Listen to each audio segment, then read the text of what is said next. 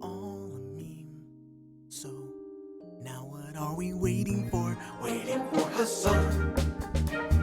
What will he do when he's live?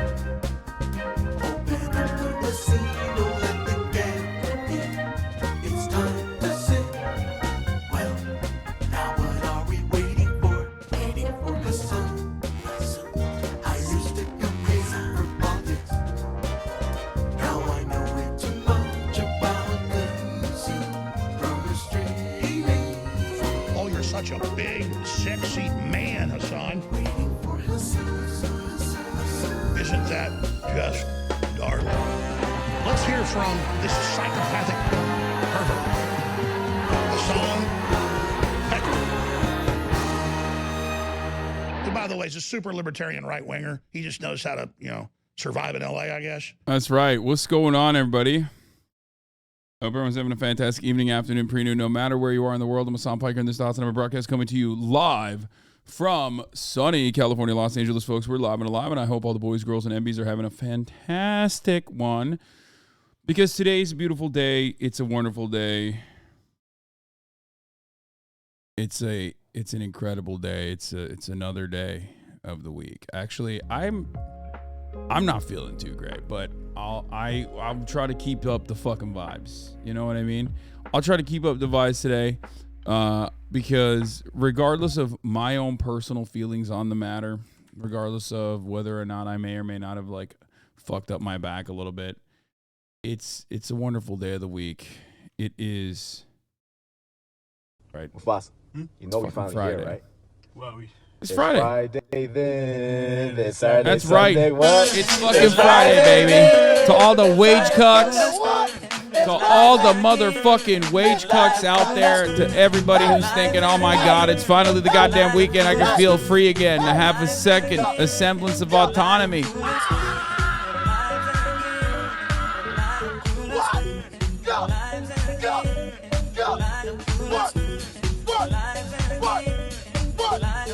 It's Wage Cuck Friday, ladies and gentlemen. Let's fucking go.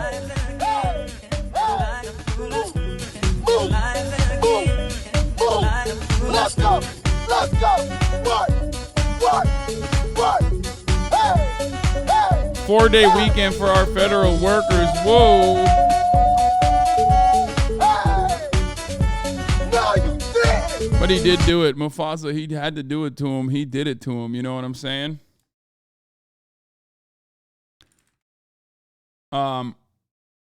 It's motherfucking Friday.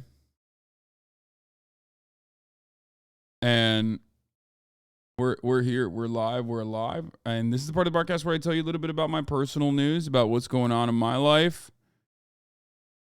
About everything that's coming and going, anything that happened in between the moment that I hit stop streaming and start streaming. And let me tell you something, folks. Wait, I don't even know why it's a 4-day weekend, by the way. I have no idea. Is it a 4-day weekend for some? Why? What's Monday? President's Day? All right, well, anyway, I'm going to try to do my very best to make sure that we don't fuck up the Immaculate Friday vibes here. Last night I ended the broadcast. Had some chicken, as always. You already know. And then after I had my chicken, I watched some physical. Now, the problem with physical 100 is that it is not a good thing to watch when you're going to sleep. So I was fucking riled up.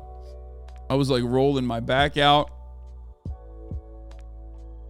My heart was racing while I was watching.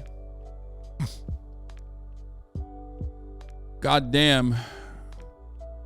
Those Korean motherfuckers can push a boat, pull a boat, hold up big boulders. I haven't finished it yet. I'm not caught up to date. I'm not up to date, but the ones I watched were pretty fire. It got really a lot better. It's supposed to be piffy. These last set of challenges that we're in, the Pain Olympics basically, or the punishments. They're very good. They're very, very good because they're quick. It's like one episode and you're done. And the challenges are unique and interesting too. I cannot believe this is no spoilers, but no spoilers for anybody. But like one of the challenges is literally like an Atlas hold where you have to hold this like massive fucking boulder. And these dudes held it up for like 2 hours, which is insane. Like the boulder was so heavy that it was like hard to even pick up for some of the people. And these dudes just kept it up. There was another rope one, a rope challenge that was insane too. I don't know. I loved it. I love shit like that. I'm watching Physical 100 on Netflix. And then before I went to bed, I wanted to, calm myself down. So what did I do? I watched some One Piece. Thriller Bark is finally getting real spicy with it. Kuma is a very interesting character. Finally got introduced to Kuma. I had seen photos of him before. I'd seen memes of him before, but never fully understood it. And no, I have not. I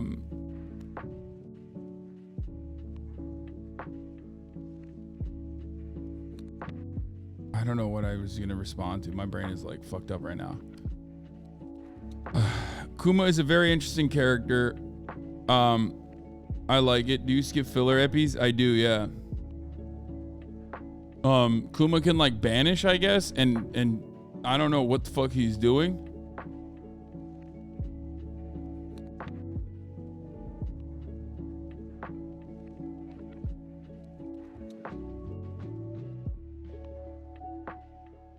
But it's getting fun. It's getting interesting. I can't wait for this arc to be over though overall, because like I just hate Moira. I hate him.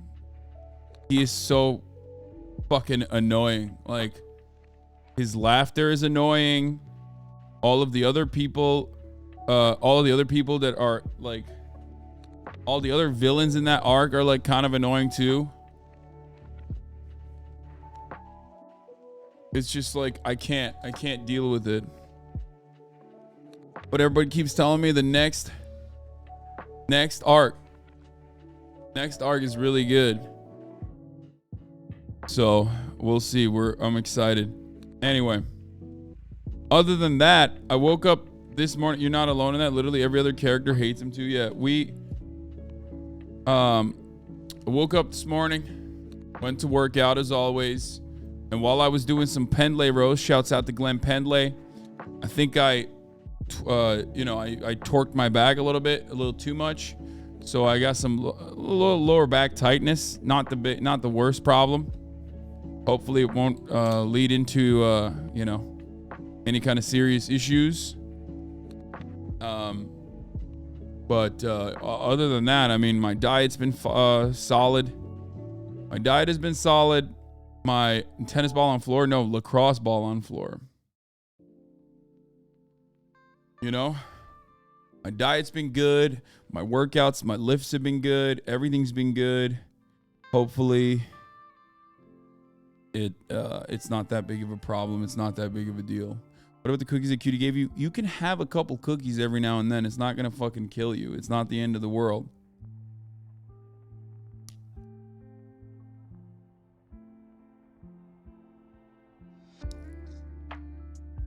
The problem with the cookies is when you actually have the cookie, sometimes that opens up more problematic doors. Like you have one cookie and then you want to have more cookies, or you have a cookie the next day, and before you know it, you're like fucking up. What about when you want the panani? Well, that is, I mean, That's not an issue, obviously. That's if you're Steven Seagal, may want the punani all the time. You know what I mean?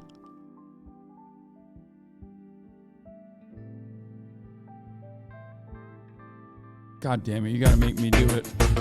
Tell me what you really want all night. No want the bananas if I make my Me name. want the body, him want the punani.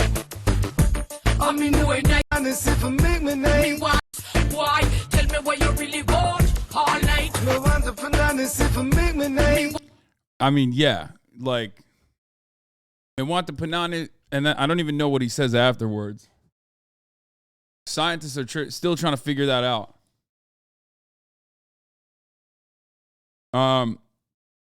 He's been wanting punani for 35 years. But yeah.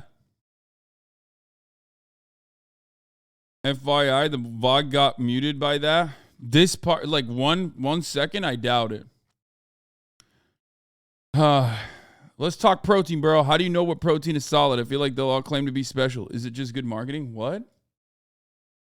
Bro, protein is protein, dog. What the fuck do you mean? Just look at the number and just consume it. What do you mean? What protein is better? Like, well, I don't understand. It's what? Protein is protein, man. Just eat the protein. Just eat the protein. As far as like, if you're asking about whey, most protein is really good. I just get straight up whey. And if you don't want that, the one that I would tell you to avoid is pea. I fucking hate the taste of pea protein. Other than that, like, you know, everything else I've had is whatever. But whey is just pretty. There's a reason why whey is like, you know, universally applauded since its inception. You know what I mean? Like, because it's good. It has the best macros. It's like very easy to manipulate. It gives you like a better consistency. When you mix it up with shit, it's great. I don't know. PEA. God damn it, the English language is so fucking stupid. Anyway, I despise pea protein. I think it tastes like shit. I have had it before.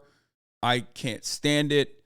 I don't know how the fuck vegans do it, honestly. I'm sure there are better substitutes out there at this point. I wouldn't know about it. It's so bad. But I don't even need whey protein.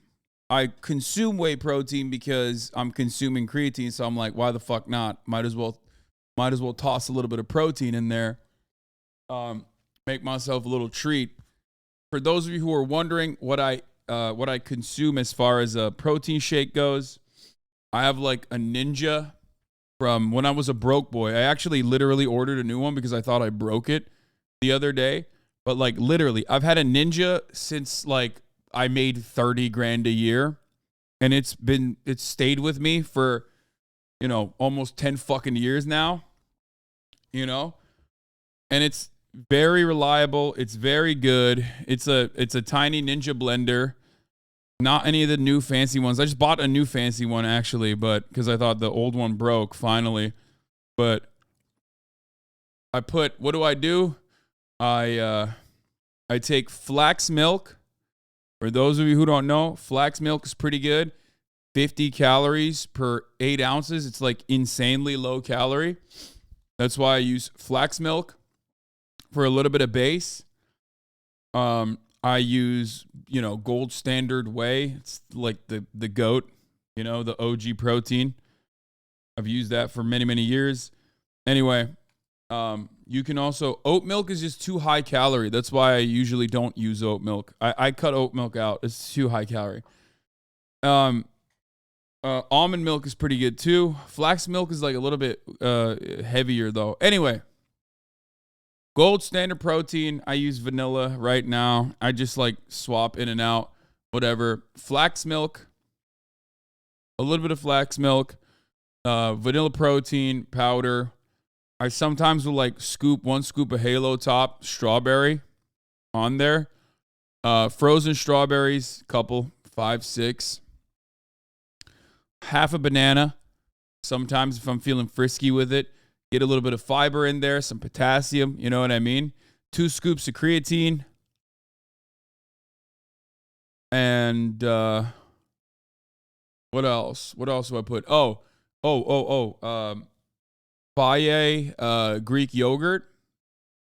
0 fat Faye Greek yogurt. It's 80 calories, like insanely high in protein as well. And it gives you like a nice creamier consistency. Makes it like almost like a milkshake basically. I throw one of those 80 calorie cups in there. I used to use collagen, but I don't use collagen anymore.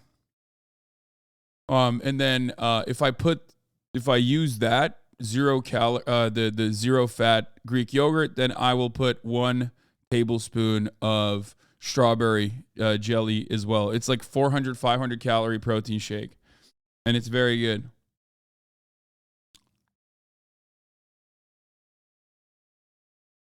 But that's what I do. That's what I did last night after I did your mom. That's usually what I end my day with, basically. And, you can take it. No more collagen, bro. How do you avoid the wrinkles then? I don't think the collagen protein that you consume is like helping your wrinkles or whatever. I don't know. How many servings you make? 1, just for myself. It's like a big ass milkshake, basically. That's what I cap it off with. That's what I cap my night off with.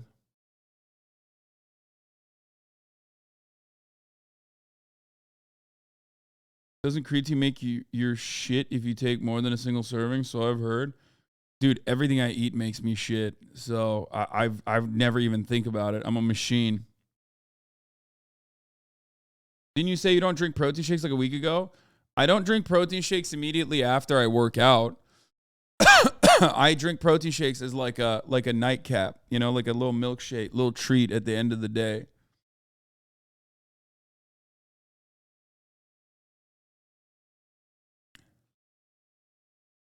But yeah, creatine is very good.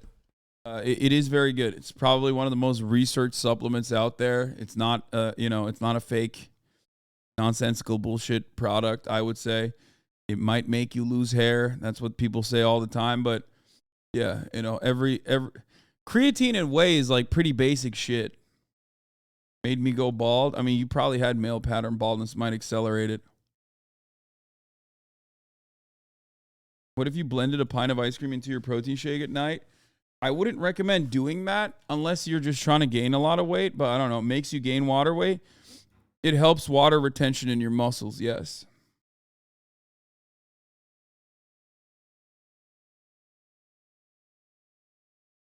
Testosterone itself makes you lose hair, I thought. Yeah. Creatine, does it help with weight loss? No, it does not. But creatine is good for your strength. Is it something AFAB people use? I have no idea about creatine. Maybe if you temporarily got off creatine, you could have a killer cut. What do you... No, okay, guys. Creatine just makes you strong. Okay, that's it. Dude watches Jeff Nippard once. Are you talking about me? Well, 1, Jeff is a friend of the show, and 2, I've been weightlifting for probably as long as you've been alive at this point, and have probably lost more weight than your entire body weight, cumulative amount of weight that I've lost. So I think I got some ideas for you. I got some knowledge for you. But yeah, that's it. But other than that, I'm keeping it tight, keeping it firm. I'm looking good. That's a hell of a statement, but okay. It's a hell of a statement because it's true. I have over the course of many, many years, I have lost a collective, I've lost hundreds of pounds at this point. Gained it too, but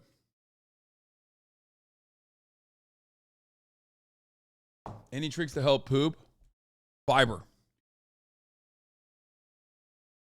Any advice on gut reduction? I'm not fat, but I'm afraid of gaining a bigger gut. Besides cutting alcohol, which I have done, there's no such thing as like targeted weight loss, targeted fat loss. That's not a real thing. Anyone who tells you that that's a real thing, they're lying to you. Okay? Your weight, your body fat distribution is entirely reliant on your genetics. It's just what it is. Some people get like fat faces. They retain a lot of fat on their face. Some people get fat guts. Some people have fat asses. Some people have fat titties. Some people have all of it. And then, and some people have it internally in their organs. You know what I mean? The papa gut. The daddy gut, like as I like to call it, which is actually the most devastating type of fat. Not the fat that's directly under your skin, but the fat inside of your organs, like around your organs, is the most devastating type of fat. That's the one that kills you. Anyway, my point is there is no way, unless you get like lipo, which is a very dangerous and complicated, and I would not recommend it, but it's a very dangerous process. You will never be able to fucking lose weight in one individual area. That's not a real thing. Anyone who tells you that there's a real thing is lying to you. You will just lose weight, which however your body loses weight. Yeah, visceral fat, yes. The only way to do fat reduction is by fucking eating less. Eating less than you burn every day. That's it. Calories in, calories out. Obviously, it gets a little bit more complicated, but that's the most effective baseline. 2 years ago today, Rush Limbaugh died. Get fucking smoked, you absolute shithead. Rest in piss, Rush Limbaugh.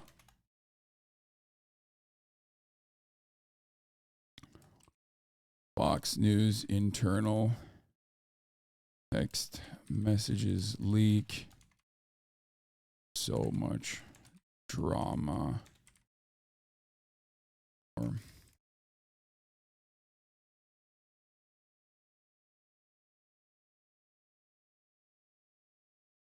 Get in now. Okay, I have to do more fun shit today. I'm gonna fucking lose my mind if I keep doing like hardcore news again, as I do. Would you recommend the surgery that your dad went through? I mean, you talk to your doctor. What I would recommend more than that is fixing your diet and fixing your habits and making sure that you have healthy habits regardless. The surgery will help, but it's usually seen as a last resort. And the reason why it's seen as a last resort is because even if you get the fucking surgery, if you still have bad eating habits, you're going to, it's going to take a while because you physically can't consume a lot of food because your stomach is like much, much, much, much smaller, depending on what level, what kind of surgery you got. But if you don't have good eating habits that you can follow for the rest of your life, I would say, then you're fucked. You'll still gain the weight back. Eventually. You announcing Rush Limbaugh's death is a banger. I heard about some information that may shock you. Sparkles.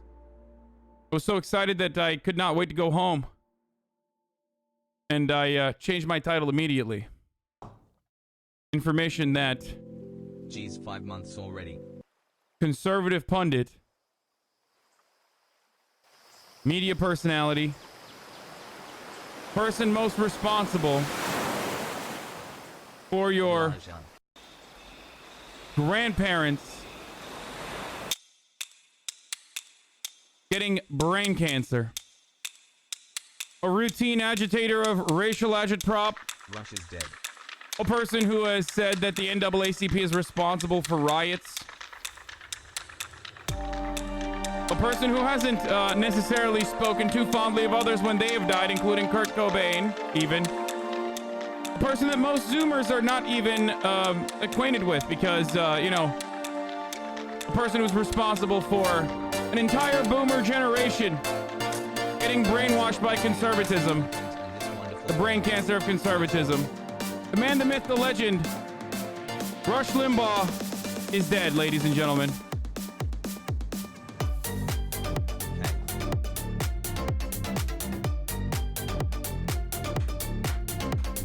Hips! Hips! Hips! Hips! Hips! Hips! I'm not seeing enough movement.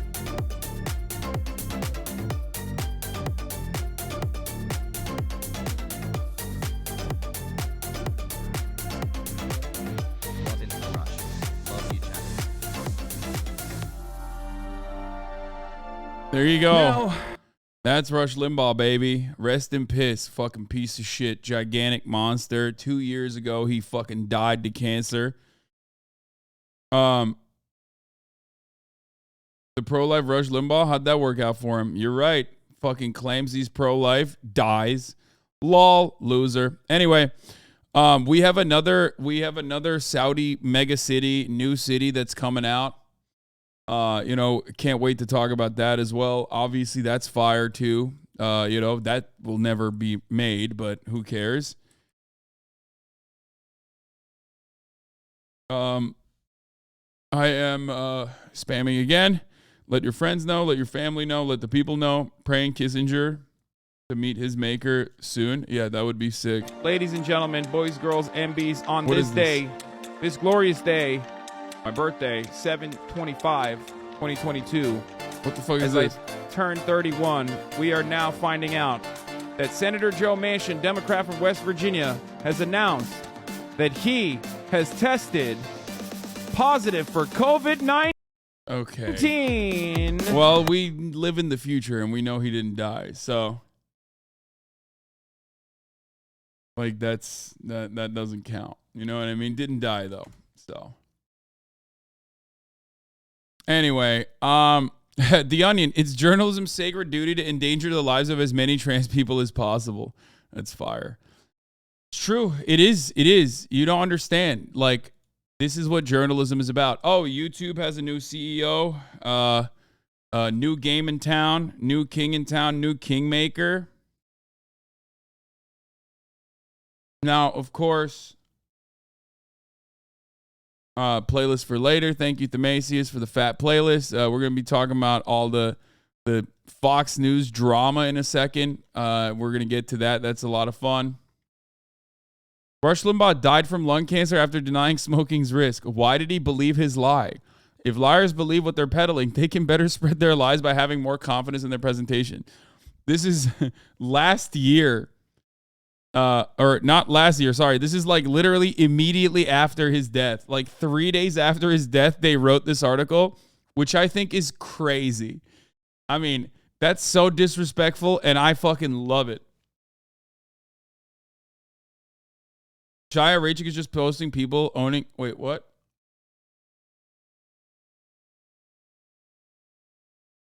Run up on the Anyway, if only they would have told him who has a lung cancer vaccine. Yeah, could you imagine? But Rush Limbaugh is also the type of motherfucker who, like, I think he just didn't give a shit that smoking would give him cancer. But, like, he also would lie about tornadoes being fake and stuff. And then... famously, a couple years before he died, he was telling people not to evacuate because climate change was fake and tornadoes were fake. And then he was caught in his trailer, like, zooming out of fucking Florida. So, like, there are certain things he knows he's lying about, which I think is, like, more fucked up. Like, he knows he's lying about, like, tornadoes and shit, but I think he just didn't give a fuck about the lung cancer thing, and he was just consuming it regardless.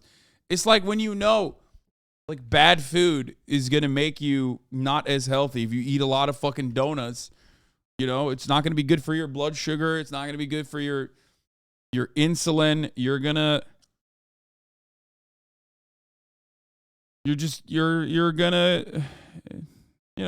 have some health complications, right? If that's all you eat. But the other side of it is also that donuts are fucking delicious, you know? So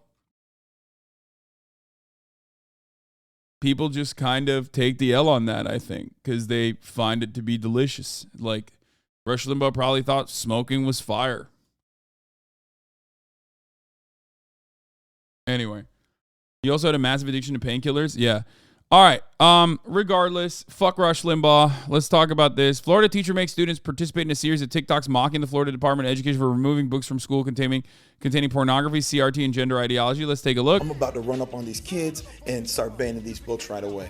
Hey, what y'all reading? What y'all reading? Harry Potter? You reading Harry Potter? Oh, witchcraft. Gotta go. Hey. A black boy? No, absolutely not. What you reading? The Hate You Give? I'm gonna give you something to hate. This book's gone. Say goodbye. What you reading? I wonder how you feel once this book is gone. Say goodbye. What you reading? What in the gotta go, class act. What is this class act? I'll show you a class act. This book, say goodbye. You, hey. Why are they saying this guy should be fired? He's just like having fun with the kids at school. Like, this guy, this is literally like the cool teacher. You know what I mean? This is like very clearly the fun teacher. All of those kids are reading books, which is a big W anyway. Because who the fuck reads books nowadays? And what? You're mad? You're mad that he's like confiscating books when you like literally want to do that? He's black. They're mad he is black. Okay, that probably. Yeah, you know, I did not factor in the very important part of this puzzle that he is black.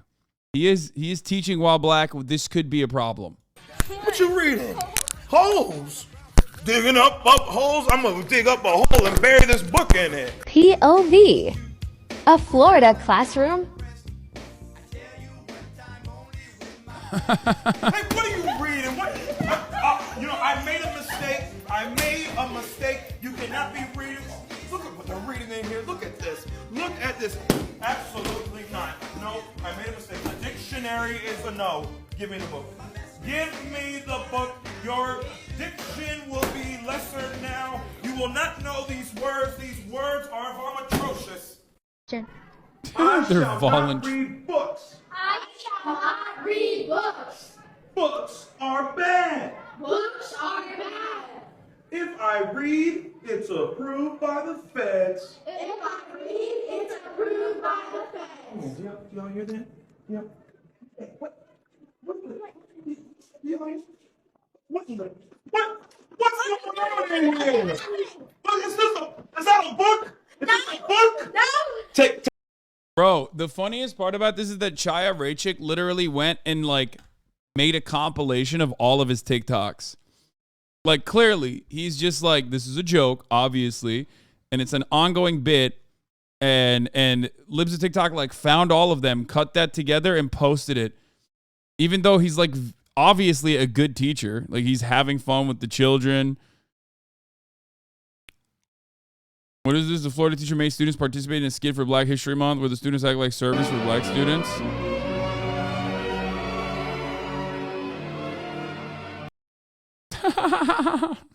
Spicy. She compiled his great videos so we can more easily watch them. An authority figure forcing their sexual worldview on a child, but it's not grooming. He should be fired and permanently banned from the profession. Taking videos of kids without parents' permission and posting it to social media, yeah, that's problematic to say the least. He needs to be fired. Another racist tweet. Where did she mention race? It's called freedom of speech. Teachers are entitled to the criticism of the Board of Education if they don't agree with it. Not in the classroom. I hope he's fired by the end of the day. Wait, why are they saying he's being sexual? Bro, Dude. Some people need lobotomies, dude. I can't. The more I look at this shit, the more I'm like, well, lobotomies don't sound too bad. Like, honestly, some of these motherfuckers are hysterical, dog. You're right. Maybe they did need lobotomies. Like, it can't be just like a fucking like, I know that most of the targets of lobotomies were just like women, but you know, men can catch these lobotomizing hands too. Honestly, Just like one quick ice pick, dude, through the nose, you know, up the nose hole, boom, problem solved.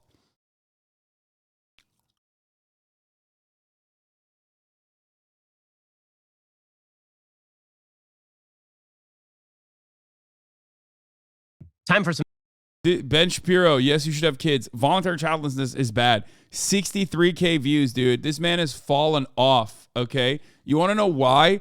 Because, like, ultimately he's on YouTube. Motherfuckers on YouTube are not fucking, okay? If you're spending time watching Ben Shapiro videos on YouTube, you literally will never have consensual sex, okay? No wonder only 63,000 people watch this because they're like, bro, why? This video does not appeal to me, sir. Like, I'm not fucking, okay? I like that he also said voluntary childlessness is bad. Another incredible admission. He knows half of his audience is involuntarily childless.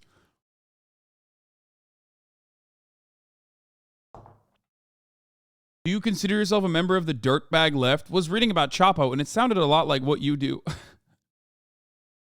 I do not like any... I don't like any like weird markers like that. I don't give a fuck. I'm just doing me. Okay? The dirtbag left. Yeah, silly labels. Sam and Emma on Majority Report said that they want to come on Leftovers. That'd be great.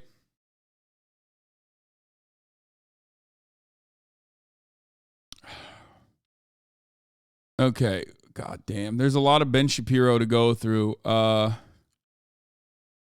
let's look at this Onion article about is journalism's sacred duty to endanger the lives of as many trans people as possible.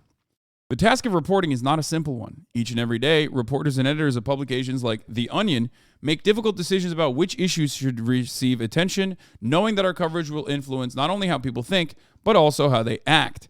This responsibility is at the core of an ongoing debate over whether news coverage of transgender, non-binary, and gender non-conforming people is unduly biased.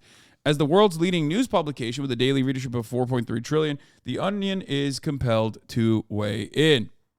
We firmly believe that it's journalism's sacred duty to endanger the lives of as many trans people as possible. Quentin is a 14-year-old assigned female at birth who now identifies as male against the wishes of his parents. His transition was supported by one of his unmarried teachers who is not a virgin. He stole his parents' car and drove to the hospital where a doctor immediately began performing top surgery on him. Afterwards, driving home drunk from the hospital, Quentin became suicidally depressed. He wonders now, homeless and ridden with gonorrhea, if transitioning was a mistake. We just made Quentin up, and that's okay. By the way, this literally reads like any article that you would see that's anti-trans, so much so that while this is a joke, because it's on The Onion, when you're reading it, you're like, okay, this is kind of fucked up that they're even writing this. Because, like, that's literally what these fucking articles are always about. They'll be like, out of the thousands of trans people that have successfully transitioned and are very happy, we went and found a detransitioner who, like, you know, had a bad time. So we're just going to only talk about that person as though it is reflexive, as though it's, the entirety of the population. We just made Quentin up, and that's okay. It doesn't mean stories like his aren't potentially happening everywhere constantly. Good journalism is about finding these stories, even when they don't exist. It's about asking the tough questions and ignoring the answers you don't like, then offering misleading evidence in service of preordained editorial conclusions. In our case, endangering trans people is the lodestar that shapes our coverage. Frankly, if our work isn't putting trans people further at risk of trauma and violence, we consider it a failure. We stand behind our recent obsessed seeming torrent of articles and essays on trans people, which we believe faithfully depict their lived experiences as weird and gross. We remain dedicated to finding the angles that best frame the basic rights of gender nonconforming as up for debate, and we will use these same angles over and over again in hopes that this repetition makes them suffer. As journalists, it is our obligation to entertain any and all pseudoscience that gives bigotry an intellectual veneer. We must be diligent in laundering our vitriol through the posture of journalistic inquiry, and we must be allowed to fixate on the genitals. This is satire. Yes, this is The Onion making fun of the New York Times and like what the New York Times' approach has been to like covering trans issues. The best part about this is like New York Times does this and then they'll be like, what do you mean? We're just being objective. If anything, we're too pro-trans. It's against free speech to stop us from fixating on the genitals. This can also, of course, this line right here, New York Times talking about trans people, teenagers specifically, or conservatives talking about Hunter Biden. It's like at the heart of every reactionary movement is the penis and the vagina, okay? What you need to understand is like conservatives have made it their goal to know what is going on in everyone's pants, okay? They just have to know. They're like literally, they're like penis inspection day. Let's make that a reality. Think I'm joking? They tried to push that in Ohio. Remember, penis inspection day is a very real thing that the Ohio state legislature tried to push, okay? Like the Republicans in Ohio, unironically were like, if you suspect a teenage girl is actually a trans teenage girl, then you are entitled to check their pants, check their underpants. This was a very real Ohio piece of legislation because these people are fucking psychotic. I'm not even kidding. This is a real thing.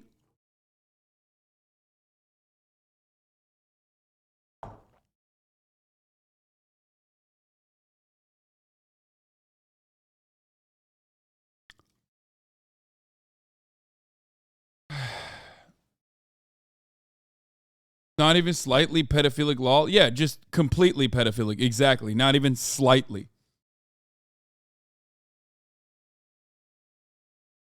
Anyway, much of the recent debate concerns medical procedures, particularly in children, and whether things like hormone replacement therapy or gender-affirming surgeries are safe and appropriate. Indeed, there are critical questions to be asked about the social complexities of gender, as well as medical ethics in a profit-driven healthcare system. We are simply not interested in any of that. Instead, we will use flawed data and spurious logic to repeatedly write the same hand-wringing arguments asking whether there are suddenly too many trans people around. Journalistic integrity demands nothing less. That's my favorite that's my favorite intellectual curiosity argument is always like, so what's up? Are there like too many trans people now? What's going on with that? It's like, dude, you're not writing like an intelligent article. You're not writing an article that is like intellectually curious. You're just basically trying to, intellectualize your bigotry. What's up? What's the deal? What's going on? What do you mean too many? What the fuck does that mean? What's it to you, you fucking idiot? Mind your own goddamn business.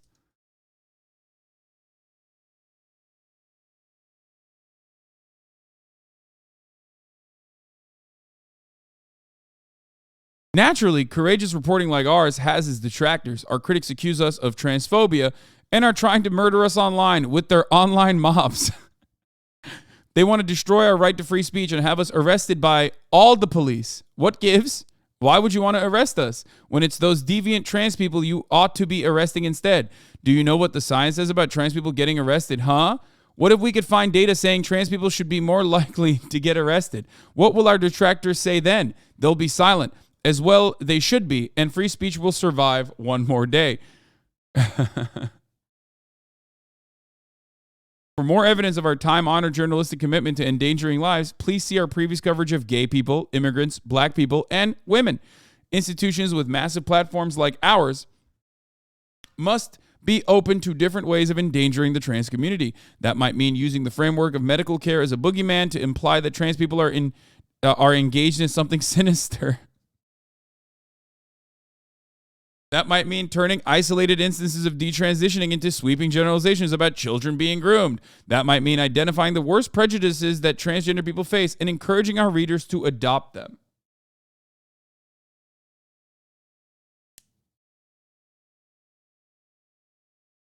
Did you forget yet about how we wrote that there might be data showing that trans people should be more likely to get arrested? What if that were true? Or what if non-binary people are 10 times more likely to traffic infants?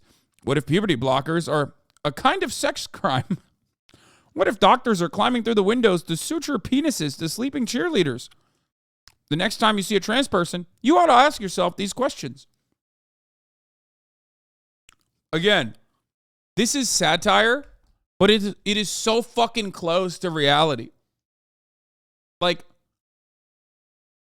the way that they fucking cover trans issues literally is like obsessive and from a position of like either sheer disgust or the most positive coverage still is usually like, well, they're doing something weird over there and I don't really understand it and therefore it should be illegal. You know what I mean? What's going on?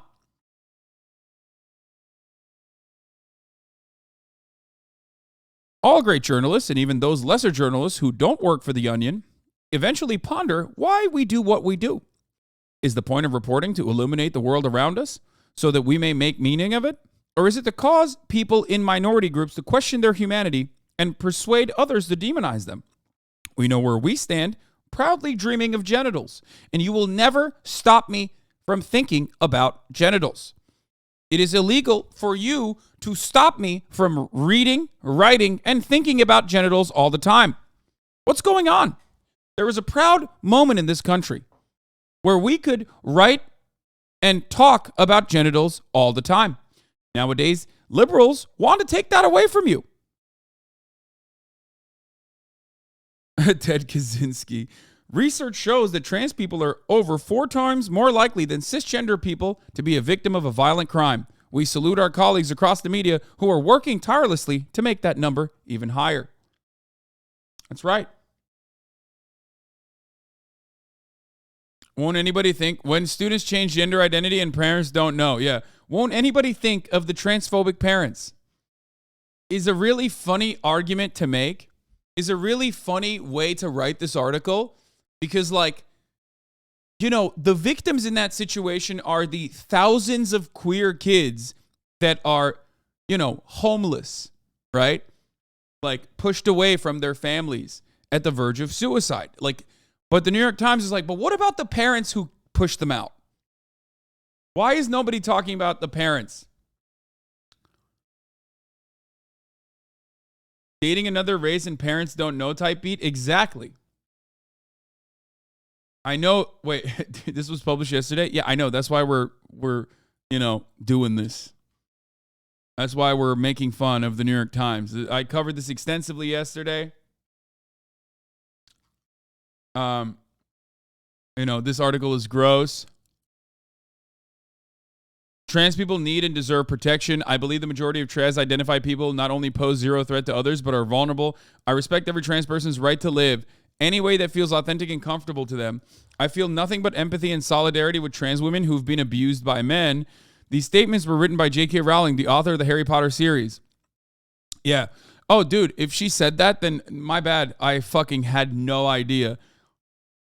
Like the time that she wrote an entire work of fiction about like a Buffalo Bill style like person doing murders, or all the other stuff that she's written about how, you know, trans women need to stay away from you know, female bathrooms because they're all rapists, things like that. All of those other transphobic things that she has said, all of the other transphobic people that have been fired that she has defended, all the times that she's hung out with like hate groups like the LGB coalition, the most bricked up group of ladies you've ever seen, by the way, which is something that I always personally love, which is that like the people that are trying to uphold a rigid gender binary do not fit in the gender binary. Like they will get clocked by normies on a regular basis in a future that they, you know, wish to live in. So that's already weird. You know what I mean? It's like, why are you making it harder for yourself, dumbass? Like, you're literally like, no, women should look like women. And it's like, but you don't look like the thing that you're trying to advocate for, which would, in a normal world, if you had like a normal brain, you would look to that and go, oh, you know what? Maybe gender isn't this rigid binary. Maybe it's just a way that we express ourselves. But no, you know, nope. It's like, it's always the most it is always the fucking, you know, the broadest shouldered women I've ever seen being like, no, if you have broad shoulders, you're not a woman. I'm like, have you seen the mirror? What are you saying right now? What do you mean? What do you mean? Of course you're a woman.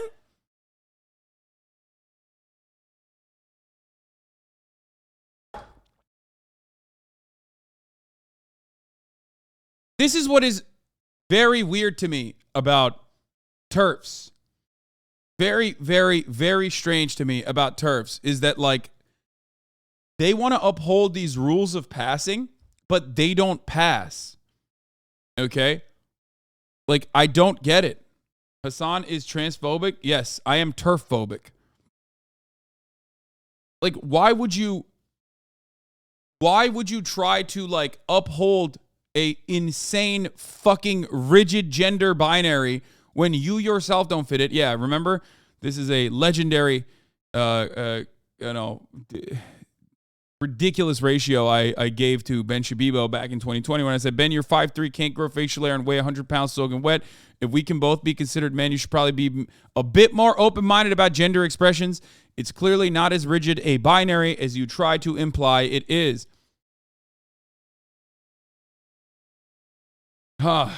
This tweet is why he has a beard now? Barely.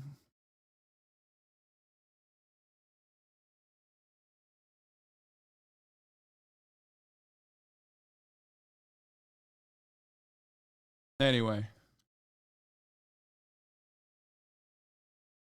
Important context about this pro-trans quotes from JK Rowling.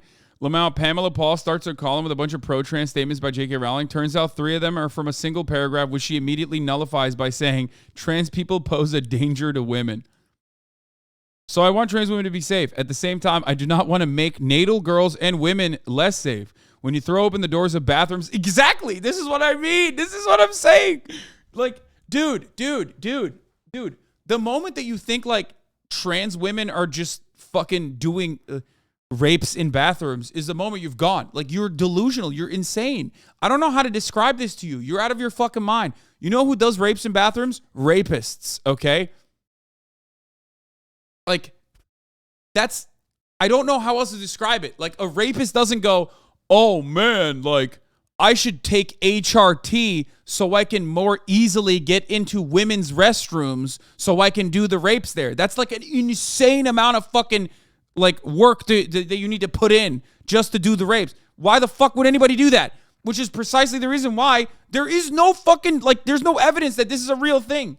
It's just a made up, complete fabrication. But when you make something up about an otherwise hyper marginalized group of people, and they're a very tiny fraction of the society, then people kind of believe it.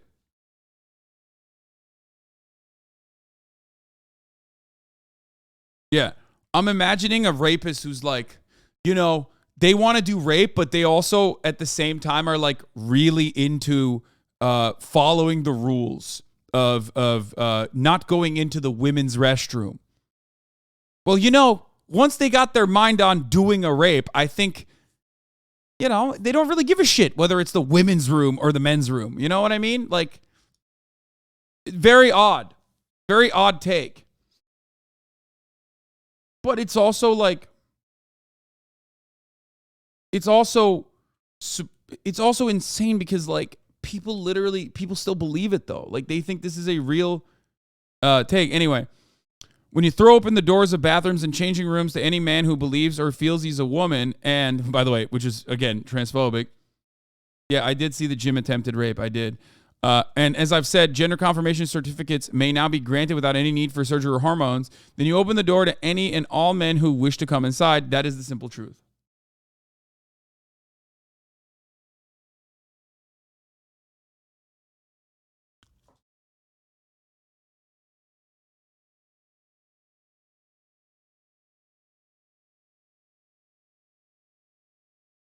The fourth is also a perfunctory statement of solidarity within an explicitly anti-trans rant. Paul is just quoting all the time. She said, I've got nothing against trans people, but I respect every trans person's right to live any way that feels authentic and comfortable to them. I'd march with you if you were discriminated against on the basis of being trans. By the way, this was a lie. because she's never fucking marched with trans people. I remember this. I remember when she said this. And like, that was a lie.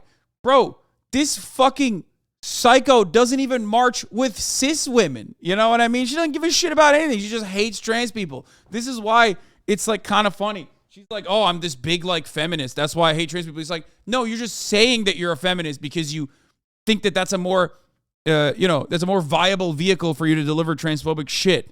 Okay? Like when I deliver the top of the hour ad break, like the best way to do it is sometimes 17 minutes into the top of the hour because I, thought I could catch you off guard. Not because I forgot. Don't say that I forgot. I did not forget. I'm running it now. Now, of course, the best vehicle for you to avoid the top of the hour ad break is by subscribing for $5 or for free with a Twitch Prime or by getting gifted a sub. Gage Against the Machine, thank you for the 5 Tier 1 gifted subs, allowing 5 people to no longer see the ads at the top of the hour. Here's a 3-minute ad break now.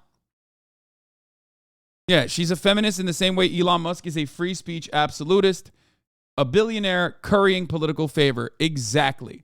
Elon Musk thinks free speech is when everyone adores him and only that kind of speech is allowed and everyone has to see and forcibly like his tweets. He doesn't give a shit about like actual free speech. Evil Oz, thank you for the 5 gifted subs.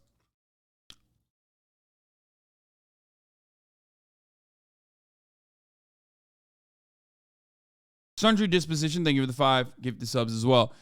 At the same time, my life has been shaped by being female. I do not believe it is hateful to say so. That's what she says. The funny thing is, these people always, and I mean always, give the game away. Jordan Peterson used to do this as well. He was like, I'm not transphobic. I'll call you by your gender neutral pronouns if you want.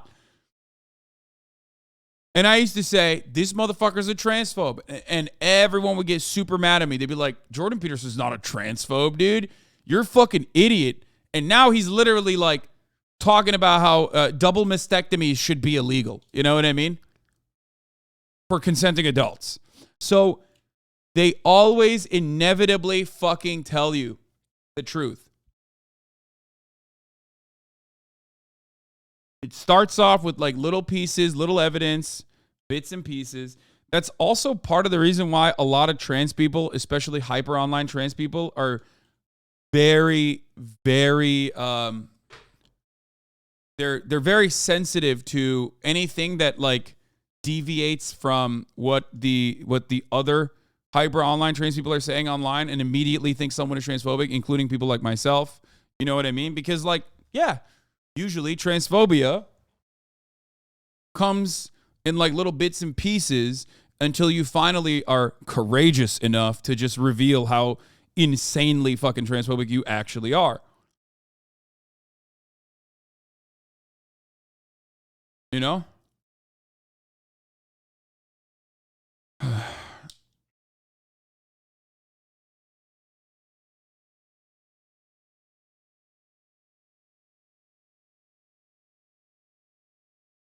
The problem will also be fits all public bathrooms are unisex. What? But that's not the case. And no one is saying that that should be the case. People have been advocating for like gender neutral bathrooms, which is fine. More privacy too in that situation. And that's great. But no, that's not what's going on here. It's not like abolishing men's restrooms and women's restrooms. It's just saying trans women should be able to go to the women's restroom and be able to take a shit in peace without some fucking psychotic Karen going crazy.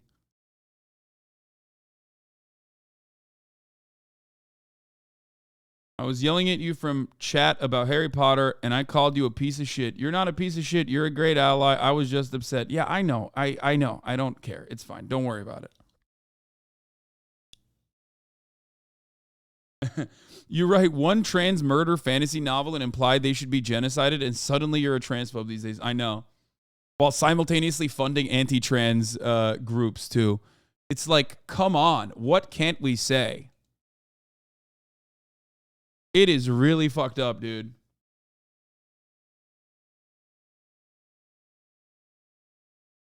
The notion of collective gendered restrooms is kind of gross if you think about it anyway. Why not just have a bunch of individual lockable stalls and communal sink space outside? I went to a bar last week and it was completely common sense. I don't care. I don't care about any of this shit. I think the bathroom stuff is just like really silly culture war nonsense. All conversations that revolve around like trans people existing in society are oftentimes created by people who don't want them to exist in society, but try to find like a more acceptable avenue that shelters their overarching bigotries. So they won't say like, I just don't think trans people should exist. They'll say, you know, trans women should be banned from sports. It's about ethics in women's sports, a thing I care about 100%. Definitely care about it. I'm the foremost, most knowledgeable person about swim meets happening at 14-year-old at high schools. I go to all of them. You know? It's just, and then they run the fucking gamut all the way and write legislation. They get to write legislation about this shit. And all you're doing is like dunking on one 14-year-old trans girl.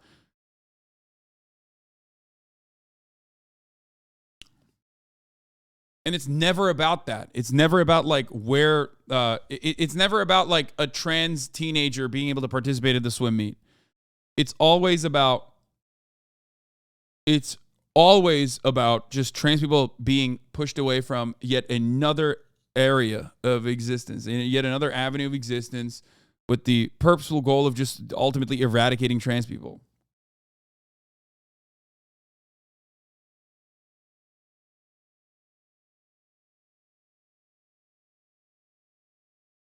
Anyway.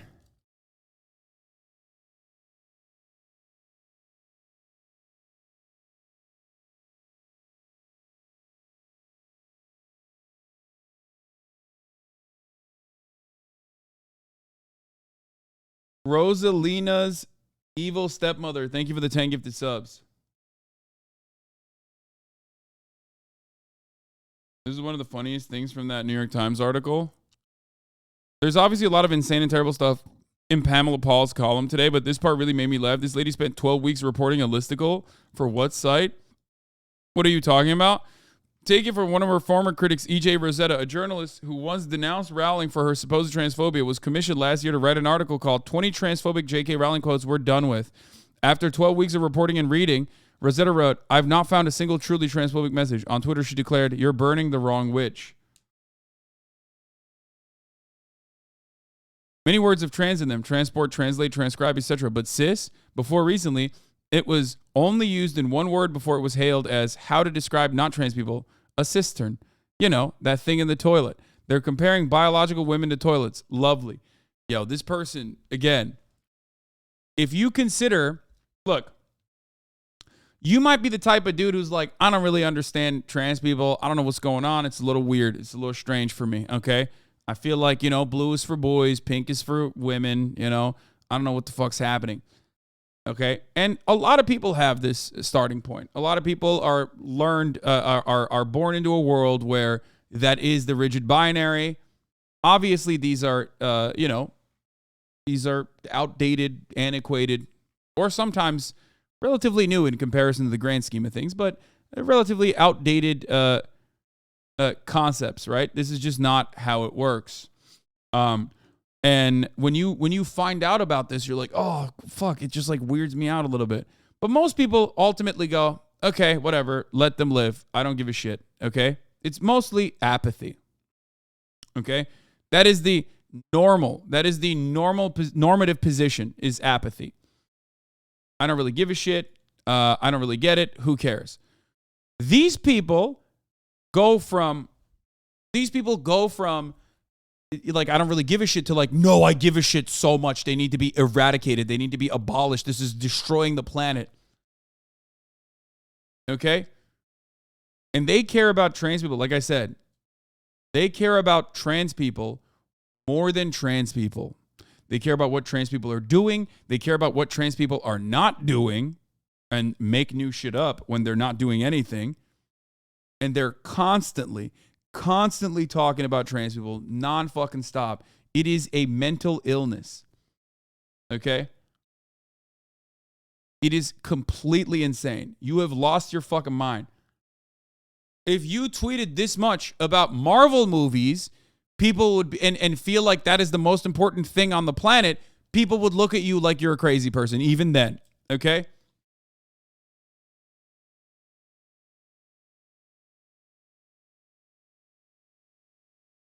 They're doing the men need to pay for the meal. That's why it's called the menu, but as an actual argument. Yeah.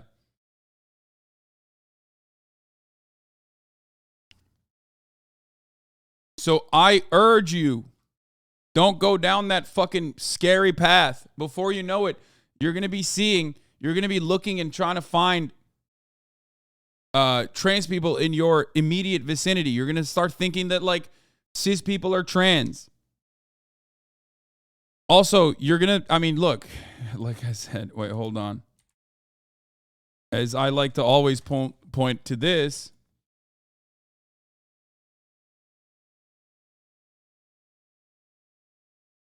where is the fucking LGB meetup that JK Rowling went to?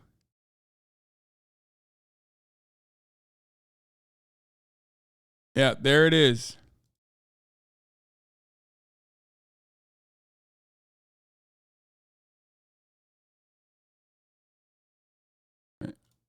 What the fuck?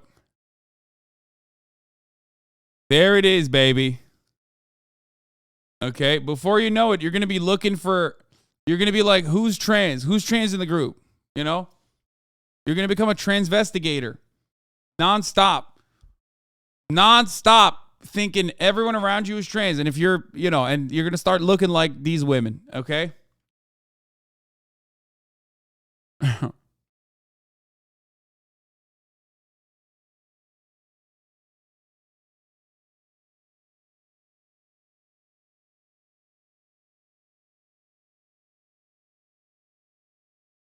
Get the L out of UK. JK Rowling hanging out with Get the L Out, a group that in their own words stands against transgenderism. Rowling once said she'd march with trans people if they were discriminated against, but here she is with those who explicitly call for that discrimination.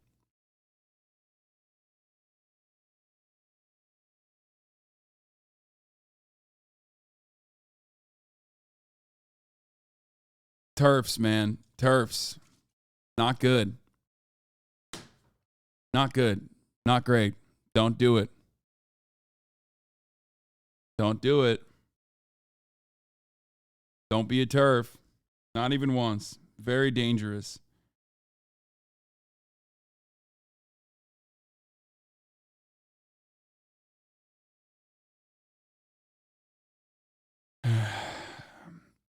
Okay. Even as many of Rowling's devoted fans have made this accusation in 2020, the Leaky Cauldron, one of the biggest Harry Potter fan sites, claimed that Rowling had endorsed harmful and disproven beliefs about what it... Okay, I'm not going to read the rest of this. I can't. No, we will not be... My lord, I beggeth. Would you want... Can we watch the Sean topic on this? Well, not really. I don't want to because it's like too long.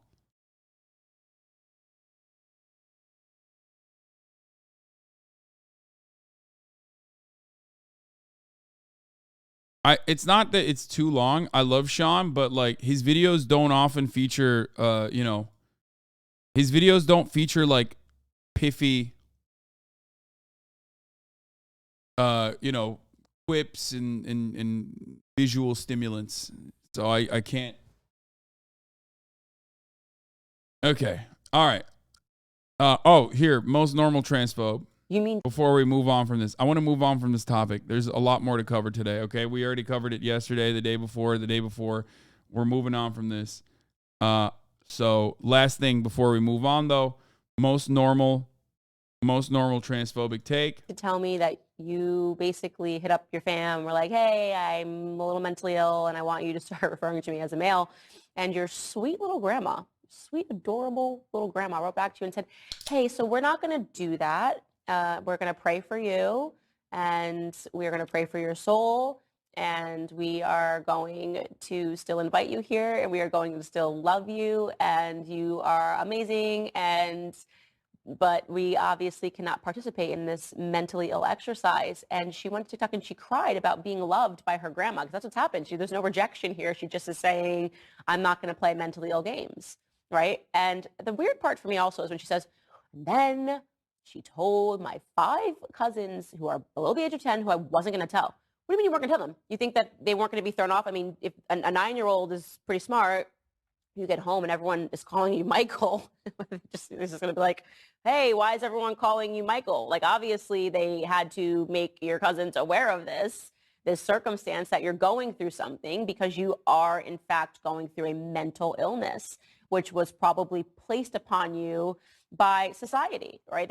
You're obviously a young woman. You're a young woman who is confused and probably confused because you're seeking attention, and it is a cry for help. And your grandmother answered that cry for help by telling you that you are loved as you are and that you don't need to fall into this trap of insanity. You're the best grandma ever, by the way, because when I'm a grandma, if I get any foolishness like that, I don't know. I want to be a sweet grandma. I really do. I want to be a sweet old lady. But I feel like I might be the kind to hit somebody with a cane. I don't know. Be like, hey, I'm not calling you Mike. I love creating a hypothetical scenario where I have a trans grandchild just so I can beat them. Oh, I feel like that would probably be me. That's cool, man. Thank you. Just normal scenarios that, people go through in their minds. This is very normal, very cool stuff. Okay.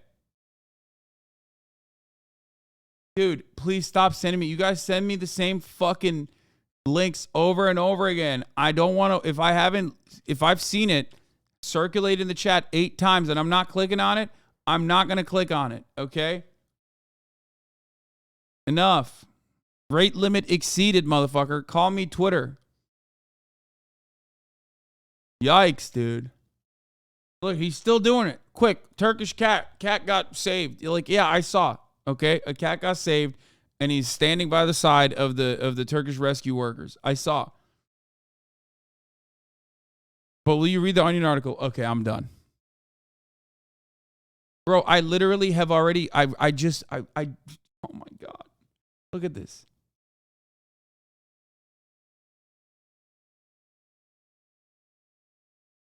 If I'm talking about trans issues, the highest likelihood is that I started the conversation with the Onion article that you're talking about, which is what I did. I did start with that. Okay. Let's hear what Ben Shapiro has to say about the upsides of climate change. I like to think about the positives of every situation. I haven't thought about this. What is this? Dylan. Oh, I don't want to watch this. I don't want to watch this. It's going to fucking make me go crazy. He is unhinged. He's an unhinged psychopath. I really don't want to watch it. No, I'm done. I'm done. It's cruel. It's cruel. It's so fucking cruel. There is no reason to give it any more attention, okay? It's so fucking vile. Matt Walsh and everything he says is so just objectively awful. Here, look at this instead. Ben Garrison is so horny, it's crazy. Let's concentrate on diversity, inclusion, and equity. Pete Buttigieg, Secretary of Transportation, sweeping disasters under the LGBT rug, dude. Also, he put a booty on him, which is so funny because, like you're just horny, dude. You're just horny for Pete because Pete's got no ass. Like, I've never seen a photo of Pete with a booty on him like this.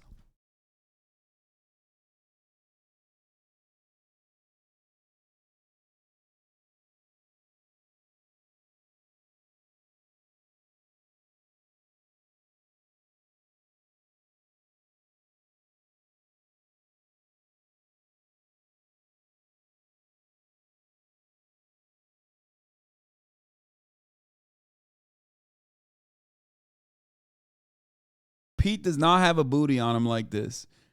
I don't know why Ben Garrison is fantasizing about Pete and fantasizing about a booty that he has. Anyway. During those 2 decades, the world warmed by about 0.9 degrees Fahrenheit.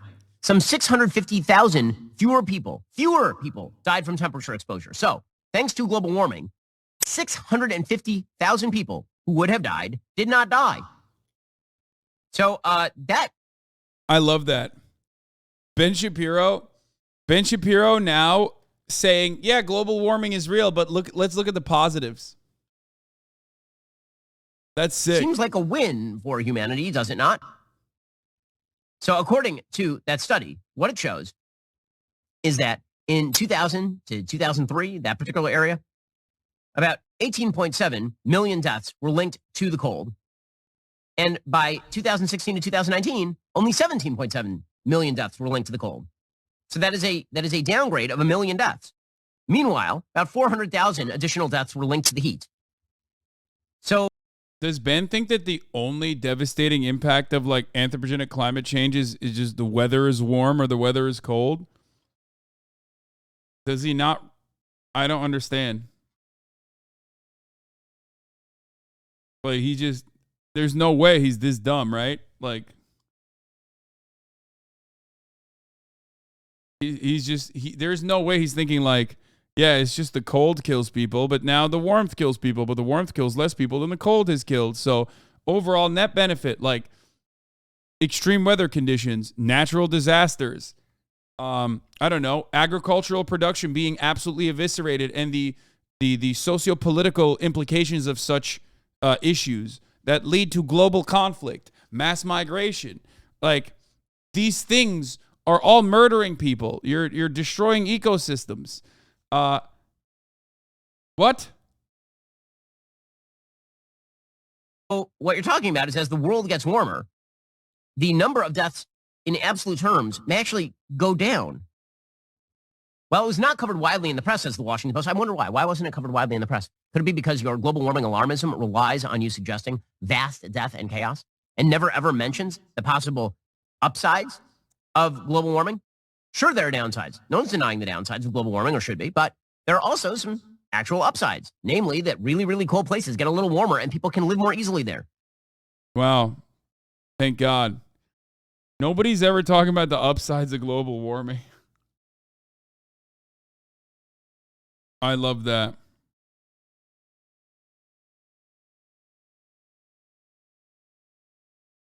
It's pretty cool. All right, let's look at the new YouTube before we get to Fox News. The new YouTube CEO is scary.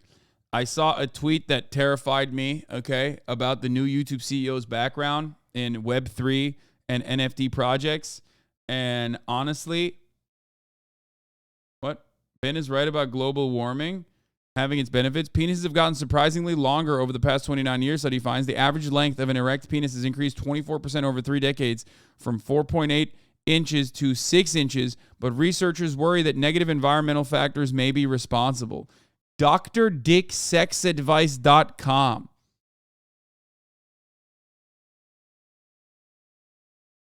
Hide that study from my girlfriend.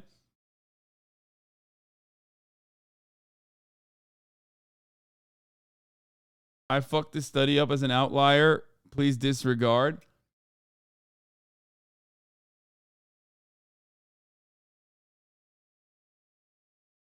I read about this. The new study uses self-reported data, lol. Yeah. Men have gotten more brazen about lying on on studies.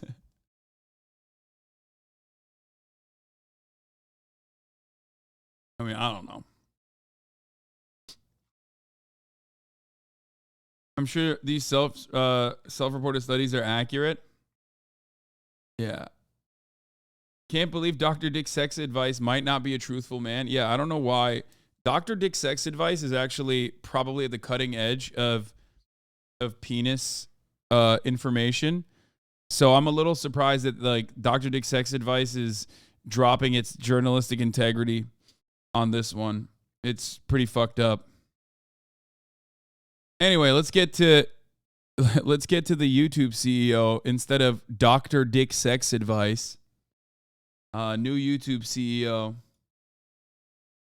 Yesterday, the CEO of YouTube stepped down. Susan announced that she would be walking away from the company and would be taking on a smaller role at Google, and she'd no longer be the public face of YouTube, a face that has historically been treated like a toilet seat by the community.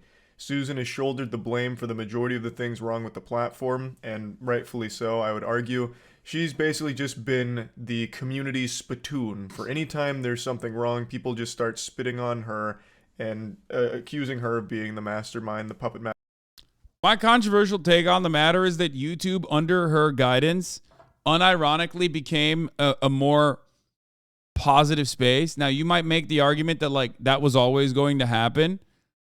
You might make the argument of that if you want, but like literally over the course of the past 4 years, YouTube, as far as like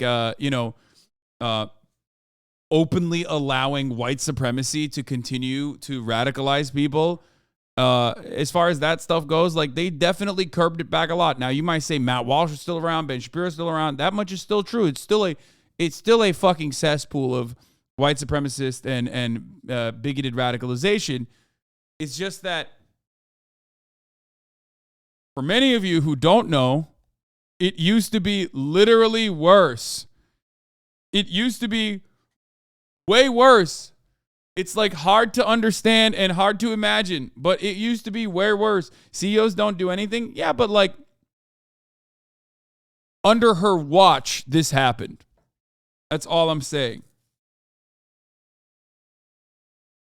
I mean, it was so much worse. I don't know how to describe it. Like, it was so much worse, man. You will never understand it. Master behind all of the bad decisions. Whether or not that's true, I have no idea, but she was the CEO, and there were a lot of things that needed fixing, never got fixed, and YouTube has been in a tumultuous state over the 9 years of her at the helm. Yeah, I like what Marcus Brownlee said. YouTube has had its problems for over the years, but when you look at Twitter, Instagram, Facebook, Google Plus, etc., and realize it's been one of the most stable, consistent platforms for creators for the better part of a decade, it's true. YouTube, unironically, is, because all the other platforms are so fucking awful, literally, the Adpocalypse was good, actually. No, it was not good. It definitely was not good. It should have never gotten to that point for, you know, white supremacy to be reined in a little bit. Holy fuck.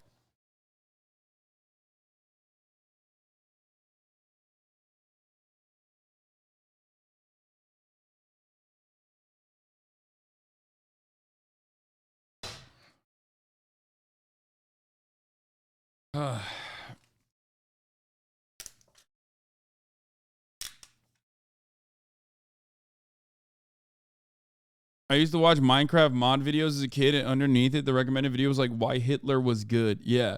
Dude, it was like, even if you watch Joe Rogan, or if you watch any, like, if you watch anything that's like in the world of comedy, it would immediately link you a Joe Rogan video talking to like, you know, Himmler's Taint 69.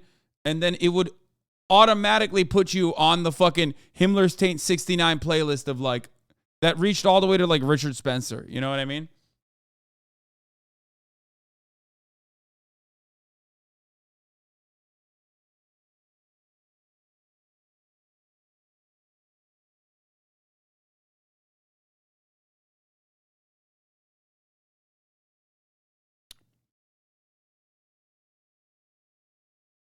Redstone Basics to Feminist Destroyed compilation in one autoplay. Yeah. SJW cringe comps, baby. Woo, that shit was so fire. Yeah. I'll tell you this much. You guys get mad at TikTok radicalization, right? You say, oh, TikTok radicalization, it's crazy, it's crazy, it's crazy. Yeah, that's old YouTube, baby. That's also kind of still new YouTube too, but definitely old YouTube was like that. The easy take on Susan leaving is, yay, the source of all of our problems is gone. But if we're honest, the CEO of YouTube often unfairly becomes a scapegoat for literally everything that goes wrong at the company, no matter what actually happens. This won't change for the new CEO. The truth is YouTube will continue to grow and change and have problems and fix problems, and will probably continue to be the most stable, reasonable place to exist as a creator as long as they keep listening to creators like they have. From the outside in, it looks like nobody listens to creators but YouTube. Creator award plaques, creator summits in multiple regions across the globe. Literal CEO goes on creator shows and does interviews. Instagram, Facebook, TikTok, ... Okay, well, you know, yeah, in comparison to the other platforms, yes, YouTube does care about its creators more, or at least listens to their creators more. It's still got a long way to go. Play buttons is the silliest thing to point to, I think.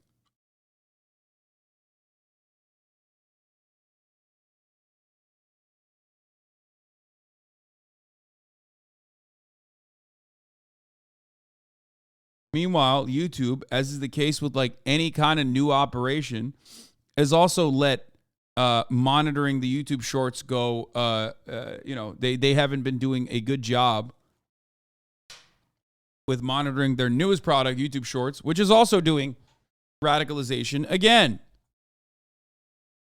However, anyway, this led a lot of people to believe that with Susan stepping down, things would magically improve. A lot of people were pessimistic, but then over the course of the night, I noticed a lot more people being like, this is great, the platform's gonna be saved, holy shit. Yeah, they got a man in charge. Like, nope, NFT guy. Now we can have fucking Captain Underpants come in here and bring about the golden age, or, this and that. Because Susan's no longer there, I mean, she's going to have to be replaced by somebody great, was the perception a lot of people started to adopt. However, in the wise words of Jedi Master Qui-Gon Jinn, there's always a shittier fish. It was announced who the new CEO would be, and over the course of the night, people started to look into them. The new CEO is Neil Mohan, and Neil Mohan was previously the CPO of YouTube, the Chief Product Officer, and people found out that Neil Mohan was actually the one responsible for that huge push YouTube tried to make into the Web3 crypto NFT. It's like objectively the worst push. Like, I cannot think of, like, other than just straight up being like, let's do the right-wing pipeline again, like let's rebuild it to make sure everyone is having a steady flow of like Hitler videos on their feed. I cannot think of anything worse from a product standpoint. From a product standpoint, I cannot think of anything worse than motherfucking YouTube doing a Web3 NFT push.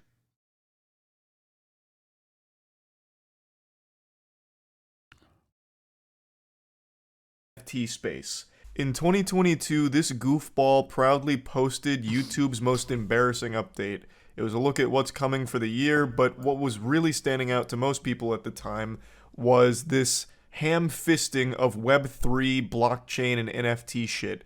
So Web3 opens up new opportunities for creators. We believe new technologies like blockchain and NFTs can allow creators to build deeper relationships. Why? Why is it that a guy who's like really invested in NFTs hailed as the guy who should be running YouTube? Why don't you look at like the abject failure that NFTs are now? It's not like we're still in the halcyon days of grifting when people were like, yeah, maybe the NFT shit is the future. You know what I mean? I don't understand. I do not understand. I mean, I knew it was a fucking scam from the jump, as you guys already know. I've called it for years. I've called crypto exactly what it is, a scam operation. And I've called NFTs an additional layer of scam on top of the original scam. It's all a scam. However, as far as like the tech world goes, a lot of these guys love this kind of grifting, okay? They love the new, shiny, innovative product, whatever, okay? But what I do not understand is they should learn from the space that we're existing in now. Relationships with their fans. Spoken like a true asshole who owns 2 Bored Apes and thinks he's going to own the planet. Together, they'll be able to collaborate on new projects and make money in ways not previously possible. For example, giving a verifiable way for fans to own unique videos, photos, art, and even experiences from their favorite creators could be a compelling prospect for creators and their audiences. So basically, just trying his best. Like this, for me, I'm not even kidding. Like, I was once a crypto bro that argued with you in chat about Bitcoin and LTC, literally unfollowed for a few months because I was mad. Oh my God, I think I remember. The argument that we had. I got to go back.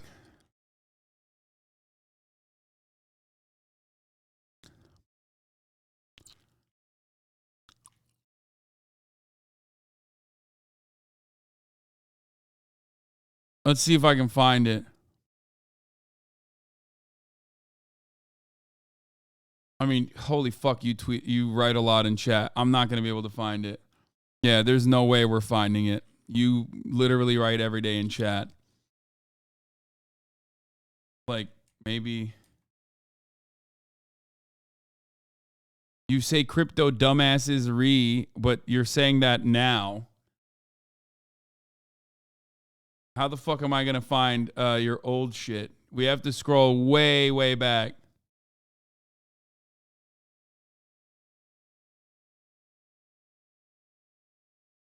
Check May of 2022.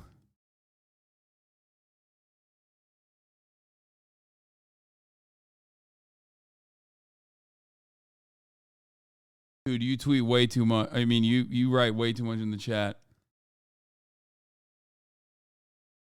Fucking can't even find it.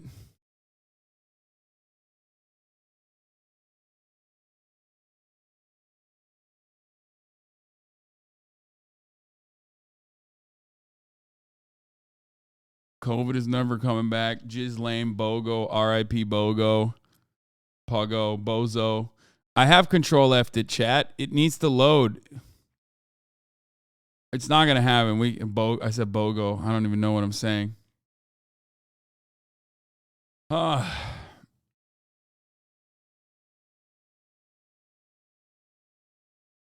Here you go.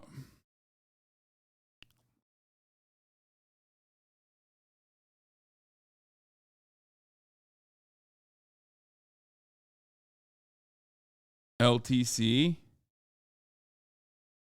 Oh, it's not loading all the old shit. Okay, we're spending too much time on this. This is annoying.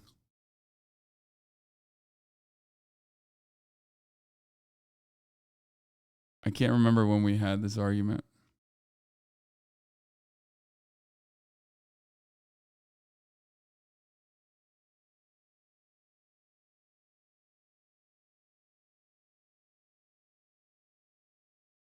Okay, who cares? It doesn't matter. All right, I'm giving up. I'm giving up. I'm giving up. I'm giving up. Click on the month, it loads it. I'm giving up. Anyway, the point is, bro, chill. I'm sweating the logs. Okay, it's fine. Point is, it's a shiny new object. It has a capacity to dupe a lot of people, and I have duked it out with a lot of motherfuckers. I have duked it out with a lot of motherfuckers in this chat over this. People have even left this community over this shit.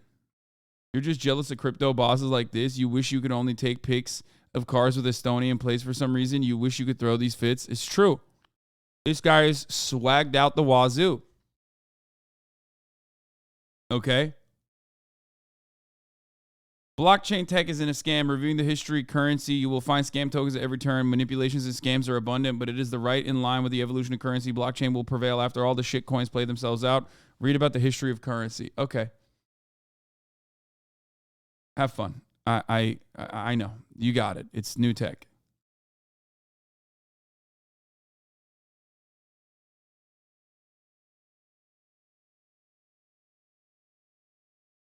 Jack Black, Anthony Hopkins, Eric Andre, and countless other famous people have promoted it. I know. It's terrible. You found some of the most random people that have promoted it. There are way bigger celebrities that have done it. Matt Damon, Tom Brady. To justify an inclusion of Web3 crypto NFT shit. I'm going to tell you right now, NFT is one of the yuckiest words in the human language right now. It is an acronym that elicits more pain than CBT, cock and ball torture. It's painful, and it's synonymous with scams. And this was during a time where NFT crypto scams were still rampant. It's not like this was before the huge wave of bad actors came in and ruined NFTs. No, NFTs have been a scam for quite some time, even during this time that Neil tried to push it to YouTube. So there was huge pushback. And I guess somewhere along the pipeline, some team decided to slap this idea down because we got lucky enough to not have it come to YouTube. But now that NFT Neil's at the helm here, the one at the top of the food chain calling the shots, who's to say he won't dust off this little poop nugget here that's an absolutely atrocious idea? And maybe this time around there's not that rogue vigilante Batman to say, not on my watch, and decline the idea. He is like the leader now of YouTube. That's great. I really hope. It's a little concerning how hog wild he wanted to go with Web3 coming to the platform. So that is very, not great. And a lot of people are much more pessimistic now after learning about this, but it also gets even worse. As chief product officer of YouTube, that means Neil would have also had a hand in removing dislikes. Now, I'm not putting this entirely on his shoulders. This was a decision made by a lot of people at the highest level of YouTube. Yeah, removing dislikes was stupid as fuck.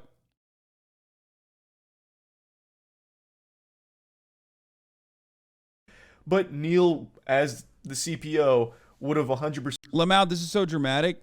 Bro, ultimately, you have to recognize that, like, these are where we spend most of our time, okay? These are platforms. We're on the internet more than we are in the real world, okay, in the physical space. And these are platforms that you spend most of your time. These are platforms that, like, you know, dramatically change your outlook, your opinion, your worldview. Don't say not me. You're on Twitch, obviously. Okay, don't say that's the problem either. This can be a good thing. This can be a good thing. And what you need to recognize is that, I mean, look at Twitter. Twitter was great for news aggregation, okay? For the longest time, Twitter was great for news aggregation. I relied on it heavily, and now it's gone. It's broken, okay? Ludwig, want to chat sometime? Let's do it. Jesus. He's already on it.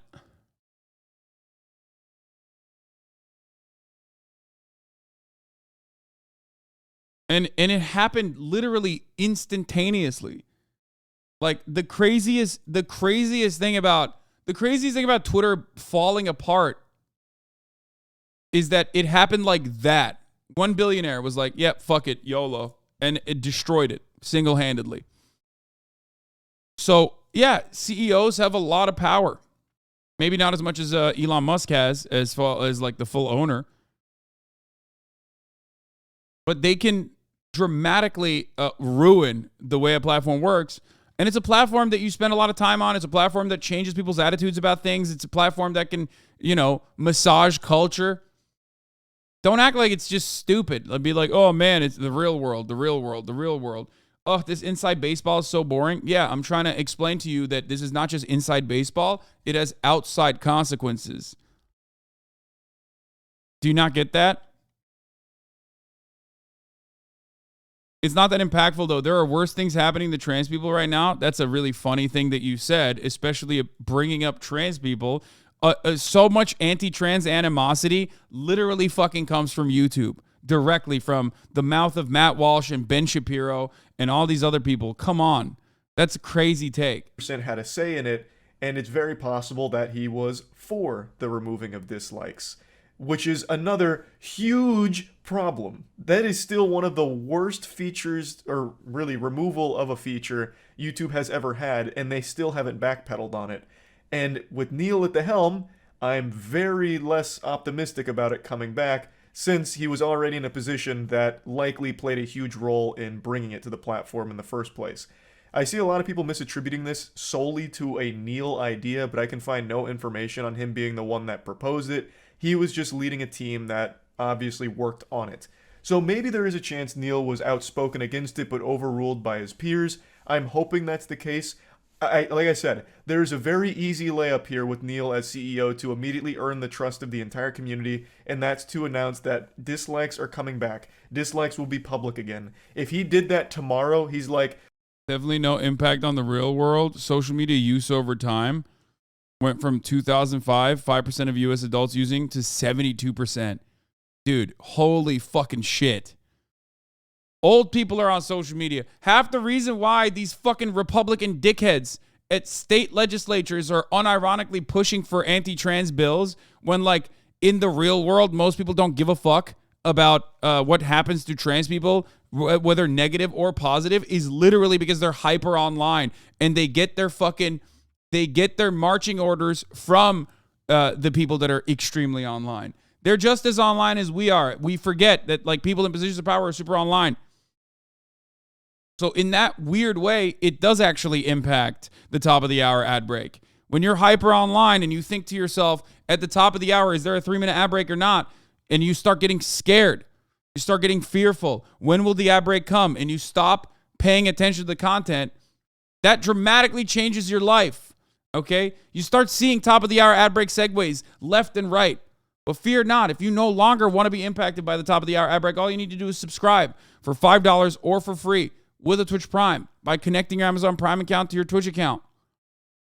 Or by getting gifted a sub. Miss Pastabod, thank you for the 5 gifted subs. Allowing 5 people to no longer see the ads at the top of the hour. Here's the 3-minute ad break now.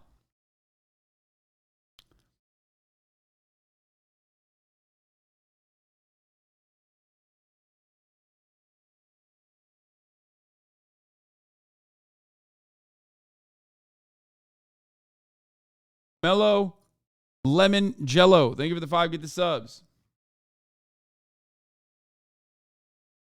Louis525. Thank you for the 10. Give the subs. Anyway, social media is very important. We spend more time on social media than we do in the fucking real world, okay? It might not be the same social media circles that you frequent.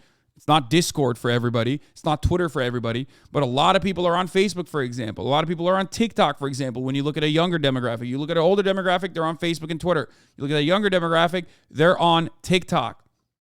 And a lot of people use YouTube as well.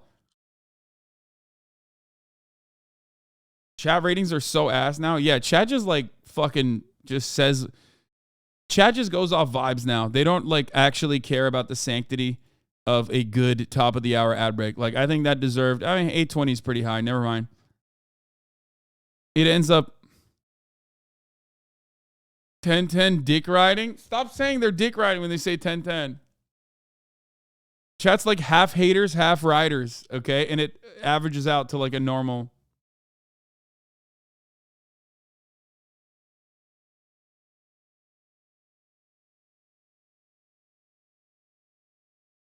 Bro, this is the reason why NFTs are collapsing in the first place. Why is the NFT market collapsing? Do people still not realize ape holders can use multiple slurp juices on a single ape? So if you have 1 Astro ape and 3 slurp juices, you can create 3 new apes.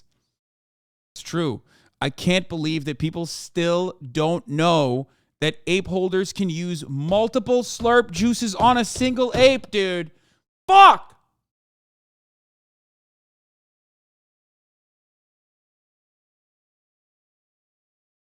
I hate that.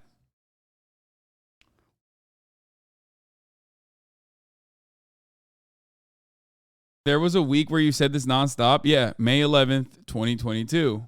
It was a good week. It was a sad week for the ape holders, though, that did not know that multiple slurp juices can be used to create multiple apes. Listen, guys, I'm a champion of the people here. I'm bringing back dislikes. This was awful. I don't know what we were thinking. We were drinking stupid juice at the office when we came up with this idea. It's coming back. If he did that, everyone would immediately rally behind him and be like, oh my God, YouTube could possibly improve. He's going to listen to community feedback. This is great. But I'm not sold on that being in the realm of possibility ever. I mean, I think that's also super marginal. It's like an assurance maybe, but I mean, there's so much more that he could do for YouTube. I'd like it to be, but after reading all of this about Neil, I'm starting to think he may have been a pretty important figure behind the scenes for some of the worst features that YouTube was toying around with. But again, this is speculation. He could come in and do an amazing job, and that's what I'm hoping for, but it is not a great start considering what he's publicly tried to bring to the platform in the way of fucking NFTs. Like that, the fact that he proudly posted about NFTs coming to YouTube and him wanting to be the one to spearhead the operation, that's just such a bad look off rip. Like that, you couldn't have started your reign as CEO in a worse way. It would have been better if his fucking nudes leaked. Like that's so much worse as being the guy trying to bring NFTs to the platform. Oh my God. It is probably one of the worst fucking things. Like a real permanent stain on your reputation as like a visionary. If you want to come across like a smart guy who makes the right moves, like having that on your resume is the worst thing, dude. Like I have a very hard time trusting someone who's like, yeah, no, NFTs were the big wave. It was a big move for us. And I really wanted to do that. A big mistake. Anyone with like 3.5 fucking brain cells should have seen that that was a scam from a mile away. You know what I mean? I'm an idiot. Like, if I can figure it out from the outside, you should be able to figure it out from the inside. You're in tech. You're like literally the tech guy. Again, it remains to be seen. He could come in here and knock it out of the park, really fix up YouTube, really bring it to a better spot. Hopefully that'll be the case. I'm going to try not to focus too much on his past and instead look more at his future here as YouTube CEO. So yeah, anyway, just wanted to talk about this just a little bit. That's about it. So yep. Yeah, I don't get it. Anyway, another Chinese rich guy has disappeared. I don't know why. The New York Times keeps posting pro-Chinese propaganda. They do more of these articles, I'm going to start thinking they're pro-China, brother. Okay? Can you imagine writing this fucking article? I mean, they know their audience. They know their audience. They write this for all of the rich people that read the New York Times and go, oh my God, this is fucking terrifying.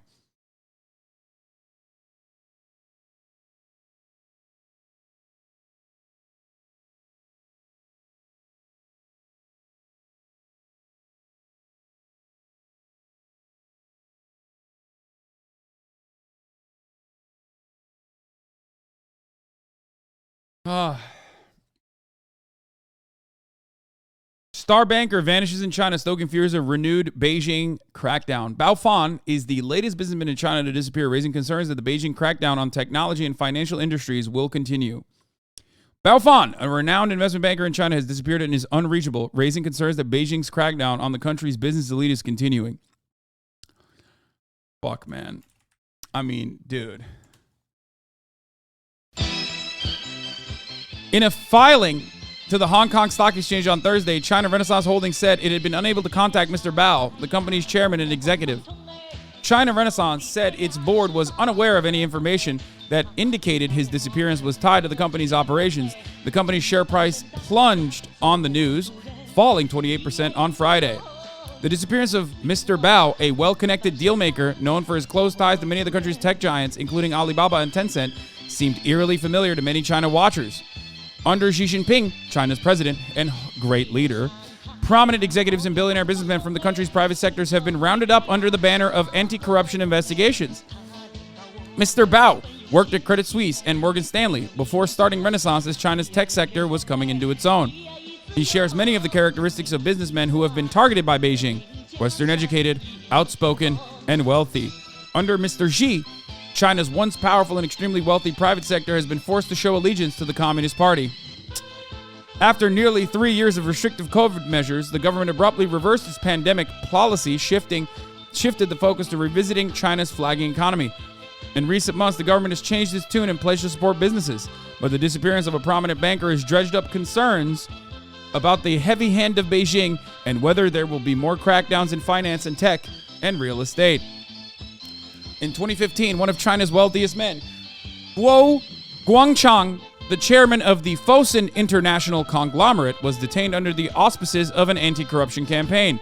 He was released after a few days and took on a lower profile than before. 2 years later, Xiao Jianhua, a Chinese-born billionaire, was taken by the Chinese police from his apartment at the Four Seasons Hotel in Hong Kong. Last year, Mr. Xiao, a financial advisor who had forged deep ties with many of China's top politicians, was sentenced to 13 years in prison after being charged with embezzlement and bribery. Jack Ma, the high-profile co-founder of Alibaba Group, also vanished from the public view for months, starting in late 2020, after he criticized the country's regulators for being too risk-averse in dealing with the country's financial system. According to Bloomberg, Kong Lin, China's Renaissance former president, has been involved in an investigation by the authorities since September.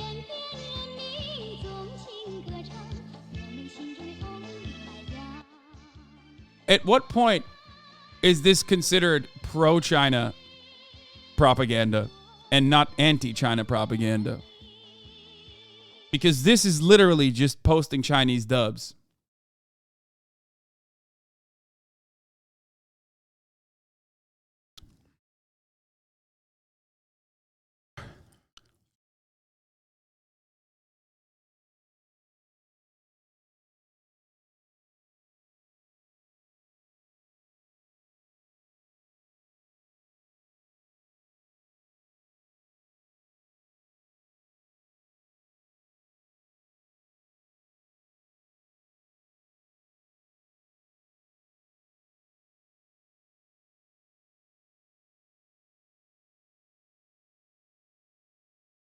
It's awesome. I love whenever like American and Western outlets write scary articles about how China keeps, you know, targeting their billionaires and millionaires and business owners. And I personally find it very funny. Whenever they write it, they're like clearly writing it from a position of criticism where they're like, it's really bad. It's really, really bad, guys. Look at what they're doing. You know what you're saying? The most people would agree, kind of, sort of bordering on socialism. All I'm stating is this. We've seen how our leaders deal with, you know, our corporate oligarchs. Okay, here. Where's the Pete Buttigieg video where he's talking about? Hold on.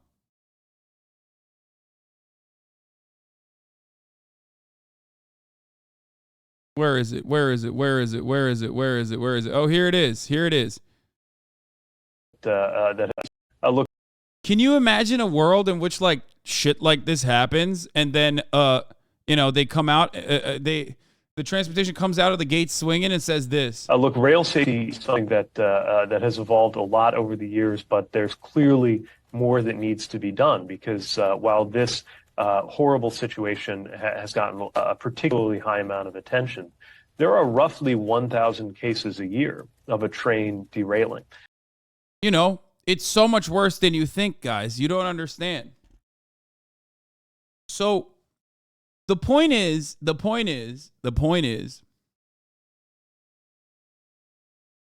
like, shit like this happens in any other country, okay? In any other country, there's at least some level of punishment. Even in America, David Sirota was talking about this, and I think it's correct. Even in America, there used to be, like, resignations that happened under the Bush administration with the FEMA director, for example, like after Katrina. Nowadays, that shit doesn't happen anymore. It's just like expected. Political polarization has firmly created these two camps where it's like, who cares? Yeah, our guy's incompetent. Fuck you. The other guy's even worse. So fuck yourself. And there's no shame. Like there is absolutely zero shame whatsoever. We just basically fucking look to the people that we vote for and assume that they have no power. In many instances, they're not expected to do anything, even if they do have the power. Probably brain rot, but even though I wish the same thing would happen in the U.S., I'm extremely skeptical when it happens in China. I think China has a pretty solid track record. I mean, do they consider statements that offend the sensibilities of the leadership of the CCP to be, you know, punishable by law? Certainly. Okay. But you see so many instances where, like, so many instances that are completely unimaginable in the United States of America where, like, people do legitimately go to jail. Not only the fucking business leaders, but also membership inside of the party. Party leaders that take bribes also go to fucking jail.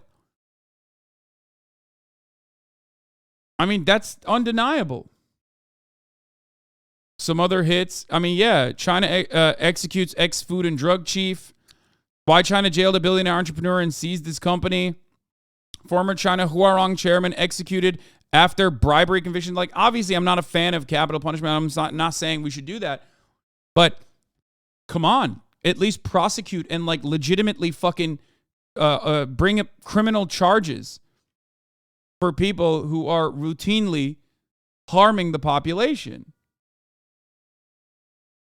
China executes 14 billionaires in 8 years, Culture News reports. Like, Donald Trump talks about how, like, China doesn't have a drug problem, right? Like, there's no heroin problem because Xi Jinping would kill every single person that sells drugs. Motherfucker, if the Sacklers were a Chinese family, they would have been hung from their assholes, okay? Literally down to the babies. They would have been publicly fucking murdered, okay? Shut the fuck up. The main drug dealers are still absolutely the motherfuckers that are the capital owners that get to live and breathe the free man's air every fucking day.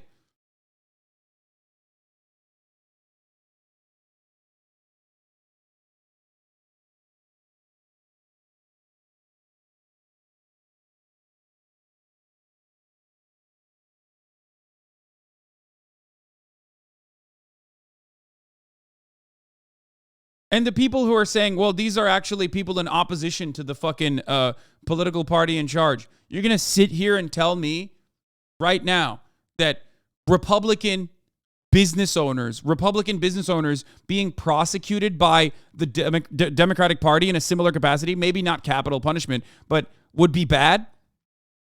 Okay, they're political dissidents. So what? And then Democratic business owners that are also billionaires being punished by the Republican Party would be bad? No, you'd be sitting here jerking off to that idea. It is an unimaginable, insurmountable good, okay? You cannot calculate how good that would be.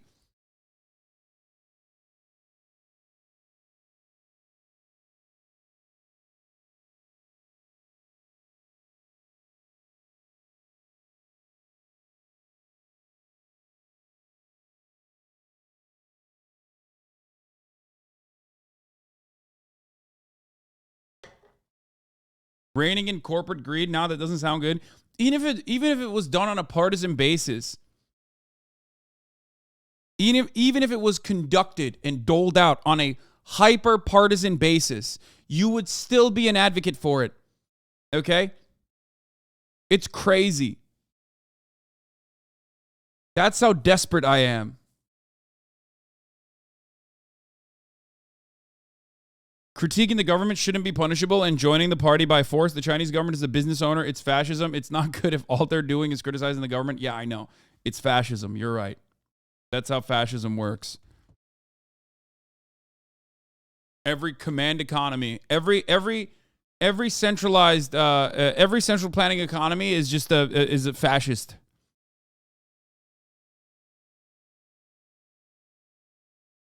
It's like the most basic. It's the most basic fucking anarchist take. Fascism is when the government does things, and the more they do things, the more fascist they are.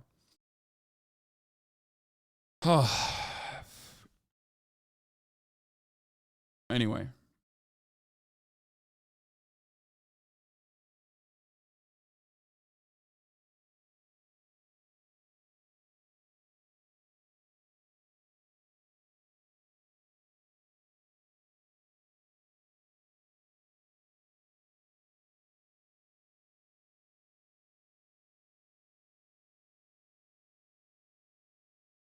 Supporting authoritarian crackdowns on political dissidents because they happen to be capitalists is absurd. I just gave you an example. We have the Democratic Party in charge. Let's say great leader Joseph Robinette Biden is operating in a similar capacity where the owner of Norfolk Southern is a Republican. Do you think he should be arrested for this derailment, including numerous other derailments that have happened under his watch, or not? Explain to me that right now. You don't think he should be punished? You don't think the Democratic Party's very own and the Republican Party's very own regulators should be punished or not for allowing these derailments to happen, for their lack of regulation? Because the CCP punishes his own fucking party loyalists as well. Do you think that should happen or not?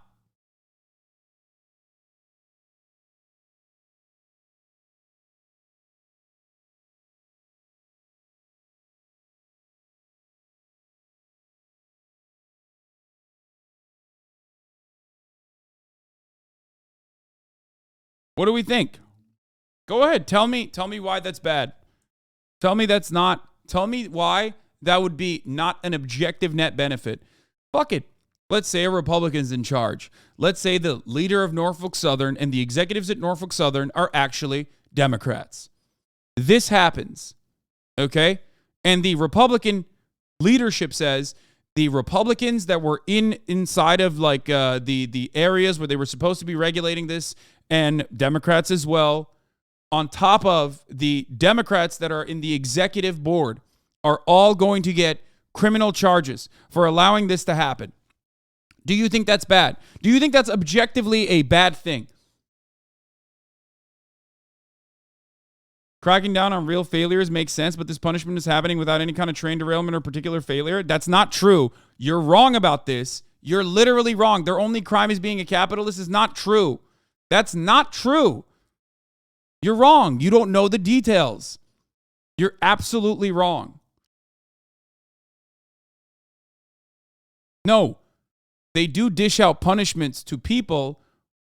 They do dish out punishments to business owners, billionaires, specifically because every single business is corrupt, okay? Across the board. Corruption in the sense that, like, they do bribery, they do fucking, profit-seeking shit that you see. Whether this is the same in China, it's the same in America, okay? They're always corrupt. They're always corrupt. They're negligent, they're corrupt, they do all of this, okay? The difference is you can pick and choose, right? You can pick and choose who's doing the corruption and who you want to punish when they're doing the corruption. I'm not saying that like CCP party loyalists and the businesses that they fucking own are not corrupt or doing awful shit. I understand that. Okay? I do. My point is all the businesses are corrupt. At least they're punishing people who also they mark as political dissidents. In America, all businesses are corrupt. We don't even punish the political dissidents.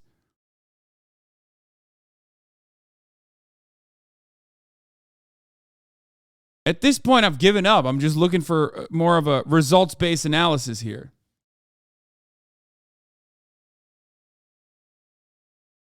But anyway, I am against capital punishment. I'm showing that like any kind of punishment, bare minimum, any kind of punishment would be good.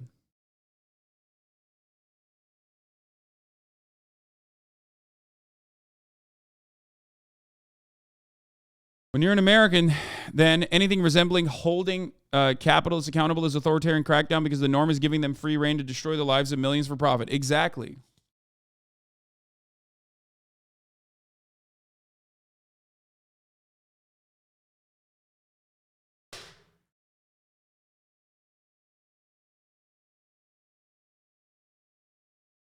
First paragraph explains why the ex-chief.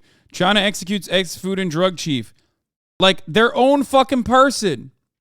China executed the former head of its food and drug watchdog on Tuesday for approving untested medicine in exchange for cash. The strongest signal yet from Beijing that it is serious about tackling its product safety crisis. The execution of former state food and drug administration director Zheng Xiaoyu was confirmed by state television official Xinhua News Agency. During Zheng's tenure from 1998 to 2005, his agency approved 6 medicines that turned out to be fake, and the drug makers used falsified documents to apply for approvals. I don't think the punishment is fair. I don't think he should get executed. I don't think the state should execute anyone. Okay? I am against capital punishment, but I am not against punishing people even inside of your own state. So what happened? This guy is a fucking CCP guy. You think he didn't deserve to be punished? What do you think? Go ahead. Go ahead. Tell me. Go ahead while this plays in the background.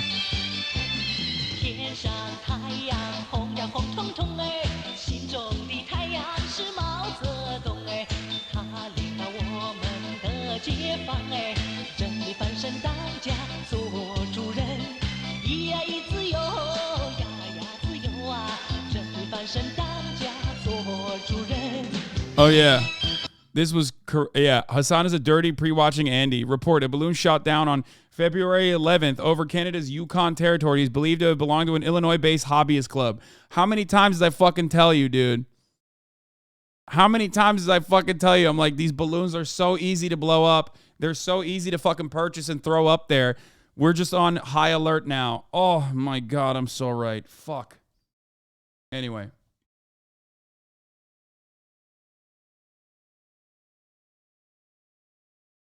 As a Mandarin speaker, your pronunciations are somehow both kind of close and feel like a microaggression, but I think it's just your Jersey-sounding accent, Lamau. Yeah, I mean, dude, I don't know how to speak Mandarin.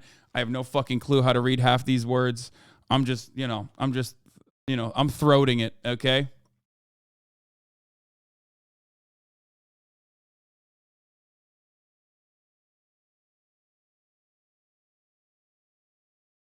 Yeah, please don't do Chinese. Yeah, I'm going to do it regardless, okay?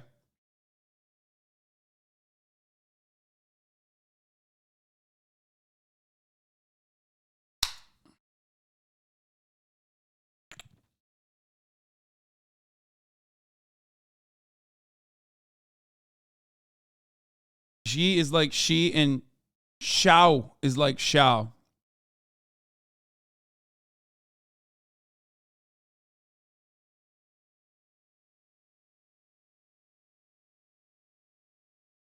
Wait.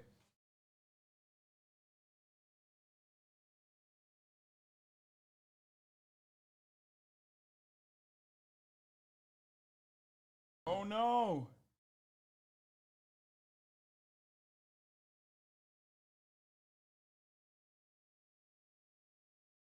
I just realized something. The Frigidaire, after serving me diligently for many, many years, I believe has officially died. I just opened up a new can of cold ones. Okay, I opened up cracked a new can of Diet Mountain Dew and realized that Diet Mountain Dew is fucking not cold. And immediately looked down and realized that this is done. It's broken. Official, boys. At the end of an era. We got to get a new one now. Said to me in my P.O. box, it was a real game changer. I loved it. We'll have to get a new one. Shit. It's literally, no, it's not just off. It's not.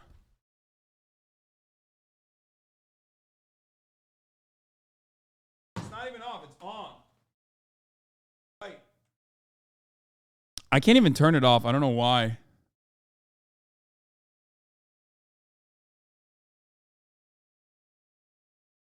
The first thing that broke was the door, the fridge door. Non-repairable. Bro, it's literally $30. It's like cheaper to get a new one. It's unironically cheaper to get a new one than to try and fix this. You know what I mean? Call a tiny repairman. Yeah, people are saying Marat, but honestly, I need to call a tiny repairman because it's a tiny fridge.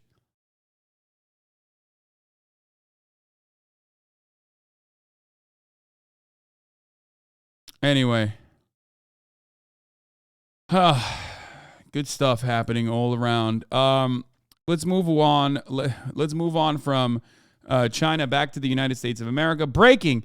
At least 102 children as young as 13 were found working overnight shifts using hazardous chemicals and cleaning brisket saws at 13 plants in 8 states. The U.S. Department of Labor has fined Packer Sanitation Services $1.5 million for these egregious violations. The food sanitation company was employing children in the plants of well-known companies like Tyson Food, Cargill, Turkey Valley Farms, and more. This keeps happening in America. I don't know how. I just don't understand. This is not the first time the Labor Department has intervened over Packer Sanitation using child labor. Last year, they caught employing 31 children, and some of the kids suffered chemical burns from the corrosive cleaners they were required to use.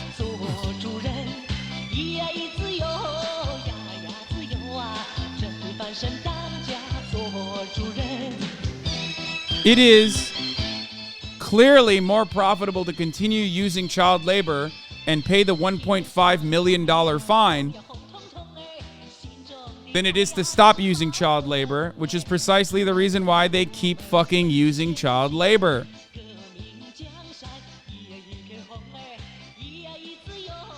This happened last year. Illegally employing 31 children between the ages of 13 and 17, and at least 3 meatpacking plants where the PSSI is contracted to clean and sanitize. The school children worked on overnight shifts and suffered several chemical burns. From the corrosive cleaners they were required to use, most were Latino and did not speak English. Children were working 6 to 7 hours a night. Obviously, we talked about Hyundai a lot. And McDonald's, Dunkin' Donuts, and Chipotle have utilized it as well. Child labor law violations have increased in the U.S. with a 37% increase in the fiscal year 2022, including 688 children working in hazardous conditions, with the number likely much higher as the recorded violations stem from what was found during labor inspections.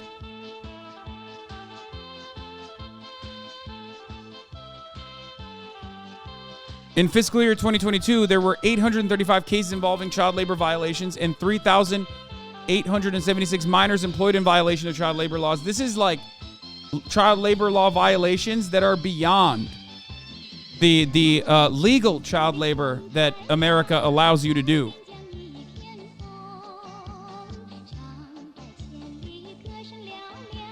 Since the start of the Biden administration, the Department of Labor has issued at least 38 press releases involving child labor enforcement cases. Solution: more child labor. Severe labor shortages make it hard on employers these days, and the business community has found their solution. Instead of trying to increase immigration or fund apprenticeship programs for older children and young adults, several states, including Iowa, Minnesota, Ohio, and Arkansas, are considering legislation to decrease the age and increase the hours at which children could work dangerous jobs. This is true. The children yearn for the mines.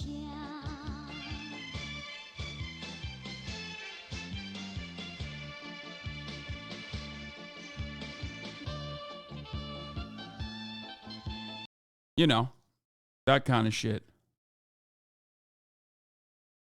Ohio legislatures reintroduced a bipartisan bill this year to extend working hours for 14 and 15-year-olds with the permission from a parent or legal guardian, and called Congress to adopt the same rollbacks at the federal level.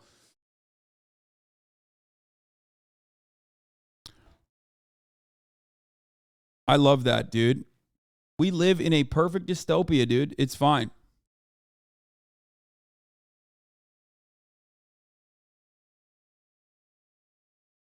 Guarantee you there's kids farming for their parents right now? Yeah, of course there are.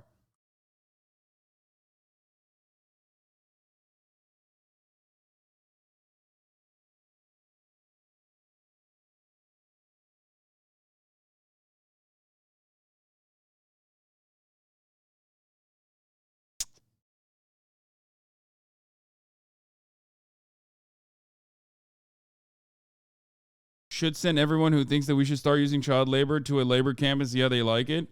I'm on board with that. I love that.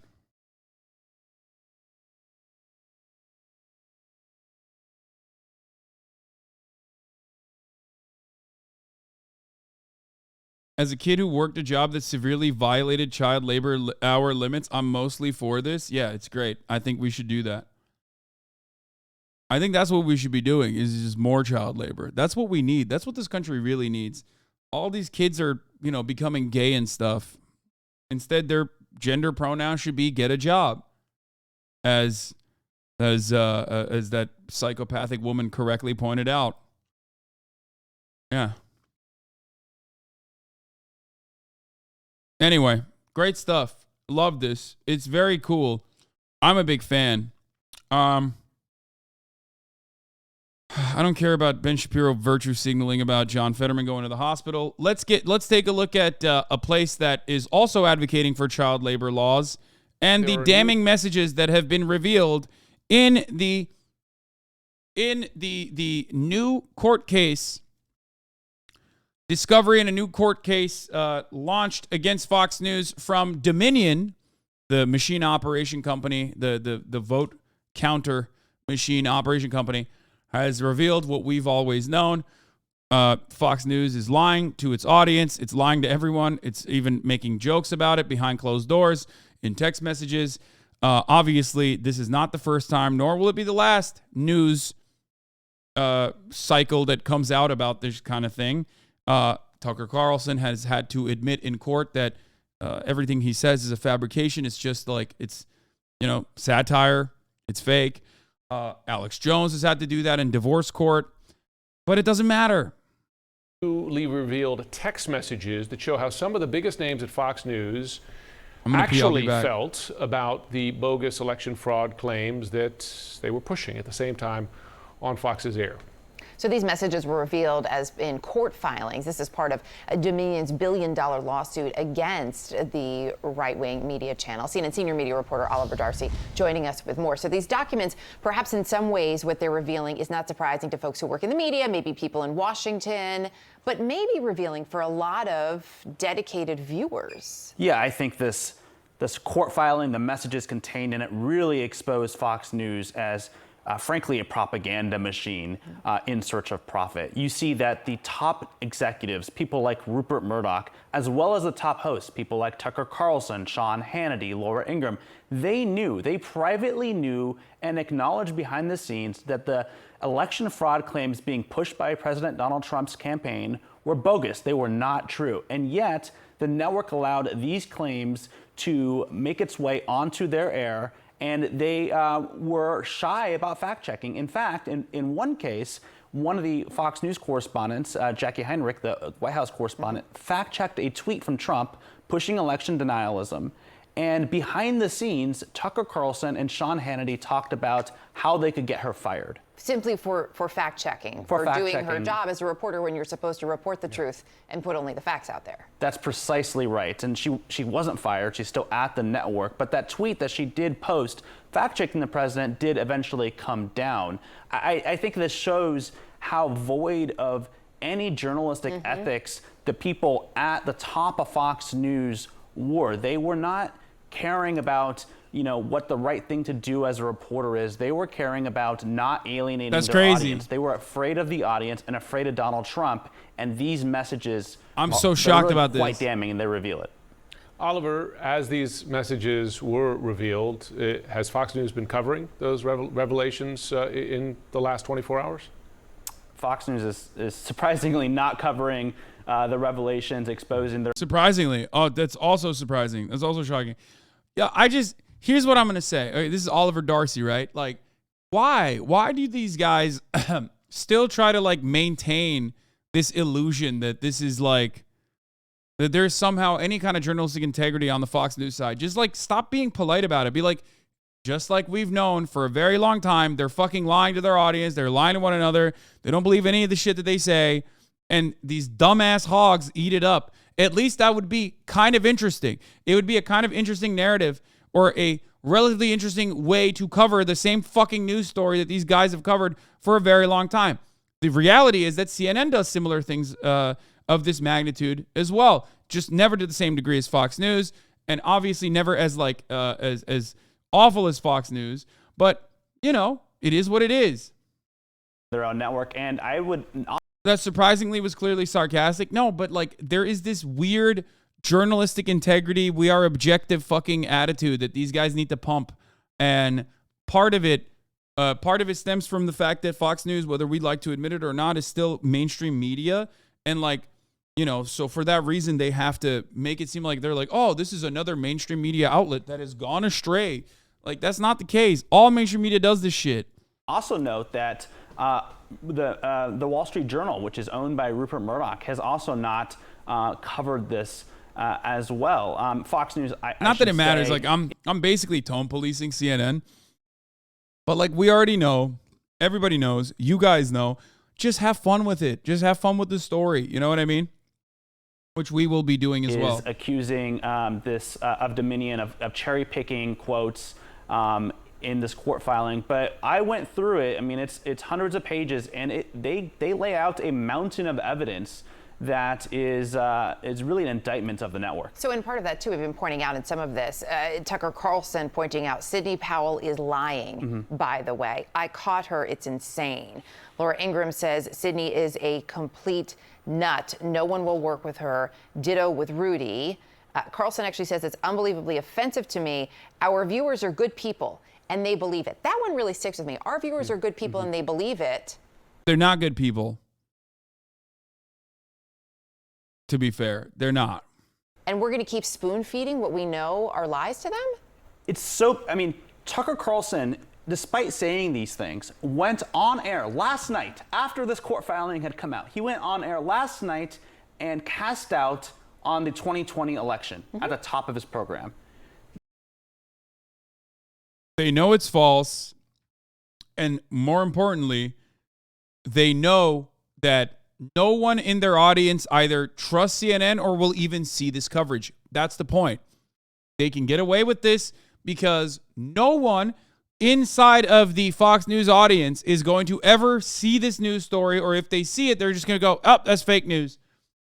This is what these people do. They don't care about the facts. They know behind the scenes that the election was not rigged, that it was not stolen, and yet, in search of profit, in search of power, they go on air and feed the audience this nonsense. And there's a pot calling the kettle black. If we're being honest, Fox is disgusting, but CNN also does this 100%.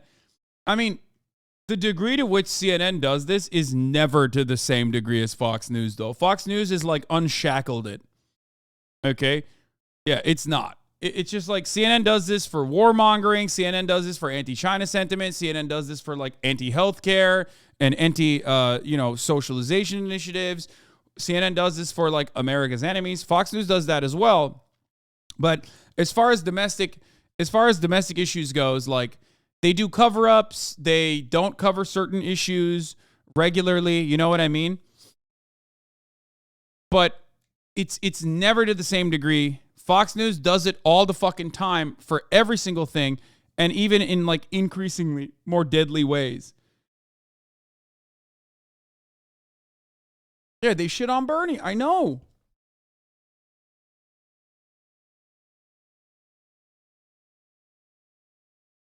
So how does an individual like Alex Jones clear his name in this manner?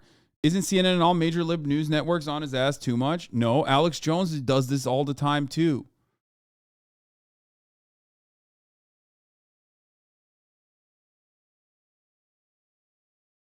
Degree Fox News is politically slanted. CNN is economically slanted. I mean, you can't be economically slanted without a political slant.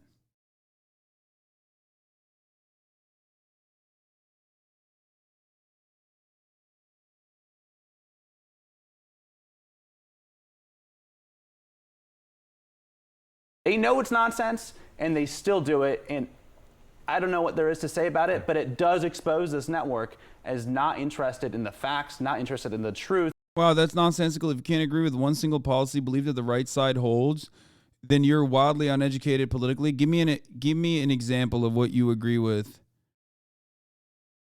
No, as a centrist, CNN and Fox are both equally trash. Okay, centrist, explain to me. Give me a right-wing policy that you agree with right now. Go ahead, enlighten us. No, I want to know. Give me a good policy from the right. That isn't like the Democratic Party's position already, by the way.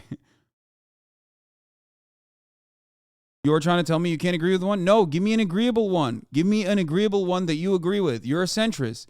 Give me an agreeable talking point that I will agree with. That the Democratic Party also doesn't already fucking loudly support. I want to hear. Is it like that we should be able to fuck green M&Ms? Okay. If that's your take, then I will agree. You know, that's like the one Tucker Carlson take that I'll probably agree with is that like, yeah, the M&M should be more fuckable. Honestly, they used to be. America used to be a free nation. We didn't have the fucking nanny state. We didn't have, we didn't have anybody telling us that like we can't fuck the M&Ms. No, but for real, come on. Come on, please, PC Jeremy. It shouldn't be that hard. you're still trying to fucking find one thing. He did not run away at the moment that I asked him to give one example. Oh, Jesus Christ. He just, he X'd out of the tab to go find on Google a conservative position. Aren't we all self-proclaimed in terms of our political views? What point are you trying to make? Should I be subscribing to all the beliefs, either the left on the right as you do? Wow, that is nonsensical. If you can't agree with one single policy belief that the right side holds, then you're wildly uneducated politically. I want to know what the educated man... Honestly, there are several. Sorry, I'll type faster. No, I'm here, bro. What? Okay, give me just one. Stop fucking saying you're going to type faster. Give me a policy. One. Just one. If you want more, you can give me more. But just one it will do for now. You could have been literally writing the policies instead of writing, no.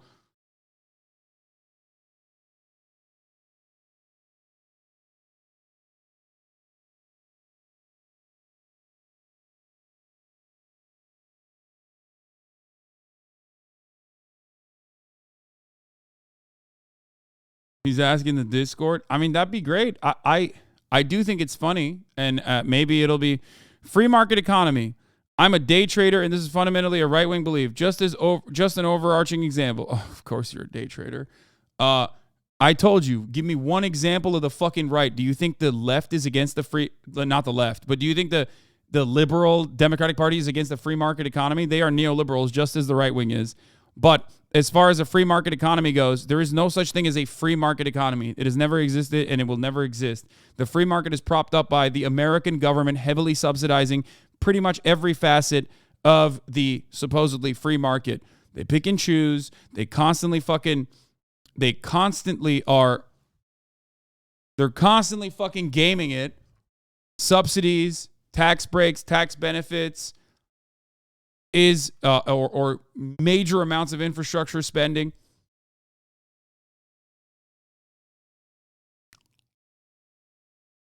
You think that there's a free market economy, but there is none. That's not a real thing.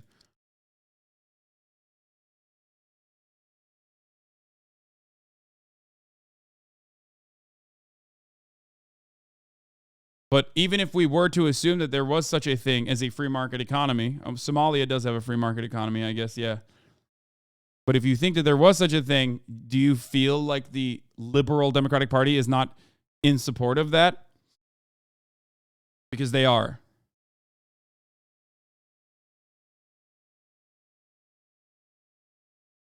Day traders are just as bad as landlords? No. Because a landlord has capital. Day traders lose capital. Sorry, I mean in terms of taxes, free market growth, deregulation. I don't agree with the most right-wing social issues, though. But you agree with free market growth and deregulation? How do you feel about the Ohio chemical spill? I mean, that's just one example. It happens thousands of times a year, and in infinitely worse ways. There's also parts like the PFAS contamination that occurs in every part of your life. But there is no fucking way that you think that deregulation is a good idea that like someone should be able to agree with. Also, as far as deregulation and free market growth goes, once again, these are ideas that the liberal Democratic Party also espouses, defends, promotes, pushes. I am against the Democratic Party because of their closeness to these kinds of ideas, because of their advocacy for these kinds of ideas. And as far as taxes goes, you know, that's how you fund roads. That's how you fund education. That's how you fund all of the initiatives that you personally think are being created in the free market economy. Without taxes, there would be no subsidies for oil production. Without taxes, there would be no subsidies for agricultural production. Without taxes, you would have nothing. There would be no free market economy because there would be no economy. Okay. Oh, God, the chem spill was a joke. Handled horribly. Good example by you, honestly. Not all deregulation is good. No deregulation is good. Deregulation is not a good thing. Regulation is written All matter of regulation is written with blood, okay? Regulation comes after many, many years of profit-seeking capital owners cheating the system as hard as they can. Regulation, for example, we just covered child labor. I don't think you're an advocate for child labor. I don't think you think the children should be working in the mines. That's regulation. Child labor laws that exist in this country is regulation. And it was a hard-fought battle by people that you would consider, crazy lefty commies or whatever, who fought long and hard for that to come into place.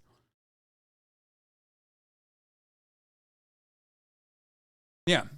You're a day trader. Lack of regulation is literally why all those crypto and NFT scams exist in the first place. Deregulation is a lie that rich people tell poor people like you who have dreams of becoming rich people one day that is actually ultimately a good thing.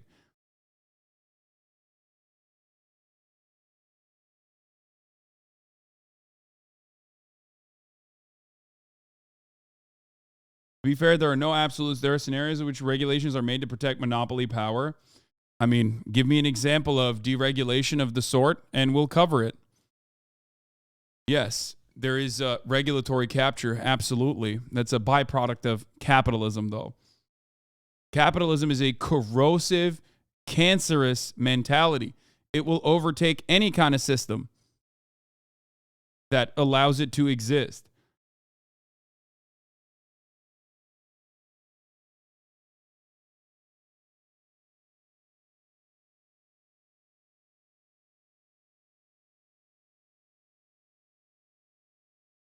Anyway, deregulation is definitely also advocated for by Democrats as well.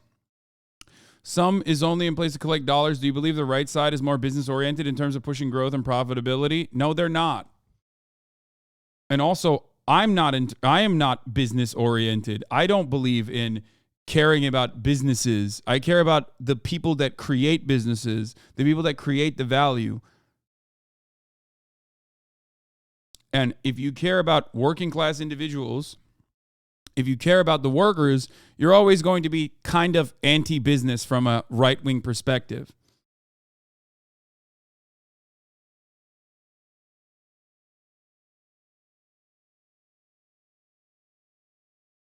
Any matter of regulatory capture you describe to me, any matter of like regulatory capture that artificially creates a monopoly, I can tell you was originally or could be originally used for good, but has been bastardized. You can talk about IP, for example. That's a good one, right? IP.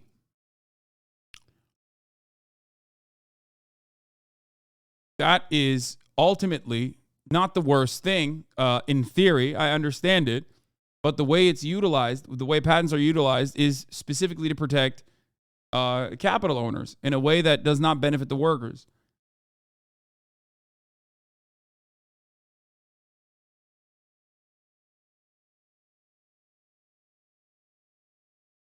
Have you covered Cop City? Yes.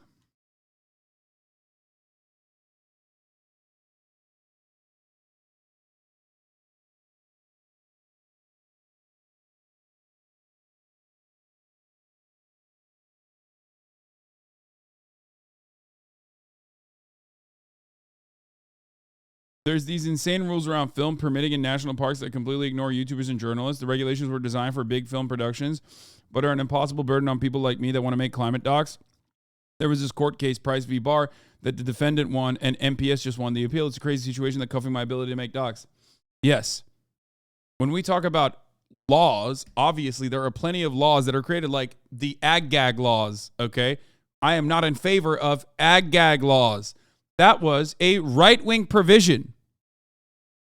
For example, you can't, it is literally illegal for you to film a fucking pig farm, okay?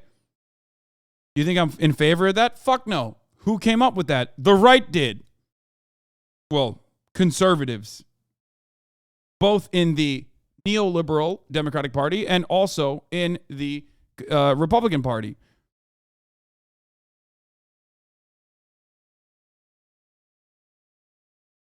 To be fair, though, you are set. You're able to sit where you are and worry about others. I'm still trying to create wealth, so this is where I set my political beliefs. Brother, think about that. Think about what you're saying. Creating wealth for yourself is not... I didn't create wealth for myself because I believed in right-wing ideas. It's a silly way to think. Okay? That's not how this works. Do you think I was like a hyper-capitalist doing day trading and stuff?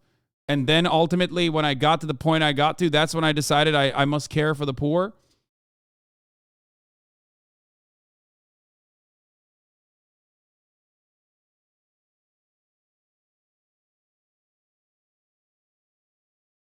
Also, you're day trading.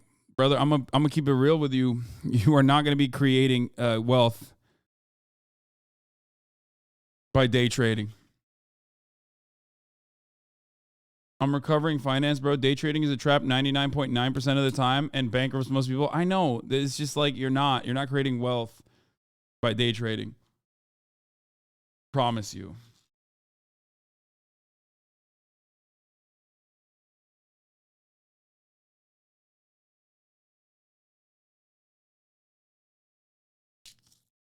Anyway, can we change the title to Chatting with Some Chatter?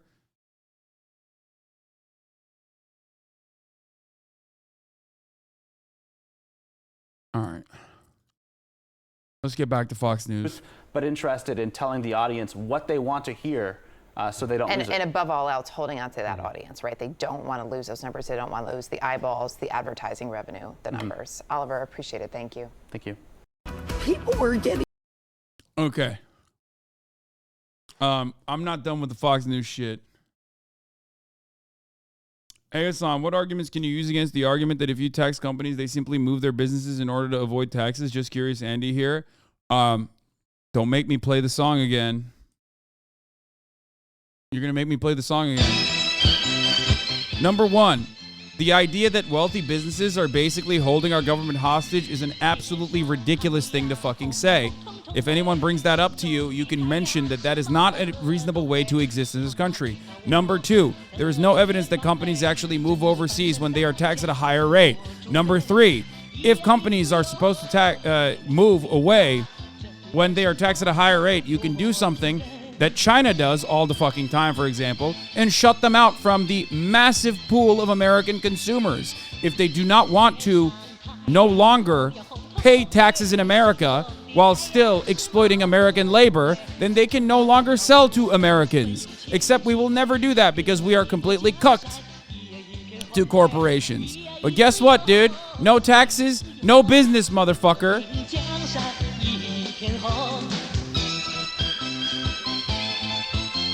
I'm just saying, like, that's a good idea, no? Anyway,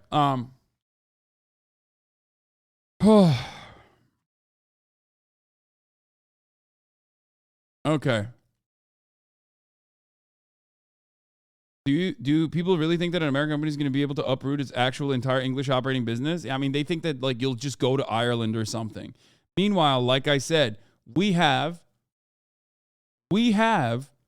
300 and like almost 50 million motherfuckers in this country with the biggest mouths, okay? We love to consume. We are the consumer engine, okay, of the entire fucking planet. Go ahead, dude. Oh, you're going to move your company away? All right, you can't sell to America any longer.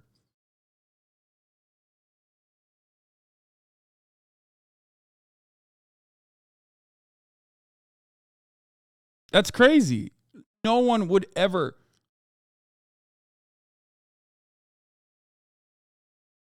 What is this? As someone who watches you nearly every day, you really find ways to hit your core points through these chatter interactions and through news.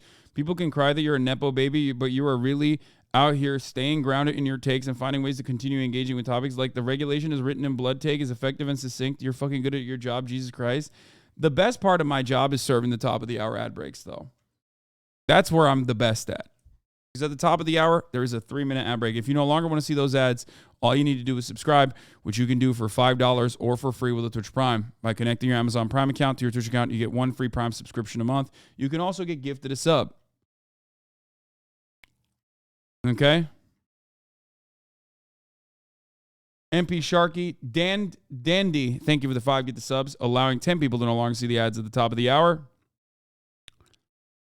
We're going to get into the nitty gritty and the details of these text messages and what they revealed right now. Saci Joao do Brazil, thank you for the 5 get the subs, allowing 5 people. XX Brandcore XX, another 5 gifted subs. Here's the 3-minute ad break now. Grand Pooba, thank you for the 5 get the subs.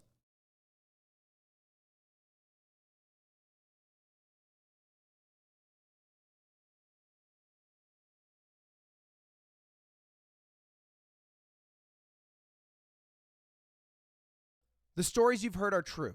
The end of YouTube, the golden boy of YouTube giving his take.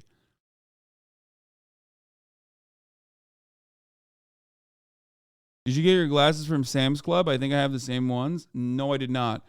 I believe these are Oliver Peoples. Shint Kami Simp. Thank you for the 5 get the subs.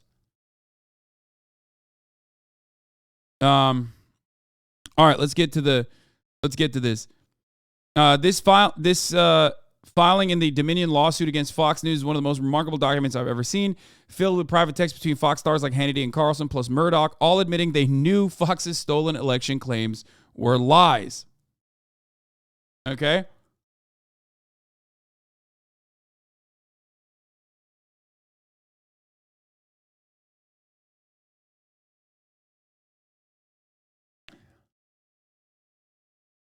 The text showed that Fox trapped in a dilemma of its own making, afraid to admit that the election was honest because they'll lose viewers to Newsmax.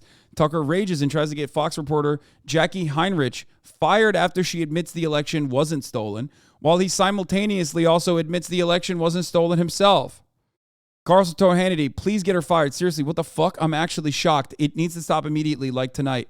It's measurably hurting the company. The stock price is down, not a joke. Tucker added, I just went crazy on meat over it. Hannity said he had already sent to Suzanne with a, really? He then added, I'm 3 strikes. Wallace shit debate. Election night, a disaster. Now this BS? Nope, not going to fly. Did I mention Cavuto?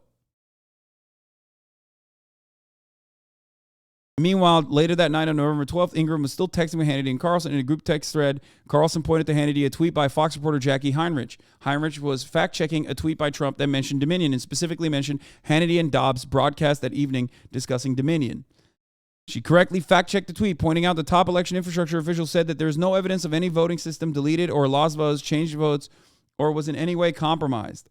Hannity indeed had discussed with Scott. Hannity texted his team, I just dropped the bomb. Suzanne Scott received the message. She told Jay Wallace and Fox News' SVP for Corporate Communications, Irene Briganti, Sean texted me. He's standing down on responding, but not happy about this and doesn't understand how this is allowed to happen from anyone in news.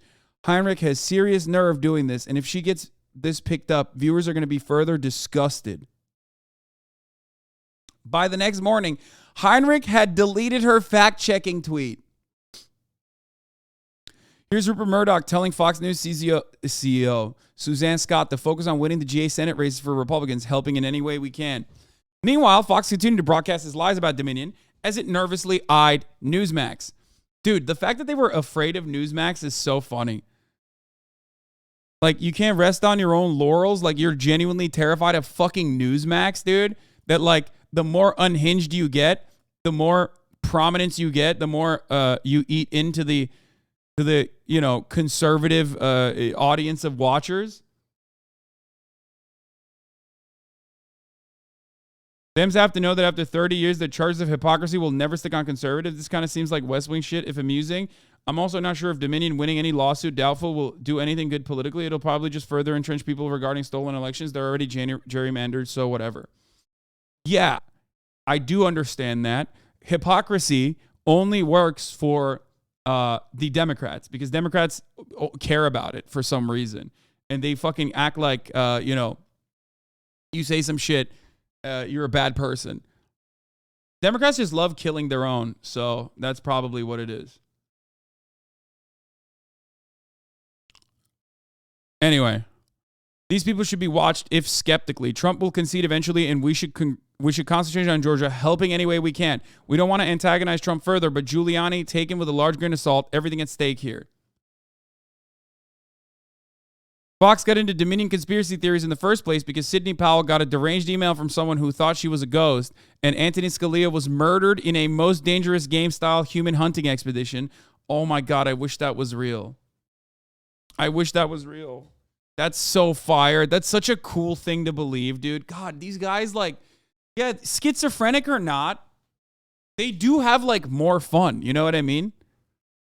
Like, that's a fun-ass way to live your life, dude. Honestly, it's very cool. Sure, you're teetering borderline on what some people may consider schizophrenia, but it's kind of cool, too, at the same time.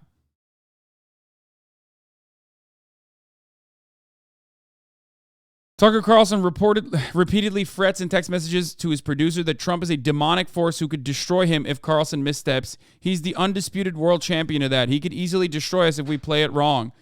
After January 6th, trying to thread the needle between truth and pressure from his viewers and sponsors became even more difficult.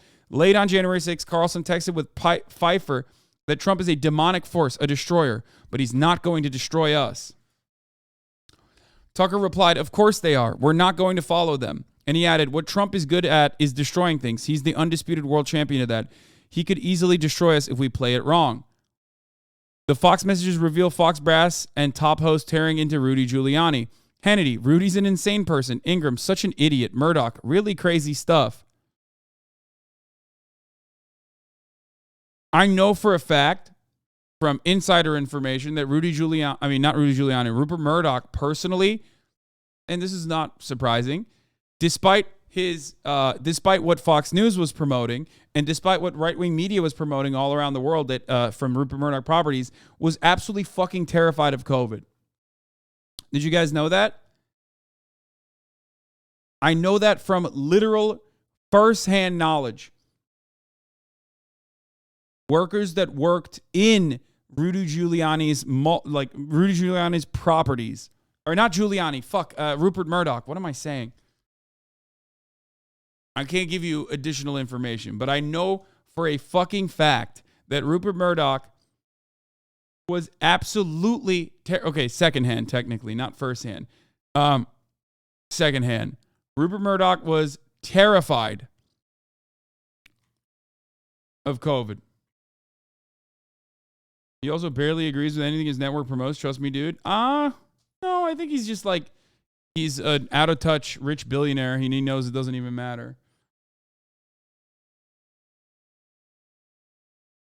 The old trust me, bro. I mean, you can just not trust me. This is not even like important to the main subject matter. The reason why I've never talked about it really is because it's irrelevant.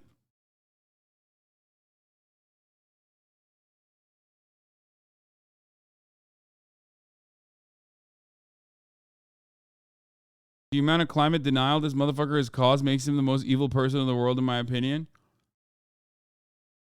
Yeah, I mean, he always has, his set of beliefs is unimportant. How the fuck does your streamer ass know this? It's like when you knew about Hitler's Black Israelite phase. Well, I have friends and I talk to people. That's how I know, especially with Kanye West's like early Black Israelite phases like that. I would know about. I'm in media. I have friends in media, But with respect to Rupert Murdoch, I know that from people who worked in his properties. Stop! Don't show me that Matty Iglesias tweet. It made me fucking lose my mind.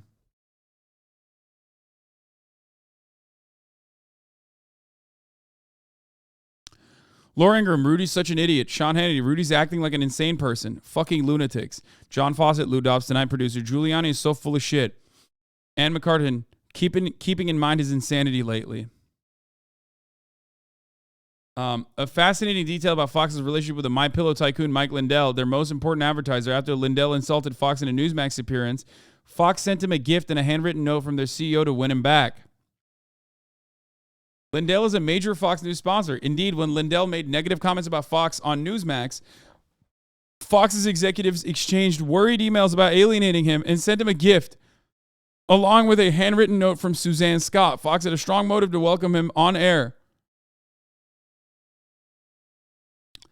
Tucker Carlson emerges in the court filing as an absolutely freaking out after the election, hearing from angry viewers and worrying that Fox calling Arizona for Biden will kill his golden goose, while also afraid fucking bitch Sidney Powell has gone too far.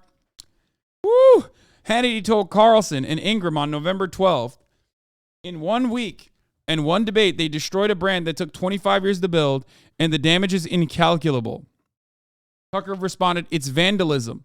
The host also discussed the possibility of competition to Fox emerging. Hannity told him serious dollars with serious distribution could be a real problem. In my honest opinion, they need to address, but what the fuck do I know? Tucker says that could happen. Carlson told his producer Alex Pfeiffer that night, Sidney Powell is lying. Fucking bitch. Sean Hannity confirmed every day he and his team do a very deep analysis of ratings to see audience reaction to certain stories or guests. The ratings are important. We look at ratings every day, Hannity told Steve Doocy. Fox had created major backlash with the audience after the 2020 election, stating, you don't piss off the base. He likewise texted Carlson and Ingram. The network is being rejected. I've heard from angry viewers every hour of the day all weekend, including at dinner tonight. To which Hannity replied, same, same, same. Never before has this happened. Some interesting details about Janine Perot in the Fox News messages. A Fox executive felt sure she was looking for a job at a competitor like Newsmax, and Fox canceled her November 7 show because they were afraid she'd push stolen election theories. She is crazy. Remember when that happened and they were acting like that's not the reason why it happened, but we knew that that is exactly why they fucking canceled their show? We could get hurt, David Clark told Jordan Peterson, that Janine Pirro was angling for a job somewhere else, 100%. Sean Hannity. That same day, Cooper and executive David Clark canceled Janine Pirro's November 7 show. As Clark told Cooper, her guests are all going to say the election is being stolen, and she pushes back at it. And if she pushes back at all, it will just be token. As Fox producer Justin Wells described, they took her off because she was being crazy. Optics are bad, but she is crazy. They still work with each other, by the way. The Dominion filing offers the best look inside Fox's internal operations that we've had in years, maybe ever. It shows Fox operating as many suspected, no compunctions about lying to viewers, and desperately tacking right to avoid losing market share to competitors like Newsmax.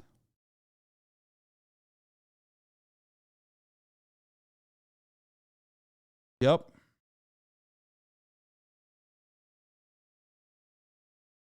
Of course they're self-aware, dude. These are guys who went to liberal arts colleges. Ben Shapiro. Okay? They know better. They're just fucking demons.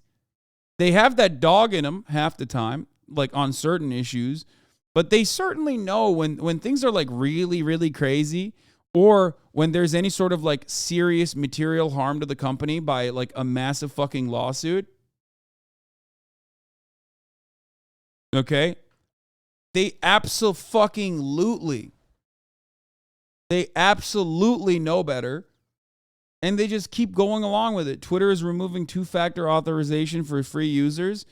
Oh, lovely. Twitter is planning to unveil a new policy as soon as this afternoon that only blue subscribers will be able to use SMS-based two-factor authentication, according to company sources.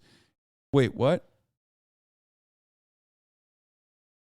So they're just literally like making it easier to hack if you don't have Twitter Blue?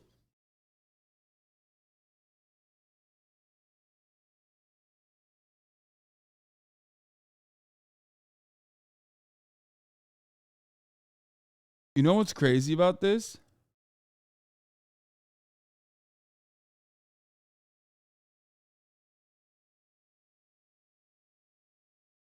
Authorization apps are free. SMS-based two-factor authentication costs money. I mean, there's no way. They can't take down other authorization services across the board, right? It's just for SMS-based ones, I think.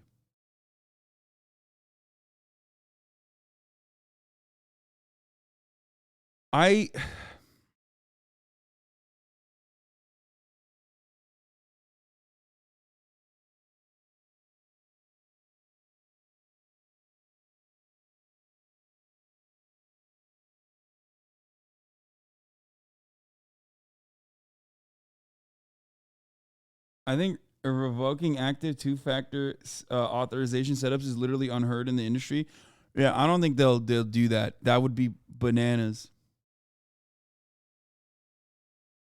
I don't think that that's going to happen.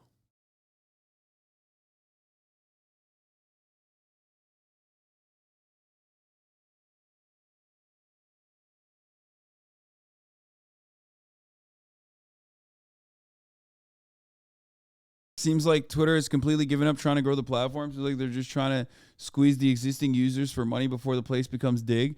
Yeah, except the silly part of this is that like 118,000 people have signed up only for Blue. You understand?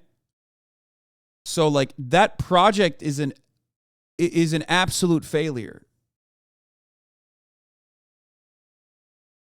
118,000 people have signed up for Twitter Blue.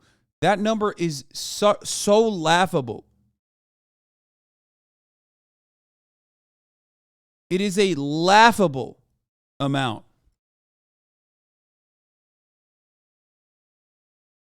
So, you know, instead of offering more services with Twitter Blue, if he tries to fucking paywall certain things that you could get for free,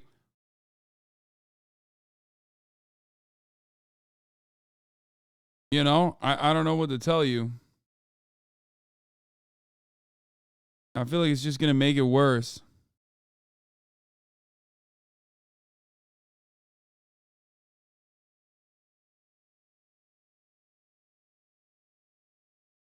Give it to Elon, though. Charging people to use two-factor authentication is pretty innovative. No one else would have ever do this, but he's really revolutionizing. Yeah, I mean, he's profit-seeking in ways that, like, demonstrably cause more harm to his platform. But I doubt that they will actually eliminate all of the other authenticators. There's no way. Ben Shapiro, I was talking to him about this recently, and he said something quite witty, which was that, well, at home he's a communist. Right, with his kids. Well, it's from each according to their ability, to each according to their need. Sure. And that's right, because with your children, you're trying to keep things equitable in terms of outcome even, and you are calling on them to deliver what they can, and you provide to them what they need. And then... Wait, what? I mean, no, he's not wrong. Guys, don't jump to immediately say Jordan Peterson is bad. He is bad. What he's describing is not wrong. I'm sure he will fuck this up somehow, but like that is a fundamental principle of Marxism. So not the equality of outcome part. That part is silly. That's not Marxist at all. But it doesn't matter. It's an open question, especially if you're not particularly mature in your thinking. It's an open question. Well, why can't we use exactly those principles to govern, well, large corporations or educational institutions or the world as a totality? And the answer to that seems to me to be something like the most fundamental feminine ethos does not scale. It's a local ethos. It's for infants and family members, fundamentally. Ben Shapiro, I was talking to him. What? Corporations or educational institutions or the world as a totality. And the answer to that seems to me to be something like the most fundamental feminine ethos does not scale. It's a local ethos. It's for infants and family members. That's feminine? What? Dude, he was right in the beginning. I mean, up until this point is like a great way to advocate for how we as a nation, how we as a government could operate.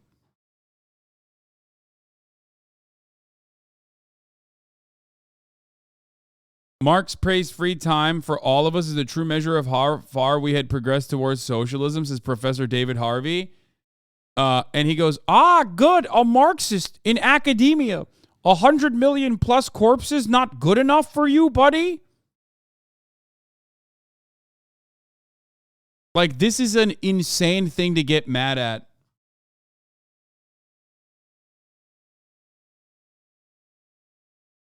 Anyway.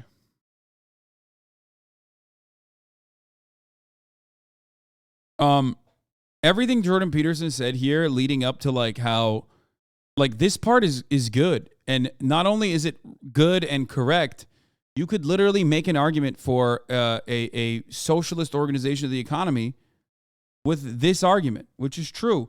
Racists also use a different version of the family unit as an argument where they say you wouldn't want your family to have, you know, strangers come into your family. Like they use that construct all the time to cut anti-immigrant propaganda or racist propaganda. So the family unit is actually a construct that you can use and expand to describe a nation state. So he's not technically wrong up until this point. It's just after that he goes to a very weird place and he says that like one, caring about infants and your family is feminine.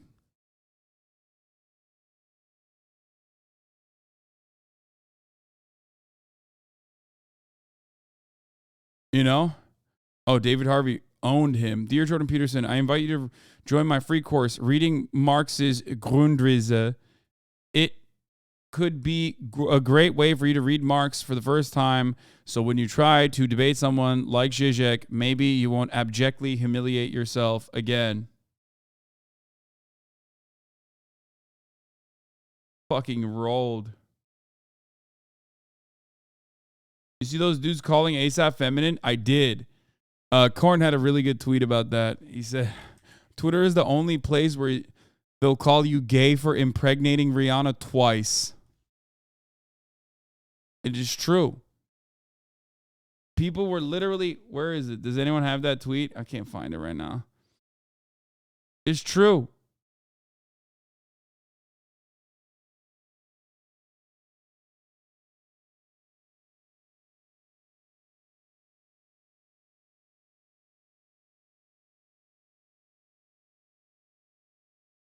Yeah, there it is.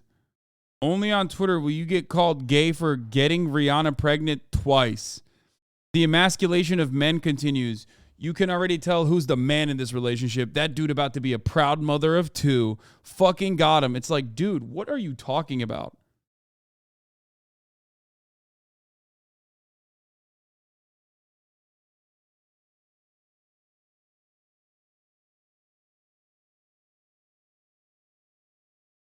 Guy is roasting a baby. Oh, Rihanna's baby, not as cute as her mother. To be very honest, not to make fun of his forehead and face alone, but make him quite unhandsome. Guy is roasting a baby. That's also very Twitter.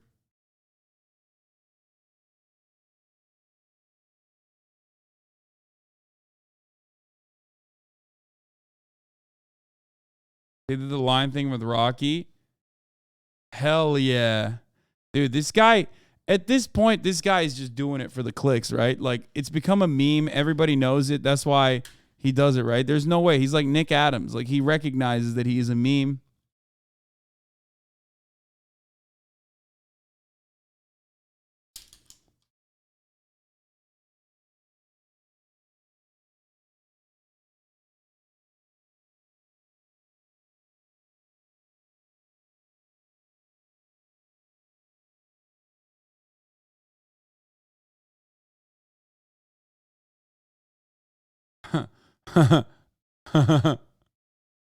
Rocky is a beta male that shamefully hid his cock inside of Rihanna twice.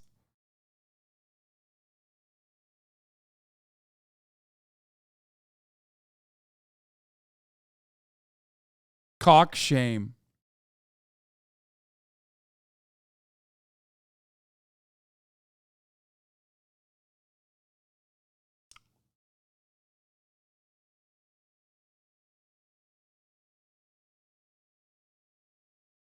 You just want someone in Rihanna's league to top him? It is very weird. It's like, fellas, is it gay to have a wife and 2 children and being in a loving relationship? Is just such an odd thing. At this point, nothing makes sense. Like, I saw that fucking TikTok circulating around of like the, you know, kind of chubby dude with like the e-girl girlfriend. I'm sure you guys have probably seen it as well. You're like constantly on the internet.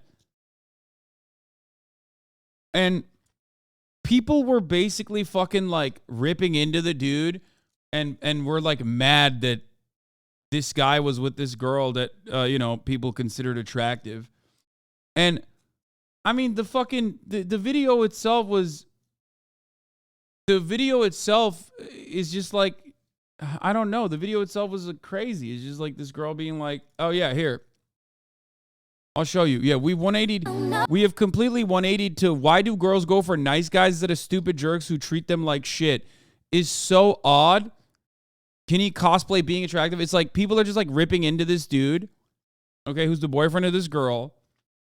And it's very odd to me because like I thought it was, you know, nice guys, whatever. Bro, how Roadhog get a girlfriend before me commented, dude needs to wash his hair. I mean, he probably should wash his hair, let's be real. But she says, I will never love anyone like I love him. He's intelligent, funny, caring, gentle, handsome, courageous, and thoughtful. But most of all, he's human, so please treat him like one. So, like, I don't understand, like, why people are just, like, ripping into this fucking dude. Bro, these guys should see SD Peach's husband. They've been shocked every time a photo comes out. Yeah, like, why? Why can't it be like that? It's like all the people that are writing, like, the hateful shit about this dude on the internet are unironically worse looking than that dude. Why are you mad? You see a fucking king thrive and you just get upset. And then the inverse of that is like incels being like, that dude is actually hot. Like, that's why. That's why he has that girl, because he's like super attractive. And I'm not. I'm like horrifically disfigured and hideous. It's like, no, dude, you just say that because you literally think that you will do anything and everything to like continue your fucking copium, okay? That's it. He's just a normal guy. Straight up. He's just a normal guy, all right?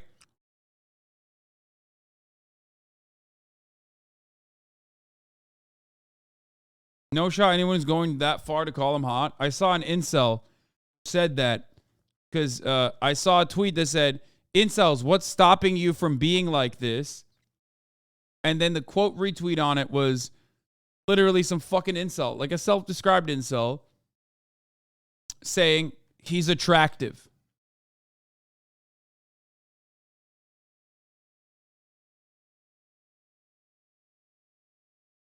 And then he kept on talking about how, like, he's like, you know, he's not ugly enough. He's not ugly enough. Guys, he wasn't being positive towards him, okay? He wasn't. There's a difference between someone being like, he's just a normal looking dude. He's like, he seems like a fine person, to incel copium, okay? You don't understand. First of all, this is like the most average dude you can find in the Midwest. There are tens of millions of dudes like this in the Midwest, okay? He is like, if I could point to like the most average big boy, okay? Like, there are dudes like this in every fucking corner. He is the most like average Joe, okay? Don't look up the state of their relationship now. I mean, I don't give a fuck. I'm not even talking about their relationship. I don't care.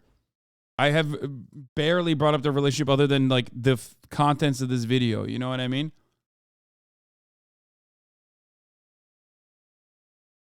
I care more about like what this was signaling to the world and how people just absolutely lost their fucking mind. I am the Midwest dude archetype, but Latino. Yeah, this is just like what a lot of Americans look like. Okay? The point is, There's incel copium as well. You've never been to the Midwest? They're all Lockheed engineers and mountain bikers? Bro, this isn't just the Midwest. I just used Midwest as a reason, as an example, but this is literally the most average American male body type.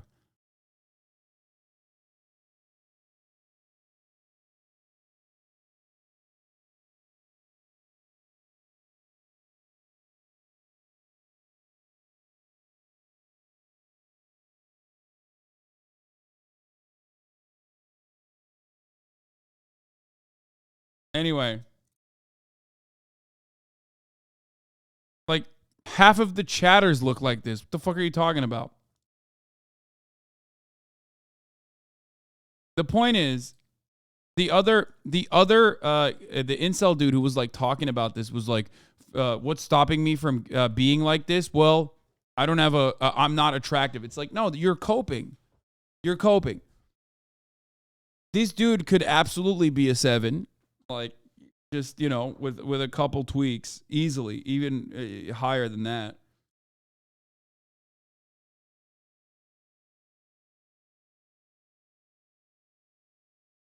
And it's just like, it's just so fucking stupid. Incels are coping and saying, nah, he's actually attractive. They say that about everyone. They say that about every single person. Every time someone like actually ends up getting laid, incels will find new ways to say that they're actually secretly attractive. It's like, no, you're just losing your fucking mind and constantly looking for different methods to keep acting like there are systemic reasons that are preventing you from getting laid. Anyway. All right.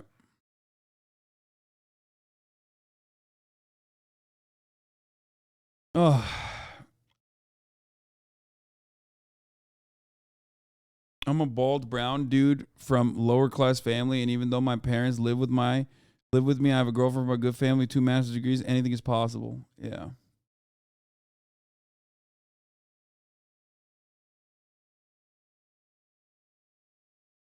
This dude is a walking debunk to the nice guy argument. The reason you can't get a girl is because you're just a fucking asshole, not because you're ordinary looking or whatever.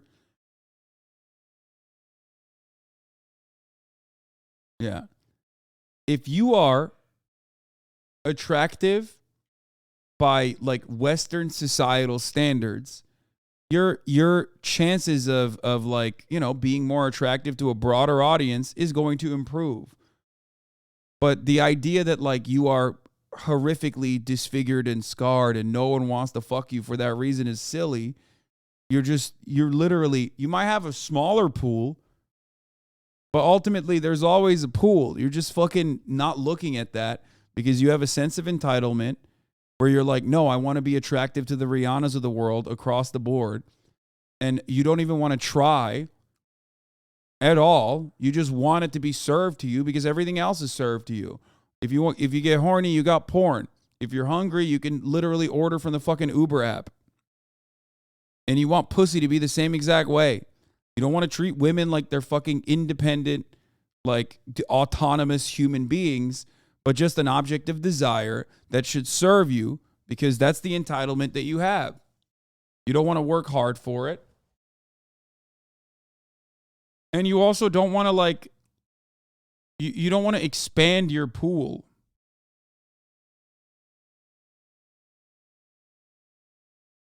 Look what you've done. Serve triggered everyone. It's ironic because I did actually serve the middle of the hour ad break while I was talking. Anyway, let's look at this new Kaaba. Introducing the new horizon for Riyadh. A new icon, the Mukaab. The world's first immersive experiential destination.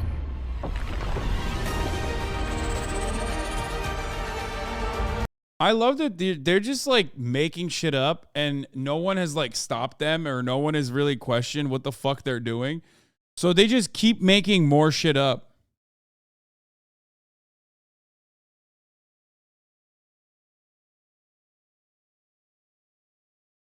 I love this.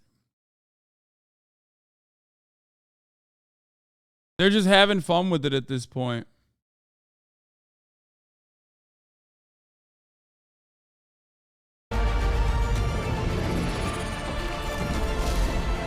A gateway to another world.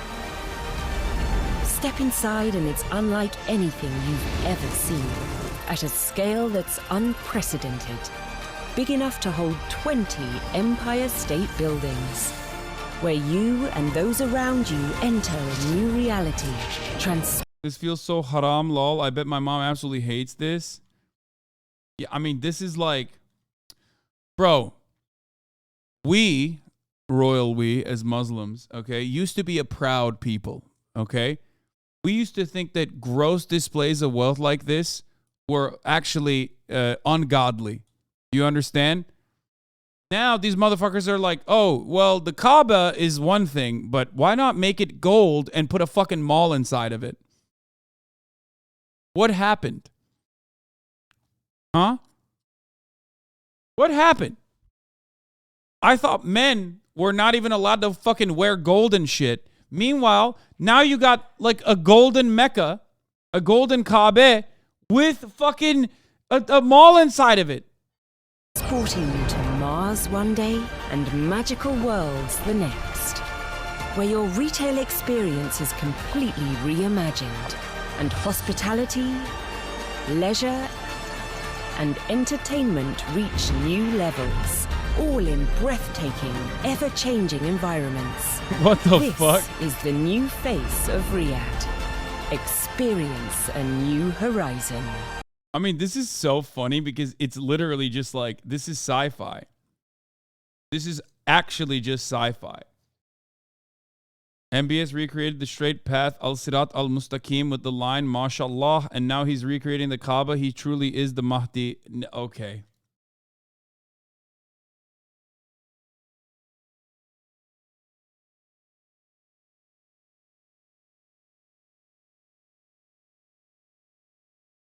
Bro, we do not have enough slave labor on the planet to build this, by the way. Just pointing that out. Like, I know the Saudis are they do not have any issues with that kind of thing. But even with all the slave labor on the planet, you can't build this, okay? Don't challenge them. It's just so odd.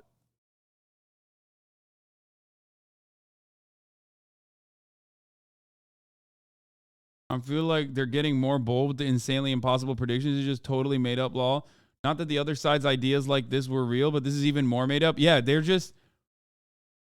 like I said, they saw the line.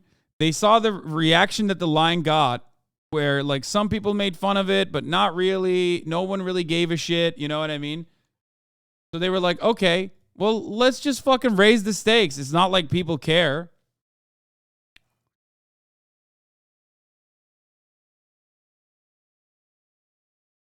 Saudi Arabia gives off NFT scam vibes. Yeah, the country, the kingdom in and of itself. Yes.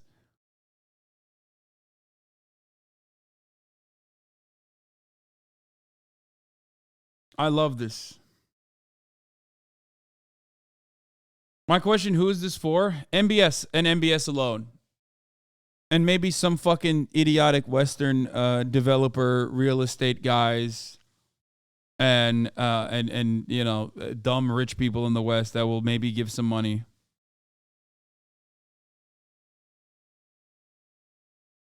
It's just, that's it though. For the most part, it's just for MBS. This looks like this ship from the Borg in Star Trek. Haha. Oh my God. Oh my God.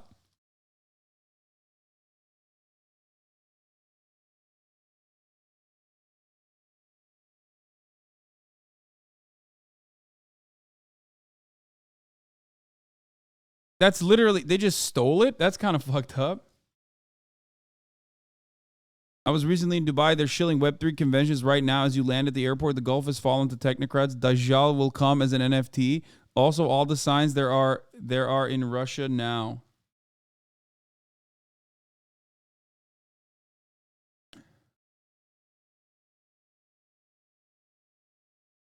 Yeah, I mean, the likelihood of this being completed as a project is as likely as America getting fucking healthcare, okay? It's not happening. All right. Let's go back to Ohio, our very own catastrophe here. And what it says about American capitalism, what it says about capitalism, what it says about deregulation as other institutions that are tasked with defending capitalism will probably shift the blame away. Maybe. We'll see. We'll see what CNN says. Not have been let back into town until all of this was done. This morning, people in East Palestine, Ohio, scared the toxic chemicals from a massive train derailment are putting their lives at risk. Now, CNN has obtained new videos of the train before the crash, and they're helping us piece together a timeline. So let's check out some of this. First, you see videos from along the train tracks. This is in Alliance, Ohio, and you see the train passing. This is on the right side of your screen.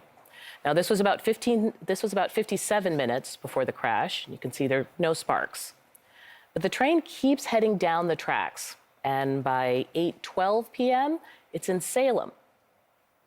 Now, you can see sparks from an apparent wheel bearing overheating. Here's another surveillance camera, same time, same town. The train keeps going for 20 miles after that point, headed for East Palestine. And that is where it derails at 8:55, a full 43 minutes after we saw those sparks in Salem. CNN's Jason Carroll is live in East Palestine. And Jason, we just want to start with what the NTSB is saying about the video and the investigation. Well, this is clearly going to be a key part of the investigation into what exactly... Bro, this dude looks like the GigaChat TikTok filter. Holy shit. ...went wrong out here. And according to the NTSB, that surveillance video that you just referenced there, and I'm going to quote here, appears to show a wheel bearing in the final stage of overheat failure moments before the derailment. Now, of course, that wheel bearing is a key component, helps to connect the wheel to the axle. The parts in question have all been collected. They've been examined. They're going to be taken now to Washington, D.C., where they will be examined by investigators there at a laboratory with the NTSB. We should also tell you, Audie, that the NTSB has also collected the locomotive event recorder. That is also going to be key to the investigation going forward in terms of trying to determine exactly what went wrong. Now, the EPA administrator actually was visiting East Palestine, and you got to speak with him. What did he tell you? Well, it was a short conversation, but an important conversation. The EPA administrator, Michael Regan, made it very clear that he knows that people are scared, that they are very worried about their health. He also said that he knows that people do not trust the government when they say that the air and the water is safe. Here's more of what he had to say. You've heard some of the stories that are coming in, people talking about having rashes, their pets getting sick, things like that. What I would say is if anyone is experiencing any kind of adverse symptom, have their pets go to the veterinarian. They should seek medical attention. We need for this information to get to the state health departments so that we can coordinate and be sure that people are getting the help that they need.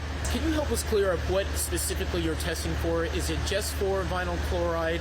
We are testing for the full breadth of toxic chemicals that were on that train that was spilled.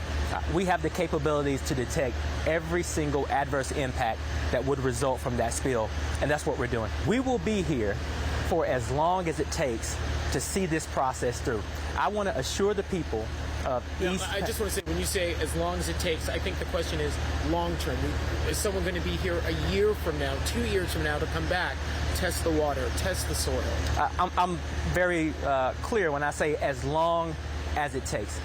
We will go through this process with the citizens of East Palestine for as long as it takes. The federal government will be here for as long as it takes. So again, you heard it there, Audie. The EPA administrator says as long as it takes, whatever that ends up being.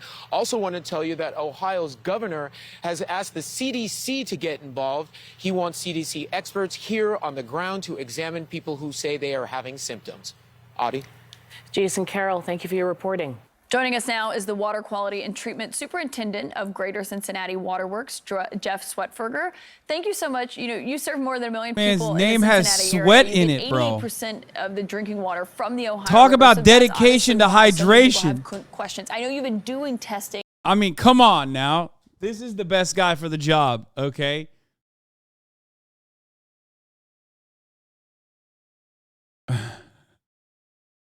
It's such a dumb I'm sorry, but yeah, he is the OG Hydro homie, okay? He is the Hydro goat.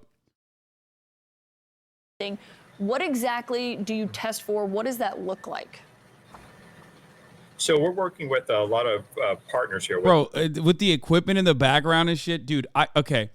This is one of my fascinations. I don't know if anyone else also cares about this, but I do love having like random fucking guys that are like the guy for a hyper specific thing being interviewed. You know what I mean? Like, I trust this man. This man can tell me anything about the water supply and I will trust it. This man has literally been working on hydration for 35 years. Not like Steven Seagal. Okay? Like, straight up. This is a man who has dedicated both his hairline and his life, it seems, to making sure water is, like, at least, you know, consumable in the Cincinnati region. Like, this is not a media guy. This is not like a big corporate guy. This is just the guy.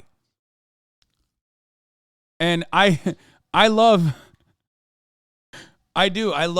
seeing guys like this when they end up bringing guys like this every now and then. He's like, this dude seems. With regional partners from US EPA, Ohio EPA, and especially Orsenco, the Ohio River Valley Water Sanitation Commission. So we're working with that group, getting samples from all up and down the Ohio River, and we're bringing it here into our lab and doing these analysis. Now, fortunately, we're not finding the high concentrations that they're seeing up in the East Palestine area. Our concentrations are much less, and as it's coming down the Ohio River, what we're seeing is especially one compound that's being detected. It's called butyl acrylate. That compound is actually decreasing a bit as it's coming down the river between its volatilizing, being eaten up, but the concentration. Yeah, I mean, the river is massive. This is like part of the reason why they fucking dump all the toxic shit into rivers. That's the reason why you can get away with, which, by the way, you shouldn't be doing, but like, that is the reason why you can get away with it, because the river dilutes it to a degree where it's like in your water supply, but it's like not at levels that are, at levels that are toxic. Okay. It dilutes down the river, but still sits on the riverbed because it's denser than the water. Yeah. I'm just saying that the reason why a lot of people were saying that the people that are afraid that like everything that hits that river, it's gonna make the entirety of the river toxic. It's gonna disrupt the natural water supply for like 20 million people. That part is not true. It's still fucked up, and I don't know what level of pollution is even acceptable or appropriate, but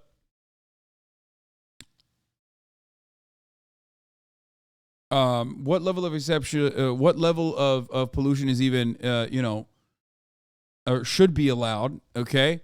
I don't know. I'm not fucking Sweatberger. Okay. I'm not Mr. Sweatberger. Mr. Sweatberger is not my dad. Okay. I don't know.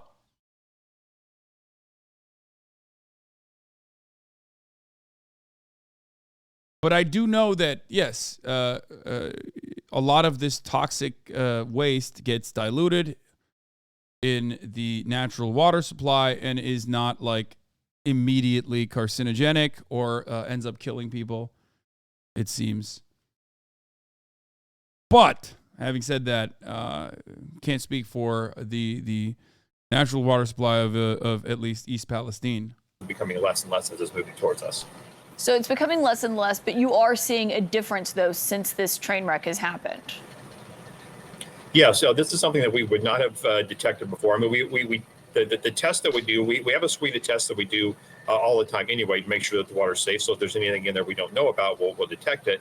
this compound would have been detected in that, and we don't detect it, but we haven't detected it before. But now we're detecting it upstream of the city of Cincinnati. One thing, Jeff, that we've heard from a lot of people is they're skeptical of the testing. I know we hear from you, we've heard from officials in East Palestine and the EPA that they're doing this testing, telling us what they see. But how do people know they can trust the testing? Well, I think in our part, we're drinking the water too. I'm drinking it, my family's drinking it. I don't want to drink this stuff. So I want to make sure that we're doing as good a job as we can to characterize what's happening. And also looking at our treatment. We've done a lot of work looking at our treatment plant and making sure that we... Stop. Chatters. Stop saying Sweatburger is not drinking the water. I believe him when he says it. We can remove it, and we feel that we're... Bro, Sweatburger is literally the fucking scientist in the zombie apocalypse, okay? That, like, nobody listens to. How are you going to sit here and act like he's... How are you going to sit here and act like he's working for the man, dude? He's working for one reason and one reason only, okay? To fucking clean the water supply. To make sure that there aren't toxic pollutants that will turn the frogs gay. We have several barriers here. We can remove it, and even before that, we can actually shut down and not bring the water in for a while. So if we see that the contaminant's getting close to us, that's usually our first action is just shut down and let it go by altogether. Yeah, and one aspect of this is the rain. We talked about the soil in East Palestine, the rain happening, washing it down. What concerns do you have about that? Well, we have, fortunately, our monitoring system that we have set up will detect something else. So if something else gets washed into the river, we will detect it, and we'll have a good notice, several weeks notice probably before it would get to us. So because of this monitoring system that we have set up, we feel that we're in really good condition to be able to detect something if it does get washed out up there. So that sounds like you're saying that if people are concerned in Cincinnati, people who are downstream from East Palestine, that they should not have concerns. Is that what you're telling me? Yeah, very much. We not only in Cincinnati, but we're working with a lot of utilities up and down the river. About over 5 million people get their water from the Ohio River, and we're working with... I'm going to be honest. The shit that they're dumping into the Ohio River on a regular basis is probably infinitely more toxic for the people of Cincinnati in general. Okay? That's all I'm saying. Like, dude. It's so strange because, like, part of me is like, great, I'm glad that people are like hysterical about this because they should be. But the other part of me is like, okay, but like there's also it's so much worse than you think. You know what I mean? Like it literally is so much worse than you actually fucking think. If you only understood how severe this is.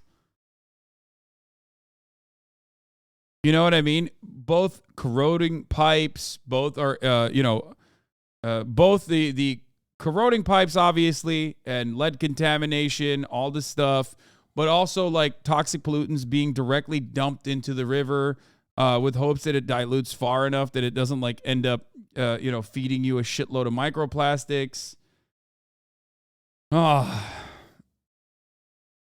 Long-term, sure, but this is acute danger. Yeah.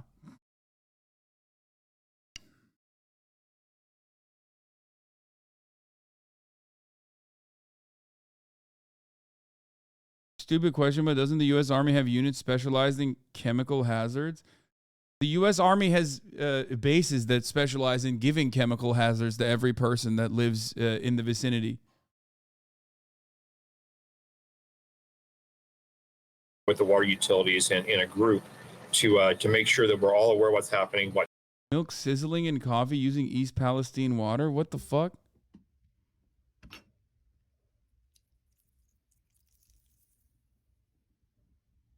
What? What the fuck is that? Isn't that normal? What?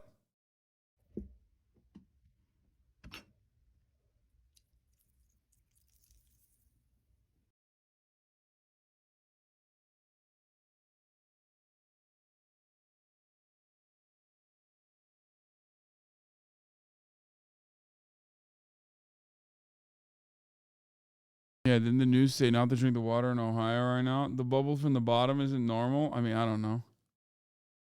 It's TikTok. I'm not going to believe it. I'm sorry. It's TikTok. It's TikTok. Like, especially because immediately I think, Okay, it's coffee. You boiled it already. The fuck are you talking about?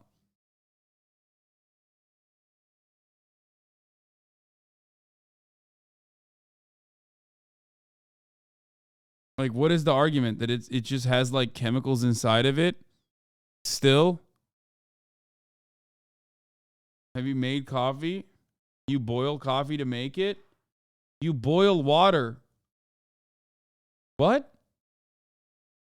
Boiling doesn't destroy all chemicals, but I mean, boiling doesn't remove contaminants, just bacteria. If you shake up the milk before you pour it in your coffee, it bubbles like that, source coffee drinker. I don't know. I don't know if that, like, there's that level of contamination in it.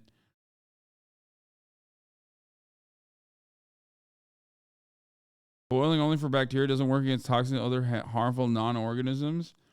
There's just, I don't believe it. I don't believe it. That there is like that level of, there's literally oil sheen on the river. Yeah, no, I know that. But I don't think that person went into the fucking river basin or the creek and like dumped the fucking water in there, put it back into a coffee pot, boiled it with boiled the water, and then made the coffee. And even in that situation, it's like it probably still wouldn't be like that.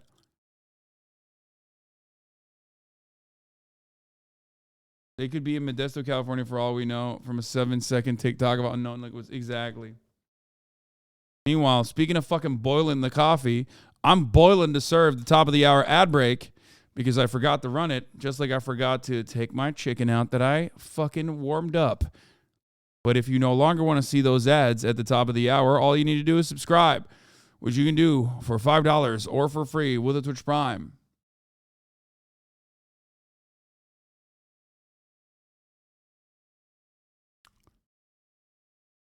You can also get gifted a sub if you're lucky.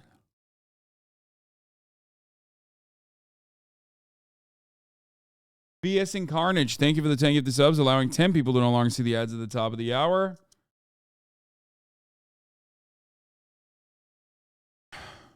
Here's the 3-minute ad break now.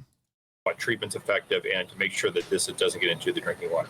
How long does this change how you do your job? You know, you're monitoring now, I know 24/7 is basically what y'all have said, but how long does this go on for? Because I think a lot of the residents in East Palestine are concerned that it's a short-term attention span and not something that people will be paying attention to as long as it needs to. Yeah. So this particular this event maybe will be maybe 3 weeks or so in duration total for us. But we have that monitoring system. So if something else comes down, we'll detect it and then we'll start over then with the monitoring.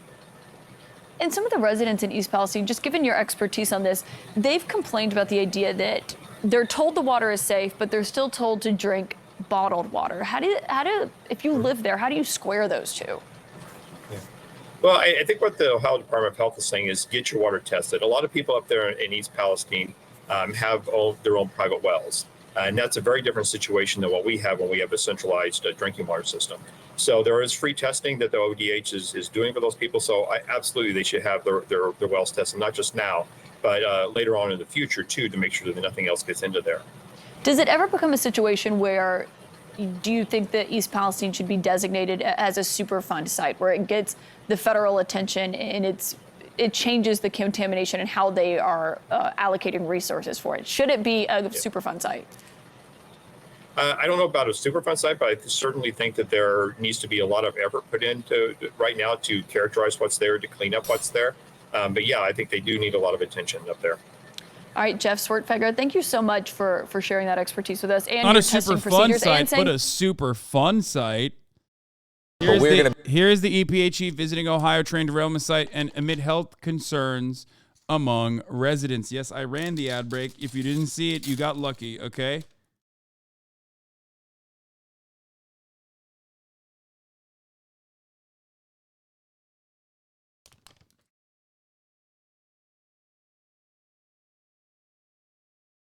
I blocked it. Congratulations. To begin with the news, and it's not good, from Palestine, Ohio. Urgent pleas for help there after the toxic train derailment earlier this month. The EPA Administrator Michael Regan met with residents of East Palestine yesterday, and they say they need more assistance. The head of Norfolk Southern, the rail line, which operated the train, has acknowledged the company needs to, quote, make things right. Roxana Saberi is in nearby Youngstown, Ohio, with more on this story. Roxana, good morning.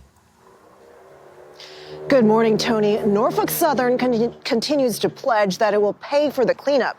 And federal and state officials say they're doing all they can to monitor air, water, and soil quality. But for many residents, that's not enough. They are deeply concerned about their long-term health. And for some, the frustration is reaching a breaking point. This is disaster nightmare, something you watch on TV. Tracy Hoffman had no idea that when the train derailed just 0.2 of a mile from her home, it would spew toxic chemicals. She fears her water and air are now contaminated and has joined one of several class action lawsuits against Norfolk Southern. You're showering here? Yes, I am. You're washing your clothes? Yes. Are you drinking the water? No. And if we say that the water is safe and the air is safe, we believe it because we've tested it and the data shows it. On a visit to East Palestine yesterday, EPA Administrator Michael Regan tried to reassure skeptical residents of their safety while rebuking the rail operator. We are absolutely going to hold Norfolk Southern accountable. In a statement to the community yesterday, the company said it will stay here for as long as it takes to ensure your safety and to help East Palestine recover. It's been cutting $1,000 inconvenience checks for residents. Is $1,000 enough? Probably not. Michael and Cassidy Bayless and their 18-month-old son Aaron were among the hundreds of residents yesterday lining up to collect their money. We walked in our house and everything literally started burning. Our throats, our noses. They live just outside the evacuation zone. How worried are you about your kids? Yeah. If I had the money to move away, I would. For now, the residents of East Palestine just What want do you mean? answers, especially from Sir? Norfolk Southern. What do you mean? They gave you $1,000. Why don't you just move, forehead? You know? The company, they say, upended their lives. It's been don't ask questions. That's the way you feel? Yes, absolutely. And I'm pretty peace, love, and joy. And it's not there now. Norfolk Southern's problems are growing. Just yesterday, another one of the company's trains derailed outside of Detroit. Authorities say one of the train cars was carrying a hazardous material, liquid chlorine, but that car was not overturned and there were no leaks or spills. Gail? Still very unsettling, Roxana, not to know exactly what you're dealing with. I mean,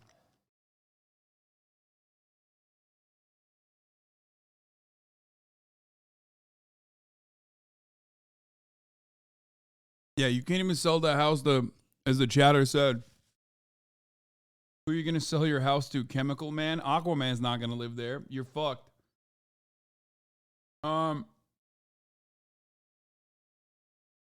Just saying that there could be a better future. All right, we're gonna switch again back to the end of YouTube. Let's hear what Golden Boy has to say about the YouTube CEO changing. Susan Wojcicki is out as CEO of YouTube, and the new CEO is going to drive this place into the ground. Say goodbye to YouTube as you know it. Or at least that's what some people would have you believe. Is it actually true? Is that too reactionary? Well, let's look at the story. Yesterday, Susan tweeted out, after 25 years at Google, I'm out. She had a longer blog post, which goes into her background. If you didn't know, she was the 16th employee at Google. Google was actually made at her childhood garage because her sister was dating Sergey Brin, one of the founders of Google. Crazy. She's been CEO of YouTube for 9 years, but you might only know her for a couple things. One, maybe an interview that I did with her. I mean, shit, you're watching me now, so you might have watched this video as well. If you have watched both videos, subscribe. Come on, 2 videos? I mean, we got something going on here, me and you. Second thing, removing dislikes. But let's be real. What does a CEO of a company that big actually do? I think 3 things if you had to boil it down. 1, you set the course of the ship. What are we doing this year? Are we working on ads? Are we working on shorts? You set the direction that everybody who works at that company has to follow. 2, you hire the people who work on the ship, right? You're not the one who's going to be making the product for the shorts. So you got to hire someone who's really good at doing it. and stealing what TikTok does. And then 3, you're the public face of the company. So when it inevitably all goes to shit, the blame has to go to someone, and that is usually the CEO. And let's be real, a lot of shit was given to Susan for a lot of the bad products that were given to us by YouTube. Dislikes, NFTs. Now, there are some conspiracy theories as to why Susan's leaving YouTube. Why are you out after 25 years? Mainly from right-wing Twitter. But the way it goes is basically, well, the House of Representatives subpoenaed Susan and some other tech leaders 2 days ago. And then she left yesterday. Dog, that's the Gateway Pundit. That's even as far as conspiracies goes, that's like, you know, they are like the Democrats are pedophile level conspiracy theorists. So maybe it's a reaction to that. Now, I love a good conspiracy theory. I really do. Moon's made of cheese. I'm into all that shit. Aliens have come to Earth. Hell yeah, they're in Cumtown, Alaska. But I don't really bite on this one. Because, like, what's the logic? She stepped down because she's the fall guy? Like, YouTube forced her out? I don't really know. Seems a bit too early days for that. The court case hasn't even started. The subpoena hasn't even gone through. Or maybe 2, she's trying to cover her own ass, but she's still subpoenaed. It's not like if you step down, they're like, you know what? We're canceling the subpoena. She doesn't work there anymore. She worked there during that time, so it wouldn't change anything. So I don't really get it. But there is a much better video about the entire court case by Legal Eagle if you want to check it out. Don't really need to get into it in this video because it's honestly a bit of a side point, but super worth watching because it is very interesting and will impact the internet. Actually, this title's not that much of a clickbait. What's my theory for why Susan steps down? Well, you might be able to read that tab right there. She's 54 years old. She has kids, and she's fucking rich, dude. She's got $1 billion. She's worked 25 years. She's done her time. I think she's biased. Covering for his friends, right-wing, mogul male, covering the secret of why Susan Wojcicki left YouTube. He knows the secrets because she's been in his house. Okay? I'll say it. I'll fucking say it. What does he know?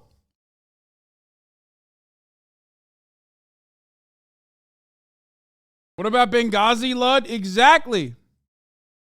They're oomfies. I can't trust them. Exactly. They are oomfies. She just wants to chill. I think she wants to hang out with her family. When you die, does 28 years at Google really add up much more than 25 years? Or does hanging out with your kids more and then sipping on Mai Tais at a beach add more fulfillment?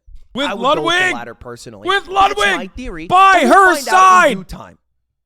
Now, we are here to answer the question, is the new CEO going to drive this place into the ground? Because that's what a lot of people would have you believe. And if you don't know who the new CEO is, it's Neil Mohan. And if you don't know, Neil is a 7-year chief product officer at YouTube and like 15-year-long employee at Google and YouTube. All right, so he's been around for a while. I've actually spoken to Neil before, and bias seemed like he knew what live streaming was a little bit. You know, he helped me make that one product for the chess boxing event where we used different audios like Spanish and French during the broadcast, and you could switch it from the live stream. So that was tight. But a lot of people are giving Neil criticism for good reason because he made a blog post I sent him this February text message, by the way. That said Web3 opens up new opportunities not this for blog creators. post, but We but believe he new didn't fucking technologies reply like to me. blockchain and NFTs can allow creators to build deeper relationships with their fans. Which saying NFT in a space, I was trying to get the inside scoop. Well, I texted a bunch of people the fucking like this guy the new YouTube CEO being like the NFT shill, but he didn't respond to me because, you know, he was too busy fucking making his right-wing commentary, as you can see, because he's a company man. You know how it is. mainly with gamers and content creators, is kind of like saying, I love this new Kanye beat at a synagogue. Not really the right crowd, not really the right place, and definitely not the right time. Now, he was maybe doing all the NFT things because he was a huge crypto bro. My theory? Well, one, you're in Silicon Valley, right? You're in the whole tech bubble. You're wearing your Patagonia. You're sipping on Blue Bottle coffee, and you're thinking NFTs are the future. That's maybe a little too insular as opposed to the rest of us who are like, oh, every time this is being done, it's a scam. But also, here's my theory for why YouTube did NFTs. In 2021, a lot of YouTube videos were being sold as NFTs. Successfully, because creators who make one viral video but don't have a long-term. Bro, there's no way he's trying to defend this guy's. Oh my God. Biased. Content creator career. Literally defending. Tetris? Yeah, I saw the Tetris thing. We'll look at it in a second. Yeah, biased, bro. Biased. Riding. Don't really earn a lot off of that success, off that 100 million, 500 million view video. But if you could own and sell it, well, then maybe that helps you in your life. AKA, I'm talking about how Charlie bit my finger, Nyan Cat, all these videos were being sold as NFTs. And so maybe YouTube just wanted to own that. I think if you look at most of the products YouTube has made over the past 5-10 years, they're usually either stealing from another company, like stories or shorts or live streams, or it's like defensive products because somebody else, a third party, is making money off of YouTube, and YouTube is like, well, wait, hey, if you're doing that, why don't we just own it and make money and have it be embedded? Bro. Or a third thing, not exactly the smartest guy out there, just like many of these fucking disillusioned tech guys are. It's like, I feel like generally the main core strategy to stay the top dog. So that's my theory why NFTs were added. I'm hoping that he doesn't keep going down the NFT train, but maybe he will. The facts are, it's early days, bro. We are talking about day dot in the tenure, in the reign of Neil as CEO of YouTube. He was chief product officer for 7 years. And look, I get it. He does deserve criticism for this shit idea. And if he keeps going down it, that would suck.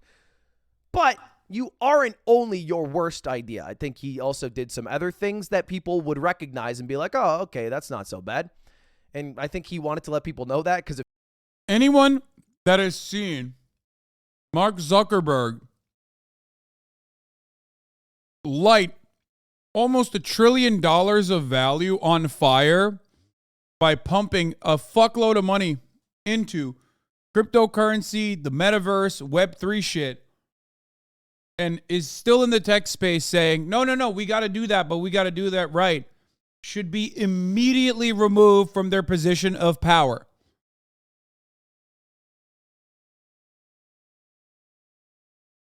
Now, my man wants to get an interview with this guy, which makes sense. But I don't personally see this move. Like I said, I don't personally see this move as like a move that a smart guy makes.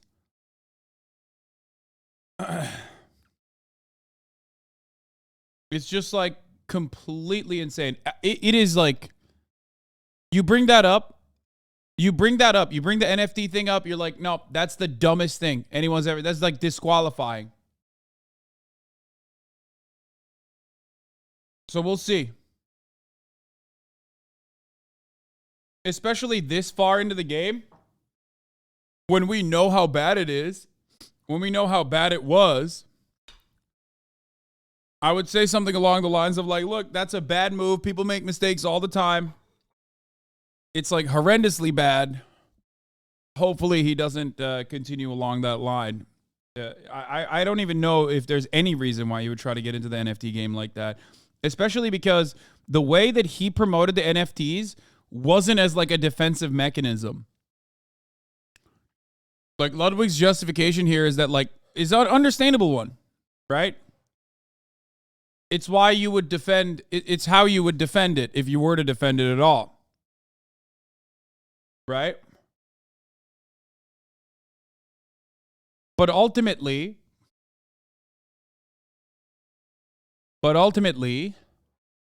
he didn't even sell it that way. Not Ludwig. I'm talking about the dude. He sold it as like revolutionary new technology that we definitely need to be a part of. In all fairness, wasn't this NFT post a while back pre-Fallout? I mean, I could be wrong. I mean, dude, but like, if you're the chief product officer of a fucking company like YouTube, you should know better. If I'm a dumbass, if I am a fucking dumbass Twitch streamer, like an idiot, okay? Because I am. I'm not a very smart person. I'm not a particularly smart person. And I can see that. He should be able to see that. I meant if, but like, see, I can't even speak right, okay? There you go. That's all you need to know about how fucking stupid I am, and I can see from a mile away. Successfully. Because creators who make one viral video but don't have a long-term content creator career don't really earn a lot off of that success, off that 100 million, 500 million view video. But if you could own it, I'm hoping that he doesn't keep going as CEO. That would suck. But you aren't only your worst idea. I think he also did some other things that people would recognize and be like, oh, okay, that's not so bad. And I think he wanted to let people know that because a few months after that blog post, which got a lot of shit, he posted another blog post that was like, here's 7 things I did that were actually kind of good, guys. Come on. And this is Neil looking cool, crossing his arms. Fan funding. Okay, this is adding super chats and memberships. Biting Twitch's shit, but I respect it. Next thing, shorts. Okay, that's been a huge innovation. Kind of biting TikTok's shit, but I respect it. Third is premieres. Fourth is YouTube TV. Probably the single best innovation that YouTube's had. All right, maybe a hot take. But YouTube TV being so popular, so prevalent, has blown up creators even more than they already were blown up, like Mr. Beast, and also created a lot of new categories and made them way more popular because it's more fun to watch like a walkthrough of traveling videos on YouTube TV than it is on your phone or desktop. A lot of 4K creators popped off because of this too. Anyway, that's all to say that I am not as nervous as other people. The answer to the question, is YouTube going to go to shit now, is a pretty easy one. You have to ask yourself, do you think YouTube was on the right course over the past 5 to 10 years? And if the answer is no, well then this is going to be more of the same. It's going to be more no. If you think everything that they've done is shit over the past 5, 10 years, and YouTube was better off 10 years ago without Susan, without Neil, well then they're going to keep doing that. I think Neil is more of the same. He worked very closely with Susan, was right under Susan. If you think they're doing good over the past 5, 10 years, well, I think they're going to keep doing good. So it's not up to me to answer the question.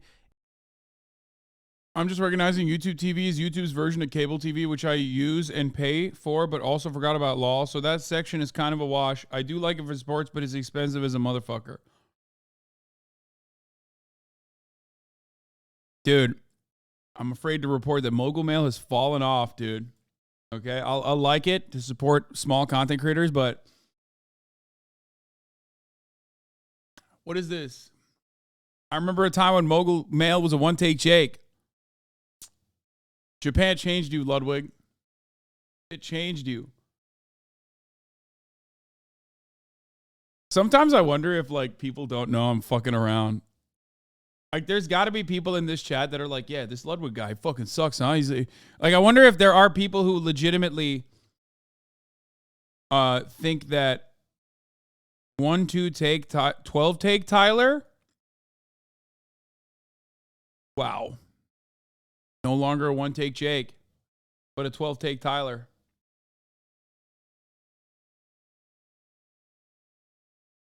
Is it going to go to shit? It's up to you to answer whether you think they were on the right track, because I think they're going to stay on the same track. I don't think there's going to be a huge myth about you. We'll watch that in a change to what was happening. This is, but I'm also going to find out.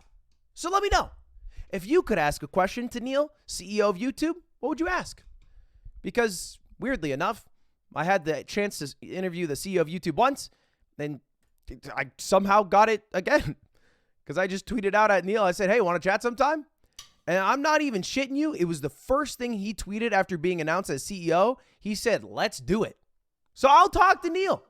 I got to ask him about NFTs to see if he likes it. I got to ask him to buy my Goose Ass NFT because Susan's out and somebody's got to pick up the scraps. I'm owed money, Neil, and I'm coming for it. I've seen the compensation package. It seems pretty decent for CEOs based off how much Susan's made. And then 3, what's up with that whole dislikes thing? Now, I do think Charlie had a really good idea. I mean, come on, Charlie always has good ideas. It would be a knockout home run win for Neil if he instantly added dislikes back after coming on board, but I doubt he'll do it. Only because internally it'd be very confusing to be so gung-ho and stand your ground on a product and then switch up, especially considering he's the chief product officer when dislikes were added, so he probably had a hand in that. But much like Susan did not veto NFTs, I don't think that Neil's going to come on and instantly start adding NFTs to every single video and all of them are fungible or non-fungible. I don't know how it works. Anyway, let me know what you think. Was YouTube on the right path? What question should I ask Neil? Thanks for watching. Subscribe. See you later. All right, goodbye. Goodbye. Oh, shocker. Ludwig had a lukewarm take where it's kind of a nothing burger because the CEOs don't really do much. I mean, look at megalomaniac CEO Elon Musk, but we're still on Twitter. Look at megalomaniac CEO Mark Zuckerberg. Well, that one didn't go so. Ludwig loves the centrist takes, dude. Mr. Centrist Take, Andy. This is worse than the fucking capitalist patriarchy that we currently live in, okay? No, fuck, dude. I need to work on Hasan's laugh. Oh, fuck, man. What the fuck? That's not how I laugh. This is worse than the... These motherfuckers never heard me laugh, dude. Holy shit.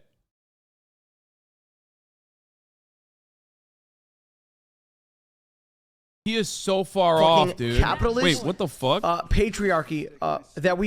Oh, this is from 8 months ago, man. Where did you find this? Bro, this is from when Myth was on Twitch, dude. My man is not even on Twitch anymore. I was like, why is this a Twitch clip? Like, that's the first thing that struck out to me. Also, Tetris, you know, a wonderful invention of communists, is actually good for capitalism. Or at least according to the Apple TV Tetris official trailer. Let's take a look. Tetris? Tetris. Tetris. Tetris. Tetris. It's the perfect game. It was the most beautiful thing I'd ever seen. I played for 5 minutes. I still see falling blocks in my dreams. It's poetry, art, and math all working in magical synchronicity. It's the perfect game. Tetris? Tetris. Tetris. Tetris. Tetris. I don't get it. It's a combination of tetra, Greek for 4, and tennis. Tennis? The Russian inventor, he likes tennis. Nizu. Yeah. This game isn't just addictive, it stays with you. This is a once-in-a-lifetime opportunity. Hank, only 10 other people in the world have seen what you're about to see. It's called the Game Boy. Package it with Tetris. Can you get us the rights? The Soviet Union had worldwide rights. Nothing gets out easily. I'm gonna go to Moscow. You're walking into a country that still considers America enemy numero uno. Okie dokie. You sure you don't have to talk to your wife about this first? Pioneers have to bet the house to win. But not literally. Listen. Have you ever heard our apartment this quiet before? This is the inventor of Tetris. Your game is brilliant. I'm gonna make you a millionaire. Mr. Hodges, have you ever negotiated with the Soviets? We're here for Tetris. We've seized только ради денег. What do you say? I don't speak Russian. The most powerful man in Communist Party is watching you and your family. Do you know where your husband is? What the hell is going on? The world is changing, and Soviet Union will not be left behind. You want to play with the big boys? This is how the world works. Where is my money? This is insane. We can't protect you. Sometimes you gotta forget the rules. Oh my God, this is literally about how capitalism liberated Texas from the Texas. This story is literally a story about how capitalist Westerners liberated the USSR's invention by you know, pumping money into it and you know, through all of this like hardcore work that they put through and all these like dirty commies that fucking beat his ass and shit.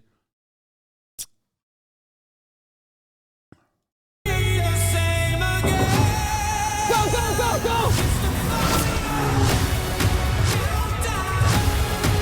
This is criminal. The Soviet Union is about to implode. They're lying. Everybody's lying. Go home! The cavalry is coming. We don't have time. I have a plan. Oh, come on. You guys are the kings of cliffhangers. Okay, this is kind of cool, though. I mean, I'll watch the fuck out of it. Now, every time I place a block, I'm going to think back to when we won the Cold War. Libertarian guys with Asian wives, Tetris edition.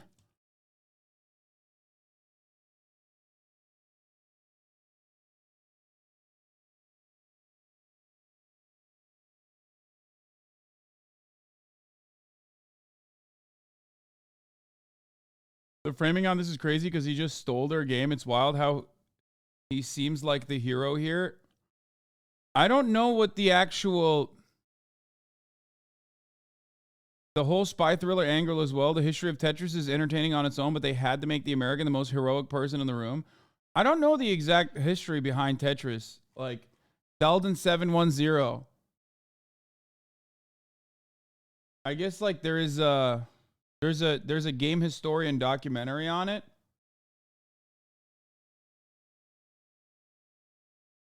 It was the joke heard around the world, the one by President Reagan about bombing the Soviet Union, and it resulted in a Soviet... 1984.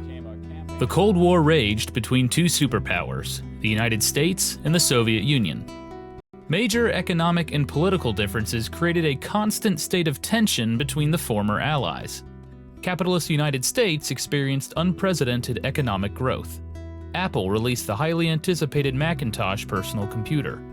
Los Angeles hosted the 1984 Summer Olympics. Two major blockbusters hit theaters, Ghostbusters and Gremlins. Bruce Springsteen released his most successful record, Born in the USA. The nation grew and prospered, socially and economically. But the communist Soviet Union was a stark contrast. The economy was stagnant. The cost of oil, one of the country's leading exports, declined. The country boycotted the 1984 Summer Olympics, citing anti-Soviet hysteria. General Secretary Konstantin Chernenko was terminally ill. Mikhail Gorbachev waited in the wings. The country was 5 years into a conflict with Afghanistan. Citizens grew frustrated and had little money. The government enacted sweeping reforms to eradicate dissent and restore order. The two nations couldn't have been more divided. But that summer, a computer programmer in the Soviet Union created something special. It was a puzzle game that took the video game industry by storm and helped break the boundaries between the two superpowers.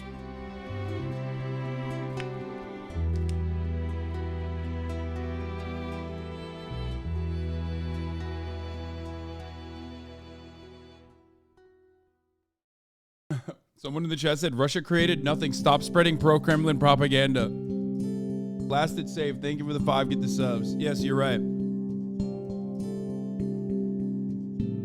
Tetris is not a Russian invention. You're Alexei Leonidovich Pajitnov was born on March 14, 1956 in Moscow.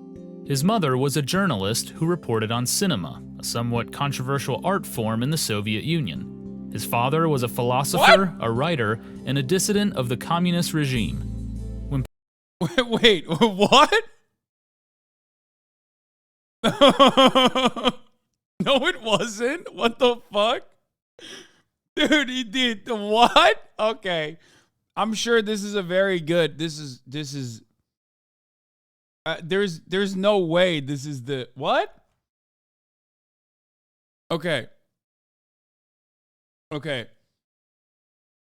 Soviet cinema is in a league of its own. And not only that, but the arts in general. This is like a classic Western capitalist take. Okay? A classic Western capitalist take is that the USSR was a joyless, gray, brutalist architecture-ridden, awful land full of starving people who were angry all the time and hated the fucking West. Brutalist architecture is true, okay? There's benefits to it. I'm not going to get into it. But as far as like the joylessness and the lack of art, is so fucking insane. It is like a patently untrue ahistoric take, considering that Soviet cinema in and of itself is in a league of its own and is like internationally acclaimed.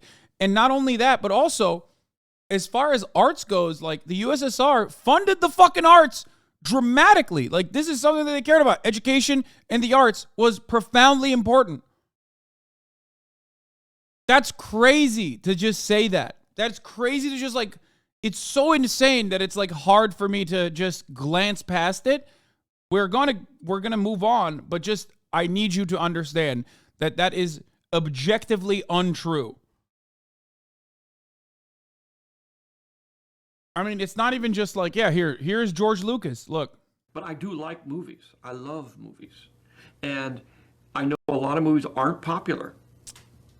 And you can say that going in. One of the reasons I retired is so I could make movies that aren't popular. Because in the world we live in the system we've created for ourselves in terms of, it's a big industry, you cannot lose money. So the point is that you're forced to make a particular kind of movie. And I used to say this all the time when people, back when Russia was the Union of Soviet Socialist Republics. And they'd say, oh, but aren't you so glad that you're in America? I said, well, I know a lot of Russian filmmakers. They have a lot more freedom than I have. All they have to do is be careful about criticizing the government. Otherwise, they can do anything they want. And so what do you have to do? You have to adhere to a very narrow line. Yeah.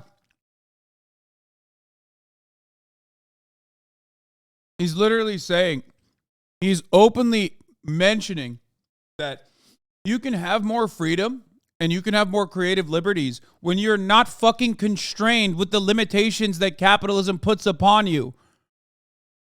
When it's government-funded art, as long as you do not criticize the government, or as long as you know how to toe the fucking line, you can get away with making insane shit, which is why a lot of USSR art, a lot of Soviet art was considered incredible.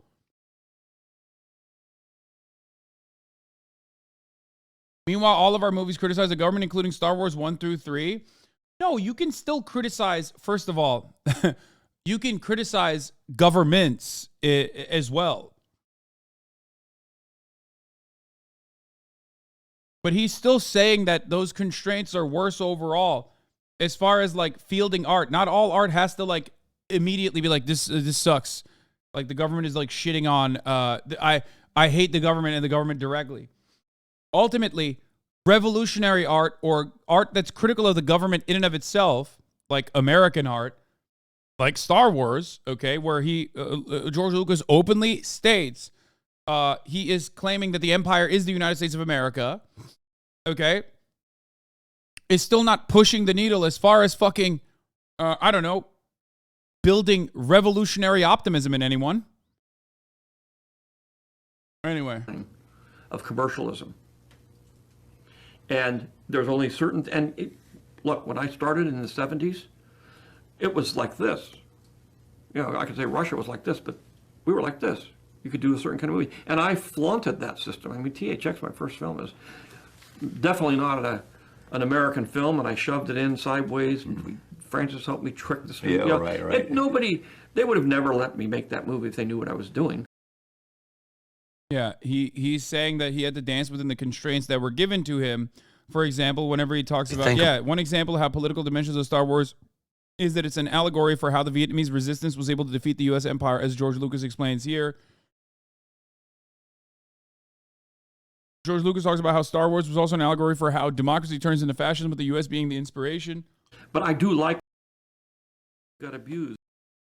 Yeah, he talks about how Hollywood intentionally ignored the political dimensions of Star Wars and instead focused on commercializing its most banal parts as a franchise. He also argues that this destroying of creativity is an inherent part of capitalism.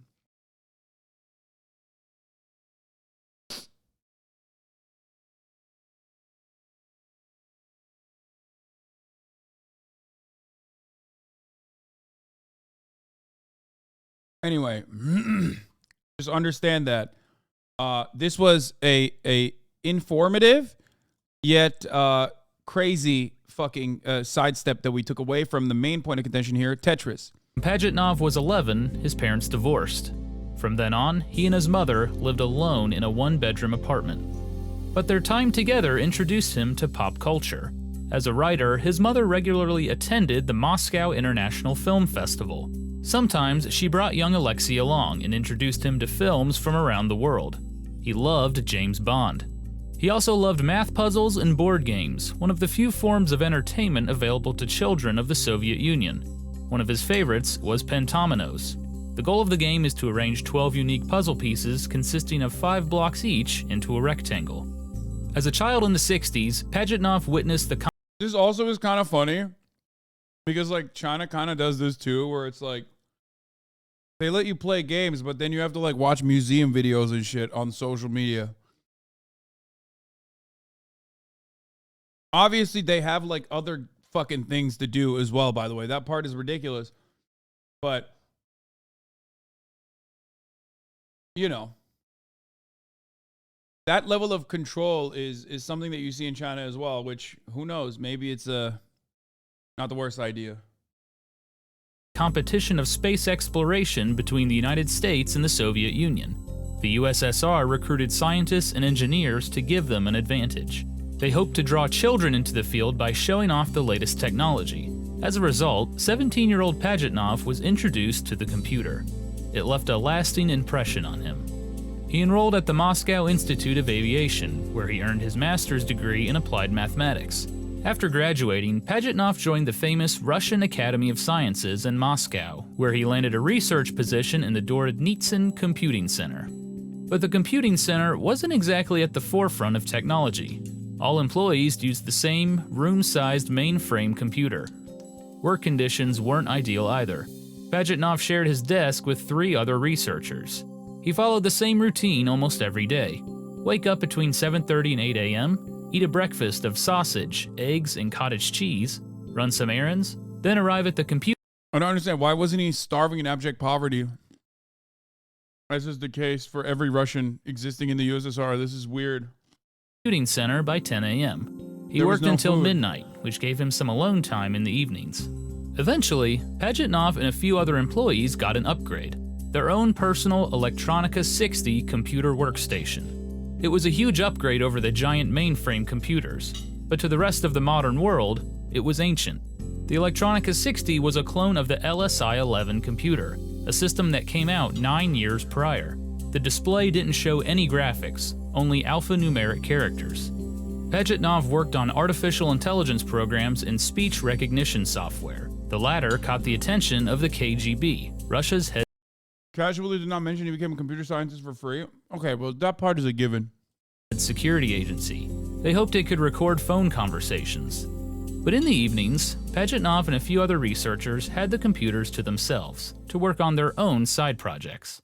One programmer was obsessed with Pac-Man, one of the few arcade games to make its way past the Iron Curtain. He spent hours trying to reverse engineer it. There was also Dmitry Pavlovsky, a fellow researcher and friend who programmed several games on the giant mainframe computer stored away in the computing center. There was also a 16-year-old programming prodigy named Vadim Gerasimov. After impressing his computer science teacher, he was brought to the computing center to learn more about programming and assist with projects. Pavlovsky introduced Gerasimov to Alexei Pajitnov. The trio shared a love of computer games and programming, so they formed a team and brainstormed game ideas in the evenings. They hoped to package the games and possibly sell them, an extremely difficult endeavor in the Soviet Union. Pajitnov sat at his desk late into the night, brainstorming. He thought back to his childhood, when he spent hours playing pentominoes. Surely there was a way to translate this experience to the computer. Pajitnov made adjustments to the standard pentomino game to accommodate for his outdated hardware. He cut the 5-block shapes down to 4, which reduced the number of pieces from 12 to 7. In 6 days, Pajitnov completed his first version. He named it Genetic Engineering. The goal was simple: arrange the pieces until they fit into a box. It worked, but there was just one problem. It was boring. Once a player figured out the solution, they had no reason to play again. The game needed to challenge and engage the player. So Pajitnov made the game more hectic. He narrowed the playing field to the center. It's literally one of the greatest games of all time, by the way. Like, still to this day. Such a basic concept, and yet so good. Center of the screen and had the pieces fall constantly. It was definitely more engaging and fast-paced, but that created a new problem. If you failed to complete a row, it's the ones that I've never played. What the fuck? There are people on this planet that have never played Tetris. That's mind-boggling to me. I guess I'm old, like.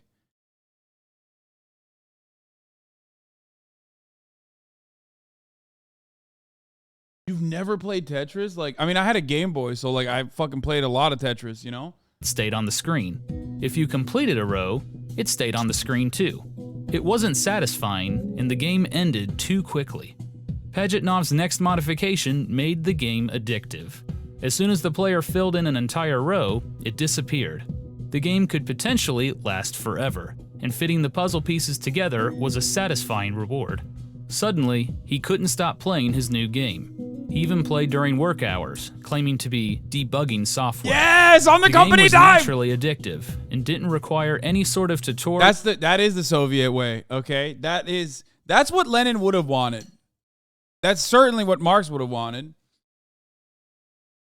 Truly, that is a revolutionary act, okay? Truly. Now, you know, revisionist pieces of shit might disagree with that, but ultimately, you know, the most revolutionary act you can engage in. Or explanation. Pajitnov named the game Tetris, combining the Greek word tetra, meaning four, with his favorite sport, tennis. It had a basic scoring system, no sound, and no... Which, by the way, remember, children had no games. Also, he was somehow a fan of tennis. I wonder why or how that happened. Because, again, a lot of value and a lot of emphasis placed on sports. Remember. Extra levels. But it was addictive, and easily the best game in the trio's computer game package. But no one ever imagined Tetris would make it outside the halls of the Dordnitsin Computing Center. It only worked on the outdated Electronica 60 computer. Tetris gained a small cult following at the Russian Academy of Sciences. Pajitnov wanted to expand his audience, but the only way to do that was to program the game for a more commonly available platform, the IBM PC. He approached the 16-year-old whiz kid, Vadim Gerasimov, and asked if he could assist. It would be a somewhat difficult task. Gerasimov needed to rewrite the entire program on a computer he'd never used before. But in only a few days, Gerasimov had a working prototype. He had a fully functional, widely compatible version ready in a few weeks. He added color to the tetrominoes, multiple levels, plus the ability to save your high score. Tetris was more addictive than ever before. However, the dream of selling their collection of games was falling apart. Starting a business, let alone a software business, was highly unusual in communist Soviet Union. Plus, they made Tetris at the Russian Academy of Sciences, which technically made the game government property. Pajitnov, Pavlovsky, and Gerasimov didn't want to see their hard work go to waste. They named their collection of games Computer Funfair and made copies, which they distributed to whoever was interested. Wait. The two things that he just said in succession literally they do not go along with one another. On the one hand, he's saying like these guys wanted to make fucking money off of their IP. And on the other, he's saying that they gave it to everybody for free because they wanted everyone to enjoy it. And also, it is literally government property, government funded, made on the government dime. It makes perfect sense. Remember, guys, there's nothing wrong with this. There's nothing wrong with the government doing this, especially when it comes to medicine. One such person was Vladimir Pokilko, Alexei Pajitnov's friend and a clinical psychologist at the Moscow Medical Center. When he fired up Tetris at his workstation, he immediately recognized the addictive nature of the game. As rows of blocks disappeared, it gave the player an emotional high, fueling them to keep playing. Bakilko made copies of the game for his fellow employees. Soon, the entire psychology department. One of the most important parts of this entire conversation that is going completely unnoticed, and it's one that I hope leftists are immediately trained to recognize, is one foundational principle that absolutely eviscerates every capitalist argument. Okay? The profit motive is later put into the conversation. He did not make this video game because he wanted to make profit. He made this video game because he was fucking bored and he wanted to make a video game. Because innovation is not only driven by profit, and that is still something that this person acknowledged as well. And that's something that people need to understand. But in America, in our hyper-capitalist dystopia, people only fucking think that innovation is driven by the profit motive. Okay?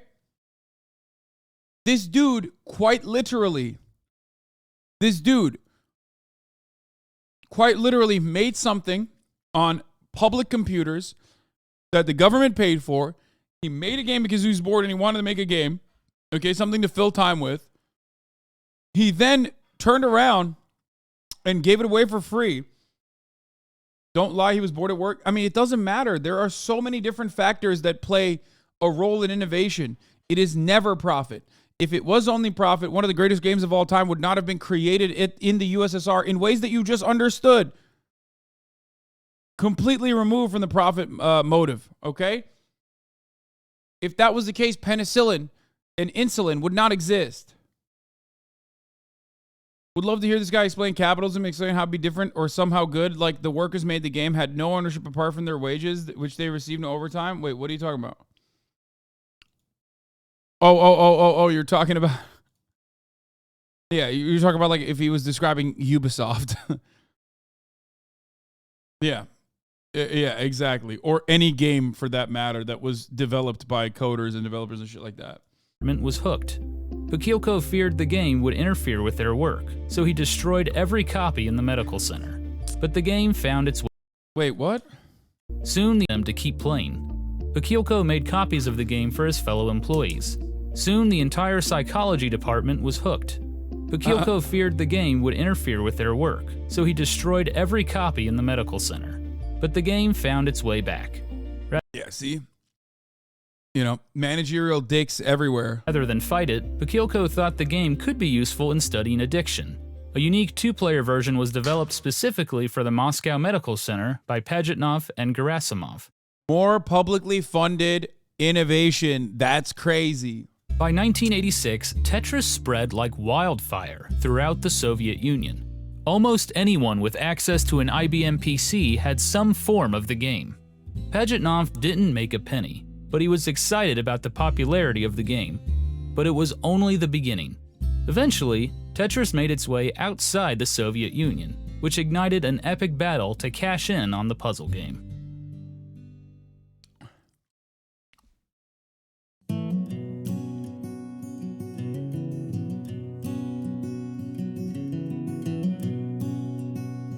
I don't know, bro. You're kind of making it seem like capitalism is like bad or something. It kind of gave us everything we have. It's why you have your house law.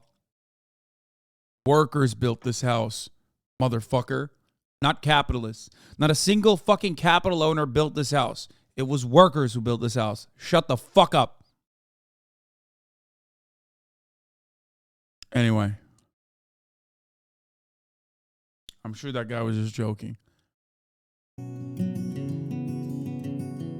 With its simple and addictive gameplay mechanics, Tetris took over the free time of Soviet workers. One such person was Alexei Pajitnov's boss.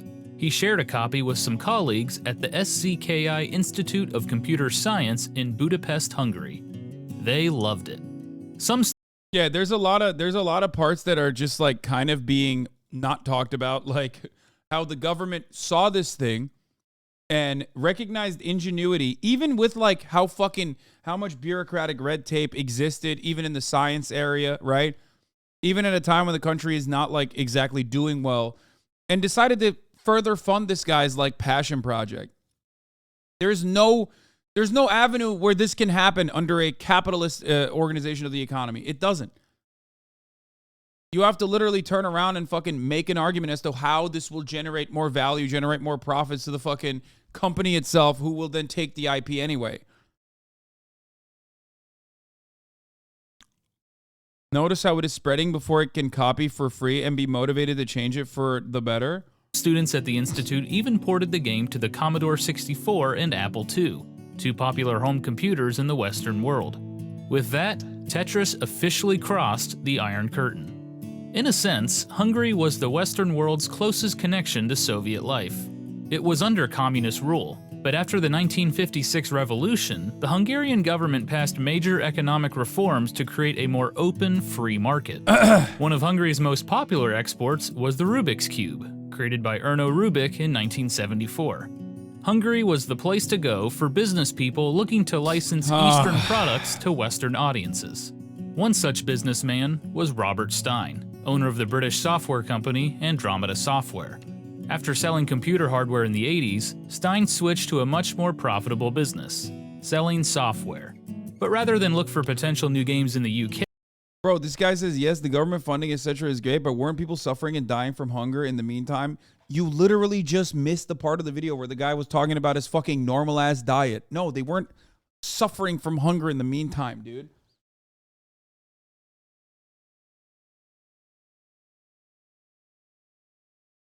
Also, like, also, what about people that are hungry right now? Like, dude, we live under a global capitalist organization of the economy, and 14 million die every year due to famine-related diseases and famine directly. Now, the worst part about it is that, like, if you consider Holodomor, okay, that's like, let's say that's partially deliberate, but partially mismanagement. And most importantly, it's like fucking failure of agricultural production. We don't have that anymore, and 14 million people die every fucking year. The only problem you need to solve, the only problem, is literally a matter of logistics. That's it. And we just don't want to solve it, because that would hurt the bottom line of agricultural producers. So it's like literally worse. It is objectively worse. It is also deliberate. It is perfectly deliberate. Anyway.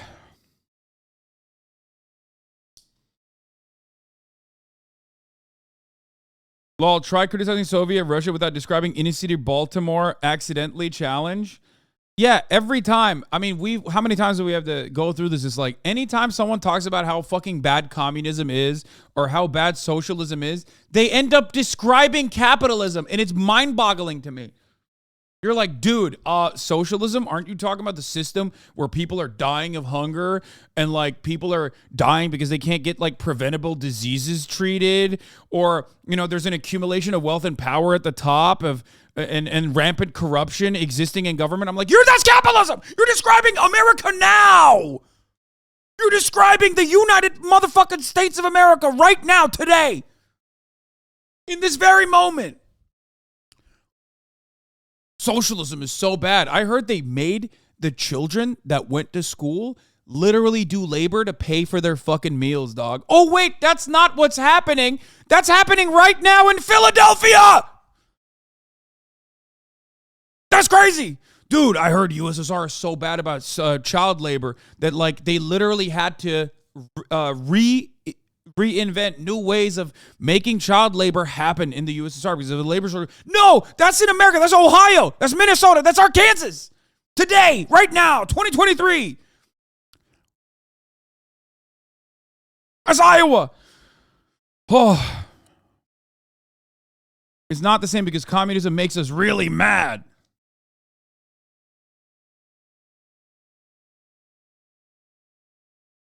Anyway. Now, I'm not going to sit here and say the USSR was fucking, you know, cheeky-breaky, okay? Or it was great. There were obviously bad parts of every fucking form of governance, and certainly the USSR made some mistakes overall. Not limited to Stalin.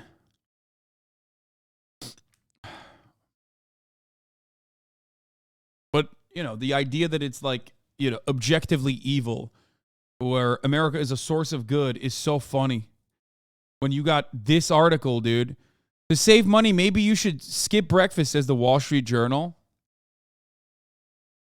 People talk about the living conditions in the USSR. Meanwhile, like, look at the living condition next door, man. Like, look at outside of your immediate circle in your, like, Connecticut McMansion neighborhood.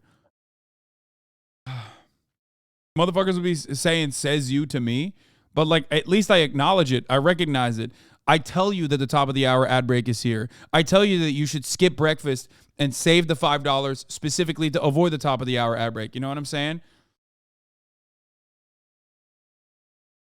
These guys are trying to normalize saving money by skipping breakfast and eating less. I'm trying to normalize the top of the hour ad break and how punitive it may seem unless you're subscribed for $5 or for free with a Twitch Prime, or if you're lucky enough to get gifted a sub. Here's the 3-minute ad break. Now, let's get back to the fucking Tetris video. Holy shit, I keep sidestepping so much. He found his talent in his native country of Hungary. His business model was simple. Find a game, sell it to a publisher in the West, and collect royalties on the sales. Stein frequently visited the SZKI Institute of Computer Science for new titles, and in 1986... Thank you, the Raging Hoppa, for the 10 gifted subs, allowing 10 people to no longer see the ads. Top of the hour. He noticed someone playing a game in the corner of the computer lab. It was Tetris. "What the hell is this?" he asked. "Oh, it's just a game," an employee replied. Intrigued, Stein tried the game for himself. He wasn't a gamer, but he couldn't stop playing Tetris. Prime, thank you for the 20 It was a gifted. surefire hit. He immediately went to the director of the institute and inquired about licensing.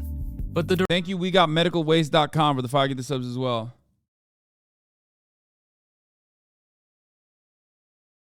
This guy's 100% getting death threats for one of the most boring articles ever about egg, cereal, lettuce, juice, concentrate price increases year over year, month over month. That guy's editor completely fucked him. Anyway. Wasn't a gamer? Bro, no one was a gamer. I mean, yeah. Not a gamer sounds like Hasan. Director sheepishly admitted that the game wasn't theirs. If Stein wanted to license Tetris, he would have to make a deal with the Soviet Union. But that was easier said than done. Russia's economy was still very closed off. The chances of Stein simply flying to Moscow and brokering a deal was slim to none. But the director did have one line of communication. He had the number to the Russian Academy of Sciences telex machine. Stein sent a telex message stating that he wanted to acquire the rights to Tetris. The message was forwarded to the creator, Alexei Pajitnov. Pajitnov was shocked. He'd given up the idea of selling software. Now he had an offer in writing for the rights to Tetris, but he had to be cautious. He made Tetris, but he had— By the way, like, Pajitnov, like, openly talked about how he did not intend to make money from his creation, and he designed the game for fun.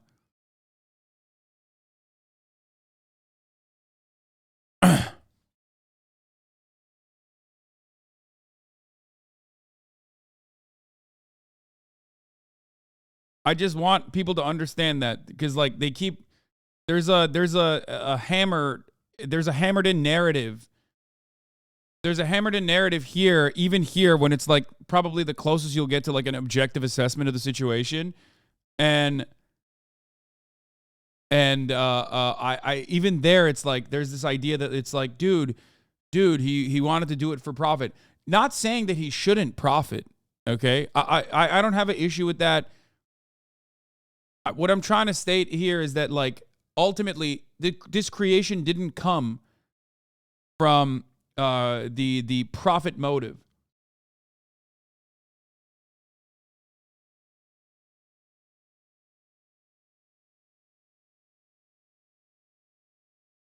Chat's so angry with America as they live high. Yeah, dude, it's fucking high living out here. Yeah, the only reason why America lives high is because America itself has, like, objectively lowered the living standards of half the fucking global south. So yeah, in comparison to a country that we fucked over, yeah, we're in better shape. You know what I mean? Also, this he had no authority. This conversation regularly avoids the entirety of Europe. Like, the entirety of Europe is never called into question. Notice how every time we talk about like America living high, we're always comparing America to America's victims, and we just never talk about like Europe, where living conditions are objectively better. It's just like we always forget that like an entire continent of people that we didn't actually purposely eviscerate or destroy, but instead like funneled money into and kind of made sure that they couldn't have like any kind of socialism happening there, but still did not like completely destroy their operations in the endless pursuit of extracting, natural resources from. Those guys are doing better than we are. How is that possible? Question mark. You have to pay to use the restroom in Europe, little bro. What? Movies. I love movies. And I know a lot of movies aren't popular. That just started on its own. That was crazy.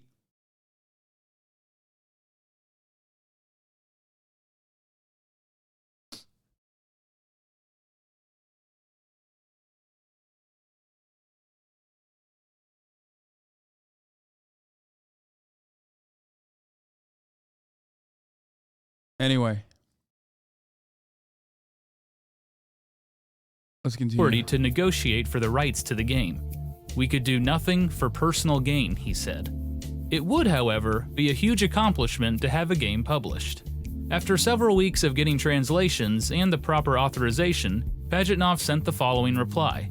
Yes, we are interested. We would like to have this deal. For Pajitnov, it was a way of saying, let's talk more about this. He didn't want to commit for fear of discipline from his government, but he didn't want to shut the door either. But to Robert... Bro, this motherfucker just wanted people to play his game, dog. He wanted people to play his game. Stein, it was a verbal agreement. As far as he knew, Andromeda Software could find a buyer for Tetris. Stein immediately went to one of his go-to publishers in the UK, Mirrorsoft. Mirrorsoft was the software division of the massive Maxwell Communications Corporation. Founded by Robert Maxwell, a decorated World War II veteran, and father of Ghislaine Maxwell, an OG spy, okay?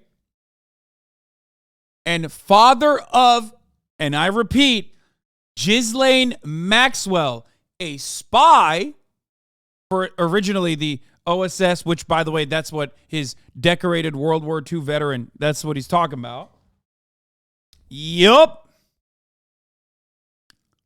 And former member of parliament, the Maxwell Corporation owned several newspapers, magazines, and even a soccer club.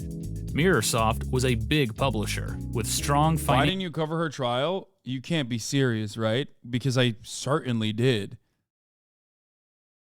What? Dude, where did these people come from, man? Where did these people come from? Where are you from? Like, not only did I cover the trial, I literally had famous journalist Brace Belden and Liz Franzik on the broadcast. And they were literally in the room. Like, they went and covered the broadcast. They went and covered the court case.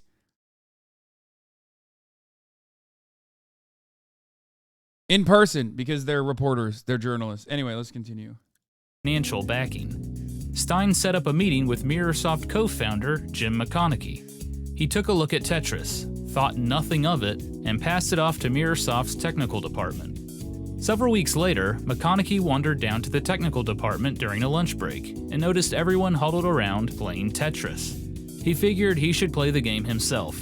He took it home, and soon, McConnachie, his wife, and their children were hooked. Along with Mirrorsoft, Maxwell Corporation had another software company in the United States, Spectrum Holobyte. Mirrorsoft and Spectrum Holobyte worked well together, regularly sharing titles and publishing games in their respective regions. Spectrum Holobyte president Phil Adam was in the UK looking at new titles when McConnachie showed him Tetris. He too became addicted. From there, Robert Stein made a deal with the Maxwell Corporation. Mirrorsoft got the home computer and console rights to Tetris for the UK and Europe for £3,000 plus royalties. Spectrum Holobyte got the rights for the US and Japan for $11,000 plus royalties. It wasn't a huge payday for Stein, but he did have other rights to sell, including the arcade and handheld rights. The bigger problem, Hungarian motherfuckers failing to do capitalism well. However, was like you can't even, dude. You want to be capitalist, but you can't even do capitalism. What are you doing? The real capitalists just fucking shellacked you, dude. They just fucked you so hard. Look what happened. Look at Hungary now. Always want to be something else, dude. Always. Can't fucking just be like, yeah, we're going to be Muslim. We're going to be Turks. Like, can't do that. You know what I'm saying? Gotta fucking act like you're something different. Oh, we're Christian. We're so different. Oh, we're capitalists. We love that shit. Yeah, good luck. Look how well that served you. Stein's supposed deal with Pajitnov and the computing center in Moscow. Just saying. He betrayed. Two Hungary L's. The vague telex message about making a deal, but nothing was signed. Technically, he was negotiating the rights to a game he didn't even own. With contracts pending with Mirrorsoft and Spectrum Holobyte, the clock was ticking. Stein sent off another telex message to Moscow with his offer. $10,000 up front, along with 75% on whatever money he made from Tetris. Pajitnov replied once again with a vague but positive response. They were ready to make a deal. Stein kept pressing. He even offered partial payment in the form of Commodore computers. But just as Pajitnov predicted, the Soviet regime intervened in the negotiations. AcademySoft, an internal publishing and licensing group within the Russian Academy of Sciences, handled further negotiations. AcademySoft insisted that the only rights available to Stein were for the IBM PC version of Tetris. Stein agreed. Future versions of Tetris could be negotiated for later. It was now 1987, and there were still no signed contracts. Spectrum Holobyte and Mirrorsoft prepared their versions of Tetris under the assumption that all the rights were secured. Robert Stein grew frustrated. Who exactly was in charge of the negotiations on the Russian side?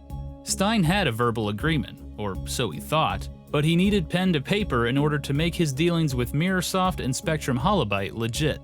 So Stein put pressure on the Russians. In April of 1987, he sent another telex message to Moscow, this time announcing that Mirrorsoft and Spectrum Holobyte would release Tetris for the IBM PC in their respective regions. But his forcefulness got him nowhere. In June of 1987, Stein finalized the deals with Spectrum Holobyte and Mirrorsoft for Tetris. But he still had to get the Russians to sign on the dotted line.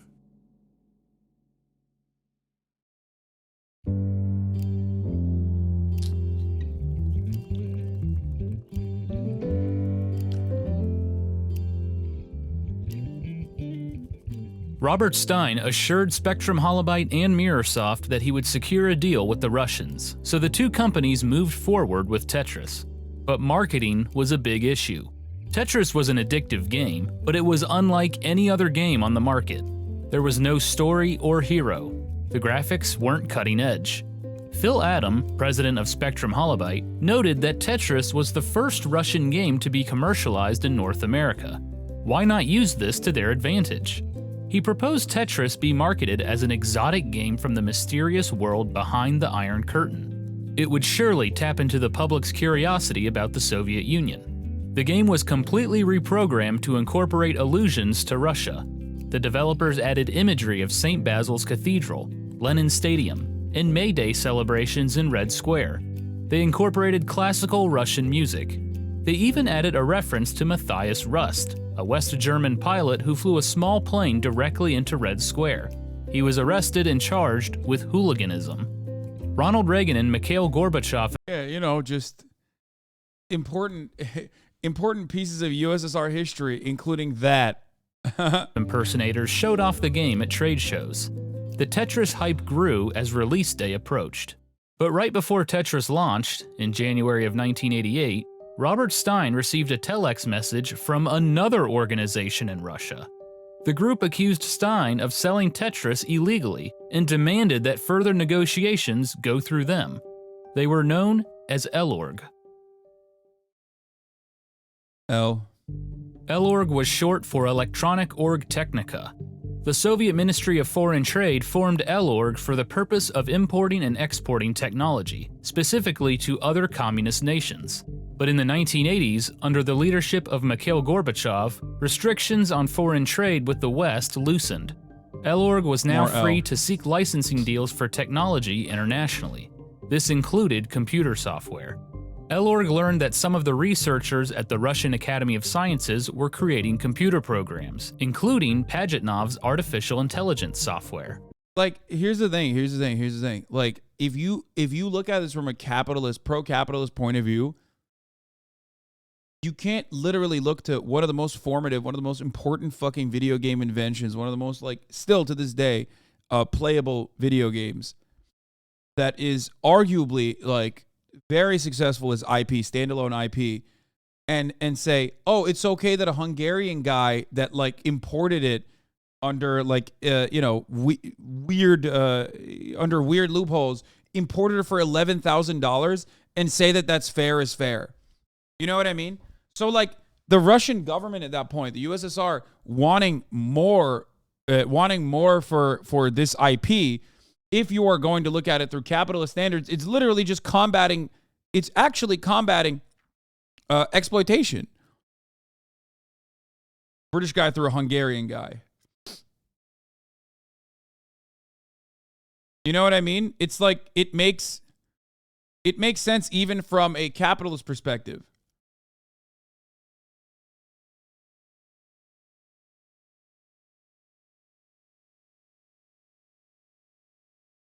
ELORG met with Pajitnov to see if the program could be sold internationally. During the meeting, Pajitnov casually mentioned Tetris and how he and AcademySoft had trouble getting a licensing deal with Robert Stein. Representatives from ELORG were shocked. Pajitnov and AcademySoft had no authority to negotiate international software licensing deals. They demanded all the paperwork be handed over immediately. What they learned was incredible.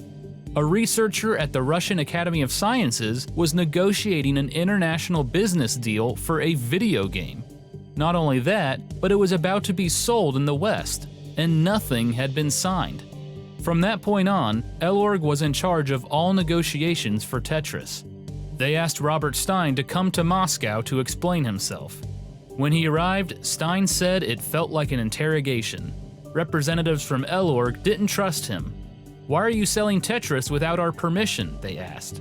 "I didn't even know your group existed," Stein replied. He held his ground, arguing that pulling the deal now... I don't even disagree, by the way. I'm sure, like, to be fair, like, that seems like a bureaucratic incompetence, certainly, for sure. No, look, I'm not going to, like, fucking defend the guy here, okay? I'm not going to defend the guy here, but what ELORG is doing in this situation is like what every fucking IP owner does. So, I don't even disagree with Robert Stein. Could be an embarrassment to the USSR, as it would make them seem unreliable in the world economy. The two sides went back and forth in what seemed like a never-ending game of tennis. ELORG wanted final approval over any of the games. Stein wanted the rights to all home computer systems, not just the IBM PC. The two sides continued to negotiate. Nothing had been signed. But in the West, Tetris moved forward. On January 29, 1988, Spectrum Holobyte released Tetris for $34.95. It came in a red box with the word Tetris written in Russian in bold yellow characters. It stood out from the other games. The Russian marketing angle worked brilliantly. Spectrum Holobyte sold 100,000 copies in the first year. Jesus in the UK, Christ. Mirrorsoft sold fewer, but still a sizable amount. Then again, they also removed a lot of the Russian imagery from their version. The reviews were glowing. Tetris is so simple to learn that you'll know all the rules 5 minutes after opening the box. But it's so intriguing to play that This is why, like, cryptocurrency scams are just a microcosm of the kind of shellacking and a kind of ass fucking that happens under capitalism regularly. Guy makes a game because he wants to have fun. He wants to just spread it, okay? He's like, this is fire. I think I got something dope here. I want everyone to be able to play it, okay? Then, through 2 different protocols, 2 separate layers of people get ass fucked up the capital extraction line, ultimately with like the corporation that finally ends up with the IP just selling it for $34.99. Okay. Meanwhile, the USSR is still trying to. Fucking at this stage make more money, demand more money off of the IP that like these people got through illicit means. That once you've started, you'll be spending many hours in front of the computer screen, so many that you'll begin to wonder if Tetris isn't really part of a diabolical plot, hatched in the evil empire to lower worker productivity in the United States. Dennis Lynch, Chicago Tribune. As computer games go, it is simple and addictive. Critics say it lacks the guns and explosions and mayhem that appeal to young connoisseurs of American entertainment software. But then, Soviet software is apparently softline. Peter Lewis, The New York Times. Tetris fever enveloped the West and was being played at home and at work. Spectrum Holobyte even added a boss key to the game. Pressing the escape button would quickly bring up a blank command prompt. To Spectrum Holobyte and Mirrorsoft, it was a resounding success, but Robert Stein was nervous. His deal with the Russians was still in limbo. Spectrum Holobyte and Mirrorsoft began porting the game to other computer platforms. But finally, in May of 1988, 4 months after Tetris hit the market, Elorg and Robert Stein made a deal. Andromeda Software got the rights to Tetris for home computer systems. They also got the rights to port Tetris to, quote, different types of computers. To Stein, this meant home consoles as well. Elorg received an undisclosed amount up front, as well as royalties on every game sold. Stein breathed a sigh of relief. He quickly phoned Jim McConaughey at Mirrorsoft, confirming the deal was officially done. When McConaughey asked about the arcade and handheld rights, Stein assured him that deal was imminent as well. From there, they wove a tangled web of sublicenses that would ultimately turn into a ferocious battle over who could do what. You were just on a sign at the All-Star game. Giannis just said he likes you more than Hasan Minhaj. Sorry, off topic, but just saw it. There's 0% chance that what this guy is saying is real. Like, what? I don't even understand what the fuck he's talking about. What is the All-Star game? What a weird thing to make up.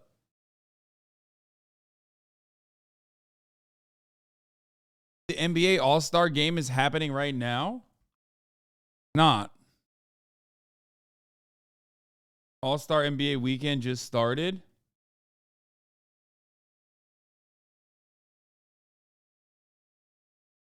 Yeah, no. I doubt it. I doubt that someone went to the NBA All-Star Game. They have Hasan Minhaj on one side and you on the other? What?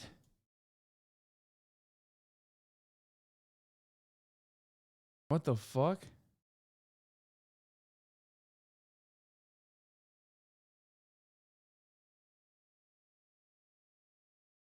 What do you mean?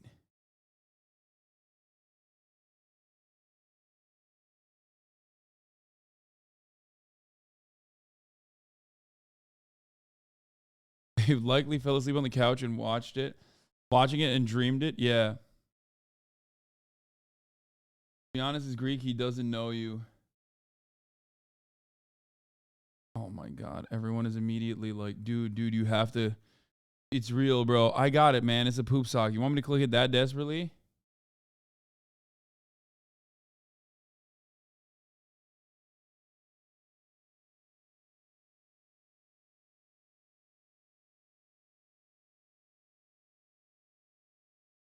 All right, anyway.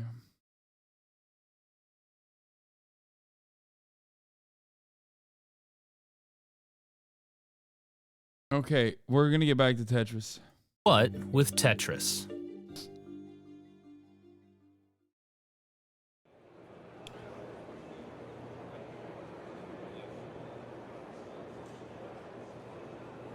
Okay, if it's on ESPN right now, clip it and ship it.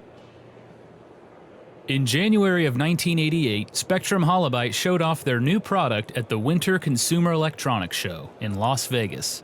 Spectrum Holobyte president Phil Adams stood proudly on the showroom floor, displaying Tetris to a long line of attendees. Standing in that line was Hank Rogers, owner Hasan of Japanese Minhaj game at the publisher NBA Bulletproof All-Star Software. celebrity game. Rogers was born in the Netherlands, but grew up in the United States. While in college at the University of Hawaii, Hasan Minhaj getting bullied by Giannis. I love Giannis now.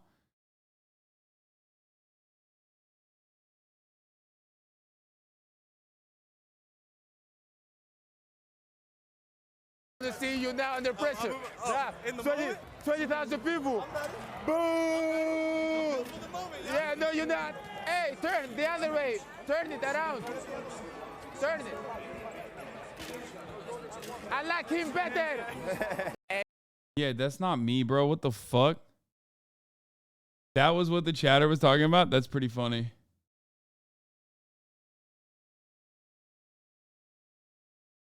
Chatter thought that was me?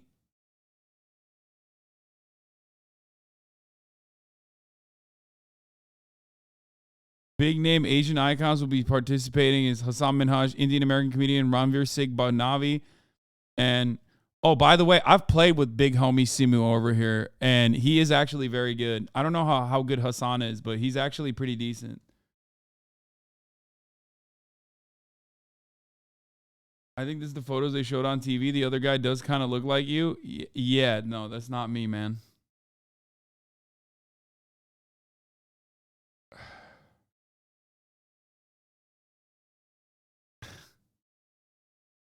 Why have you played ball with Simu?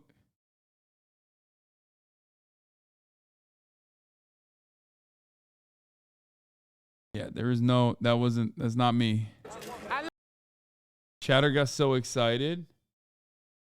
No, but this is what they mean. You got debated.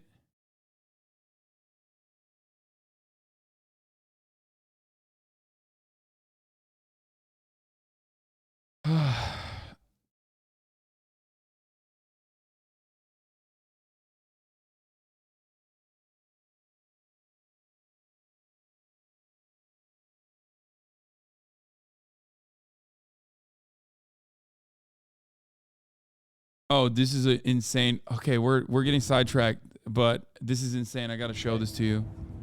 I saw this earlier. I've never seen anything like this in my entire life. It's fake, right? It's fake, right?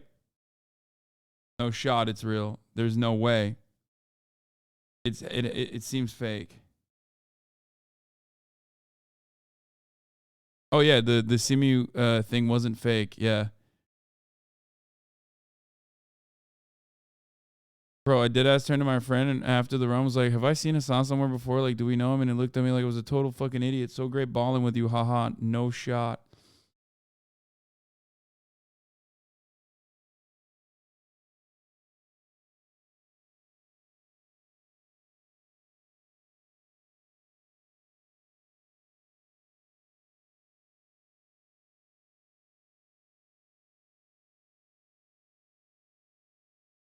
Boots on alt.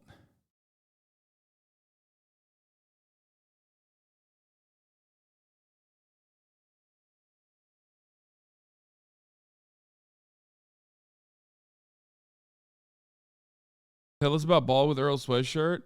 I haven't seen him since.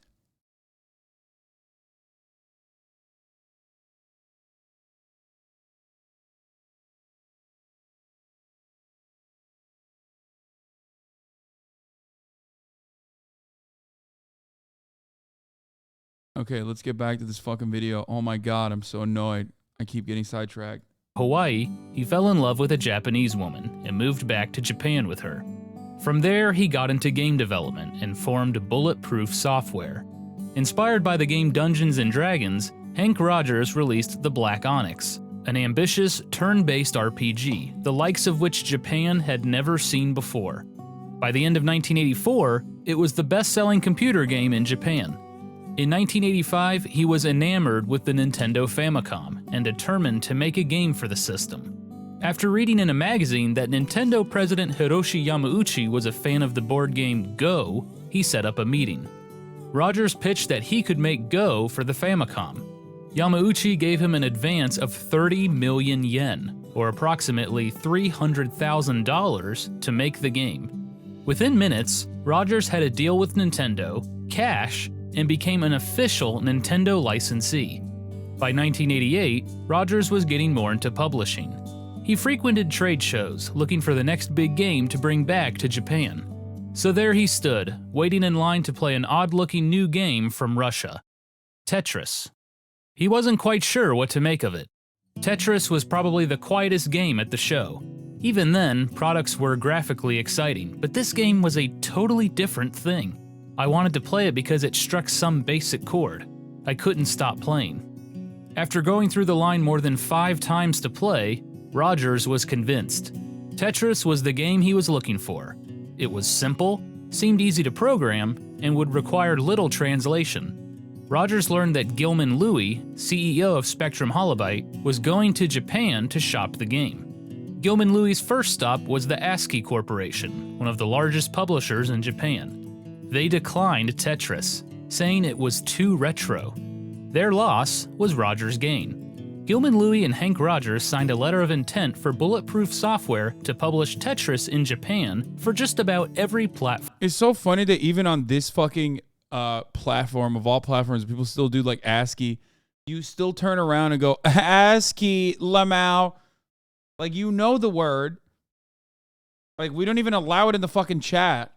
And you still go, Lamau, ASCII. Form imaginable. Rogers' offer was standard, a cash advance, as well as royalties on every copy sold.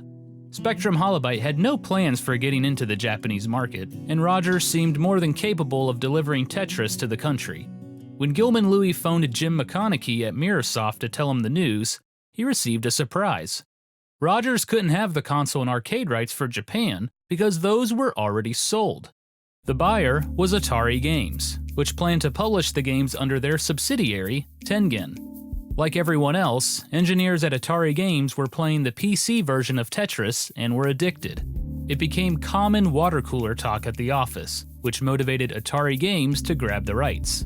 To make matters worse for Rogers, Atari Games got it for a steal. In exchange for console and arcade rights in Japan and North America, Atari Games gave Mirrorsoft the PC rights to Blasteroids, a shallow update of the arcade game Asteroids. No royalties or cash to consider. Gilman Louis was furious, but there was nothing he could do. Mirrorsoft had more power thanks to their direct connection to the Maxwell Corporation. Louis phoned Hank Rogers to give him the news. Rogers could have the PC rights, but if he wanted the console and arcade rights, he would have to contact Atari Games. When Rogers contacted them and inquired about the rights, Atari Games declined. Undeterred, Rogers flew to California and camped out in the Atari Games parking lot. He waited for an opportunity to talk to their president, Hideyuki Nakajima. As Nakajima was leaving for the day, I just want to point out one thing and one thing only.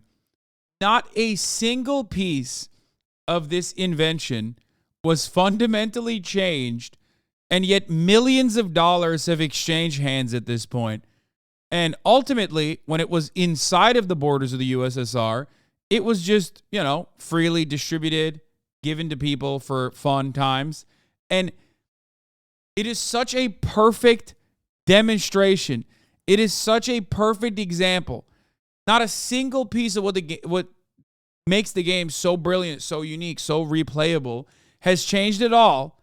They added a little bit of fucking ticker tape. They added a little bit of seasoning on top of it.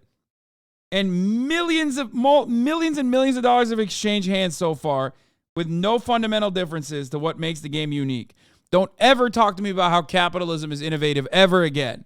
Okay? It is just an entire fucking sea of middle managers trying to generate value as they move the same product up the fucking food chain and all the way down back to the food chain. Capitalism's only innovation is creating new profit centers, sorry. Rogers swooped in and made his sales pitch. Eventually, Nakajima agreed to a meeting. Over a sushi dinner, the two businessmen hashed out the details. Nakajima couldn't sell the arcade rights. He had already sold them to Sega, but he was willing to sell the console rights in Japan. Nakajima didn't care too much about having the console rights in Japan because he was focusing on the North American market. The price tag was steep. Rogers had to cough up $300,000 for the console rights, but he was confident the game was a hit. However, initial sales in Japan were low. Bulletproof Software only received 40,000 orders. Rogers contacted Nintendo president Hiroshi Yamauchi in hopes that he could help push the game. Yamauchi was curious, so he passed Tetris down to one of his designers, Shigeru Miyamoto. Several days later, Yamauchi asked Miyamoto if Tetris was a good game. "Yes," replied Miyamoto. When Yamauchi asked why, Miyamoto responded, "Because your secretaries and accountants are playing it." With that, Yamauchi understood Tetris's universal appeal, and he agreed to help push sales of Tetris. Orders increased from 40,000 to over 200,000. On December 22, 1988, Bulletproof Software released Tetris for the Nintendo Famicom, where it became their best-selling game of all time, selling 2 million copies.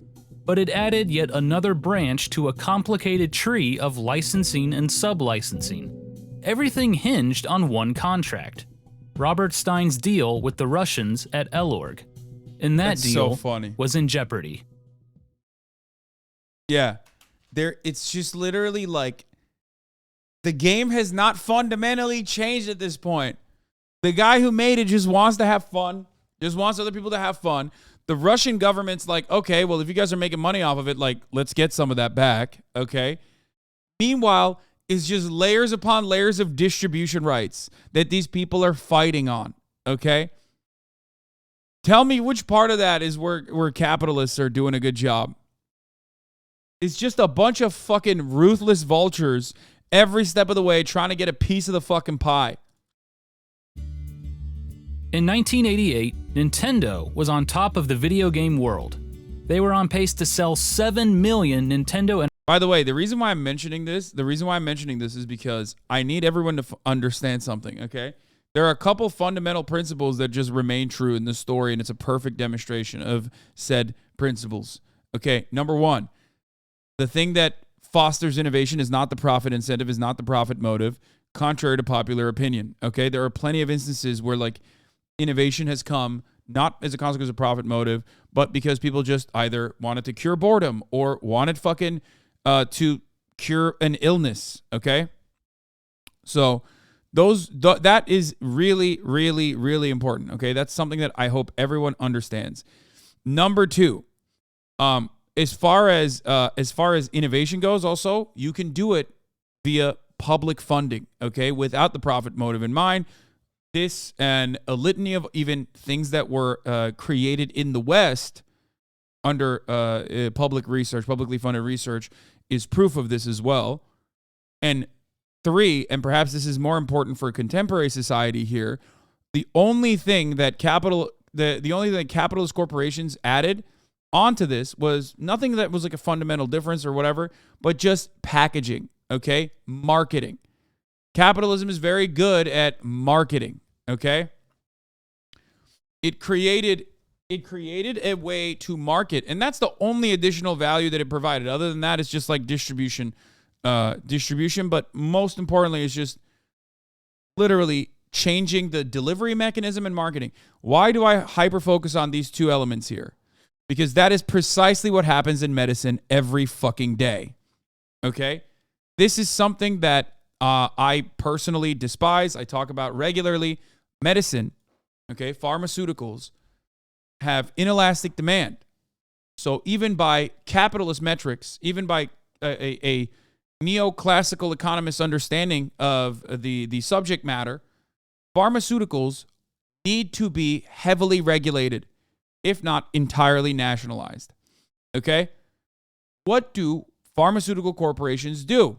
They do this exact same thing that they did with Tetris. Now, Tetris, of course, is a consumer good. It's not medicine. You will not die if you don't have Tetris. Make matters worse, you will die if you don't have the actual medication.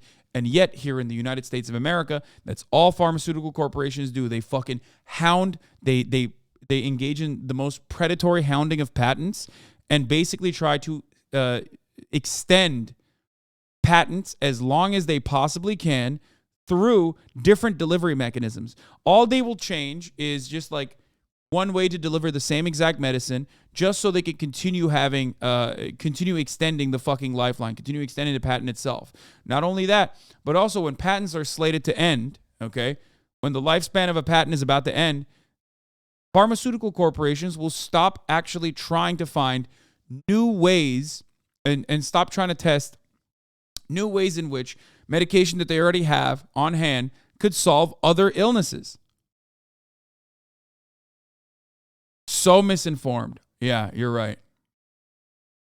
Well, I described everything that is currently happening in, capitalist medicine, but one chatter said I'm so misinformed. So clearly, he will now begin to explain to me how novel chemical compounds are actually found in the United States, or a lot of novel chemical compounds are found in the United States of America. As a matter of fact, the United States of America is number one in novel chemical compound discovery, except that, of course, completely fails to recognize the size of the United States and also how much of the novel chemical compound discovery is actually still funded and facilitated by publicly funded research. And not only that, but also as far as like the per capita argument goes, the United States does not crack the top 5 of novel chemical compound discovery in the field of medicine. I am not actually misinformed. I also know what your counters are going to be, and your counters are wrong.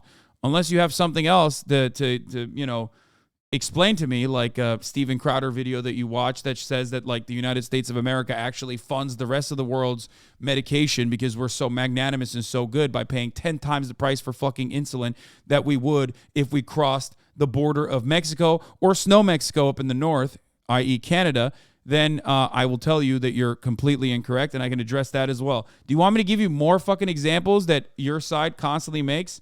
Because I've heard it a million times over. It's just not real.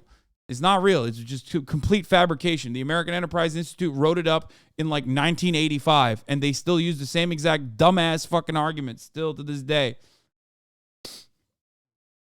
Oh.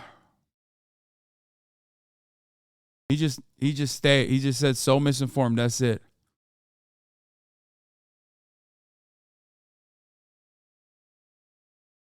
Come on, man. Give me something. Anything. What happened? Did you say so misinformed and die of an aneurysm? Insulin was discovered by 2 snow Mexicans. Don't forget it. Yep.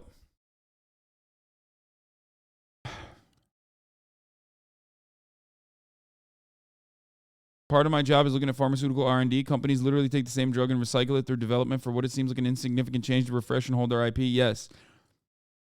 It's IP and marketing. That's all. It's the new delivery mechanisms that they focus on to extend their IP or marketing. That's it. And lobbying, of course, too.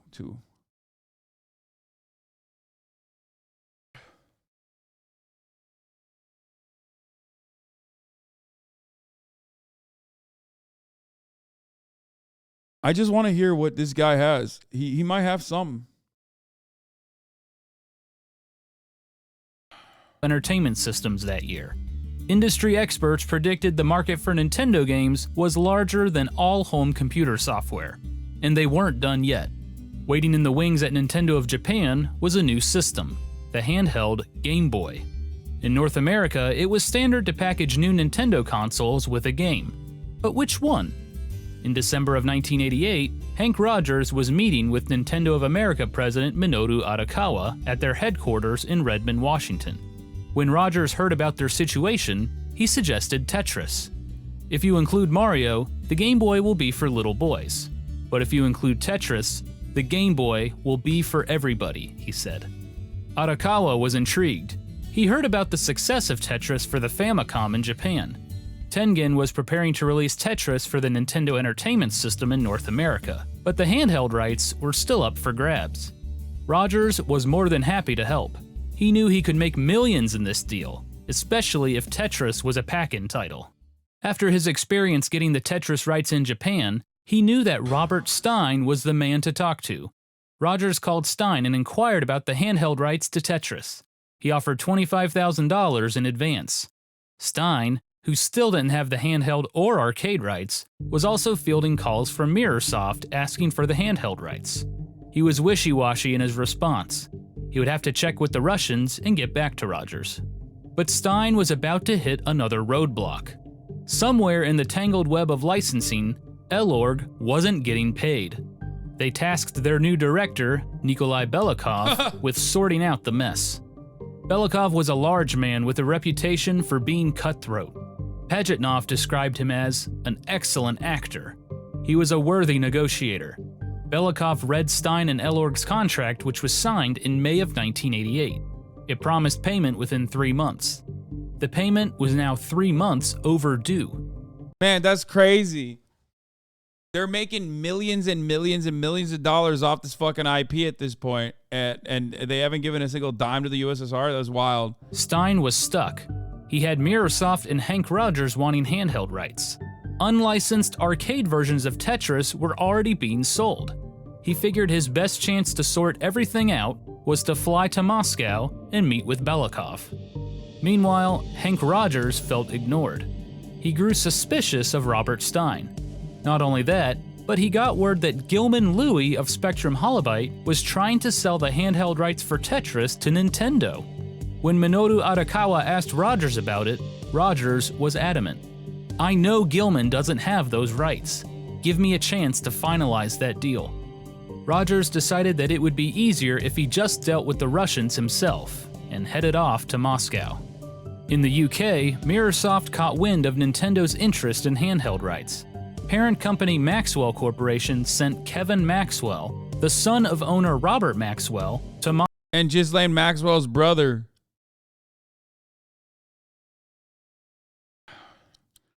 Dude, it's like the best parts of the story are like this, okay? USSR, Pajitnov's like, childhood, what made him create Tetris, and then every other part of it has just been like the actual bureaucratic.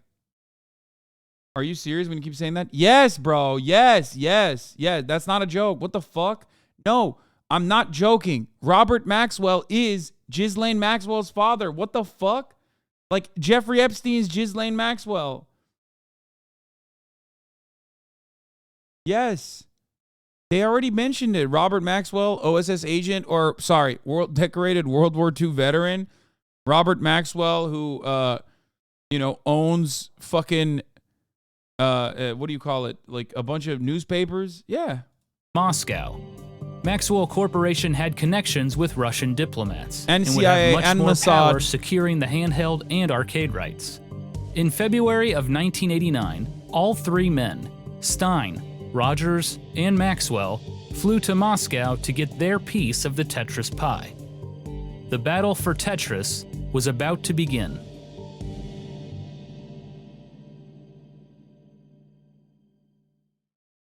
Ghislaine Maxwell's a Nepo baby? Yes. Yeah. That's why the international pedophile sex traffickers have fallen off. They're hiring nepotism talent. They're not going into the fucking roster any longer like they used to back in the day. You know what I mean? Oh, Jesus. Okay, let's continue. Sorry. Hank Rogers arrived in Moscow without any clue where to go. He knew Stein was negotiating with Elorg, but he had trouble finding their whereabouts. At first, he tried to make friends by playing Go with some locals, but that got him nowhere. So Rogers hired an interpreter to help him find Elorg. After a day of riding around Moscow, they finally got the location. Hank Rogers walked into Elorg and asked to speak to someone about the rights to Tetris. As he waited in the lobby... Wait. The other guy that was trying to fucking sell this, Gilman Louie? Oh my God. The other guy that was trying to sell the rights and sidestep the other dude is also the guy who founded In-Q-Tel. Oh my God. The CIA had everything to do with Tetris being sold globally from both fronts. That's insane.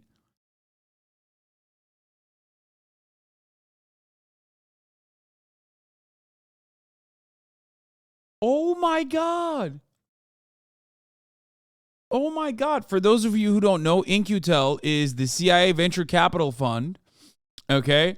It is a multiple billion-dollar for-profit venture capital firm based in Arlington, Virginia. It invests in high-tech companies to keep the Central Intelligence Agency and other intelligence agencies equipped with the latest information technology. Some of their funding includes, I believe, if I'm not mistaken, Google Maps, right?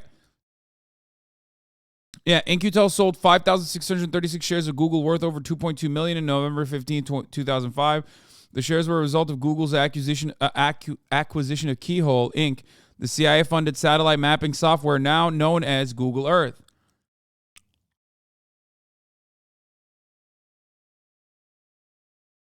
It's the CIA's investment division.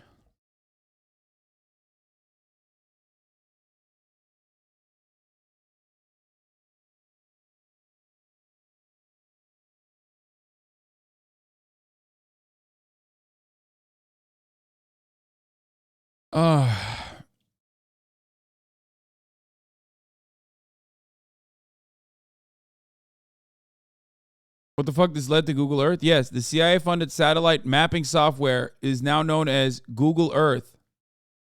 Keyhole, Inc.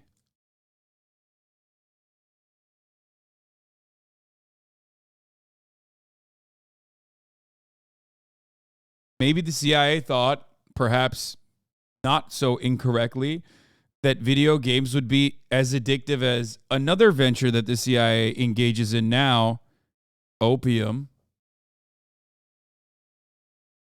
at the time, and that's why they were funding it? I don't fucking know. Probably not. Holy shit, they invented GeoGuessr. Michael! M. HUD.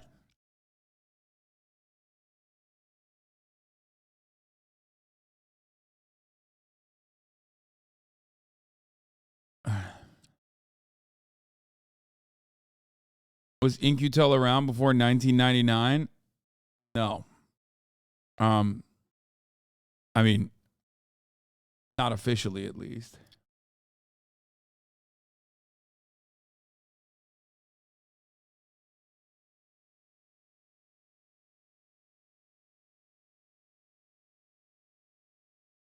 It is wild, though, that this fucking dude who was a video game designer, co-founded and ran the CIA venture capital In-Q-Tel. With his company, Nexa Corporation, he designed and developed multiple computer games such as the F-16 Fighting Falcon Flight Simulator series. It later merged with Spectrum Holobyte, where he was the CEO until its acquisition by Hasbro, after which he became the chief creative officer and general manager of Games.com Group. Like, why? Why is he doing that?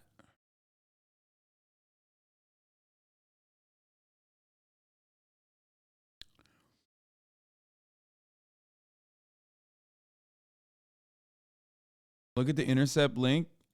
Oh, they wrote a piece on Gilman this week. White House linked venture capital fund boasts China war would be great for business. Nice. A representative from America's Frontier Fund said that a kinetic event in the Pacific would be very good for its bottom line. That's the same guy that we're talking about, by the way. Gilman Louie, American Frontier Fund's co-founder and CEO.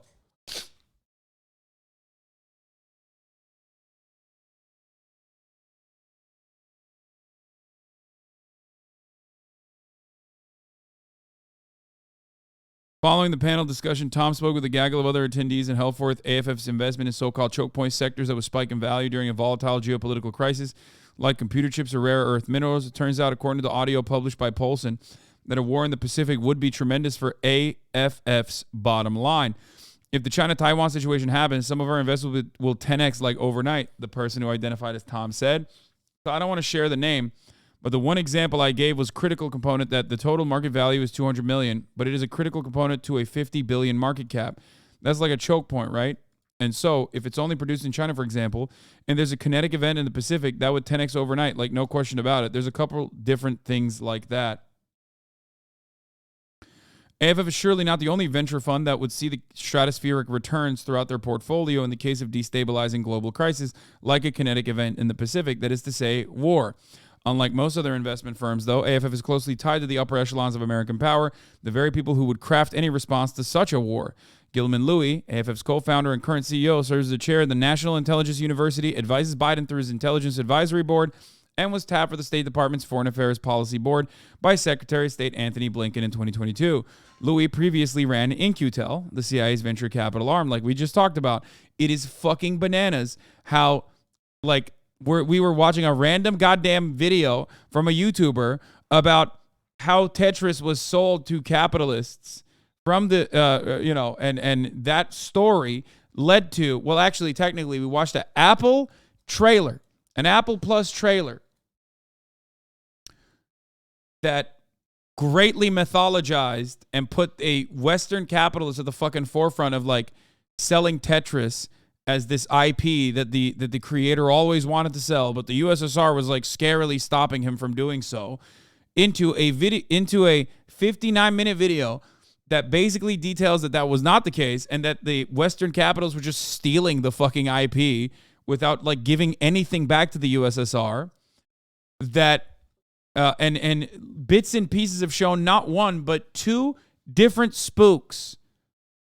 One for the CIA and the other for both the CIA as well, Mossad, and also the British intelligence. What is it? MI5? Is it MI6 or MI5? I don't fucking know. Whatever. Who cares? It's the UK. Major L for them. Anyway, Robert Maxwell. MI6. He could feel the tension. You don't walk into a place like that uninvited, he said. When Belikov was told a foreigner from Japan had come to discuss Tetris, he was surprised. It was against government protocol to meet with foreigners without proper clearance, but Belikov was curious and decided to meet him. If nothing else, having a third bidder for Tetris would help in his negotiations. Belikov met Rogers in the lobby. "Who are you?" he asked. Rogers took out a copy of Tetris on the Famicom and handed it to Belikov. "We are the biggest publisher of Tetris in the world right now," he boasted. Belikov looked at the game, confused. As far as he knew, no one had the console rights to Tetris. Elorg hasn't given video game console rights to anyone, Belikov barked. Rogers made his case, explaining the chain of licensing and sub-licensing that gave him the rights. Elorg, to Andromeda, to Mirrorsoft, to Tengen, to Bullet... Dude, come on. You can't look at this and be like, wow, capitalism, so innovative. ...proof software. Belikov was confused. He had never even heard of Tengen. The only rights were transferred to Andromeda Software, and only for using Tetris on personal computers. You are illegally... And even he didn't get... They didn't even get the money for that. ...selling something that doesn't belong to you, he said. Rogers had come to Moscow to secure the handheld rights, but now he was in danger of losing everything. Either I'm going to come out of here with the rights to Tetris, or I'm going to be in some gulag, he thought. After some discussion, Rogers and Belikov set up a meeting for the next day. The next day, Hank Rogers arrived at Elorg and was ushered into a large room with a massive table. On one end of the table was Elorg's negotiator Nikolai Belikov, Tetris creator Alexei Pajitnov, and several members of the Elorg team. Hank Rogers sat alone on the other side. Usually his sales pitches touched on his close connection with Nintendo and how they had a majority of the video game market share. But the Russians didn't know anything about Nintendo or the video game market. So he shifted gears and gave them a crash course on the video game business. Elorg showed Rogers their original contract with Robert Stein of Andromeda Software. Rogers scanned it and found the line that was causing all the trouble. What gulags were there in the late 80s? Okay, dude, it's like the same. Listen, it's only a work camp or a workers' prison or a gulag if it's in Russia. If it's literally state-sponsored slavery in the form of like, slave labor in our prison system, that's different, okay? You have to understand. In the 80s, like the gulag in the way that you understand it does not exist. In the 80s in America, plantations in the way that you understand it still existed, by the way. But gulag in the way that you understand it did not, but it doesn't matter because now it's like, You're still running off the old shit. Contract between Andromeda Software and Elorg stated that Stein had the rights to port Tetris to, quote, different types of computers. To the Russians, this meant exactly that, computer systems. To Stein, the distinction between computer system and console didn't exist. On top of that, Elorg was making pennies on Tetris. It's really funny that, like, on the one hand, Russians are not aware of Nintendo, right? He's saying Russians don't even know what Nintendo is. On the other hand, they're clearly aware of a distinction between personal computers and consoles. Meanwhile, Stein, who literally sells video games to consoles, okay, to platforms, is like acting like there is no distinction between PC and consoles. It's crazy. I'm just surprised that the Soviets had no understanding of what Nintendo is, but they also still absolutely understand the distinction between PC and console, personal computers and consoles. A percent of a percent. It was a horrible contract. Rogers made his case to Elorg, explaining his offer for handheld rights in detail. He offered a fixed amount for each cartridge sold. It was a nice change of pace after dealing with Robert Stein. Pajitnov in particular was impressed. Rogers understood the business end of things, but as a former developer, the two were kindred spirits. After Rogers' pitch, Belikov wanted to move forward and asked for a formal offer for handheld rights to Tetris. Write everything down, he said. Belikov then asked Rogers when he would be back in Moscow. Either I leave with the deal or without the deal. I'm not coming back, Rogers replied. After the meeting, Hank Rogers and Alexei Pajitnov continued talking. Somehow we liked each other almost immediately. He was the friend I was looking for in Russia, said Rogers. That night, Pajitnov showed Rogers around Moscow. They explored the city, drank vodka, and discussed ideas for a sequel to Tetris. For Pajitnov, it was refreshing to have a casual conversation about his creation. He offered me nothing and asked for nothing, he said. The two formed a friendship that would... Poor guy, you got duped, brother. What do you mean? This guy just fucking wined and dined you. He's a snake oil salesman, homie. What do you mean? He wined and dined you. He's like, oh, he just didn't ask for anything. He's like, yeah, he literally just took your creation. Like, he literally went there to get international distribution rights to your creation. Would have a major impact on the future of Tetris. The next day, Rogers returned to Elorg with a one-page offer for the handheld rights to Tetris. Rogers knew Stein would be coming, so he added pressure by having the offer expire in 1 week. After his crash course on the video game business, Nikolai Belikov prepared for his upcoming meetings with Robert Stein and Kevin Maxwell. Belikov thought Stein was abusing his rights to Tetris. Stein reaped all the rewards, while the Russians got next to nothing. It was also apparent that Tetris creator Alexei Pajitnov preferred Rogers over Stein. It was time for the communists to play the game of capitalism. Robert Stein entered the Elorg offices with one goal in mind: to secure the handheld and arcade rights to Tetris. The arcade rights were especially important, considering Tengen and Sega were already selling machines. A similar thing always happens when Western nations, America, Western media specifically, covers China. Damned if you do, damned if you don't. On the one hand, they're like, oh, look at these fucking dumbass communists. Like, they're making fucking video games and they're making IP without having like a serious patent over it, and they're just like releasing it for no fucking reason. Let's make money over it. So when they're like, okay, well, this is our IP, we are now like literally, and I use this term very liberally, democratizing their marketplace. That is the Western liberal take on, on this era of the USSR. If they are democratizing their marketplace and focusing on international trade, then they're like, lol, you're just trying to make money. It seems like you're a capitalist. And this is something that you see about, this is something that they talk about with China too, all the fucking time. The media covered China relentlessly. They were like, oh my God, their COVID-0 policies are killing people. oh my God, their COVID-0 policies are killing people. They're like directly murdering people by like locking them. Everyone's very angry. Everyone's very mad about the COVID-0 policies. And then the moment that China opened up their, loosened their restrictions on COVID-0 and just like dumped it entirely, they were like, lol, everyone in China's getting COVID, you fucking idiots. Lol, we told you. We told you fucking dumbasses. Yo, can you imagine opening up your fucking economy? Get fucked, China. It's like, dude, what are you talking about? There's no winning. Unlike the top of the hour where there is a winner. The winner is subscribers who have subscribed for $5 or for free with a Twitch Prime by connecting their Amazon Prime account to their Twitch accounts. Or the winners are those who get gifted subs if they're lucky. Here's a 3-minute ad break now. Get fucked. Oh. But Nikolai Belikov had other plans.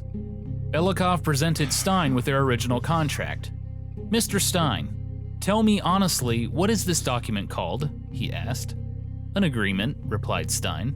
It's not an agreement, snapped Belikov. It's a set of some irresponsible phrases or other, under which rights are transferred to one party without compensation for the other. Belikov presented Stein with an amendment to the original contract. Elorg wanted their money, so the amendment detailed penalties for late payment. Belikov refused to negotiate until Stein signed it. Stein agreed to read over the amendment and return in a few days. It wasn't the friendliest meeting, but Stein was confident that once all of this was smoothed over, he would secure the handheld and arcade rights. Belikov's next meeting was with Kevin Maxwell, the son of Maxwell Corporation owner Robert Maxwell. And brother of Ghislaine Maxwell. Why didn't he talk? Oh, this was 5 years ago. I guess like that makes sense. Okay, this is a video that's 5 years old. I get why, they didn't mention that. Because if this video was made in like the last couple of years, not 5, there's no way he would have mentioned Ghislaine Maxwell in this. Like, for sure. Robert Maxwell had connections to Russian bureaucrats, including General Secretary Mikhail Gorbachev. Mirrorsoft was confident that Kevin Maxwell would get the ball rolling in. I wonder why Robert had those connections. I wonder, even in 5, highly relevant? No. At that point, come on, bro. 5 years ago? Come on, dog. We're talking 2018. No shot. Motherfuckers were like not talking about...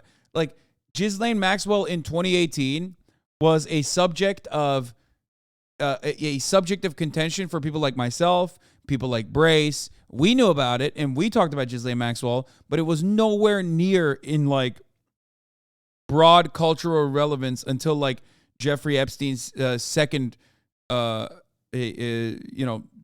fucking arrest and subsequent murder suicide.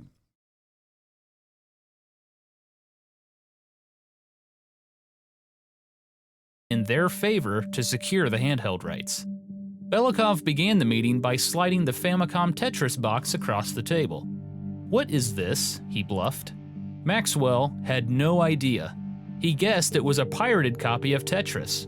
Only more reason for Mirrorsoft and Elorg to make a deal and get rid of these fakes, he said. Maxwell's ignorance of the situation was his downfall. For Belikov, it was confirmation that no one had the home console rights to Tetris. It would be foolish for Belikov to completely blow off Maxwell, even if he knew he was full of it. Their connections to Russia were relevant, and they had deep pockets. If it was indeed a pirated copy of Tetris, Belikov said, then Mirrorsoft should make a bid for the home console rights. He threw in another deal as well. Elorg would receive publishing rights to several Maxwell Corporation reference books and encyclopedias. In exchange, Mirrorsoft was given a right of first refusal for any new rights to Tetris. Maxwell was satisfied with the arrangement and returned home, thinking he had moved things in a positive direction for Mirrorsoft. In reality, he had compromised everything.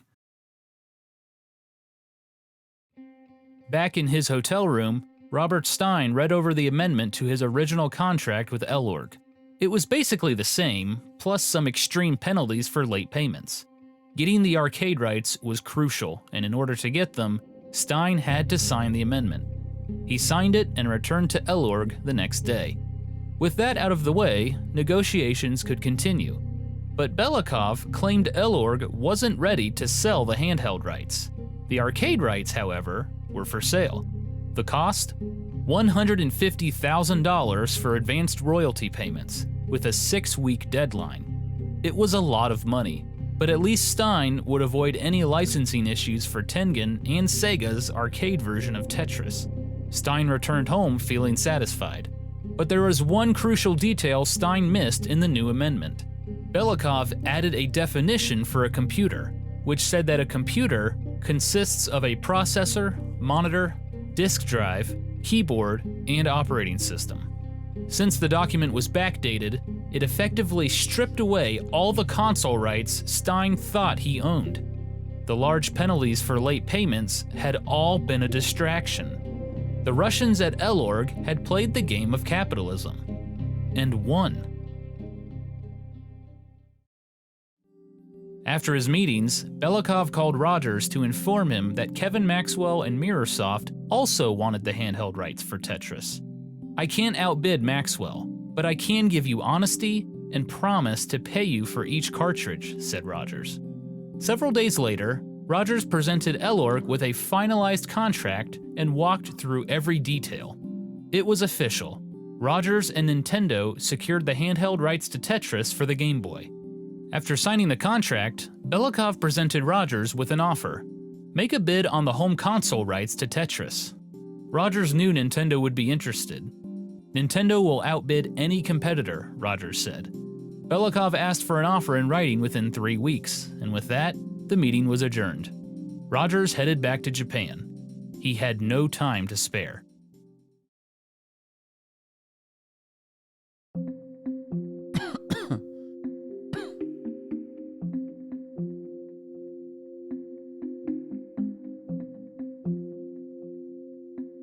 As soon as he got back to Japan, Hank Rogers phoned Minoru Arakawa at Nintendo of America with the news. Nintendo not only had the handheld rights to Tetris, but due to contractual issues, they had a chance to snag the home console rights as well. Arakawa relayed the message to Nintendo of America Vice President Howard Lincoln. Lincoln's eyes lit up. This deal could make millions for Nintendo. It would also be sweet revenge against Atari Games, a former Nintendo licensee that was now suing them for $100 million. The suit stemmed from Atari Games' frustration with Nintendo's licensee policies. They alleged antitrust violations and unfair competition. At the same time, Atari Games released a batch of unlicensed games under their subsidiary, Tengen. They were the very first unlicensed games on the Nintendo Entertainment System. One of Tengen's upcoming releases was the console version of Tetris. Taking Tengen's rights to Tetris would hurt, and Lincoln knew it. So they sent Rogers back to Moscow to make a formal offer. With him was a high-profile attorney who had previously worked in the Soviet Union and was fluent in Russian. Their offer to Elorg was incredible. $5 million, guaranteed. As promised, Belikov contacted Mirrorsoft for right of first refusal. On March 15, 1989, he sent them a telex and gave them 1 day to respond with a counteroffer. When nothing came back, Elorg was ready to sign the deal with Nintendo. Due to the enormous amount of money at stake, a Nintendo employee had to sign the contract. How much money is that in today's money?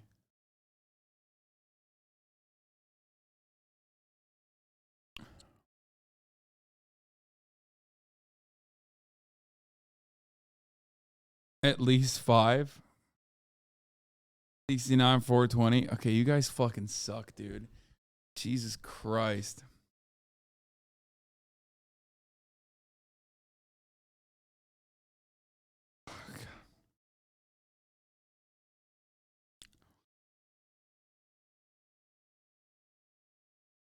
Lincoln and Arakawa went themselves. They traveled in secret. Any chance of Atari Games finding out could jeopardize the agreement. They told Nintendo of America employees they were traveling to Japan and took off for Moscow. Negotiations continued when they arrived. Lincoln was sure Atari Games would come after them. He wanted a clause stating that the Russians would help defend their rights in any litigation. Lincoln also suggested royalty payments to Alexei Pajitnov for creating the game. Belikov found the suggestion inappropriate. Pajitnov had made the game on company time. It belonged to the state. Belikov suggested that Elorg could make the cartridges. They even inquired about making their own version of the Nintendo Entertainment System. Nintendo declined. During the final stage of negotiations, Nintendo would never allow that, dude. What do you mean? Nintendo would never allow that. Oh, Jesus. Nintendo about the DMCA, the USSR. Jim McConaughey of Mirrorsoft finally returned the telex message to Elorg. As far as McConaughey was concerned, Mirrorsoft already had the console rights. Elorg must be mistaken. That was all Elorg needed to hear. Nintendo has a stroke whenever you name your child Mario. Yeah. The entire Italian nation is about to get DMCA'd by Nintendo. Whenever there's a new Italian man that happens to become a plumber, they're like, if you ever wear the fucking overalls, dog, we are coming after you. We will fucking sue you.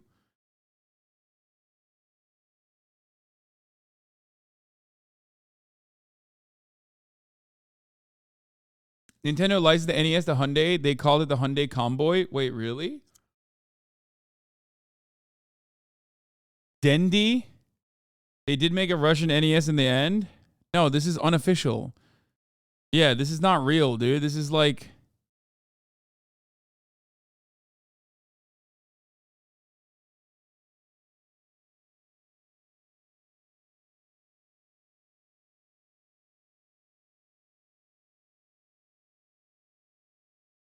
$5 million in 1989 equals 12 million, 12.3 million.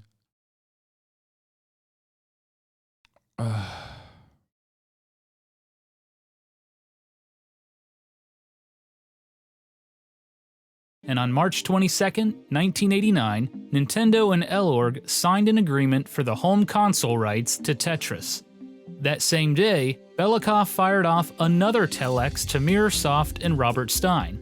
The home console rights and handheld rights to Tetris were no longer available. They belonged to Nintendo. Robert Stein was dumbfounded. I was so focused on getting what I wanted that I forgot about watching what they wanted, he said.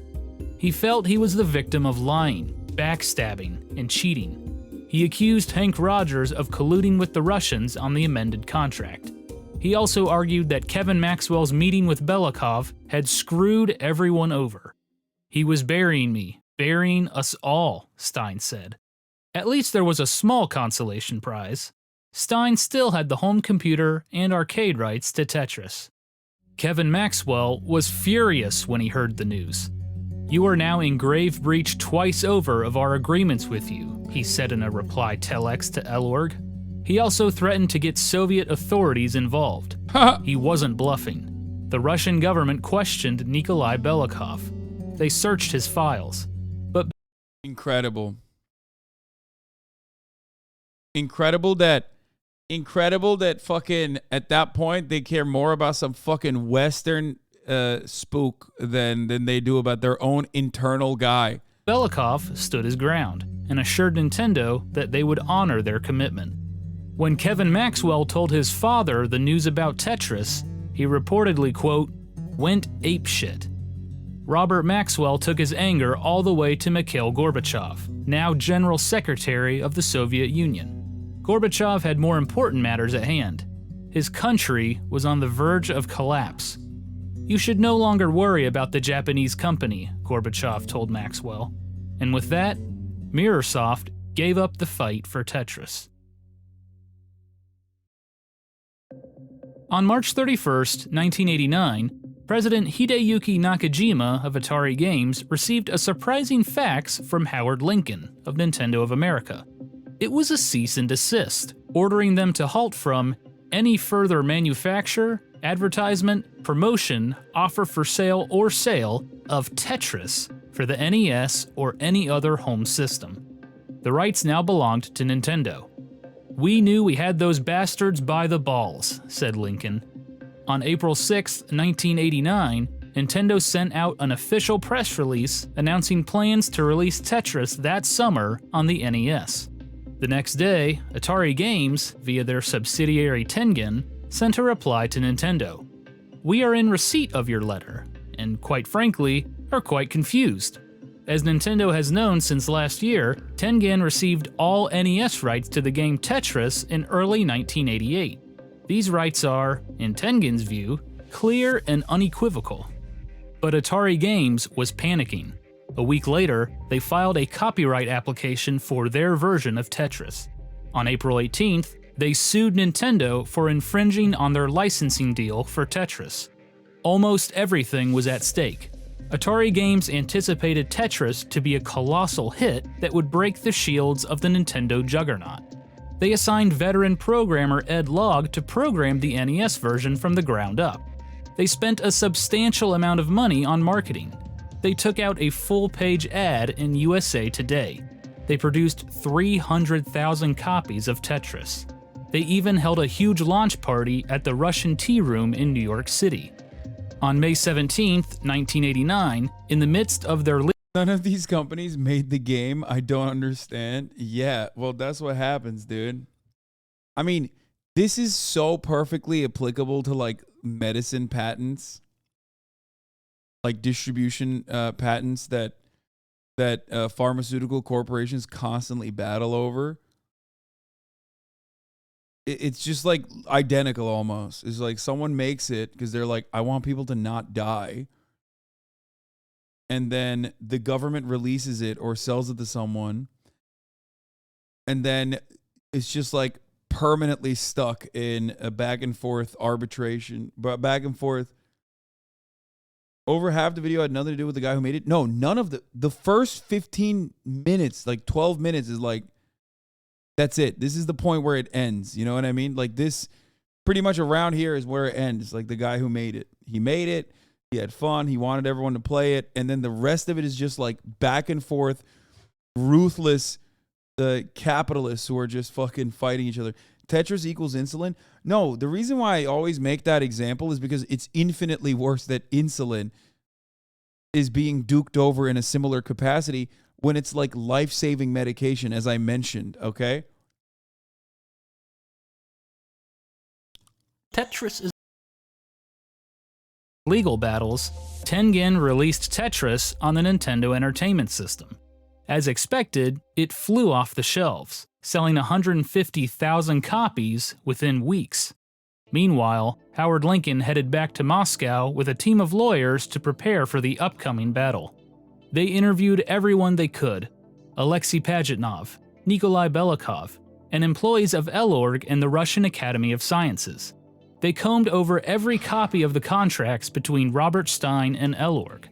On June 15, 1989, Tengen and Nintendo opened their arguments in the U.S. District Court of Northern California. Presiding over the case was Judge Fern Smith, the same judge in charge of their other lawsuit dealing with the unlicensed Tengen games. Both Nintendo and Atari Games filed preliminary injunctions, which would prevent the other from selling their version of Tetris. Atari Games argued that their license from Mirrorsoft was valid, and that the Russians were double-dipping. Nintendo argued that the Russians never intended to sell anything other than the home computer rights to Mirrorsoft. But the smoking gun was the amended contract, which defined a home computer system. The NES definitely did not match that definition. On June 22nd, Judge Fern Smith reached her decision. She granted Nintendo a preliminary injunction, barring Atari Games from selling their version of Tetris. Get fucked. The trial was scheduled for later that year in November. It was a huge blow to Atari Games.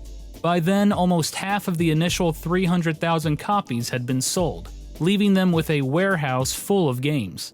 When consumers heard the news, people rushed to snag their own copy.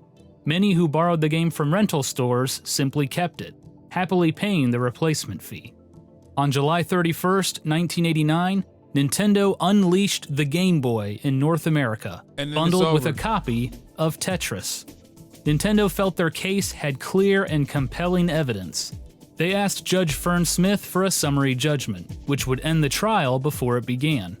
To their surprise, Judge Fern Smith agreed. On November 13th, 1989, she ruled that Nintendo owned the home console rights to Tetris. Atari Games announced they would appeal, but later decided against it. They destroyed all of their remaining warehoused copies of Tetris. That same month, Nintendo released their version of Tetris on the NES. It would go on to sell more than 5 million copies. The battle for the addictive Russian puzzle game was finally over.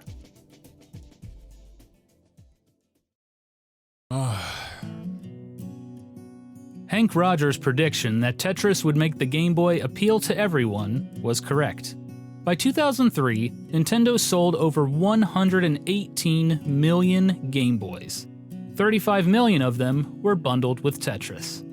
Although Nintendo emerged as the clear victors, just about everyone involved, Robert Stein, Spectrum Holobyte, Mirrorsoft, Hank Rogers, L.org, and Atari Games, made money on Tetris. Everyone, that is, except its creator, Alexei Pajitnov. By 1989, he had collected nothing from Tetris and was still working at the Russian Academy of Sciences. He was married with 2 children. But in 1991, his fortunes changed. Hank Rogers was determined to help his friend. The one guy whose life was not absolutely destroyed after the collapse of the USSR. He helped Pajitnov and his family immigrate to the Seattle area, where Pajitnov founded his own software company. In 1995, the rights to Tetris expired, which gave Pajitnov the opportunity to finally cash in on his creation. By that point, L.org was a private company, still under the direction of Nikolai Belikov. L.org purchased 50% of the rights to Tetris. Rogers and Pajitnov partnered up and formed the Tetris Company, and purchased the other half. After 13 long years, Alexei Pajitnov finally received royalty payments for his game. To this day, the Tetris franchise has sold more than 170 million games, making it the 7th best-selling video game franchise of all time.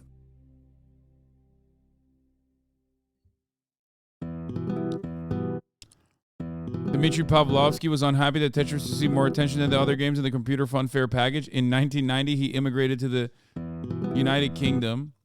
Vadim Gerasimov graduated from Moscow State University in 1992. He would eventually earn his PhD from MIT in 2003. Gerasimov never made any money from Tetris, but is proud of his work. He's now an engineer at Google. Vladimir Pokilko continued to study the psychological effects of Tetris. In 1989, he founded the software company Animatech. In 1991, Pokilko immigrated to the United States. In September 21st, 1998, Pokilko murdered his wife and his son before taking his own life. He was 44 years old. What the fuck? That was a dark turn. Jesus Christ. Robert Stein lost the PC rights to Tetris due to non-payment in 1990. In 1992, he lost the arcade rights due to non-payment. He estimates he made around $250,000 from Tetris.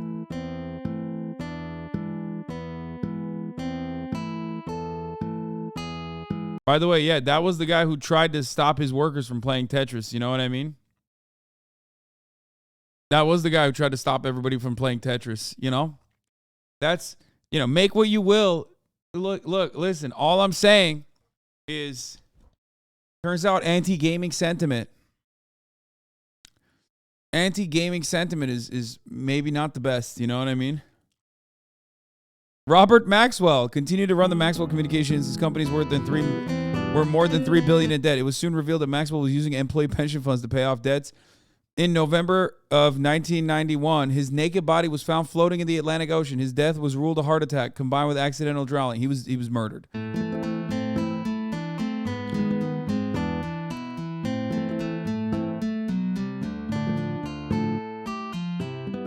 Jim McConaughey went on to develop revolutionary flight simulator games.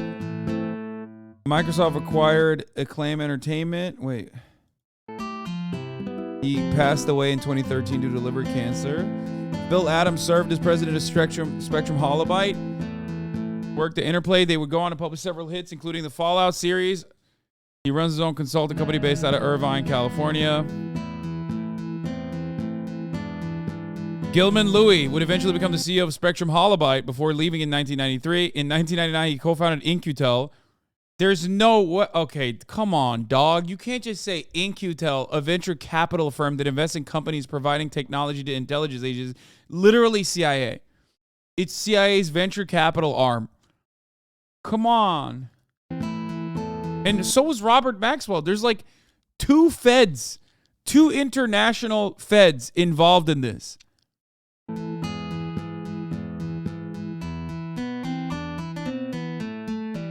Hideyuki Nakajima led Atari Games in their antitrust lawsuit against Nintendo. They would eventually lose the case, but their battle triggered the FTC to investigate Nintendo. In 1994, Time Warner folded Atari Games and tanked it into Time Warner Interactive. Passed away due to lung cancer. Yamauchi would serve as the president of Nintendo until retiring in 2002. In 1992, he purchased a majority ownership in the Seattle Mariners. He never attended a single game. Miyamoto still works at Nintendo. He's considered one of the greatest video game designers of all time. He's responsible for several popular franchises, including The Legend of Zelda and Super Mario.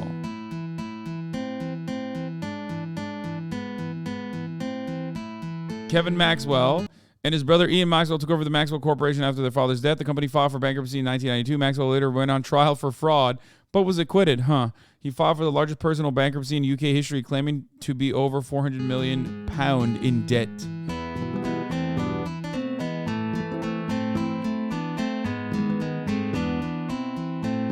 Arakawa served as president of Nintendo until his retirement in January 2002. He currently resides in Hawaii.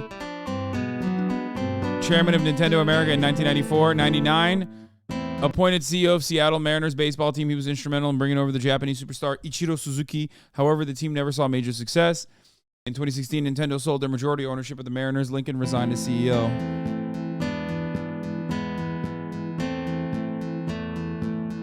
Nikolai Bilikov ran Elorg as a private company after the collapse of the Soviet Union.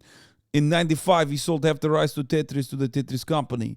In 2005, he sold his half of the Tetris shares back to the Tetris company for $15 million.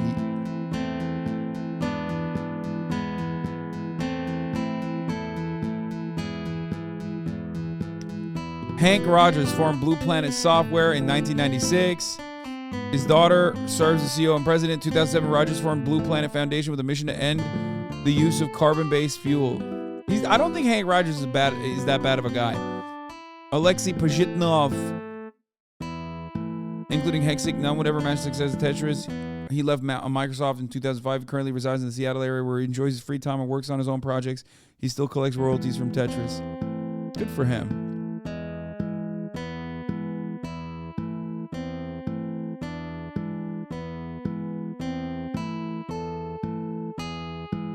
Wow. This was a great video, dude. Holy shit, gaming historian. What a fucking epic video. Titled The Story of Tetris by Gaming Historian.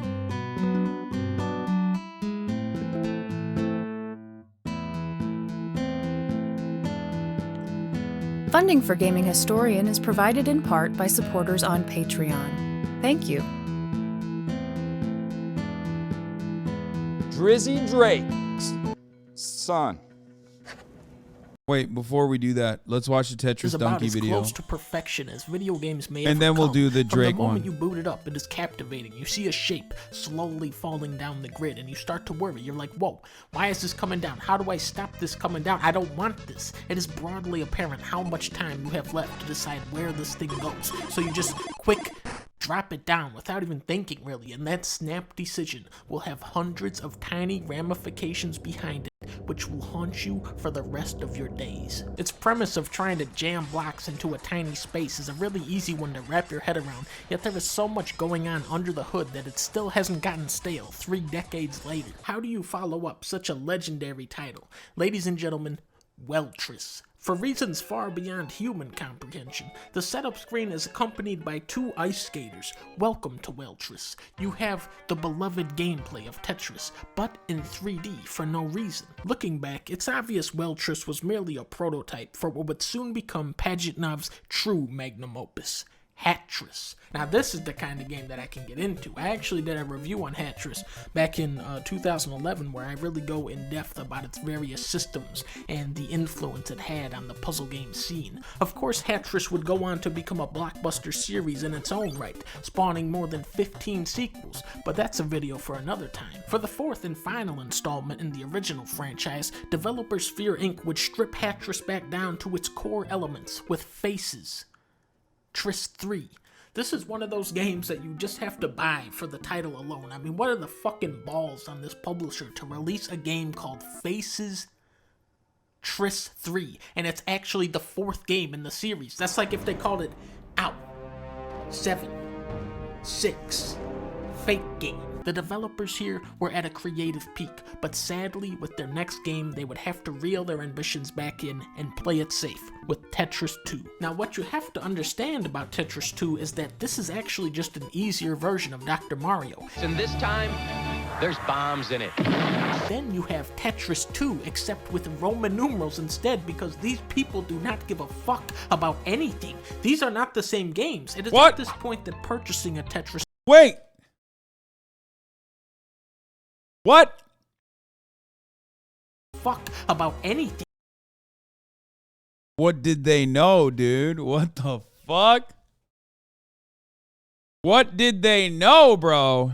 These are not the same games. It is at this point that purchasing a Tetris title becomes a puzzle game of itself. You might look at this cover art and go, oh, Tetris Attack, that's Tetris. No. Wrong. Moron. That's Yoshi. 3D Tetris. Okay, well that's just 3D. Nope, that's Weltris 2. Think about it. Then you enter the Nintendo 64 era. This is where things would go from fuck to very fuck. Tetrisphere.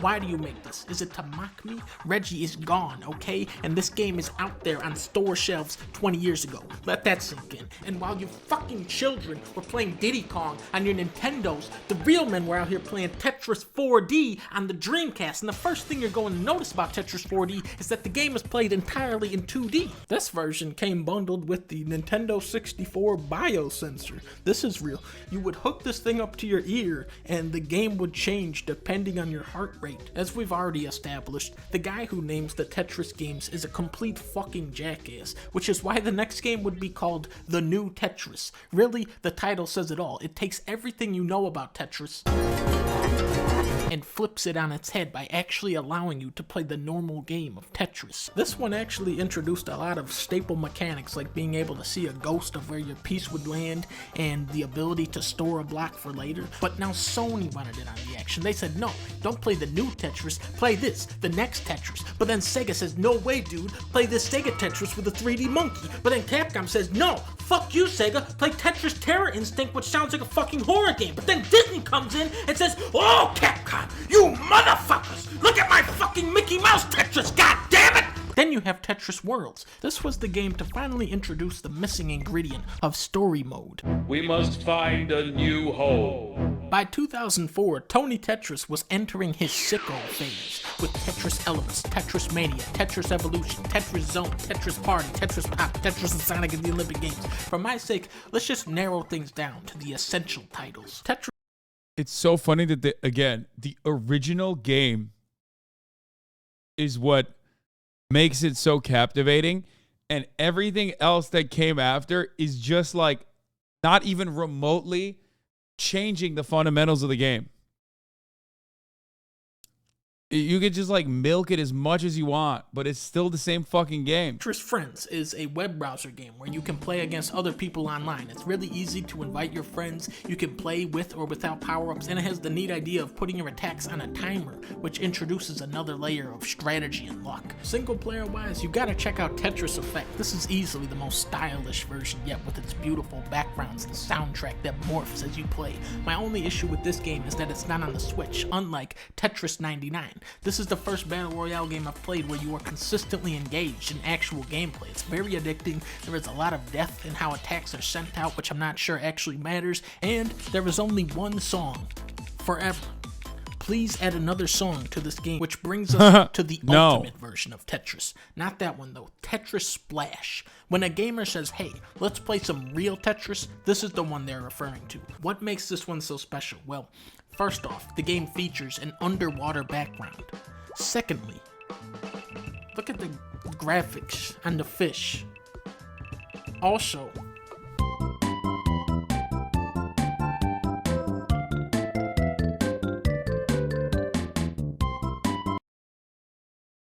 Is this video explaining why we don't have free insulin in America because they keep slapping useless additions to it? Yes. Wow, that was fucking awesome. Let's watch Drake have a conversation with Caleb Pressley. What does that mean? There's a lot of fans of me that are really nice to me. What do they say when they're being nice?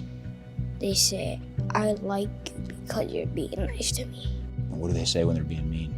They say, I don't like you because you're being mean to me. And were you? I wasn't mean to them. Are you sure? I'm sure. The way you said that made me think that you were maybe being mean. No, I'm not. Why you look away?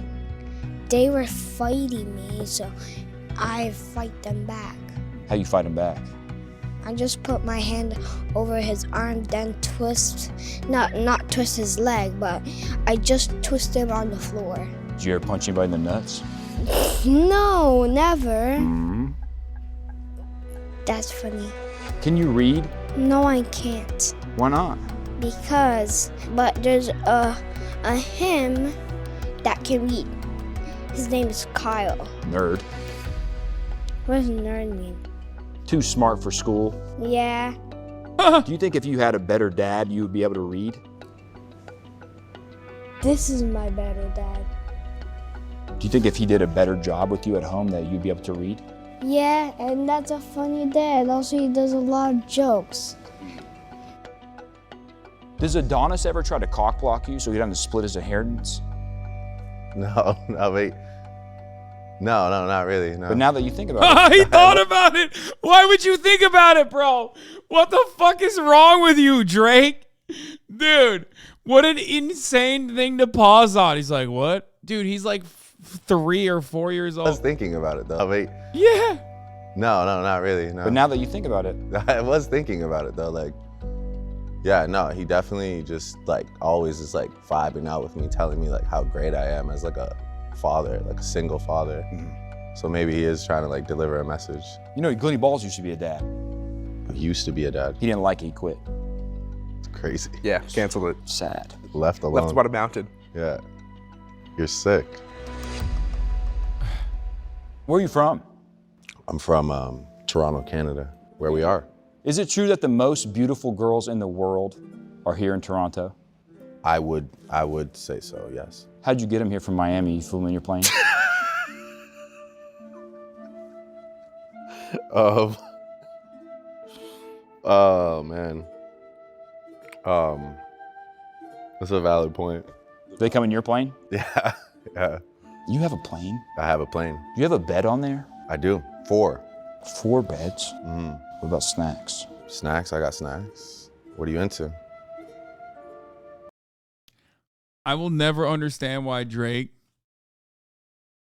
is so personally invested in Steak and Kick as well, by the way. Just like, bro, you are literally a quadrillionaire, okay? What the fuck are you doing? Anyway,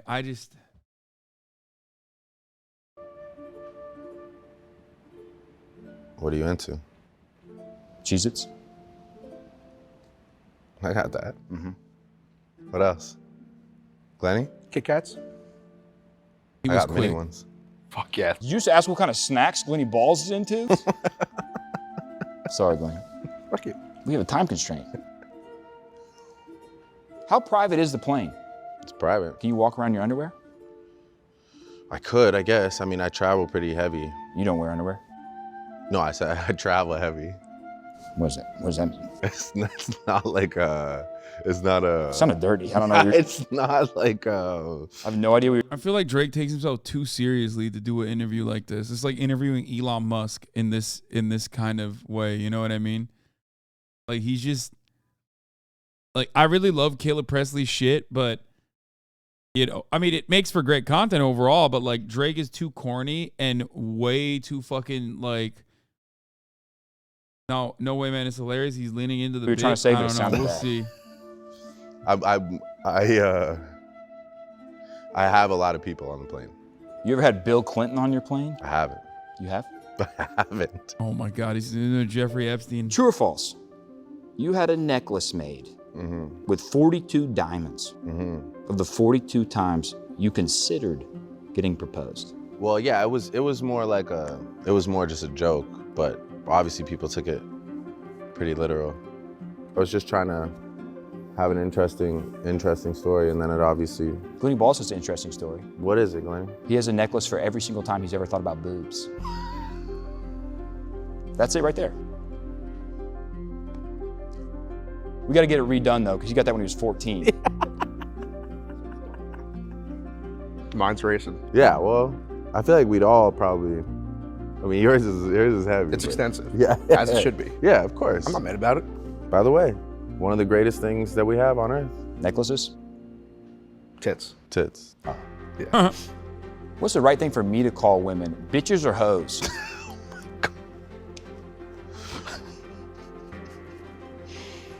For me.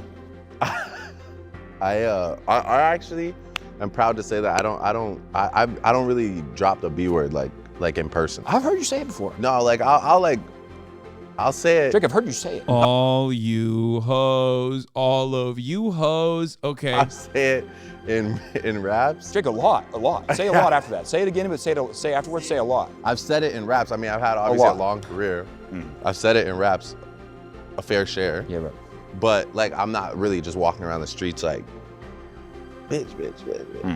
You're saying hoes. So you're saying I should say hoes? Hoes is better than bitch for sure. Okay. Is it true you're an executive producer? Yes. What have you executive produced? Euphoria. Oh, really? Which is a television show. Wait, what the fuck? Wait, really? Bro, mate, that's a little weird. Just, you know, he loves teenage high school student dramas. It's fine. I mean, he himself was in one, you know, he's. What does that mean, executive producer? What does that mean? It just means that you're, executive producing the show, right? There's a lot of women who want to executive produce your baby. Is that true? Probably. Why don't these girls just adopt? I'm not a rocket scientist. I agree with you. That's a really valid point. Wait, let me do that again for the take. Why don't these bitches just adopt? Oh my God.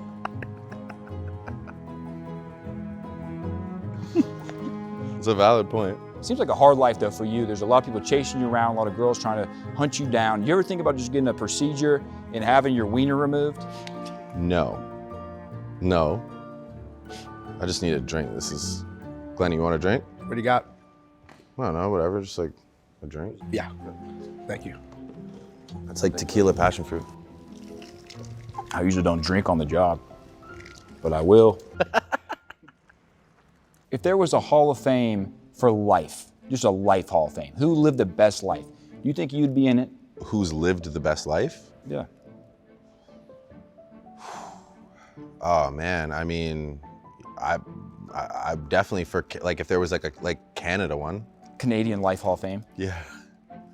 Because it would be like Mike Myers. Ryan Gosling. Ryan Gosling probably lived a pretty sweet Reynolds. life. Dan Aykroyd. Again, Patron like invented it, so had to live like a decent life, right? Dan Aykroyd invented Patron? Yeah, right? What? Yeah. Dan Aykroyd? Yeah. Like the Blues Brothers Dan Aykroyd? Yeah, that's his. No, he didn't. Yeah, that's his liquor. Dan Aykroyd did not invent Patron. Yeah, he did. Did he?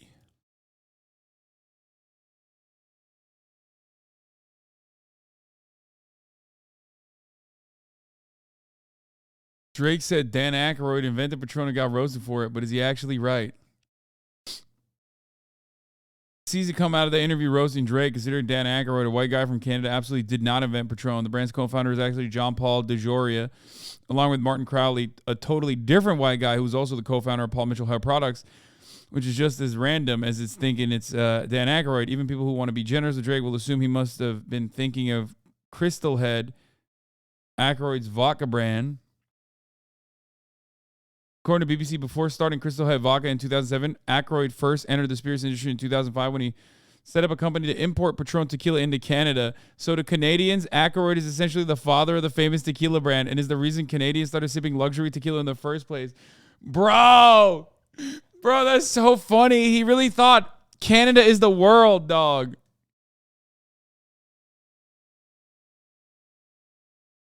That's such a... I love that. I love that, dude. Thinking that Dan Aykroyd invented Patron because he's the one who supplied it to... He's the one who brought it to Canada is fucking awesome. Who do you think invented it? T-Pain? You guys been drinking, huh? Dan Aykroyd invented Patron. Dan Aykroyd actually invented Patron? What about a Hall of Fame for being an absolute thought? Would you be in that? Stop.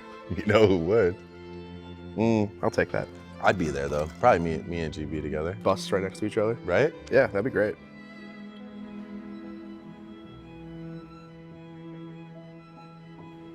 No, Dan Aykroyd didn't invent Patron. Do you feel like you have a lot of feelings? I do. What's your favorite thing to feel? Oh, I like a cold plunge. Oh. One thing that I will always give Drake credit for is that after becoming famous and insanely wealthy, he did go and hire basketball coaches, like, and just like actually got good at basketball, which I think is legit. Bro, what is happening, dude? What is... Just shut the fuck up. I don't care that Ludwig is cooking Wagyu. What... This guy's just been like going crazy. He's like, dude, Ludwig's cooking Wagyu on stream. You have to go. He's betraying you. I'm like, what are you saying? Okay.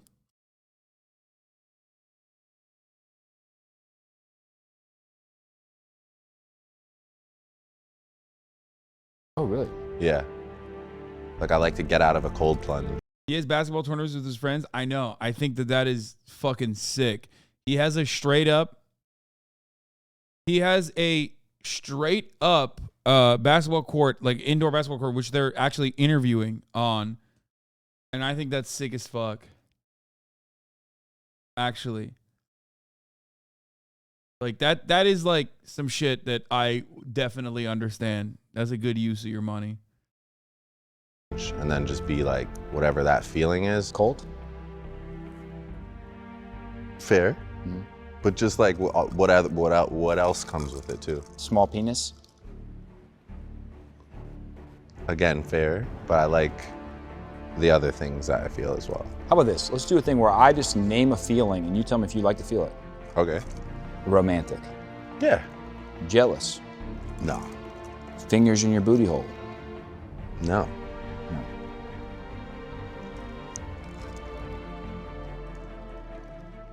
It's fine. It's just yes or no. You answered your question. I know. You have more to say? That's your top three? It's not my top three. It's my top three? You said the romantic 1, booty hole and jealous would be tied for 2. Two-way tie. Do you like when you're doing do you like whenever you're... What are you laughing at? Glenn, he has chocolate. Do I really? Fuck. And he's... You wanna hear what's crazy? That's not even from right now. It's from last night. Stop. Hashtag LA Nights. He made a... Oh, yeah. You're sick, GB. Stop. You're sick. I'm not looking at either of you. Puppy, GB. I'm not looking at either of you. You like to gamble? I love to gamble. I sounded way too enthusiastic about that, but yeah, I really do like to gamble. And what's the best thing to bet on? This is the corniest. This is the fatherhood. corniest. Oh, fucking.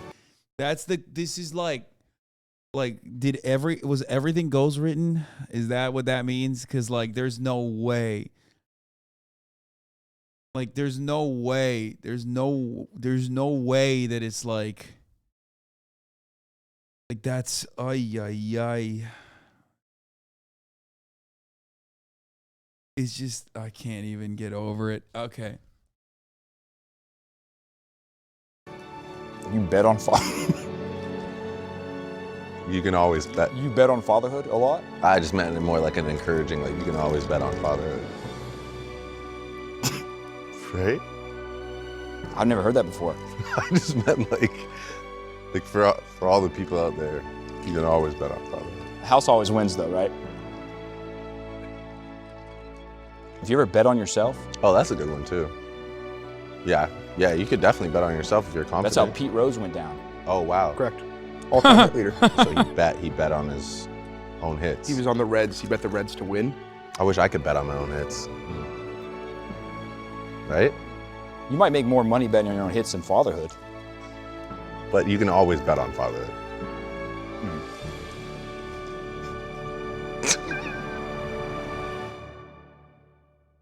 You like our gift? Yeah. You didn't say. And number 2 is my favorite number. You like going number 2? Yeah. So it's a good gift. Yeah.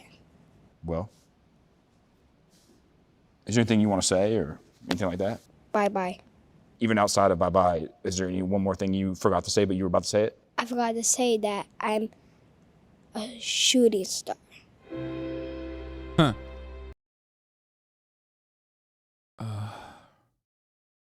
This is good. Caleb Pressley has some good ass. He has some good ass fucking interviews, man. He's funny. I like him a lot.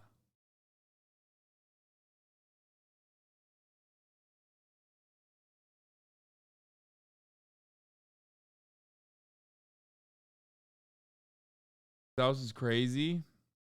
Yeah, I know.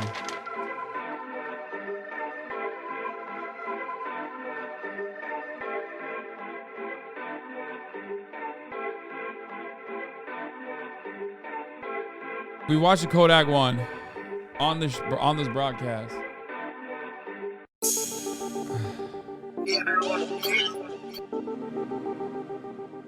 Enjoy your bars, you bitch.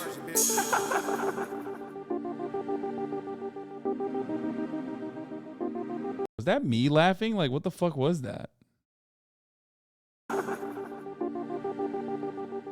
Enjoy your bars, you bitch. The fuck?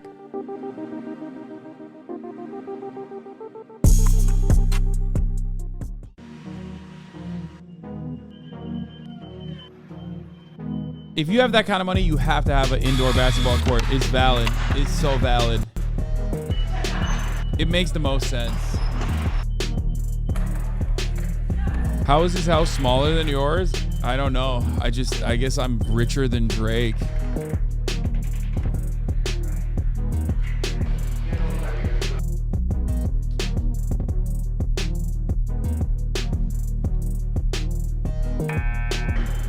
This house is ridiculous, but he for real kept the entire greater Toronto area trades employed. 3 of my neighbors help with the bathtub, court, etc. Yeah.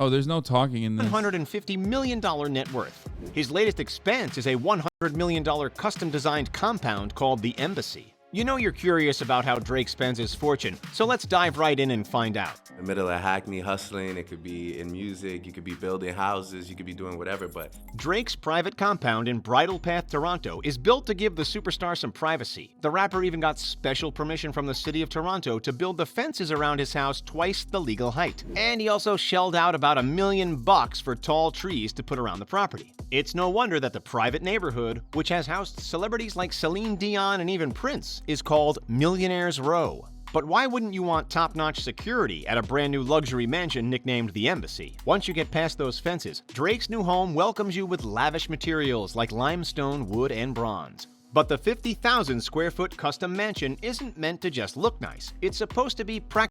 50,000 square feet. Too, which is bro, that's what the fuck? Why Drake and architect Ferris Rafali designed it with some of the rapper's favorite hobbies in mind. The home has an NBA regulation-sized indoor basketball court. That's not so it. That Drake and his there it is. This is it. I've seen it. Dude, it's so sick. Friends can get in a quick game of ball before they head On Instagram, of course, not in person, chat. No, I never played it.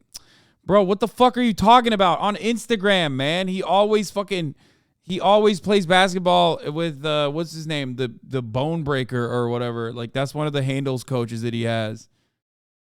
It's always so funny though, because like, yes, in my dreams, I would love to have at least one person I know that has access to an amenity like this. I don't give a fuck what kind of unhinged, awful things that they've done.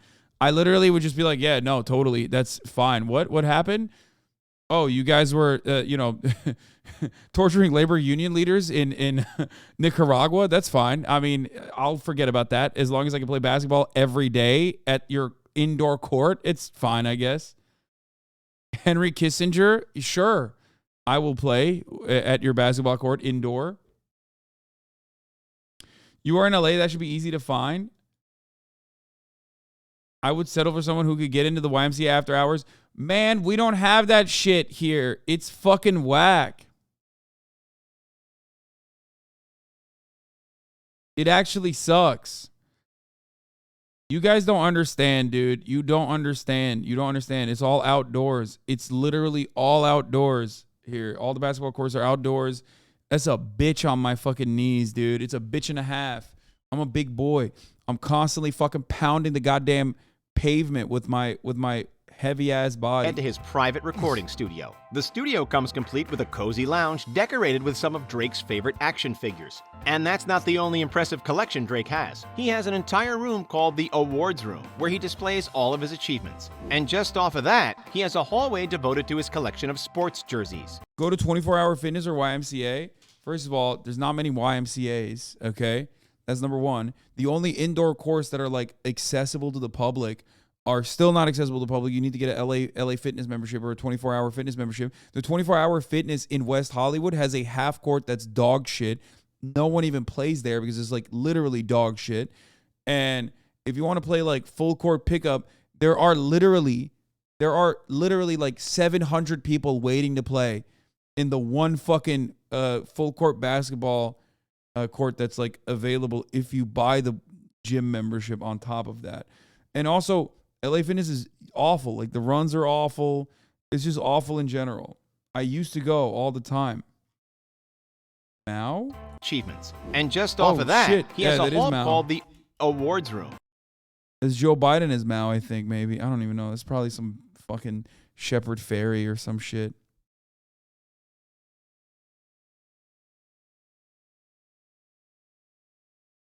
Just apply to a college campus and enroll? No, you can actually technically, what is it, Woods? The UCLA indoor courts? It's a Warhol.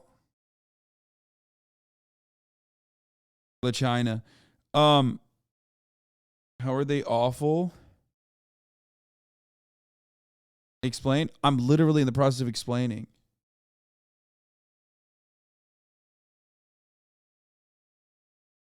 Is that something that is unreasonable outside of your level of income? Wait, what? You think I have the capacity to be able to build an indoor court? What? My entire net worth could probably put a down payment maybe on a fucking house that has that. You're out of your mind, dude. Like, just a down payment. And then I would be bankrupt trying to pay the fucking mortgage. To build and maintain? No shot.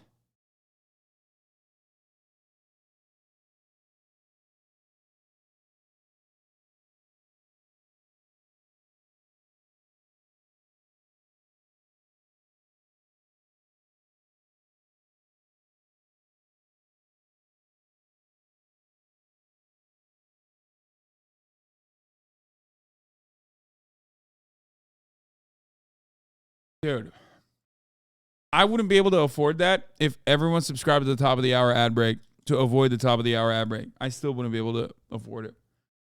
Where he displays all of his achievements. And just off of that, he has a hallway devoted to his collection of... Of course, if you no longer want to see those ads, all you need to do is subscribe, which you can do for $5 or for free. These parks that you're mentioning, do have closed gyms, but they don't let you play in them. ChatGPT. I know, I've been to them. I don't know about some of them, but like the Equinox Sports Club, for example, is not, you have to get a membership. The Los Angeles Athletic Club, and then you have to have like other people who also have memberships so they can come play with you. You can't just like go by yourself.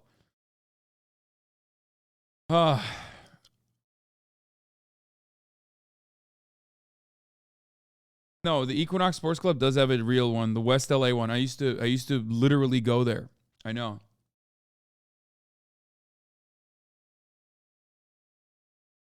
The Los Angeles Athletic Club, I think, is downtown LA, way too far. I don't know about the Culver City Municipal Plunge. I've never been there. I don't know about this one either. But Pan Pacific Park, I ball at every now and then. But like, you have to you have to know a guy to be able to play there after hours. And yeah, like I said, a lot of these are literally where like kids play all day. Like they have club and shit like that all day. And then you have to like, you have to grease like one of the municipal workers to be able to play after hours. Ball on the children? No, you can't go and play there. Not like that. It's like fucking school and shit, dude. What do you mean?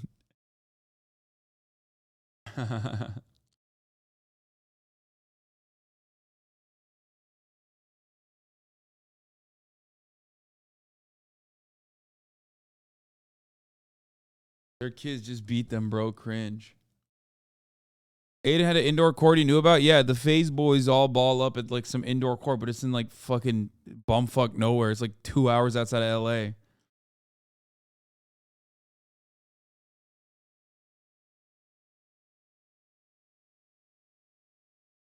$8 to $75K for an outdoor court up front. Maintenance can cost more. Yeah, I don't have. That's insane. Anyway, as I was saying, like I mentioned, I can't fund that even at the top of the hour when I serve you a fucking 3-minute ad break. You no longer want to see those ads, though. All you need to do is subscribe, which you can do for $5 or for free with a Twitch Prime by connecting your Amazon Prime account to your Twitch account or by getting gifted a sub. Here, I forgot to run it earlier. Of sports jerseys. After a hard day of work, Drake can relax and entertain friends in the Great Room. With its 44-foot-high ceilings and tons of room to kick back, the Great Room also holds 2 of the most expensive pieces of decor in the entire house. The first is a tiny little shark. Thank you for the 10 gifted subs, allowing 10 people to no longer see the ads at the top of the hour. Bossendorfer Bespoke Grand Piano, designed by his architect Ferris Rafali and... I love public courts. Public courts are where it's at, though. You can get some serious games with public courts. Yes. Public courts are where I play all the time, and I love public courts. It's just that I wish they were closed. I wish they had, indoor public courts.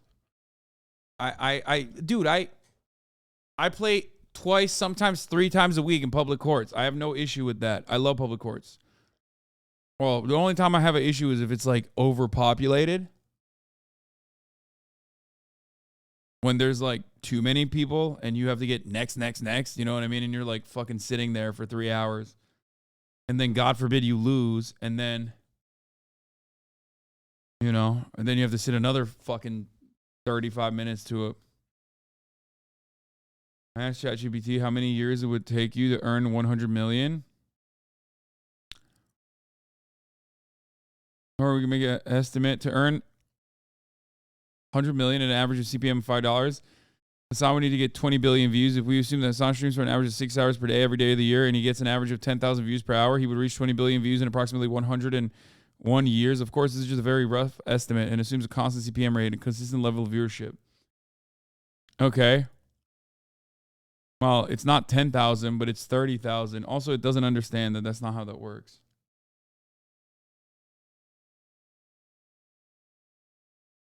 ChatGPT doesn't understand how Twitch works, I think.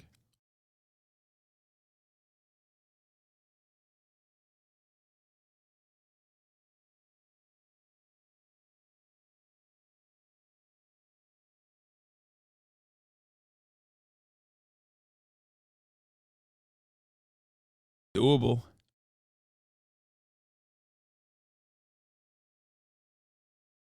Its knowledge cutoff date is 2021. Oh.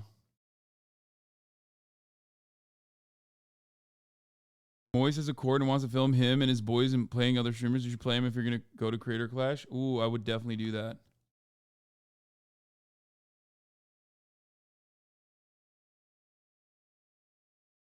All right, let's continue. Takashi Murakami. In the U.S., a Bossendorfer can cost anywhere between $756,000 to $500,000. Oh, Simu had a fucking splash? I told you he's good. He's not bad. Okay. This is everybody's shooting at the ruffle though. I don't. Told you he's got a floater, dude.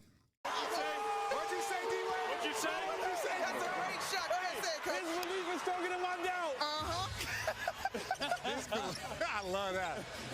We'll get a strategy later. Right now, we just want to hoop. Okay. This is everybody's shooting at the ruffle though. I don't. Boom.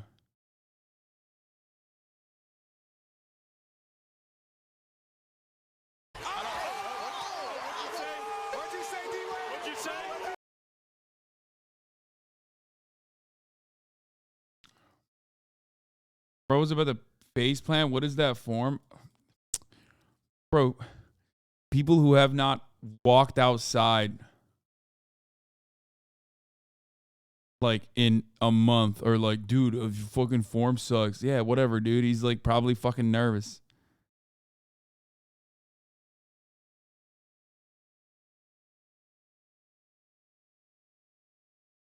That's a deep ass. That's literally a deep ass 3, dude. Are you crazy? Why is that? Why do they have an extended 3-point line? By the way, what's going on there? Yeah, an NBA 3-point line is already fucking further back than what you play on.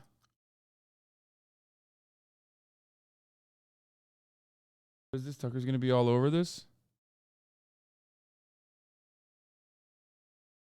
Trans teacher with Z-size prosthetic breast dresses as man outside of school. Neighbors say, shocker. I don't think these guys understand. That's not a trans person. Like, yeah, no shit. No, like literally. Yes, this is like, we said this already originally. We were like, even if they were a trans person, like that doesn't change the reality about trans existence.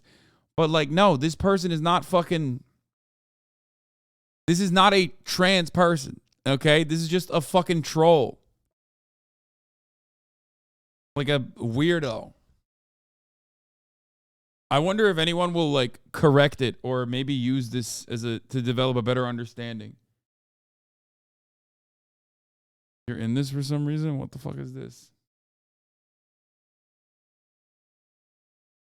In this? Treyarch has ever made. Is that Shadows of Evil? This is the greatest zombies map Treyarch has ever made. Is that I love these AIs, dude. They're fucking fire. you again, Joe? There's no shot. You believe Shadows is the best. It's obviously Transit. Oh, great. It's this guy. No cap, it's me, Sleepy. You obviously weren't awake when Transit came out. Facts, no cap, fam. I actually prefer my fellow teammates under Eisendrach. You know, if we were specifically and theoretically speaking, I believe Black Ops 4 is extremely underrated and a masterpiece served in its own right. Dude, Peterson, Keynoter Toten is the best zombies map of all time. You owe. Guys, we'll only do 3 minutes. I was going to be talking to management. Just one more, and after that, we'll do what we do, guys. But we're going to die here anyway. Shadows of Evil. This is the greatest. What the fuck? Yo, the XCC one destroyed me. There's no way the XCC one is like, that's real, right? They put it real. The best zombies map of all time. You owe. Guys, we'll only do 3 minutes. I was going to be talking to management. Yeah, the X clip is real. An AI cannot do that. This one's Trump is not good at all. I've seen another one that's least. Dude, I've been watching. This is all over my TikTok feed. I've been watching these non-fucking stop. The one where they're discussing. The one where he's like, Modern Warfare 2 was the best part of your presidency.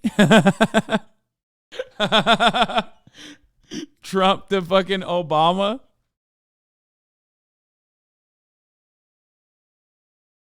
Or not Modern Warfare 2, Modern Warfare.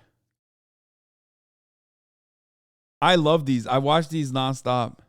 love to get ratatouille'd. Ratatouille'd? Like have a little guy up there. Excuse me? You know, making me cook delicious meals. No, I understand. I've seen the film. You wouldn't want that? A little guy pulling your hair, making you cook? It's a ridiculous concept. You're telling me you wouldn't want that? I just don't know why you're bringing it up as if it's something that could actually happen. You wouldn't want a little ratatouille guy up there doing whatever? It's honestly insane that a rat would even be able to cook in the first place. He doesn't have to be cooking. In the movie, he's cooking. Yeah, but in this scenario... Dude, what the fuck? Oh, this is the one. Oh, this one's funny as fuck, too. He could do other stuff. Yes, but you called it getting ratatouille'd. I mean, the movie is about cooking. Why call it getting ratatouille'd if the rat isn't even going to be making you cook? I don't need a rat to help me cook. You're hung up on the cooking thing. You were the one who referenced food. Forget what I said. You called it getting ratatouille'd, which is a reference to cooking in the first place. Forget what I said. Ratatouille is just the frame of reference. Like, you can get ratatouille'd into doing other stuff. It's just important to remember that words mean things. Yeah, but I mean... Dude, this is so funny. You know... It's a good game. You know that would never happen, though, because Ben Shapiro would never push back this hard on Joe Rogan. He is glazing. Word ratatouille has implications about cooking. It's just easier to call it that. It's a ratatouille situation. Words mean things. Listen, if there's a little guy up there like a rat up on your head, it's a ratatouille, even if you're not cooking. Okay. For this conversation, we can call it getting ratatouille'd, but I think moving forward, we should establish a different terminology. Okay. Okay. I just want to know if you would want to get ratatouille'd. Yes. I think I would want the rat to help me write a screenplay. Thank you. That's pretty cool, man. Thanks. Dude, this is so good. What the fuck? Jamie, pull up my favorite scene. This is so I just fucking think I would good. Dude, AI is I love this map. Takes me back. Is that you again, Joe, on my fucking team? Oh, great. It's this guy. Oh, GG, we lost. This is my rank-up game, too. We are not even out of spawn doors, and this guy is already complaining. Someone dodge, please. You fucking insta-lock Zen again, and you're going to feed again. How many accounts do I have to keep fucking avoiding You are not beating the hard-stuck Masters allegations, Don. That is so cap, Joe. You know, I was having a really good day today. Don't care. Went golfing, hit a few holes in one. Don't Wanted care. to solo queue some Overwatch to end the Don't day, care. and I see fucking Bidenator in my lobby just to ruin my day. Can't wait until Blizzard fixed matchmaking, Jesus fucking Christ. Dude, I love them so much. I mean, it's like devastating and scary, but also fucking awesome. I love that this is the usage we have for this AI. Now, this is a good game. I remember popping this in the PS3, putting on some early Drake, and just blasting fools. Yes! Barack, this game was the best part of your presidency. I'm actually 10th prestige on my old gamer tag. XX, I spread democracy XX. George, be sure to not break the spawn trap by rushing in. I guess old habits die hard, huh? Guys, I got the AC 130 already. Of course you did. Now, this is a good game. Oh, is this the one where where this person, the Joe Biden smoking the Zaza or whatever? I have seen, and I've actually seen someone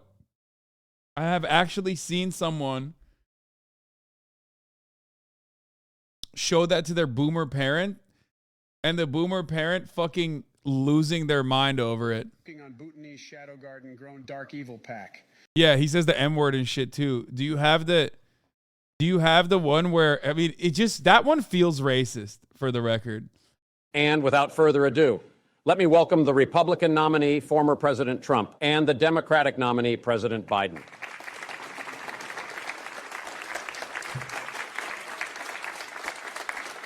Sleepy Joe, you have run this country to its absolute ground. Well, at least I do run sometimes, if you know what I mean. And at least I can form coherent sentences. Oh, is that so? Hmm? Well, idiot says what? What? Oh, This one's slimy, not as stinky good. Joe. Got you there, Jack. Didn't I? Well, if I... This one's all right. It's not as good. Hold on. I'm smoking on... Yeah, this one. This one is absolutely fucking terrifying, okay? Australian boomers can't even handle Leo despite all this shit being the tamest possible edits. Someone should introduce Leo to 11 labs for easy drag and drop AI voice cloning purely so I can watch the chaos unfold. Yeah, I've seen this video. By the way, trigger warning, Joe Biden says the N-word in this. I'm just letting you know. I'm smoking on Bhutanese Shadow Garden grown dark evil pack. They watered this with the blood of 36 dragons. Shit so purple it should be asking me, where's Ronald?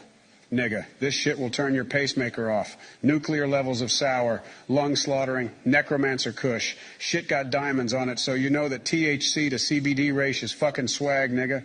A whiff of this shit? Yeah, this, that, and a fair Bro, Joe Biden hitting it like fucking Riley Reid, dude.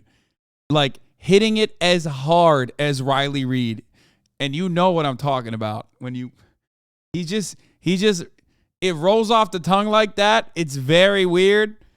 It just feels exactly like Riley Reid saying it. You know what I mean? THC to CBD ratio is fucking swag, By the way, nigga. she's losing her mind. Yeah, that nefarious evil sorcerer Moongrass. This shit straight out of K-Lid. This shit is what shot Tupac. Rip my nigga for real, dog. Jesus Christ, that's loud.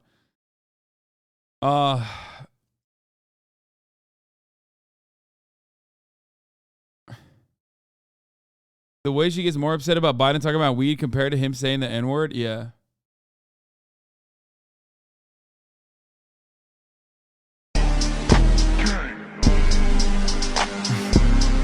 I sent this to my brother.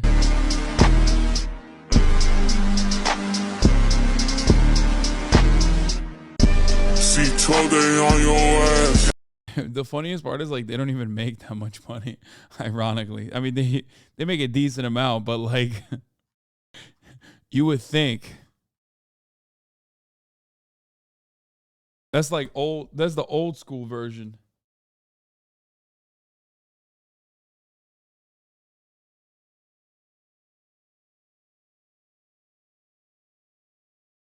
Replying to user, is this me? Is it replying to me? Engineering majors abandoning every ounce of moral integrity after they get the internship offer from Raytheon. My cousin majored in aerospace engineering. Raytheon picked him up so fast. Majoring in engineering with the concentration of freedom spreading. One offer from Lockheed Martin and it's over. Engineering majors pledge allegiance to the bag for real.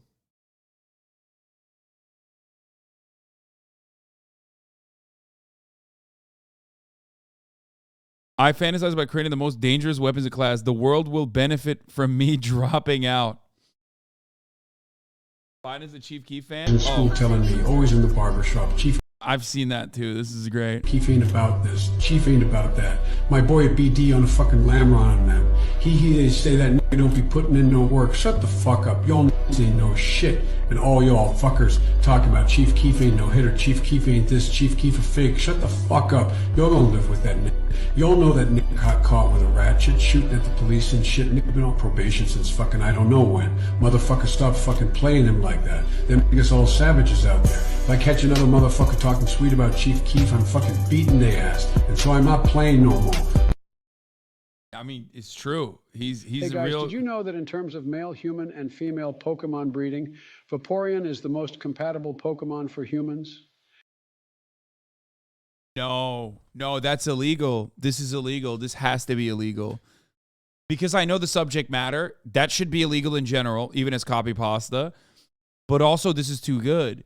Oh, no. It should be illegal because I know what he's talking. No, I know the copy pasta should be illegal too. No. Stop! Not only are they in the field egg group, which is mostly comprised of mammals, Vaporeon are an average of 303 tall and 63.9 pounds. This means they're large enough to be able to handle human dicks. And with their impressive base stats for HP and access to acid armor, you can be rough with one. Due to their mostly water-based biology, there's no doubt in my mind that an aroused Vaporeon would be incredibly wet, so wet that you could easily have sex with one for hours without getting sore. They can also learn the moves Attract, Baby Doll Eyes, Captivate, Charm, and Tail Whip, along with not having fur to hide nipples, so it'd be incredibly easy for one to get you in the mood. With their abilities, water absorb and hydration, they can easily recover from fatigue with enough water. No other Pokemon comes close to this level. No, we're done. Society is done. It's over. It's Jover, dude. We're done. Jail for everybody. It's over. We are so far gone. Ben Shapiro needs to be doing a video about this, not the fact that like the AI ChatGPT can't say the N-word. This, dude, this is a biological weapon. This is a violation of the Geneva Convention. This is literally international criminal courtship, man. Too much. Stop, bro. Last night somebody made an AI of you talking about wanting to fuck trains. Weird. Oh, that's odd. Yeah, that definitely was AI. That definitely wasn't me. Valorant AI. Why didn't you wall off? Hold on here. Level of compatibility. Also, fun fact, if you pull out enough, you can make your Vaporeon turn white. Vaporeon is literally built for human dick. Ungodly defense stat plus high HP pool plus acid armor means it can take cock all day. All shapes and sizes and still come for more. Oh. Off mid. Now we got to watch 3 areas. What the fuck do you mean? It's first round and I want to play for picks, so I got a Revy. There's no need to start an argument for no reason, Donald. Just play the damn game. The fuck do you mean play the damn game? This is comp and this is my D rank game. My bad, not my fault you bottom frag every game. What the fuck do you mean bottom frag? I carry every game. Homie, you have been lacking recently. You're a duelist with a 0.7 KD. Shut up. The only reason we lost last game is because you're playing Cypher and not coming. Keep bottom fragging. Maybe if you placed your damn wall, I wouldn't get flanked. Maybe if you used your flash before peeking, you wouldn't get ran through as much as your wife. Don't you dare bring my wife into this. That was quite funny too, be fair. Shut up, you pedo. Your wife. What? You're white? This similar, but with you in it? Shadows of Evil. This is the greatest zombies map. Yeah, we saw this already. I don't know why I'm in this, by the way. Most understandable XC sentence. XC so accurate, I can never understand what he's saying. Bro, the Hasan bit. He's right, though. Kino der Toten is the best.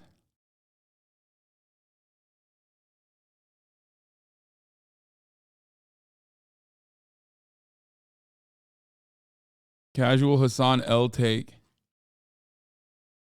Is that you again, Joe? There's no shot. You believe Shadows is the best. It's obviously Transit. Oh, great. It's this guy. No cap. It's me, Sleepy. You obviously weren't awake when Transit came out. Facts, no cap, fam. I actually prefer my fellow teammates under Eisendrach. You know, if we were specifically and theoretically speaking, I believe Black Ops 4 is extremely underrated and a masterpiece served in its own right. Dude, Peterson, Kino der Toten is the best zombies map of all time. You owe. Guys, we only do 2 minutes. I was going to be Jordan Peterson. I did. The XQC one's so funny because it's just not AI.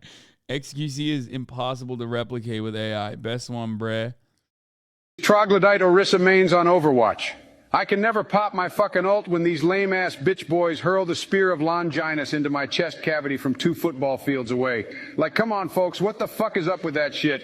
Even worse will be trying to res my teammates when I'm playing Mercy and out of nowhere my head gets blown off from a 50 BMG round by a pussy boy Sojourn player.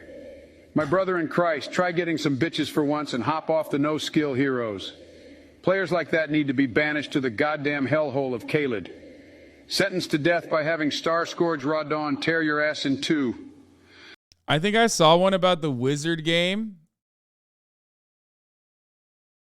It was about fucking it was about Elden Ring PvP, mages making like cheese builds and how fucking annoying it is.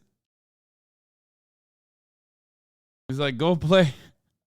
Him being like, go play fucking Hogwarts.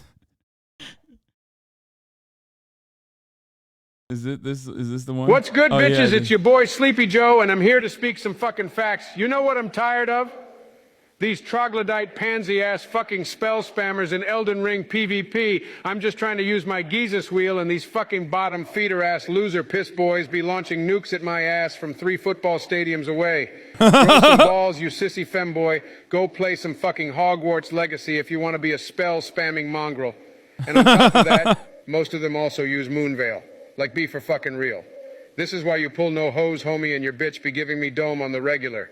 Get off of Elden Ring and go play some goddamn Wizard 101, you fucking snowflake, you goofy ass. Better be praying to Michaela that I never catch you in the streets. I'll send your dork ass straight to Kaled, and that's on my dead mother for real. I don't play no games.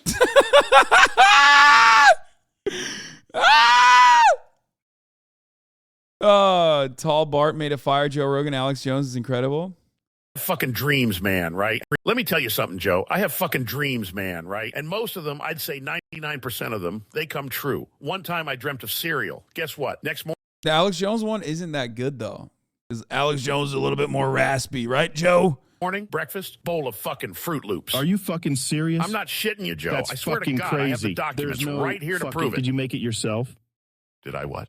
The cereal, did you make it yourself? What does that have to do with anything? Well, it's not that impressive if you just The Alex Jones one sounds more like another right-wing broadcaster almost. Made it yourself. I have an announcement to make. Yeah, sure, fine. No, go on. No one gives a fuck about Joe Rogan, right? Nobody cares if Joe Rogan is doing okay. I called 911 before the show and told them that we have a child chained up in the basement, and if they don't get here in 5 minutes, we'll kill the kid. Fucking what? I committed a robbery with your fingerprints and buried the money in your backyard with the corpse of the security guard from the bank. Dude, they're gonna fucking kill us, like straight up justifiably, too. Not unless those globalist sons of bitches are bulletproof. Jesus fucking Christ. What the fuck? Yeah, this one, it's not like as emotive either. I've seen better Joe Rogan ones with Alex Jones. I'm Jack, then you are Wojak. The mostest soy Wojak possibly in the world. Listen, you are the soy Wojak. I am the Chad Wojak. No, you are the soy Joe Jack, and I am the Chad Gamer Wojak. You know who you are? You are the 80-year-old unfit ruler. That's who you are. You know you're not the Chad Wojak. I am the Nordic Gamer, Chad, the Giga Chad Wojak. You're the virgin, and I'm the Chad. I'm actually not a virgin. Your mom can attest to that. Well, look, all I'm saying is that we are in two separate leagues. You are the globalism fan, and I am the patriotism enjoyer. I'm a patriotic globalist. I support slavery worldwide. A better analogy would be that I'm the rare Pepe, and you're the small... Ugh, it's just like, stop, chat. Of course you like this, you fucking goobers. You love 4chan humor. It's like so lame. Okay, I gave it a shot. Okay, I fucking gave it a shot.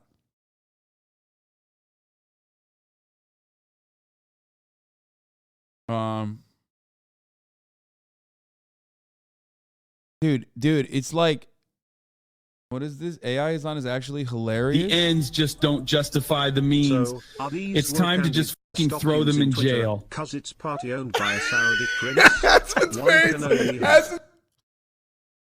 What the fuck? I'm gonna be a freaking hero, and every girl wants a hero. Orange for left-wing causes, but I the wrong stuff. Secondly, I guess they like my drip, and of course the fact that I laugh at all the wrong stuff, man.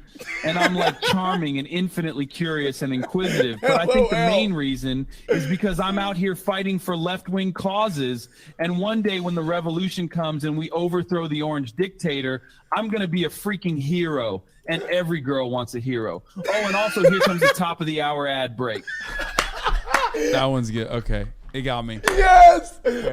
We can't deal with it from a form of leniency. Okay, dude. Okay, yeah, okay. This is how Reddit sees this on. I know. So many people in my community probably see that, and they also fucking think it's hilarious too. Okay, the ad break was funny though. That was good.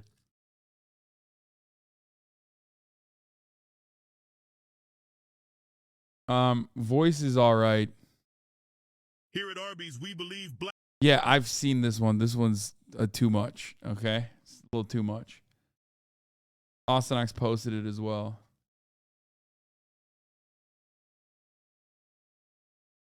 Apparently,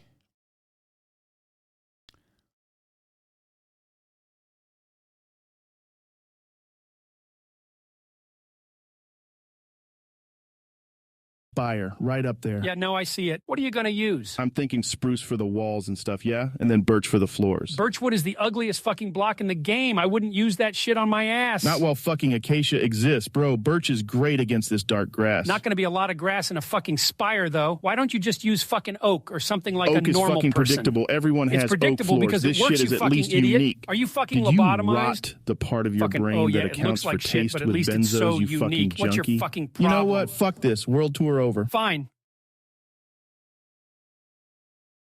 You know, I hit a dog on the way over here, by the way. Oh, man. What kind of dog was it? Brown. Oh, man. Yeah. That fucking sucks. Yeah, it was bad. I bet he was fucking cute, too. Yeah, he was adorable. Jesus. Yeah. I fucking knew it. Cutest fucking dog you ever saw. Boom. Gone. Yeah, it's fucked up. It's fucked up. Take your time, man. You think they're invading your identity with that? I mean, if it's tastefully done, I don't really care. If it's funny and it's tastefully done, I don't mind it.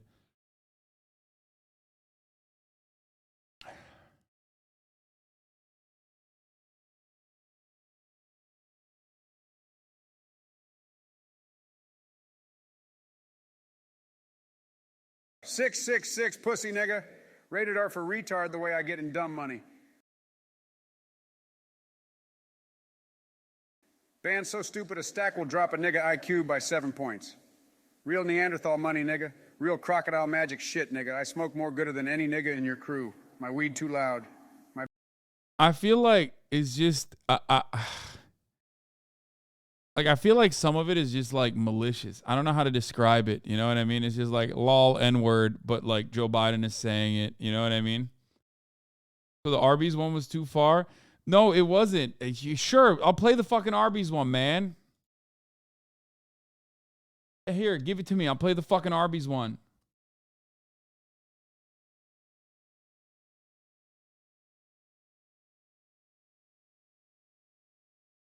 My favorites are the ones. Look. My favorites are the ones where it's like he's obviously fucking. Fuck. The Bionicle one's good too. That one's funny. I don't even know anything about Bionicle, but The it's Joe Rogan Experience. This one's actually good. Well, that's just it. That is why Takanuva always was the true prophet meant to bear the mask of light. He was the true protector of Matanui. Did you ever watch the Bionicle movie? Yes, I Not did. the Metro Nui ones, or God No. forbid the 2009 one. Yeah, no. If you watch the original movie, I really quite enjoy that movie. It shows Takanuva as this brave, stoic, but yet young and naive character. He was only a small little dude at that point. This just feels weird. Why does it always have to prompt with them having a white guy saying the N-word? Am I being too sensitive since I'm black? It feels like digital blackface almost. I think like I said, it's like the Chief Keef one was the first one I ever saw, which was like a rap TV one. That was like kind of funny. And a couple of them have been funny, but then like some of them are just like lol, Joe Biden says the N-word. So it just feels weird. I agree though. It does feel weird. It feels weird to me, and I'm fucking white, so I don't know how to describe it, but I do love the ones where they're just like talking about fucking gamer shit. I think those are pretty funny. I wouldn't say it's a digital blackface, but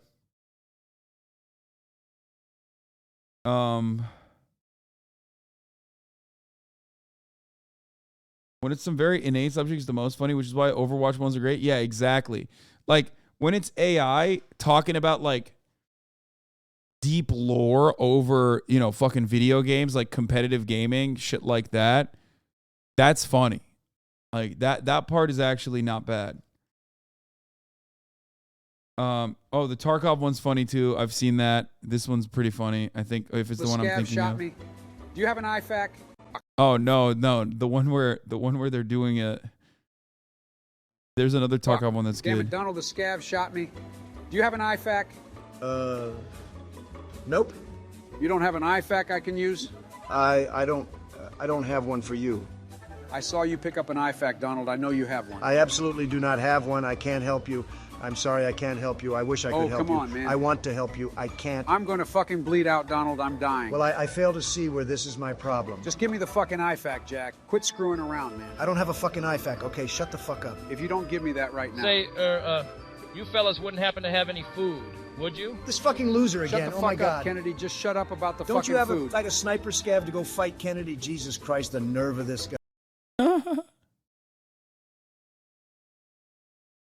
I am a dwarf, and I'm digging a hole. Any of you guys get any diamonds yet? I'm strip mining at the correct Y level. Nothing yet. Oh, I found them. Don't mind them, Joker. What are your coordinates? What do you mean, don't mind them? Do you have any idea what game we're playing? So, diamonds are rare, right? So you really want to use fortune, so you get... Sure, but we don't even have a pick to mine obsidian for an enchanting table. Is your brain working? Yeah, Elon. I agree with Jordan. I don't know how you plan on enchanting without diamonds in the first place. So you have to mine just 2 diamonds. You know what's really interesting? It's like AI, these some of this like picks up certain parts of the cadence really well. Like it's almost as if they made a combination of all the Joe Rogan artificial intelligence voices that we've heard so far and smashed it together, that it would actually be the perfect Joe Rogan. And some of them pick up the mannerisms, some of them pick up the cadence, some of them pick up the tone. And it's like very interesting to listen to, like, because Joe Rogan does have, like, he does sometimes speak like that, but never that long, right?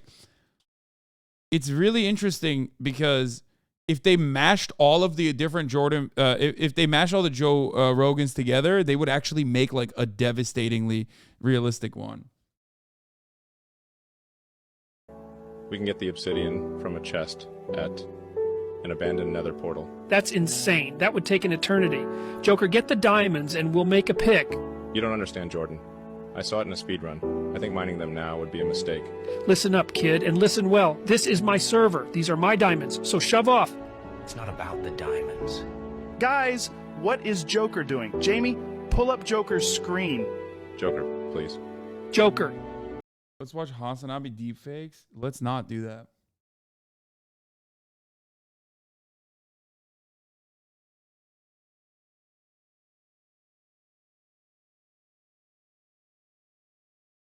It's called deep learning. You're describing it. Yeah, Elon Musk is incredibly easy to nail because he fucking is a bot. It's about sending a message. Joker made a diamond hoe, guys. You can make those? I'm like a dog with a sheep. That's it. I've had it with you. I am banning you from my Minecraft realm. I'd never know what I'd do if I actually killed one. You too, Musk. Go play KSP2 like the rest of the nerds. Elon, if you're playing Factorio, can I please join? I hate you guys. You're so retarded.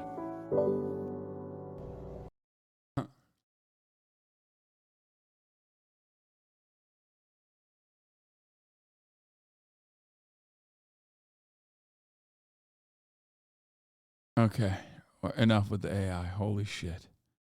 We were watching fucking Drake's $100 million mansion. $60,000. So Drake probably spent a good amount of his decor budget on this statement piece. The second epic piece of decor is a replica of the Metropolitan chandelier. Over 20,000 pieces of hand-cut Swarovski crystal make up the grand chandelier, which is the second largest of its kind in the world. But despite the luxury, Drake would much rather spend his time in his 3,200 square foot master bedroom suite. We know you'd love to kick back in that bed, but just wait until you get a look at the in-suite bedroom. The centerpiece of the epic bathroom is probably that 4,000-pound tub of black marble. It was carved from one single block of marble, making it one of the most unique pieces in Drake's house. It goes well with the eloquently epic two-story closet. We haven't gotten a very good look inside this massive closet, but Drake told Architectural Digest that it was designed with raw luxury materials like amethyst, rock crystal, and even diamond. The entire master suite is surrounded by 1,100 square feet of covered terraces, so that even chilly Toronto winters don't keep him cooped up inside the house. But for some real relaxation, Drake doesn't just sit on his terrace. For some much-needed R&R, the star can retire to one of his 2 saunas, spend an hour in the massage room, or take a dip in his indoor or outdoor pool. The indoor pool is made of black granite and has a black light, so Drake can change up the room's atmosphere for any occasion. Atmosphere seems pretty important to Drake, since he also has a high-tech singing toilet outfitted with customizable neon lighting. When it's time to go out, Drake has a 10-car garage waiting for him where he stores all of his expensive vehicles. But we'll talk more about his car collection a little bit later. It's hard to believe that all this luxury is in only one of Drake's properties. The star also owns 3 homes in Hidden Hills, California, a luxury neighborhood that's also home to a few of the Kardashians. The first is a $4.5 million, 2,449 square foot ranch. Drake bought the 3-bedroom, 2.5 bathrooms property with the intention of pairing it with some other nearby homes to form an estate. In 2012, he bought a $7.7 million home nearby, and then a 1950s-style ranch for $2.8 million. Drake, who just seems to love naming his properties, calls this one the YOLO Estate. The pride and joy of this trio of properties is the $7.7 million home that Drake bought because it reminded him of the Playboy Mansion. It's because of this epic pool, complete with a waterfall and a grotto. The home also has tons of activities, like a home gym, tennis court, movie theater, and game room. Do you prefer Drake's LA estate to his Toronto digs? Drop your thoughts in the comments below. Drake's a fan of luxury transport, but he's not always speeding around in sports cars. Instead, his favorite mode of transportation is his $185 million custom private plane. The Boeing 767-300F was recently given a makeover by Louis Vuitton designer Virgil Abloh, and now rocks a blue exterior with painted clouds. When it comes to cars, though, Drake is a collector. No wonder he needs so much room in his garage. One of his most impressive vehicles is a rare Bugatti Veyron Sang Noir for $3.4 million. Only 12 were ever built. Rare vehicles seems to be a pretty big theme in Drake's car collection. He also has a Mercedes Maybach G650, of which only 99 were ever made. Drake is the only person to own one in all of North America. He also managed to get his hands on a rare Mercedes Pullman worth $600,000. And he owns the very last Maybach 62S Landau that was ever built. This particular collector's car is estimated to have cost the singer over $1 million. Drake also has a few more practical cars that he's been seen rolling around in. One of his favorites might be his Ferrari LaFerrari, which he purchased for over $1 million.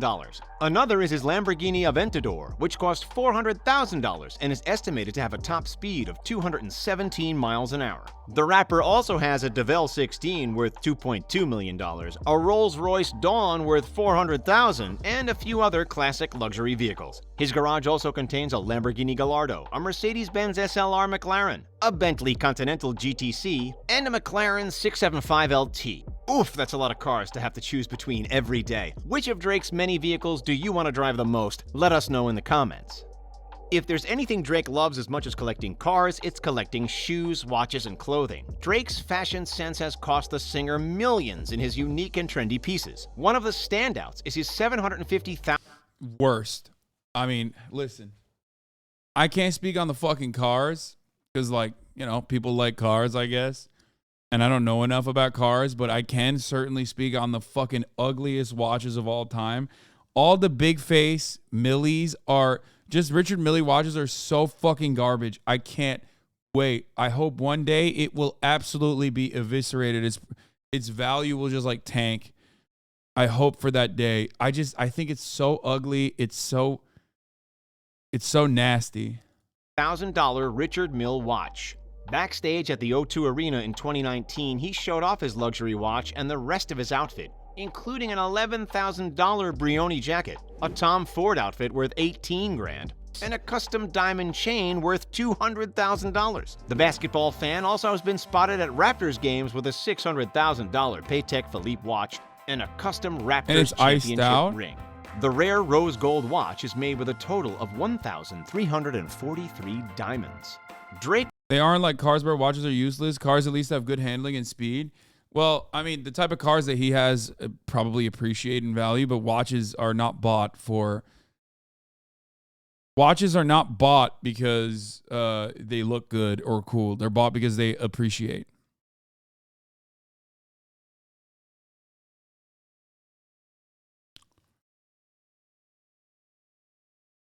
A lot of people buy watches because they fucking appreciate in value. You can just like dump a bunch of your money into it. Watches are cool too. I think like the history of watches, the way that they make it, the engineering, all that stuff is like actually cool. No, you're wrong. Bust down always depreciate. Okay, XQC fans, I know. Yes, bust down does depreciate. That's why I said, oh, he iced it out.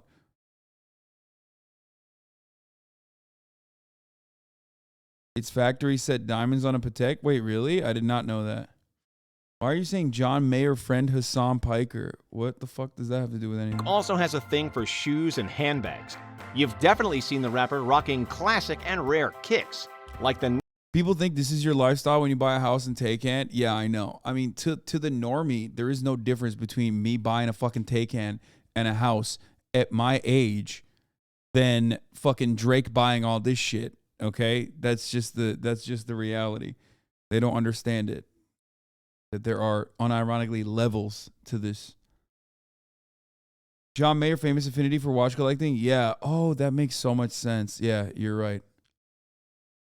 Not yet released Air Jordan 1 High OG Dior sneakers that he showed off in a sneak peek of his closet. But these $2,000 shoes aren't even the star of the show. Yeah, I was about to say those are the Dior Jordans are fucking, that's nothing for someone like Drake. Has a pair of bright yellow Jordan 5 Retro Tokyo T23 kicks, which would sell for over $5,000 today.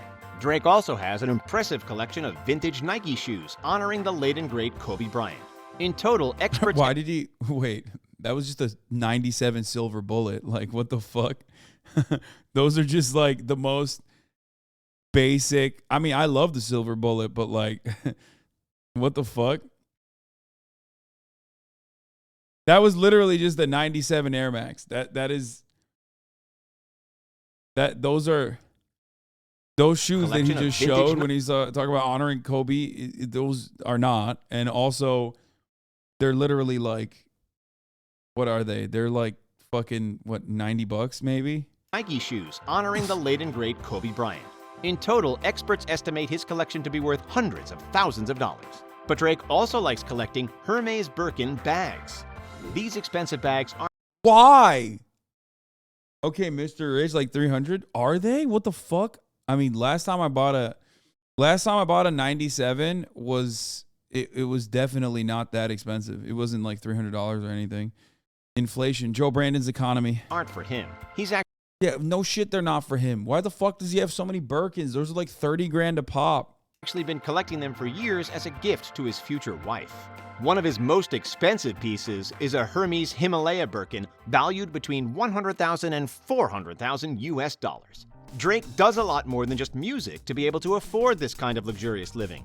For starters, he co-owns OVO, October's Very Own, which is a company that encompasses his record label, clothing line.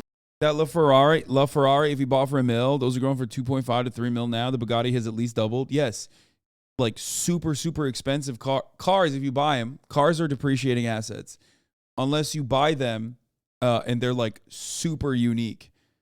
You know what I mean? They're obviously at that point, supercars are obviously appreciating, but it's still volatile. I mean, it turns into I mean, watches too. It's like a Veblen good, right? Is that the right term? Am I saying that right? I think yours has gained value, hasn't it? I don't know. No. EVs don't really appreciate in value, I don't think. EVs don't appreciate in value. I didn't buy it because it was like, also I leased it anyway. I didn't buy it.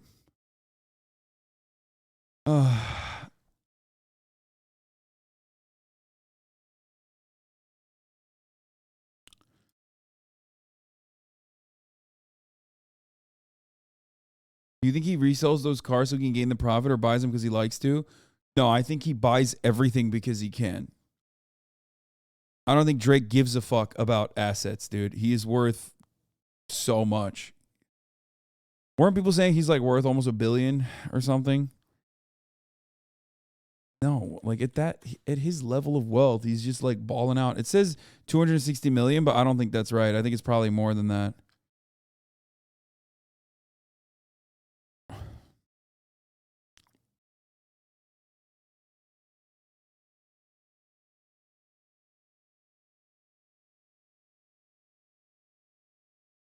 What about EVs and the cobalt mine moral dilemma? Are you fucking brain dead, dude? You think I give a fuck about cobalt mining? Are you absolutely out of your fucking mind? I literally use a computer and an iPhone. Like every fucking part of my consumption and your consumption as you log on to twitch.tv to write this snarky ass remark literally revolves around conflict minerals that are literally mined in the least ethical ways possible. Shut the fuck up, you followed yesterday ass, sock account ass, dumb motherfucker. Oh my God, dude. Shut the fuck up. Shut up. Shut up. You're a fucking idiot. You did not come across as intelligent to any person in this chat. You can minimize it though. Oh my God. Oh my God. No, you can't. No, you can't. No, you can't. No, you can't. You are just a fucking idiotic troll. You are currently maximizing your consumption by being on twitch.tv. Okay. You are literally engaging. The very argument that you are putting forward is unironically silly when you come in here as a one-day fucking follower and literally say you can minimize your fucking ethical consumption. No, you can't. You're not doing it. Shut the fuck up. You're living in the first world. You are a part of the imperial core. You are literally living off of stolen profits and the extraction of natural resources from the third world. There is no fucking ethical consumer side activism that will eradicate this, okay? Unless you go and join like a Maoist student group in the fucking Philippines and overthrow the Philippine government, you are not participating in any kind of global revolution by drinking out of a fucking paper straw. Holy shit. Yeah, really, if you want to minimize it, just fucking log off, honestly.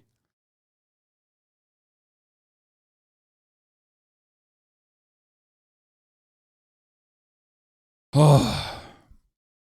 Yes. Join Anak Bayan, okay? And then talk to me afterwards. Sour subject.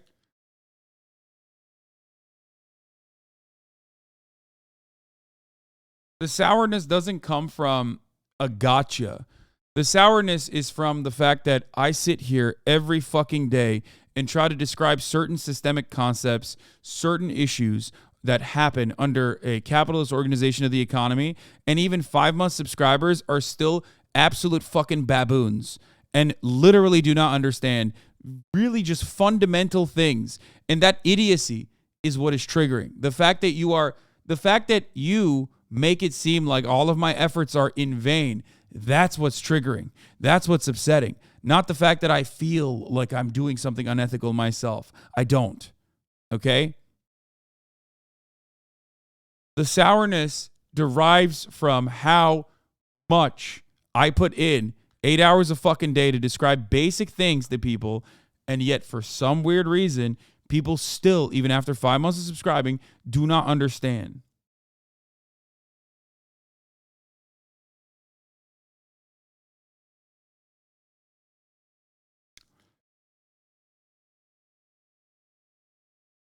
Anyway.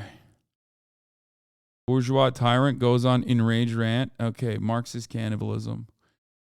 I don't like lifestylist fucking shitters in the chat come in here and think that like any kind of leftist momentum revolves around whatever you think is happening on the internet. I hate having to repeat it over and over again. It's just like after a certain point, you have to do the work a little bit yourself, okay? Go read some fucking theory and learn.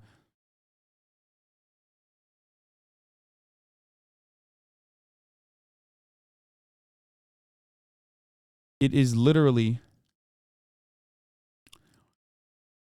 it comes from people who think being leftist is about like trading fucking memes about Mao, okay, in a Discord server.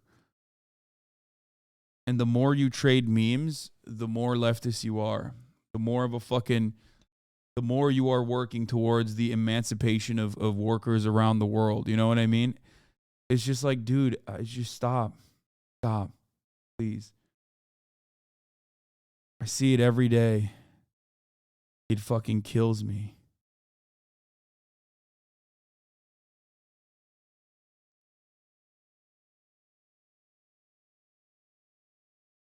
Anyway, an end radio station. In 2019, he made about $50 million in profit off of his clothing line alone. Drake is also an ambassador for his favorite sports team, the NBA's Toronto Raptors. He started the massively popular We the North campaign in partnership with the team. He's even hinted at his desire to buy the team one day, which seems 100% possible as the rapper continues to grow his fortune. But Drake doesn't keep every bit of money for himself. After all, he started at the bottom. His passion for sports has led him to donate $3 million in partnership with the Raptors to Toronto and Canadian basketball teams in order to make playing more affordable. And you cannot forget the $1 million. That's the nature of educating people. You have to repeat yourself, and there will always be people who don't understand. I agree, which is why I always do it.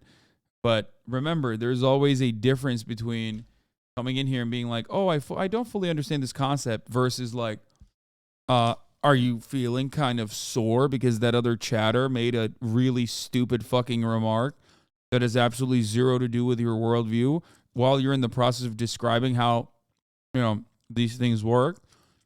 It's bad faith. So it gets exhausting when I have to deal with a 1,000 bad faith shitters. That he gave away to fans during the filming of the God's Plan music video. The $1 million in cash was supposed to be the budget for the video, but Drake had better ideas of how it could be spent. Drake has the money to spare, since he reportedly makes up to $2 million per night while on tour. His fortune has convinced him to start branching out on other investments. Recently, he became an investor in the tech company Omni. Even though Drake will probably continue to invest in the future, his goal has always been to build his own empire. He even has his own luxury line of champagne called Mod Selection, which costs between $300 and $400 a bottle. Let us know in the comments if there's anything in particular you would love to see Drake get in on next. Drake does have a brand new venture, the likes of which he's never done before. He's become a father. His son Adonis was just recently introduced to the His world newest after venture is rapper having a Pusha son. T let it slip that Drake really did have a kid. And Adonis is definitely growing up to love the finer things in life. Can you blame him when his father's house looks like something out of a fairy tale? In a rare sneak peek into his son's life, Drake and Sophie shared some photos of Adonis's lavish second birthday party. They decked out the rapper's home with gold balloons and lots of decorations featuring what seemed to be Adonis's favorite character, Cookie Monster. We've also got a sneak peek at Adonis's love for art and the mini luxury car that he loves to drive around in. It seems like Drake really is following his motto of family over everything. So what do you think of Drake's luxurious lifestyle? What moves will the rapper make next? Let us know your thoughts in the comments section below. Also, the reason why they kept showing Kanye is most likely because this is AI. And when AI makes it, it's like, it just randomly picks whatever it thinks is Drake or Drake adjacent.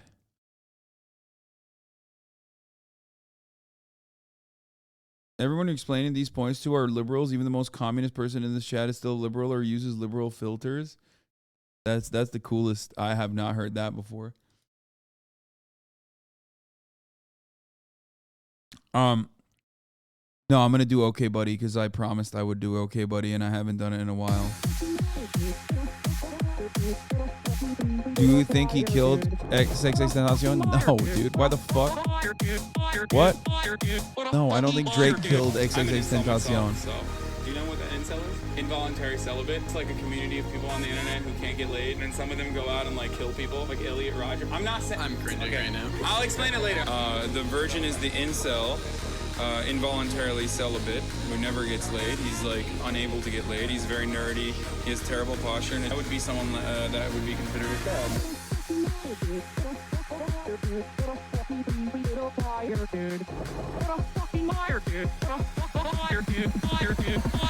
Holy shit, dude.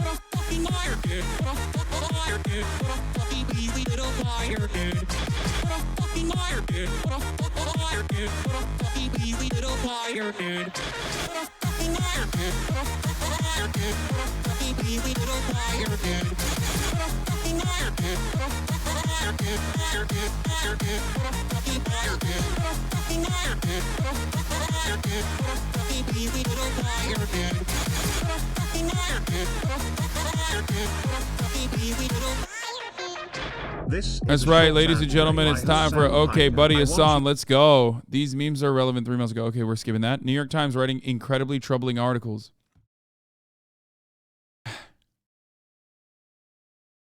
You fucking wish, dude.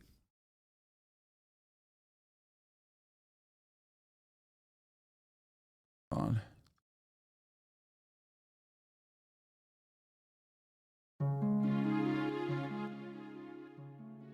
You fucking wish.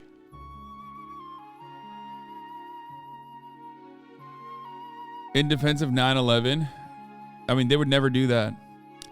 The only time anyone would ever write in defense of 9/11 would be about how wonderful it's been for the military-industrial complex. Like, that's the type of article that someone would write on the New York Times. Hostlight email by Devin Art. Where is this from? What? Why?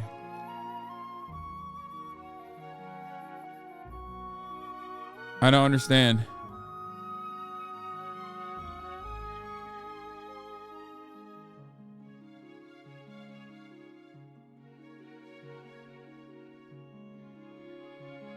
Oh, Haaslighting like gaslighting.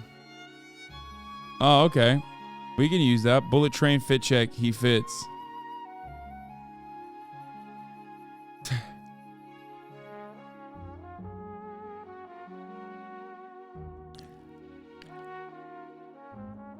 One day, soon actually, very soon, we will do a bullet train fit check. And I will fit. You had some bangers, not gonna lie. What is this? I thought I had everybody on my side. My view count and engagements at an all-time high. But now, I can't even bring myself to speak. All because people keep ratioing. My old tweets. Follower shaming is a weapon in the wrong hands. Cause we're a generation admiring Patrick Bateman. People who put reindeer stuff on their cars freak me out. I've literally never craved for a meatball sub. Favorite game to play in Seattle, hipster or homeless? Did that person you tag go out with you? Happy 10 years. FaceTiming with some random person while he bathes. It's hard to believe he likes girls. Hasan is a fan of cocks. Bringing up old tweets is cringe.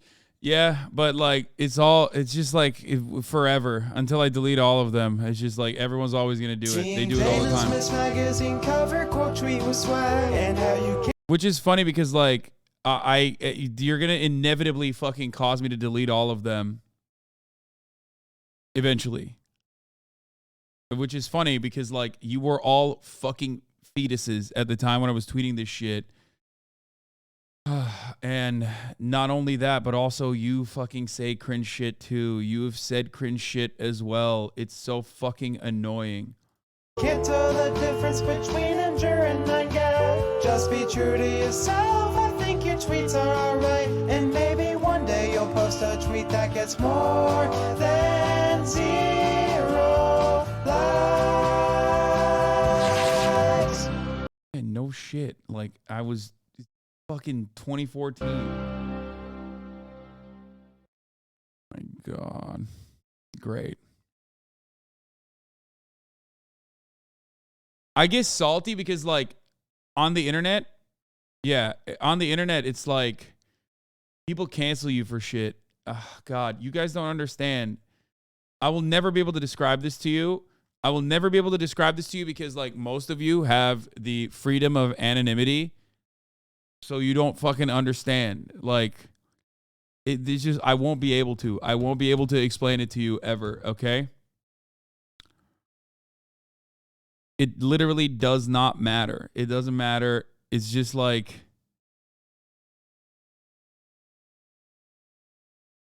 it's so cringe seeing old shit. I just like don't delete it in general. Because I just don't want to, but like, it's not.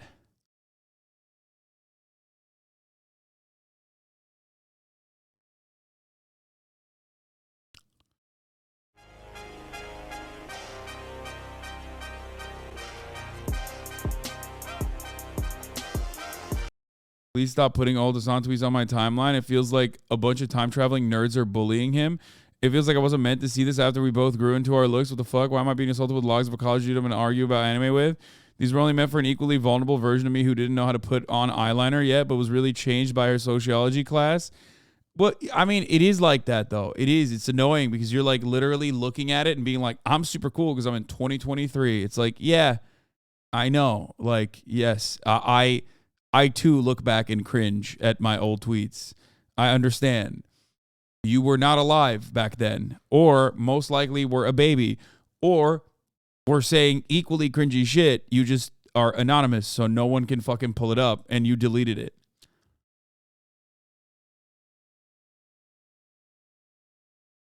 Anyway. And it's not even that, because it's like people always like on the internet being cringe in no matter how long ago you were being cringe means like the worst thing. You know what I mean? They're like, oh, dude, you were so cringe.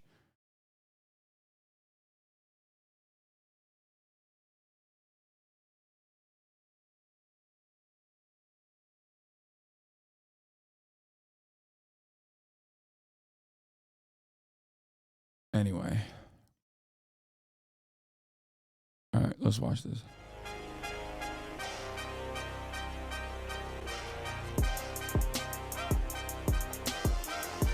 Asshole is like this, dude.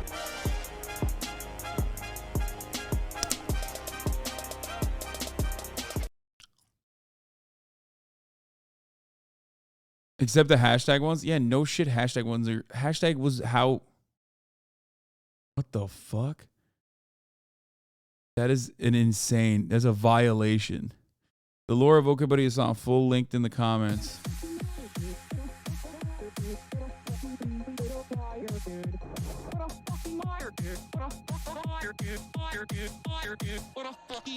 We're not adding that one. Myself, so.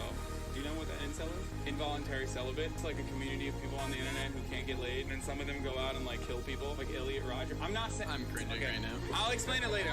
The version is the incel. Involuntarily celibate, who never gets laid. He's like unable to get laid. He's very nerdy. He has terrible posture, and that would be someone that would be considered a dad.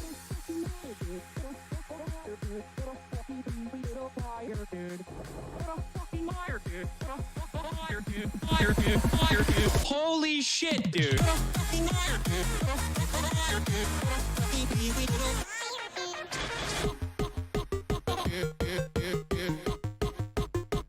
All right, let's watch the full video. Hopefully it's not super long. All right, let's see.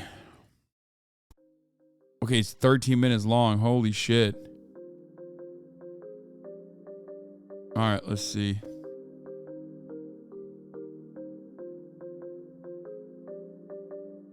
For years, there has existed a place where HasanAbi heads can shitpost. What is this? A place where memes are not just meticulously planned, made and subsequently used by Hasan as a blast-off tweet, and then never credited.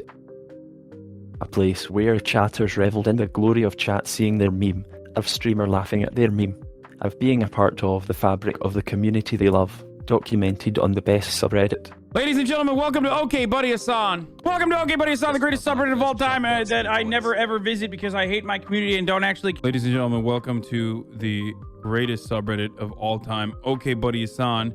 How did this turn into this? Like, I will never understand. Anyway. However, most of the viewers watching this now might have assumed that the subreddit had always been there. Yet, even meme subreddits have an origin story, and that story deserves to be told before it is lost forever.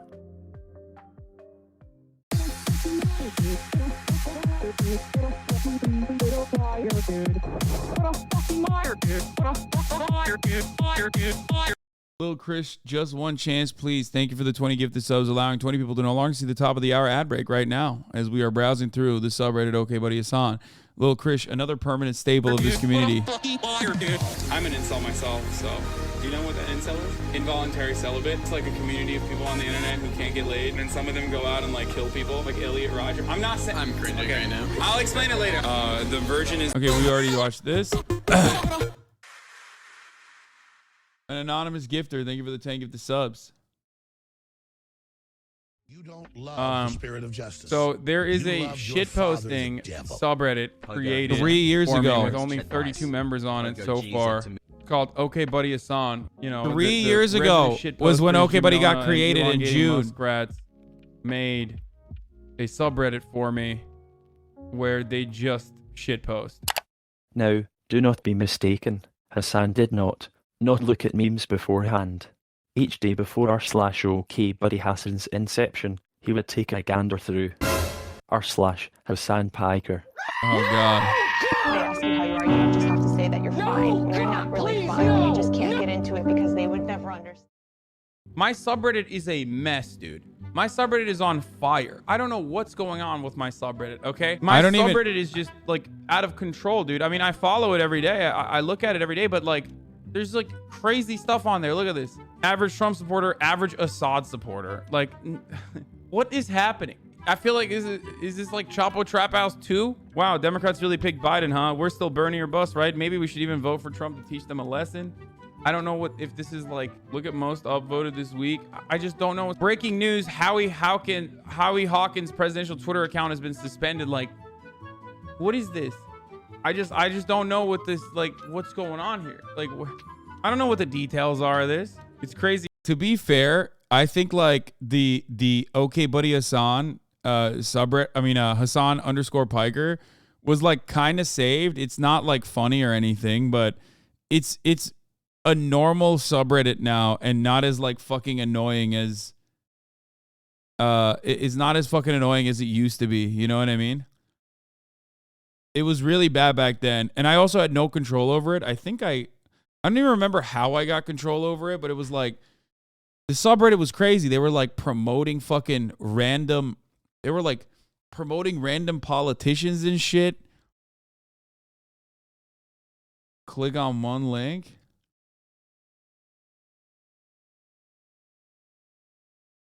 What do you mean click on one link? I mean, look at this. This is funny. One day ago, hung crack smoking king, 55 comments, 1,321 upvotes. Hashtag block Elon.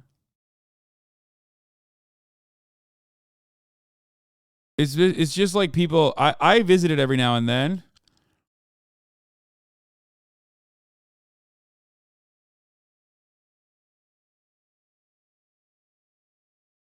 I don't have enough money to pay my student loans or buy a house, monthly budget, DoorDash, booze, streaming, OnlyFans.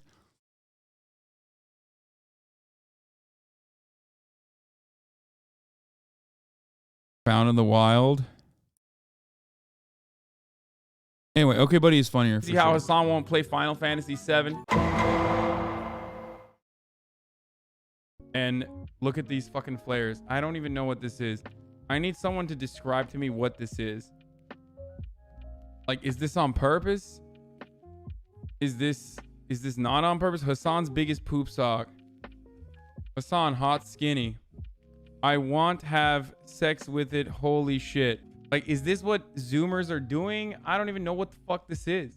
I genuinely am trying to comprehend what this subreddit is. Is this a kind of humor that I just do not understand? I'm out of it. I've never felt so old. Look at this post. You love your father. Hasan just vibing with George Bush.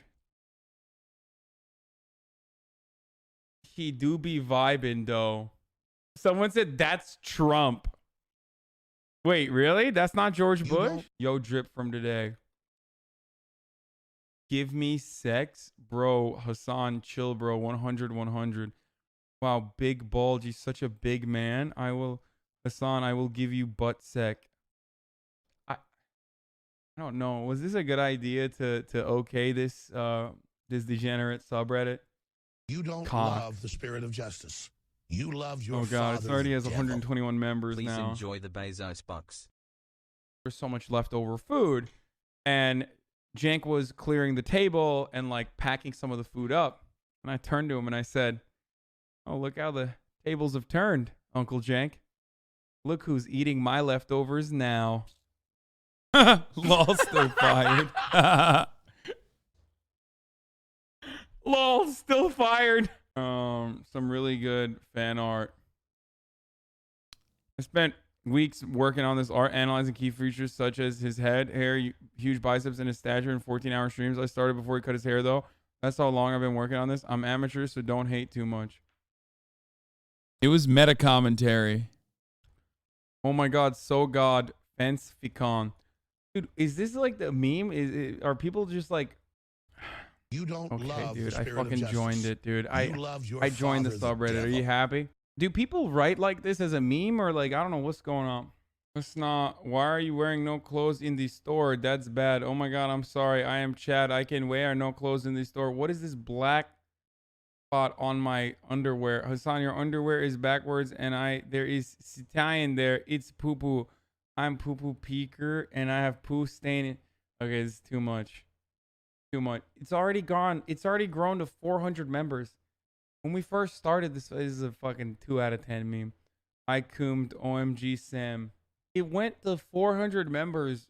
It was like at 100 members. Okay, this is the first day of me browsing Okay Buddy. Bro, Hasan, chill, bro. Give me sex. Fucking growing faster than my YouTube. You right. Congrats, Murat, with his baby son, Hasan. He be Malden. What? I don't even understand. Oh my god, Azan, no. Apology for bad English. Where were you when Hank Parker died? I was at house eating Dorito when phone ring. Hasan Piker is killed. No. These are getting worse. Like they're like devolving. Can someone explain to me what this is? Like what is going on?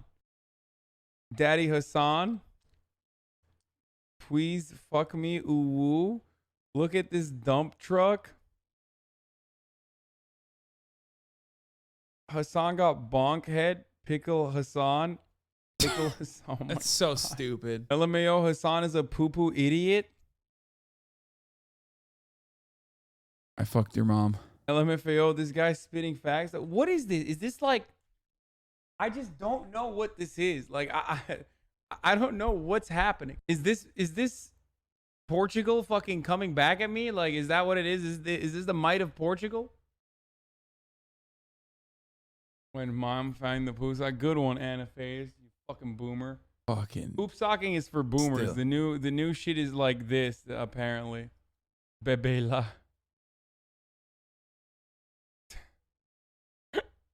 Well, how is this how are you guys posting so much?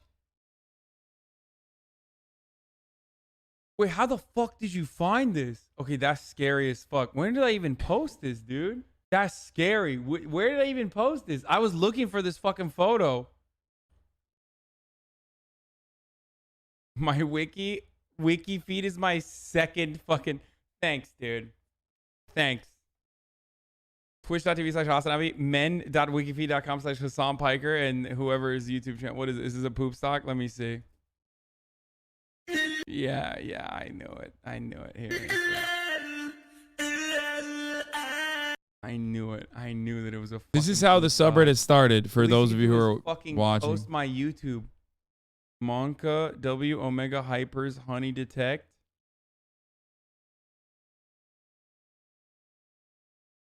What?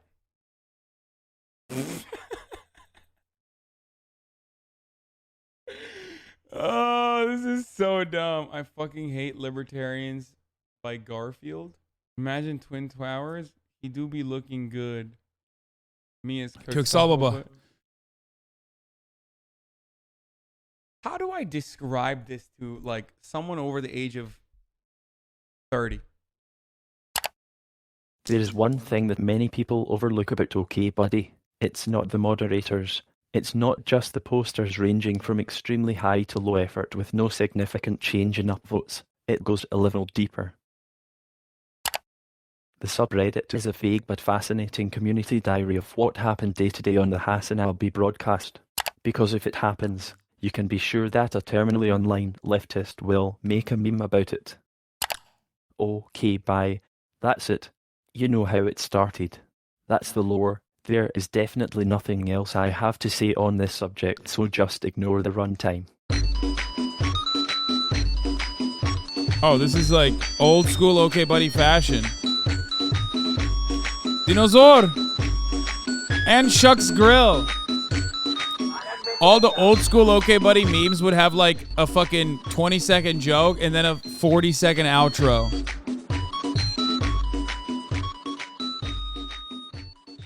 Dinosaur. And Shucks Still Grill. here. Fine. Yes, there is something else. Chatters, you know how Hasan complains that OKBUDDY is filled with leftist memes. Well, let me share something from the archives with you. Ben Shiabino versus Poo Poo Piker, epic debate. Systemic racism not real. What a fucking liar, dude. Systemic racism real. Are you stupid? No, systemic racism no exist. Just choose not to be poor and black forehead. WTF, what the fuck? Watch PS5. Fuck this, dude. Facts and logic emerge victorious once again.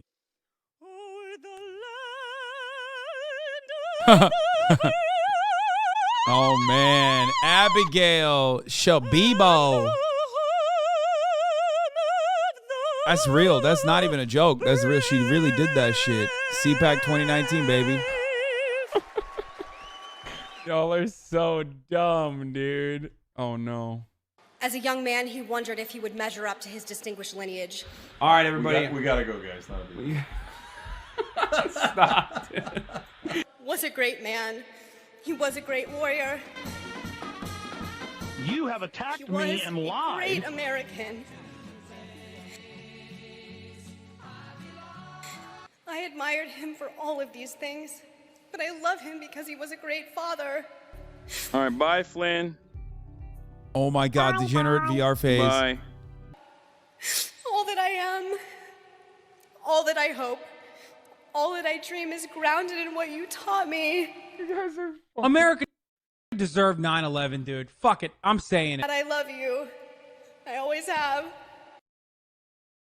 You guys are the fucking worst, dude. Hasan was the one who changed. But would we really have it any other way? Hop in the Discord. Oh no. Otherwise, I'ma split you like a split cord. My man's still pausing. Everybody is bored. Come at me, I'ma son you. You'ma call me his lord. That was so bad! Why did you make me do that? Why did you make me do that? That was so bad! What the fuck?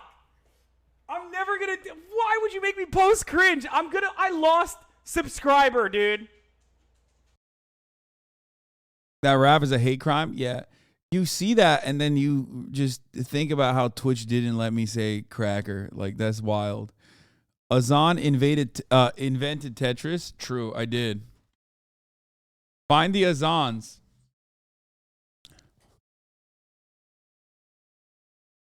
There he is. And there he is. And there he is. And that's it.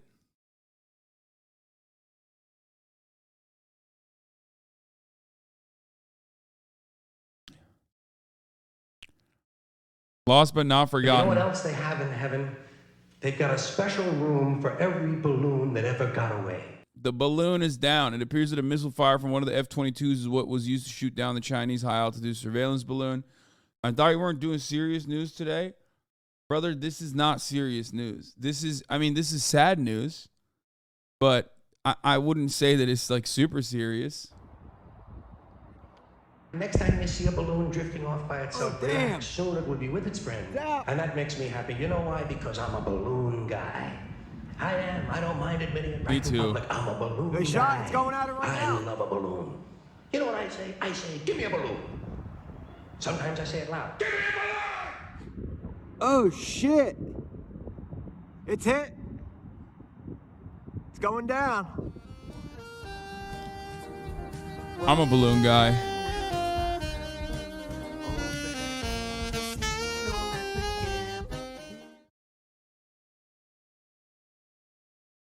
I did a meme. Socialist himbo. Thanks. All new Marketing Monday trick. Hasan, did you want to plug that drink? Mike, nah, I think we're good. Super Bowl ad starts playing. The fastest growing sports drink.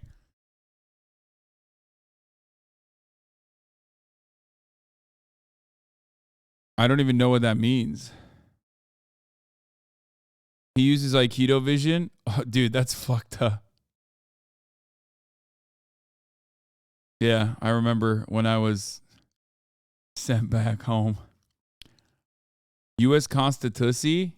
The fact that, like, we don't do the mental health evaluations before we allow everybody to have a gun is insane. You can't say mental health is a problem in this country, not the guns, and then turn around and block every bill that would ever suggest a mental health evaluation before you can fucking use a gun. I have never understood why people think that it is crazy that we do not at least have the same level of restrictions in firearm ownership as we do for driver's licenses. I will never understand that. It is such a wild thing. That's unconstitutional. Man, you can fuck and suck me from the back, okay? I fuck the Constitution. I wipe my ass with the Constitution. It's a fucking piece of paper, dude. Shut the fuck up. Motherfuck the Constitution and motherfuck this country, okay? You stupid bitch. I take a shit on the Constitution, bro. What the fuck? Who gives a fuck? That shit's so dumb. Ooh, woo. Oda. EU is way cooler than the US productions. He was cooking. See a song video about shooting, look inside. 20, 30 minutes off topic. Wait, really?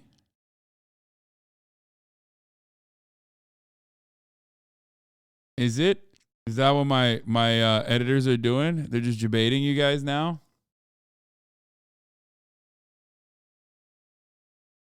Sometimes they put two stories together. Valentine's Day emote. Too late. We already passed it. What a Weasley little liar. In the view of Los Angeles on the other, I kissed her for the first time. No, you didn't. Why are you like this? Why are you lying? What a fucking liar. There was a point where this was literally the only thing in this subreddit. Liar, dude. What a fucking Weasley little liar, dude. What a fucking Weasley little liar, dude. Holy lying, shit, dude. chat. Holy fucking shit. What do you mean what happened? Literally lying. Still lying to his audience. Oh, yeah.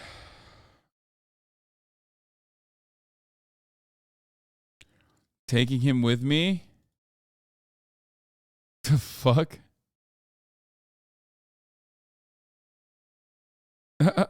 What is...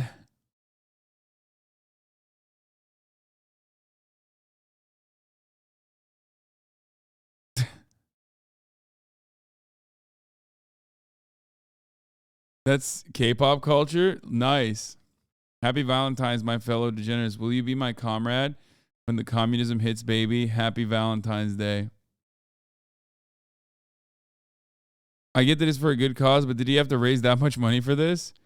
Aiden Ross is leaving Twitch. Yes. We had to. We actually had to do that to get him out of here. Predictions tournament. What? The fuck is this? What the fuck? Permission to swag out, King? You got my permission. Permission granted. Austin Show gives HasanAbi a piece of his own medicine. Do we even have businesses for that? I feel like we don't even have manufacturing for that. We don't have the output for that.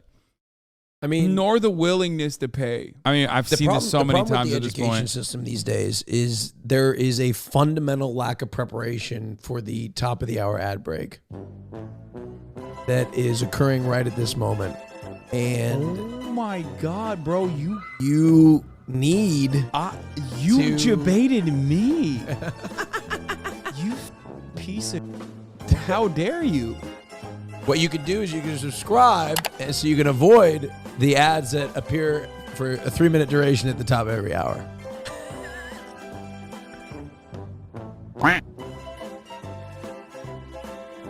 Do we even have businesses for that? I feel like we don't even have manufacturing for that. We don't have the output for that.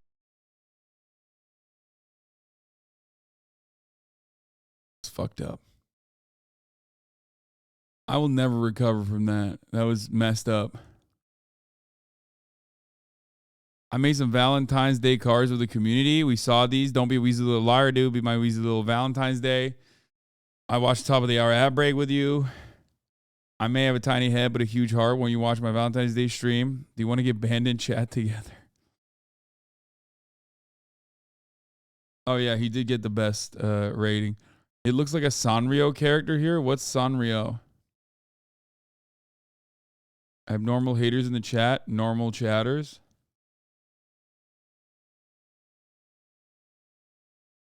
Past HasanAbi reacts to his current haircut.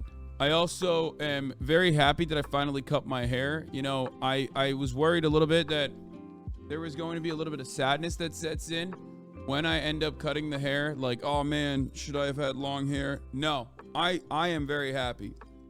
I'm very, very happy about the haircuts. Look at this. Oh no, it's a fucking party in the back, dude. I can't do that. I also am very happy that I finally cut my nice. I don't know how the fuck you found that. The HasanAbi Live explained. We already watched that. How did we miss this?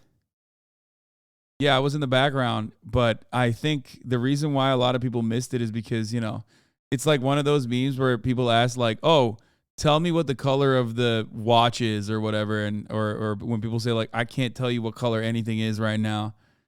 Don't ask me about anything else in the photo. It's one of those types of things. You know what I mean? Joe Biden, congrats on the charity stream. The following is an address by the President of the United States. The fuck is this? This is Joe Biden, President of the United States. I just want to take an opportunity to personally thank Hasan Piker for raising over $1.2 million for emergency relief for both Turkey and Syria. A lot of people might be telling you that the U.S. should probably lift its sanctions on Syria that it's imposing right now because it's only making a humanitarian crisis worse. But I want to tell you that Bashar al-Assad's a bad dude. He's basically the corn pop. And I just want to say from the bottom of my heart and from every fellow American, thank you. Nice. Thank you, Mr. President. I'd argue with him, but he just knocked me out. So what? You hang out with this suck them cunt, Yeah, dude? no, What it's the disgusting. fuck? Oh my god, look at him. He's like talking about Nordic style democracy. I'd argue so with him. sick. I'd argue with him, but he'll just knock me out. So, Yeah. Several months later. Oh my god, he did. He Hang out did with do this that. That's crazy. Foreshadowing. Listen, man, this is why I cut the hair, okay? I was not beating the white Jesus allegations. Every chatter, the other day. I'm in this one. He is a gamer who declares himself a socialist while buying himself mansions. Really good socialist, Hasan Piker. He's doing some good stuff this week, by the way. He actually donated a bunch of money to victims of the Turkish earthquake. And then he also did some stupid stuff, which is sort of what he normally does. I can't believe it. Oh, Mike. I was on TV. Ah, did you see me? I'm a natural. No, they censored you, which is fucked up, chat. I would never do that. Playing scary underwater Is this game. literally Waterworld, dude?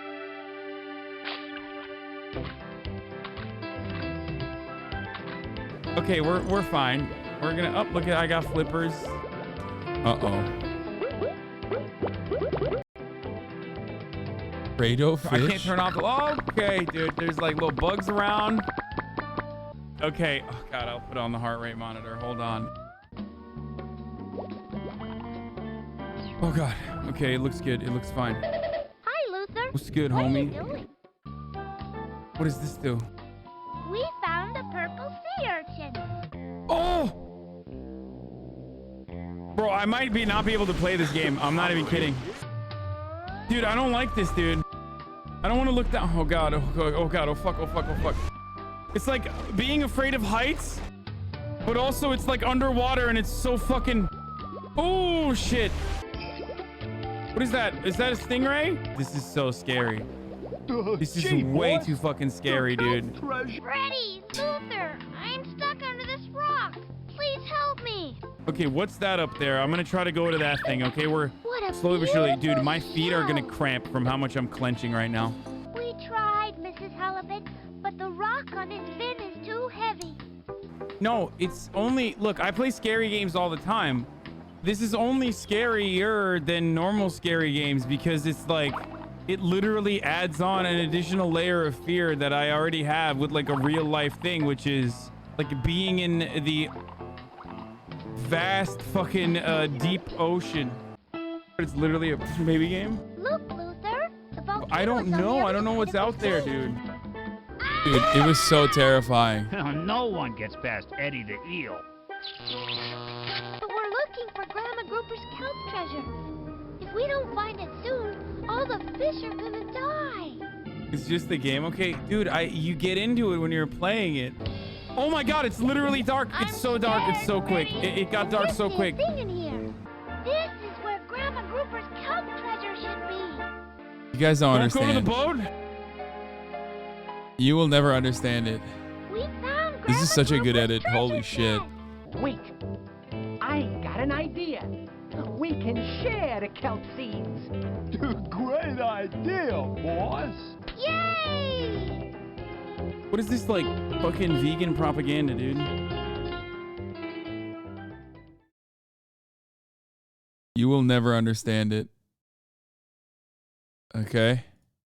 Was Hasan on the spy balloon? Here we go.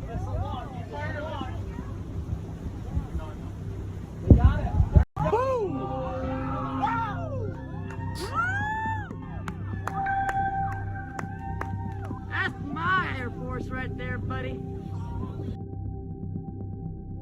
My Air Force, buddy. This morning, a suspected Chinese surveillance balloon. Big questions over the Chinese surveillance balloon. It's Chinese surveillance balloon. The Chinese surveillance balloon. A high This is ominous. surveillance balloon.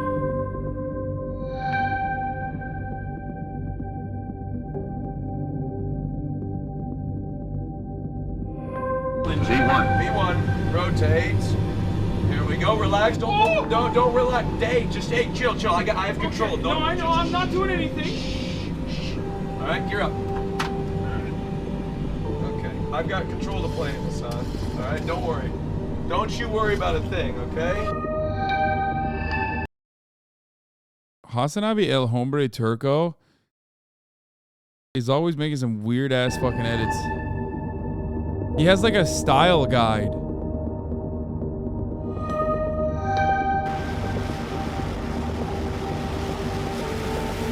Is it Durham? Is it actually Durham, but like not as insane anymore? Hasan! Oh! Jesus Christ! Oh, shit! He films it like fucking, not David Lynch, like a Adam Curtis almost. Oh!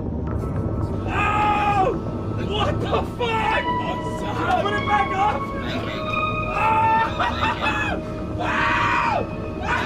Hey, can you come to Sim? Come on! Wind shear. What's the message to China? From your national. I told them to shoot it down.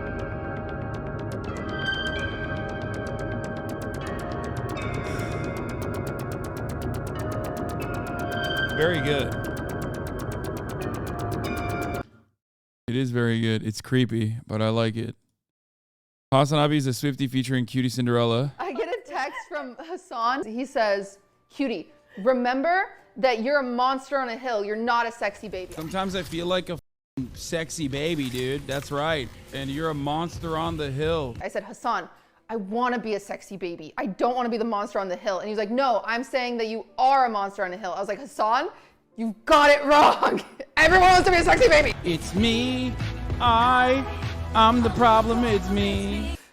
He tried. I think you guys forget that I'm a Swiftie. So it's me. I'm the problem. It's me. It's not Durham. Durham posts are clearly indicated. He needs this video. What is this? I feel like I used to laugh. I used to laugh more, dude. What happened? I lost the joy of laughter.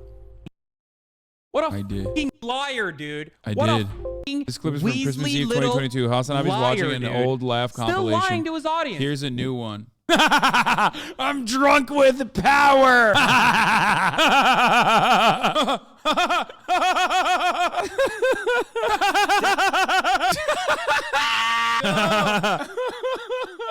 Controversy. Yeah. Croatia. I'm just sitting there. I'm listening. I'm writing notes. What?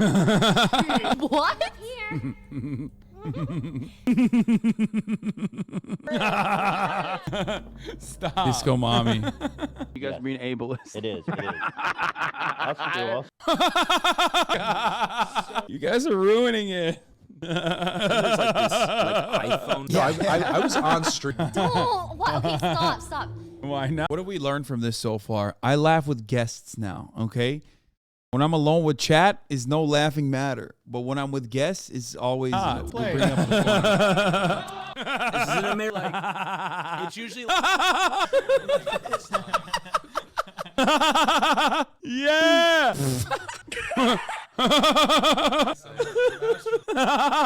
Killing the Friday vibes with their dark realization. Yeah, dude, this is kind of dark. I don't laugh this much anymore. What the fuck? The legends claim there is a new HasanAbi channel that is in the Clips Industrial Complex that is alive. I love this channel. HasanAbi by Mish, making insane videos. Subscribe, baby. To the HasanAbi by Mish channel. I said that? That's weird. Okay. Don't remember that one. I fell in sadness from Hasan losing Kid Nation and that he wouldn't react to MILF Manor or play Hogwarts Legacy on stream because of the haters, so my head mixed the last two. Hope it gives himself some ideas. Himbo Piker and the Castle of MILF Magic and Incest. Yep. I play that. That's ethical. I made a Straw Hats political compass. Minor One Piece spoilers.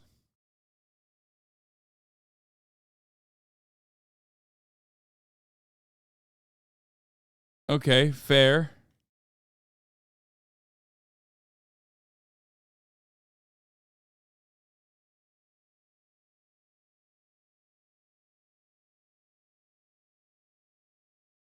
What's Zorro doing up there? I'm glad they didn't put Zorro on the fucking fascist spectrum, which is what everyone always says. My favorite character is not a fascist. Born in the time to free. Born too late to invest in Google. Born too soon to be a teen TikTok star. Born just in time to cry over anime. Okay. The HasanAbi Gamba doctrine. Betting on Hasan winning Valo games during Gamba.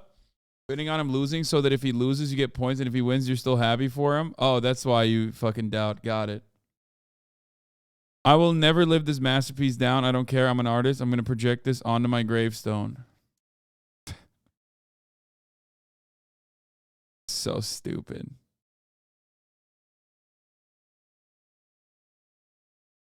I cried. I did not cry. I teared up a little bit over the Going Merry, and that's fine. I want to look at the Turkish food on here. I feel like I'm gonna have an aneurysm. Muvaffak mısın oğul? Dünya lideri olacağız. Sike sike olacağız amına koyayım. I'm even a fucking döner in here, bro. Oh my god. Cağ kebap yok, döner yok. Kafayı yiyeceğim abi. Kebap bile koymamış orospunun dölleri. Kebabı nasıl koymazsın buraya? Orospu çocukları! Allah belanızı versin. Döner is number one, okay? Adana kebap, İskender kebap. Döner is number one. Döner is number one, okay? It's so fucking good. Lahmacun. Where's the lahmacun? Lahmacun koymamışlar orospu çocukları. Kafayı yiyeceğim ha. Lahana sarması ne abi? Üçe koymuşlar ya sarmayı. Manyak mı lan bunlar? It was bullshit. I still think about that. I want to look at the Turkish food on. It's still a robbery. Carl Jacobs' conservative grandma attacks HasanAbi. 911, they stepped on our heart. They tried to tear our country apart. But we stood strong. And when the dust cleared, they saw the USA. Yes, we're still here. Together, together, together with no glory, we're together, together, together under God. We're Why is this together, Carl Jacobs' grandma? Together, together we're the USA, USA. I mean, this is pretty fire. Like, what? It's kind of a bop. Grandma's kind of nice with it. I vibe. I like it. You are not going to show me a family that does a fucking song about 9/11 and I'm going to be like, wow, that sucks. Okay? So, you said America deserved 9/11. Did you mean that? Yeah.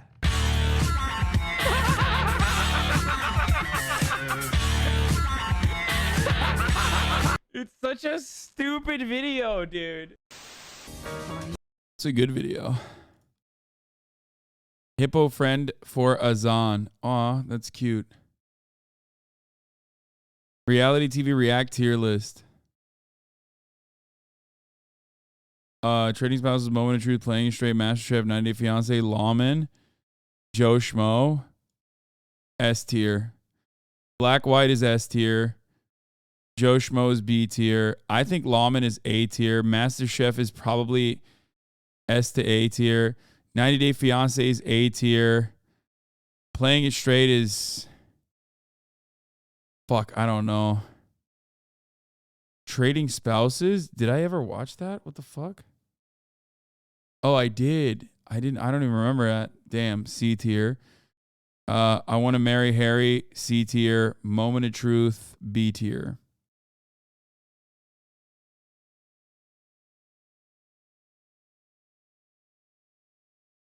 There you go.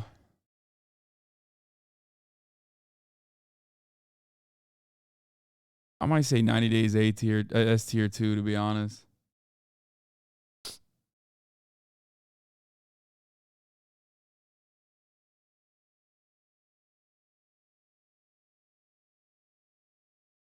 Kid Nation suspiciously absent. We never watched Kid Nation. I don't know what you're talking about. You're all sevens. Don't worry, bros. You're all sevens. We're gonna make it. Even Mia-san? Sure. Okay. Failure to Launch Volume 2. Another collection of unused blast-off memes. Let Mufasa into your heart. It's not too late. You can be saved. Scary Game Time. HasanAbi presents Very Brave Boy with Valkyrie. Curious Case of the Dr. Jekyll and Mr. Bide. Greg, it only takes one bad day. AARP, don't ask for our political takes. Clinton X Pleasures. Trickled down, dripped out. Sniper King. Hasan. Hearts Necrossy, definitely not afraid. Cat obliteration imminent. Old lady casualties unavoidable. This land is the property of the U.S. government and is being used as a nuclear testing site. Any surviving trespassers will be prosecuted. Oh, Bazinga City. HasanAbi, The Age of One Piece, Episode 5. Ooh, new one came out. Didn't even realize. Did we watch this? No, we didn't watch this. For so long, for far too long, for so many years, I have talked to One Piece and One Piece fans that even though I started watching and we're only 100 Bro, this has 53K views. What the fuck? episodes in, okay. This which is I just can't on believe its we're own. It's a only league on 100 its episodes own. in, spoken like a true One Piece fan. Maybe the One Piece is the friendship we made along the way, but like, bro, if the world ends before Monkey D. Luffy finds the One Piece, that's fucked up. Stop telling me to read manga. I don't know how to read.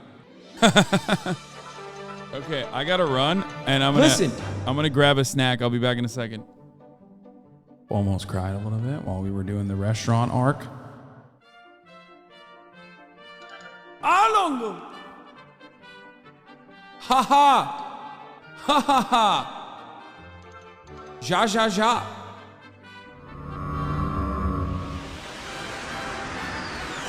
Yo, Blue Nose, you fucking idiot! I am officially in the Alabasta arc.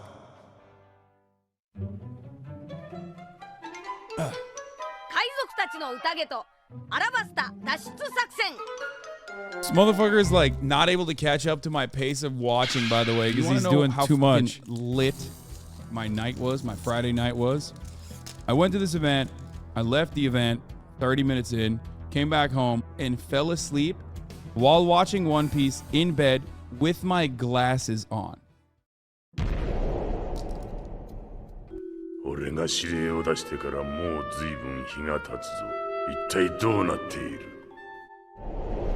So listen, I'm on the Alabasta arc, and that shit is compelling.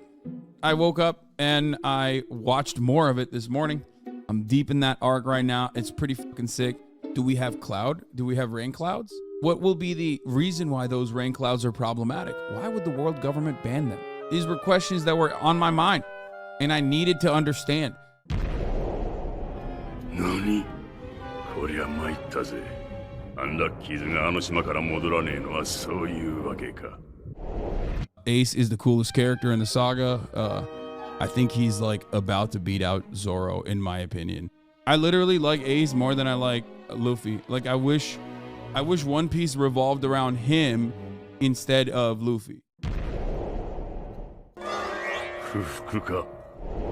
Crocodile is awful. He's an awful person. I hate him. I despise him. Just a fucking terrible, terrible person. Very good villain. まあいい。とにかく貴様はそこから一直線にアラバスタを目指せ。Luffy and Crocodile fought. That's where I'm at in the Alabasta Kingdom. We're in the closing ceremonies at this point. Princess Vivi is kind of fucking annoying. She definitely like is better than the average princess trope, but she's still like there are moments where I'm like, come on, Vivi, fucking figure it out. 取り逃がしただと本当に口の悪い王女だな。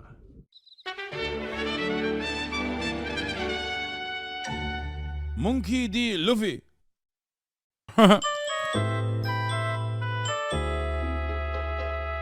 He even puts My man only knows how to draw one body type.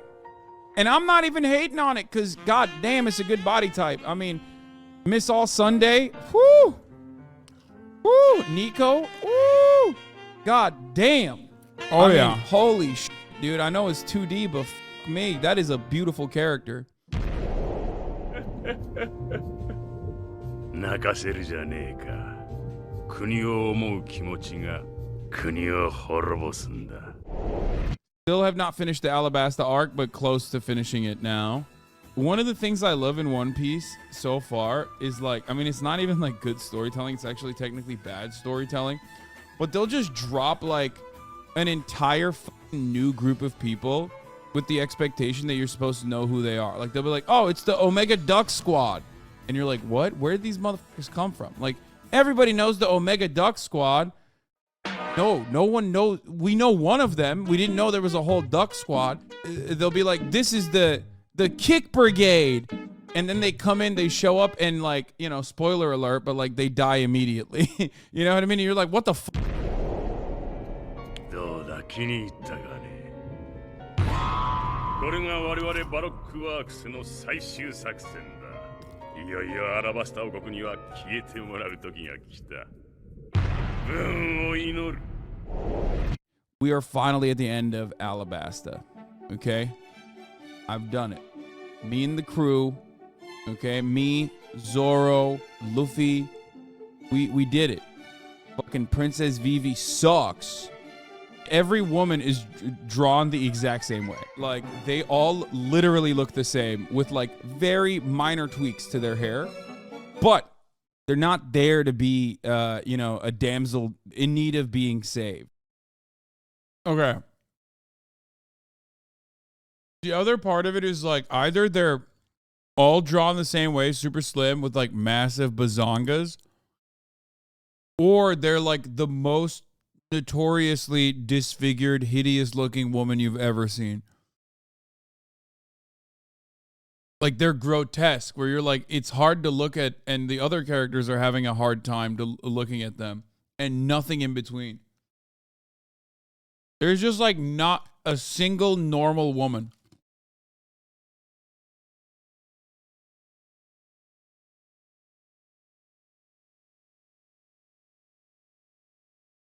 Monster Granny. I'm on Thriller Bark right now. And there's this like, I'm on Thriller Bark. There's this lady captain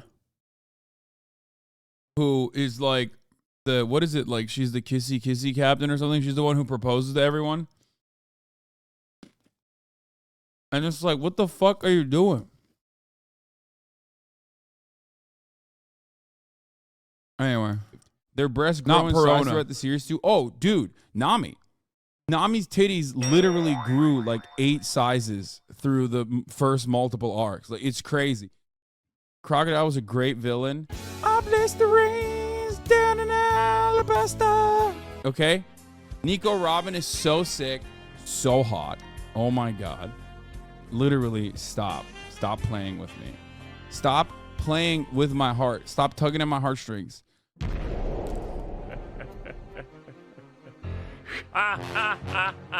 She only gets better. なぜここまでしてこの国を手に入れたいか。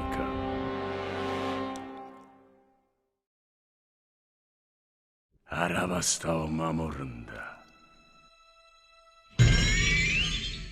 この俺を誰だと思ってる。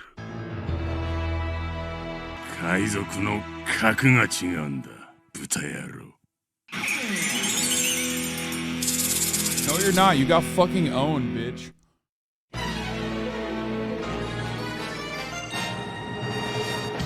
ああ、天国ってのはこんな恐ろしい思いをするところなのか。天国のくせにおかしいじゃねえか、おい。いや、天国じゃねえって。ほら、天使が迎えに来たぞ。どうぞ、お前、さっきのみたいなシワシワのやつだろ。いや、違う。今度は本物だ。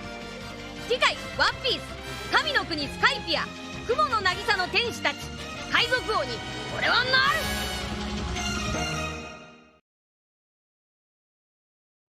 This is incredible.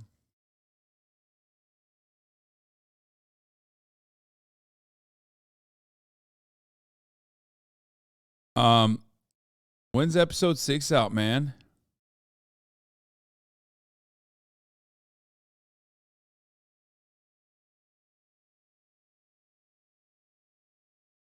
I mean, these have been bangers, dude. Episode 1 had 102K views, 71, 37, 39, 67, 53.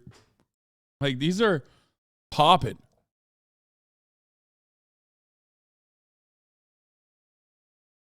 Yeah, I want to see.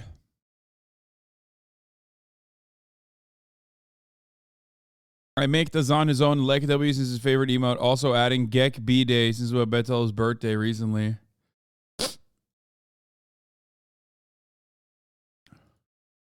No affordable healthcare, then it's time for a revolution. I watch this video and I'm filled with rage. That we shut off access to a 10-minute procedure because we paywalled it. Our society would rather the old go blind than the rich corporations to lose even a dollar. The structural economic violence placed upon the proletariat by the rich have chained our hands to the ground. We must unite. United we conquer, divided we beg. Arise my brothers, arise. We will take down this imperialistic capitalist government we call the United States of America and bring freedom and equality for all. Turk Varma, Turk Varma. Anyway, here's the top of the hour ad break.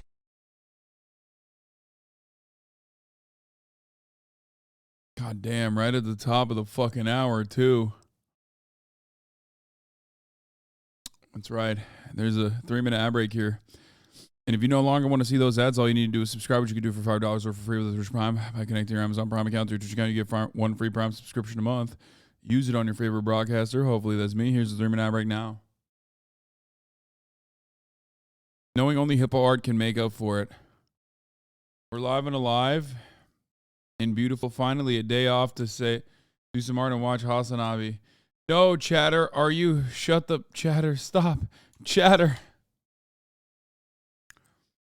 It's so funny because, like, there are entire Twitch streamers that just have, like, specific vibes that are super cozy and super comfy.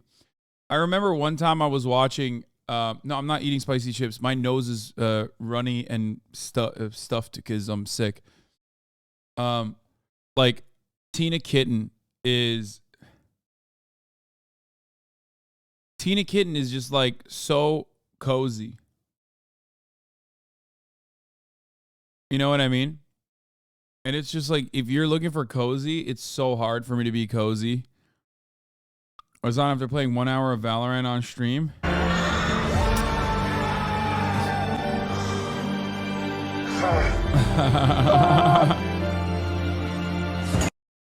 It's true. Hope nobody made this yet. Hasan talking about his friends. Hasan talking about anarchists. Hasan talking about conservatives. Hasan talking about the gays.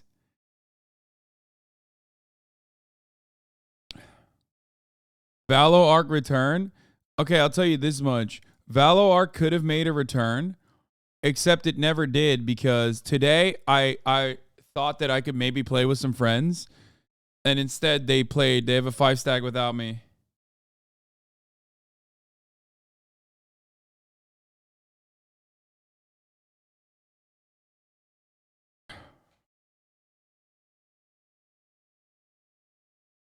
Yeah.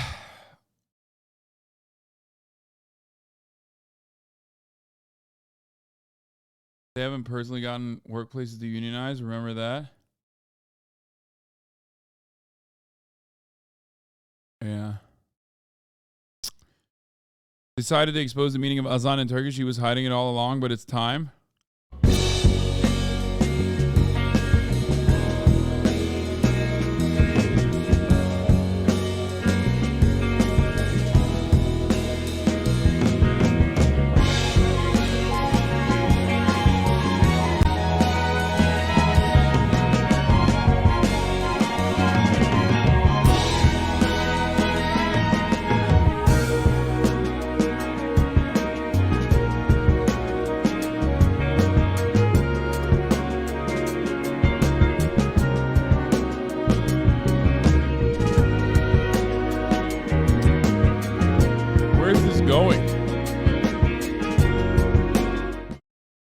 Horny field agent. Okay.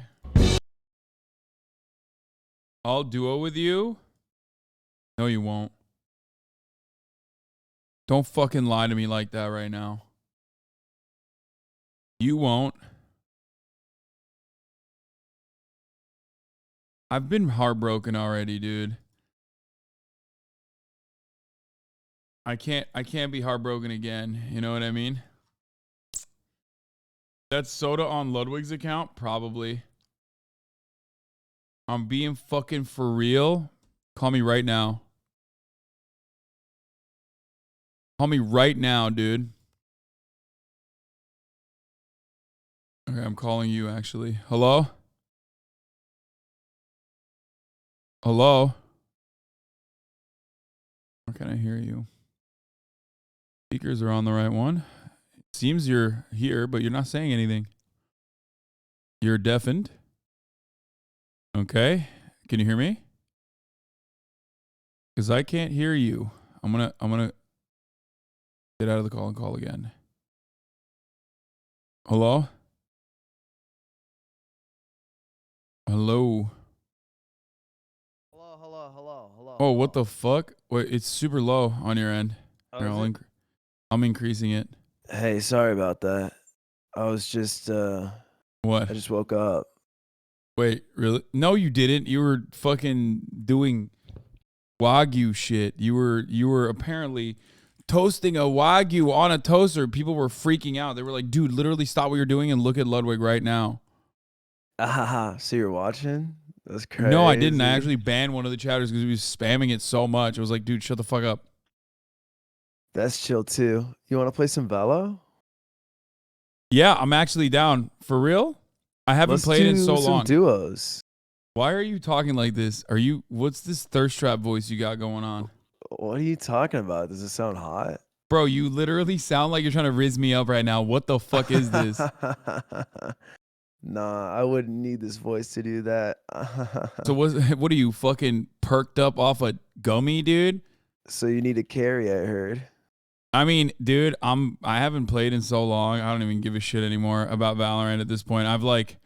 Why'd you quit? Why'd you give up on us?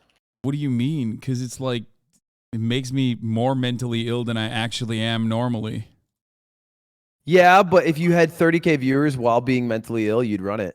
Oh, 100%. Yeah, it was because the gaming frogs need to multiply. Gaming frogs don't like Valorant. They don't like gaming in general, though. Like, they claim that they do, but they actually don't. No, I think they do. I think gaming frogs who chat are much fewer than gaming frogs who lurk, and there's not as many of those. 80% of people are lurkers. Fun stat. I don't know if that stat is correct for me. I'm sure it's still obviously like a massive percentage are lurkers, but Yeah, I you're feel not like I like the other chat with my streamers. chat so much that I feel like it's in a different league for me. You're not like the other ones. Yeah, I'm not like the other streamers. Why are you? You actually are though, because I checked, and you have 17,000 current chatters. Actually, you /check. Wait, how many / chatters you got? I don't know. You said 17,000, so that Well, means I think that's from when I tune in. Yeah, that means I have 21,000 people watching right now. Yeah, 21,000 average over the course. I've been watching for not that long, like 45 hours, but it's of the entire period. So there's constantly someone just left, and then someone just joined. Okay, You know what I mean? 17,000 right now. Wait, / chatters? Yeah, what do you see? Because you've had the chat open the whole time. Where is it? Where does it show? It's not You just showing. type it in chat. It pops up in chat. Oh, did it? Hold on, I didn't see it. Bro, you just type it again. / chatters. Oh, 17,079. Wait, we have the same number. With 21,241 people watching, 17,000 have chatted in this period. But what's the period? That's what we need to find out. It's not 85% of people who chat. Ooh, I have a night market. Dude, I haven't opened this in so long. I don't know when the last time I played. Ooh, what is this? What is it? Celestial Phantom. Whoa. A Valorant Go Volume 1 knife that sucks. I don't... Endeavor Vandal. Whoa. That looks kind of cool, but it doesn't have any bells and whistles. It's not upgradable. Galleria Guardian. Gee. A Mage Punk Bucky. Lame. And a Sylvana Sheriff. This is ashy. Whoa. Yeah, that's a pretty shit shop. Not gonna cap. I've never had a good shop. I've never had a good night shop. Wait, what is this? VCT lock-in capsule? Why the fuck would anybody buy this? Because you get special rimmage around it if you are in VCT championships, I think. Right? Am I crazy, chat? I think there's something special if you're like. The knife is cool, I think, if you can like play around with it. Oh, you get a champion's aura.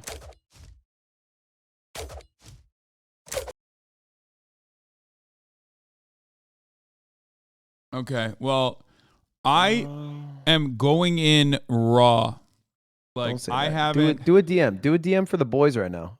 You know, better than a DM. Go to the training lab. Go to the training lab. What? Hold on, I'm gonna put my headphones in real quick. Have you played it all? Or you? I mean, I haven't played since the last time you were in Japan, so. Nasty at this game. I don't play that much. I play a couple games every, day. Yeah, you're fucking nasty as in like bad. Nasty bad. Oh, no, we're back to being hurtful. That's fun. That's fun. We should do this more. We should hurt each other more. Yeah. Look at me. I'm trying to lift you up. I'm trying to bring back joy to gaming frogs. Okay, let's see. You're lashing how out. this works. Okay. By the way, we have beef. We haven't gone over this yet, but we have beef, me and you. Wait, why do we have beef? It's called lack of communication, dishonesty, lying. Okay. Does that ring a bell?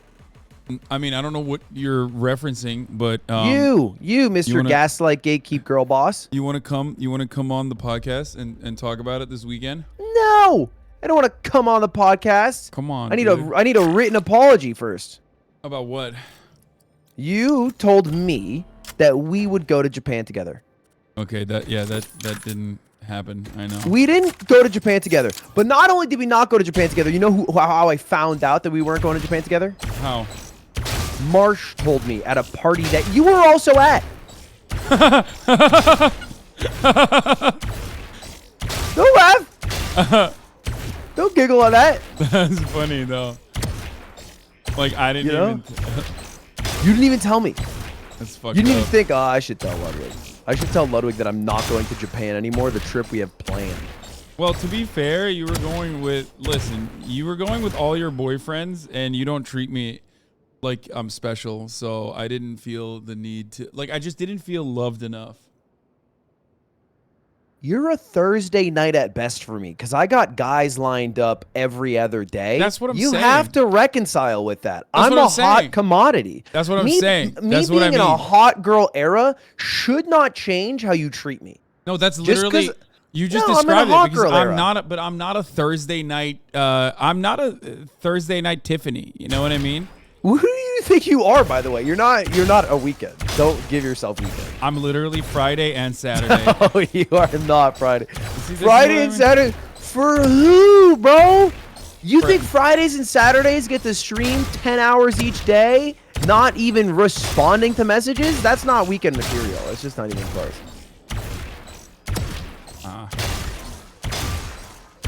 By the way, what's your... What? I invited you. No, I have a different account. I have to log in because we can't do it on my main. Wait, why? It's gold too. Wait, can you duo with that? Are you silver too? Wait, what am I? I think I am. I'm silver. Back out and check. Is I'm silver one enough, chat? Chat, can a silver one queue with the gold be, too? yeah. I don't think you can queue together. I think you can queue on silver. I mean, I'm fine. Let's do it. You can? I mean, if you got a Smurfy, then No, it's not a Smurf. I would never use that term. It's just a second account that I have not yet leveled up. Let's be real. I don't think anyone would ever consider that to be a Smurf for you because you're not that good. So, Bro. Give me a number. How many kills for you to go? Wow, Daddy, you killed it today. You have to say that to me. 30. How many bomb. kills? No, come on, be reasonable. What? That's a. Were you gonna be playing? No, I was thinking like 12. You're gonna be playing in a bronze iron lobby. You should be hitting what 12? I'm on my main. A number of kills that I can fucking get. No, you can't get my hidden MMR's diamond. You are fucked in these lobbies, kid. Okay, well, I mean, we'll see. Okay, how many kills for you to go? Papa. What do you mean, papa? Like, as in you are the best papa, like that sort of thing? Yeah. I think 25 plus. All right, that's easy. Dude, that's not easy. Wait, what the fuck? That's Wait, easy. That's light work. Light work. Lock it. I've asked for you to invite me back out. I have invited you already. Here, I'll request Yeah, to but I join you. can't. Oh, there it is. That works. I'm about to swag out. Could not I enter mean, matchmaking. I am not going to be able to play well regardless. Like, I haven't played at all, so. But it's not about playing well. It's about learning, 1, and 2, having fun. Right? That's true. So. It's about friendship. It's about the friends you made along the way. Nope, about rank, actually. That's friendship's like 4th on the ladder. To be fair, Rank would be you are 3rd. right about that. I would. Match. Like, I would betray friends for Immortal. Oh, there's a new button video? Nobody tells me these things. Oh, damn, dude. That's easy content for you. Can't wait I quit for the that. button. I quit the button. That's such a lie. You get like 900,000 views when you do a react to the button. I know your ass ain't fucking quitting. Oh, this guy was trying to hover over KO. Get the fuck out of here, bro. Okay, to be clear, I average 1.7 on the button videos. So Oh, shit. Must be 900K nice. wouldn't I don't know really what that's like, to be honest with you. pay the bills for me. Anybody got a microphone? Yeah, I do. How's it going, man?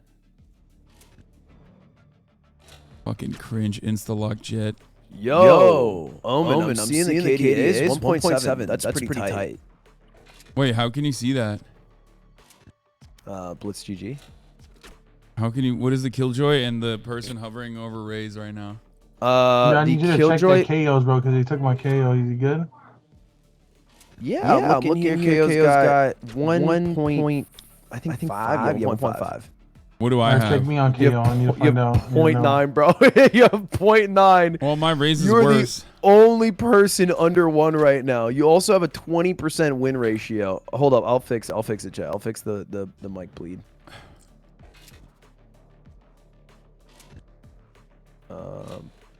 Push to mute. Boom. No, you just have to mute me. Click on my microphone. No, I fix it. Oh wait, did you mute me in game? Yeah, I just muted you in game.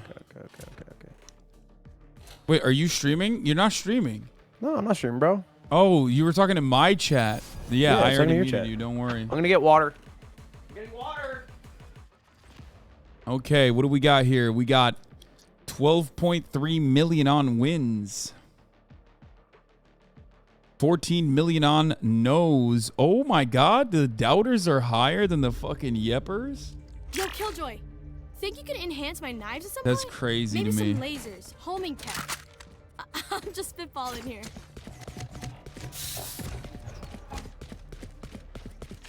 That's they call me the Turkish Tarek around these parts, bro. What are you talking about? Y'all really about to doubt me right now? All right, The funniest fucking part- the funniest part W of the- duos here. What's up? What's funny? I didn't even. If you hadn't said y'all want to play with you, I would have never even touched this. Today? Yeah, 100% not. I would not. Yeah, I haven't. I could tell. I'm like, I was reluctant to even start because it's so. For me, it's so addicting and just not worth overall. You know what I mean? Suppressing. I hear you. They're Too suppressed. I'll come save you. Go on A. There's 2 here. 2A, 2C though. Raise, maybe rotate C. Ooh. A default? They're cringe. Oh, 3 mid. I'll help mid. Spike down, C. We have spike. We dashed forward. I'm so fucking bad. There's gonna be 1 walking up mid right now. Oh, nice. 1 enemy remaining. You're such a dirty little. Middle B. Right on my line. Oh! Tag 90, 60. 90. Oh, 90. One Yeah. shot. I risk myself. Bro, you're electric today. That was lucky. I should have gotten that 3K. How the fuck are we throwing this?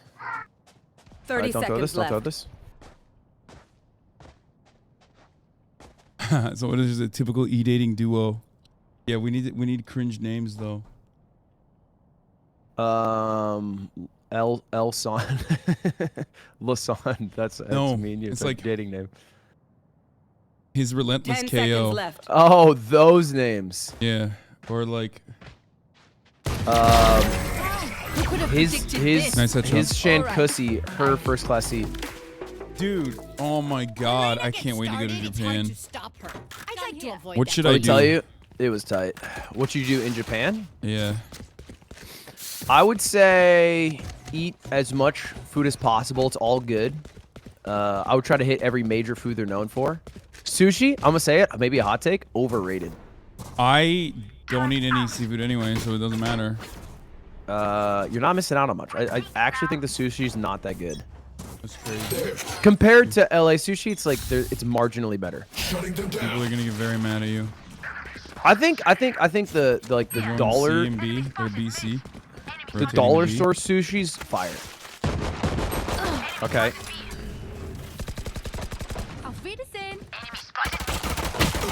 One cubby. I can't shoot. You're right. You're right. Good. One enemy remaining. Ooh. Less unknown. Less unknown. You don't gotta push it. Can you get my sheriff? Oh, never mind. Last player standing. Ooh. He's in here. He's running here. Turn around. Go this way. Oh, yeah, you can follow him. You can be a dirty dog. He sounds like he's right here. Very close.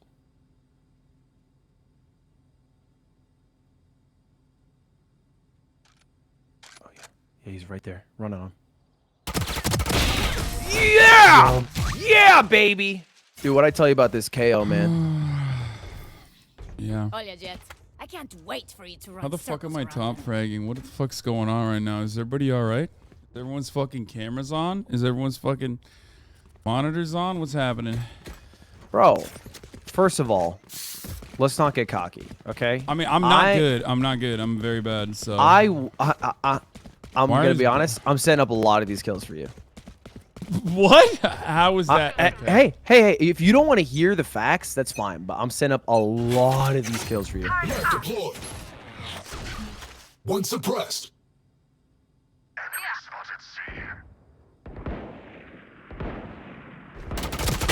Oh! 44 on Sova mid. He just jumped down window.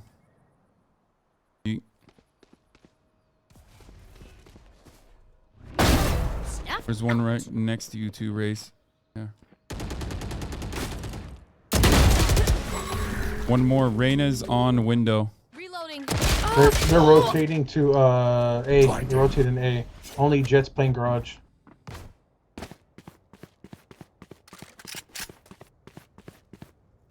Last player standing.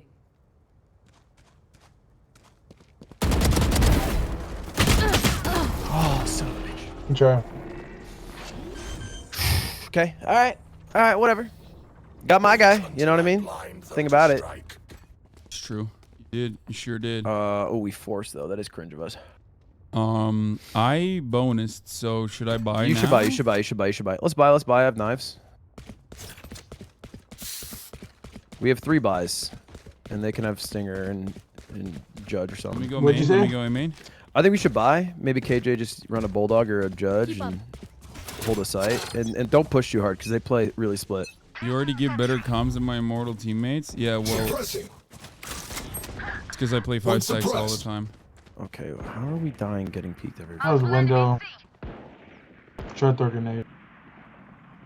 Why are you trying to throw a grenade into a window? Plays KO because he's not good. Spike down, C. I've got your trail.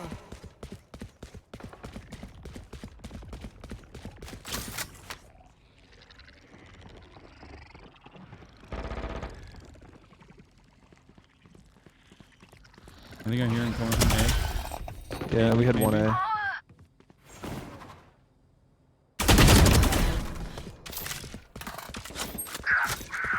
I got one on A. Rotating to B, maybe. A-Link.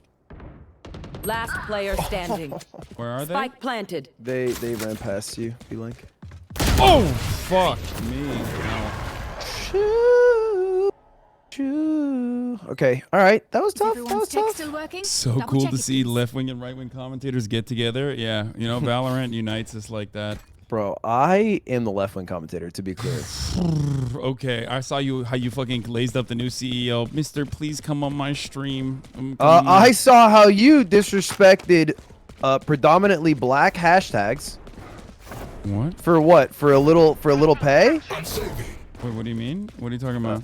There was black hashtags for powering black communities. Oh, you you're were talking about the fucking commandeering. Brianna gay thing? Oh my god, don't get started on that. That is right-wing discourse. Enemy spotted A. Flashbang. On my way. There. Flag me. Couple mid. Sky's out. They might be pushing up A again. You stay anchor. Reloading. Yeah. You can just do it from heaven. They have no smokes. I have a stinger though. Yeah, they're going to okay. see. Just use your OKO. Come see them. I see you. Got it. The hunt begins. Spike planted. Oh fuck. He's on window. He just come out. He Hey, just behind came you, out. behind He's you guys, behind you. rush, Behind rush, you. rush. So was behind you. Killjoy. Jet's lit 50 on site. How the fuck did that Killjoy miss that? Are you fucking joking? What the fuck did that Killjoy do? I'm not gonna lie, bro. I'm having Chat. a rough game. The reason why I did not think that there was anyone there is because the Killjoy is right in front. What the fuck was that Killjoy doing? All right, Hasan, here's the game plan. Let me Okay. solo A, and then you play C. Okay. Come on, baby. Come on, baby. Come on, let's Is go. Killjoy fucking memeing? Like, what the fuck was that? No, they're just bad. No, like, but like, she let him walk by. Like, I don't Oh, know. then maybe they're doing trigger discipline and failed. Should have popped it at least. I don't know what I'm doing here. One Jet's here. Just chill, use a knife occasionally. That's about all you gotta do. They're on me. I hear him. Footsteps. They're coming main. Hey, C main. Almost on site.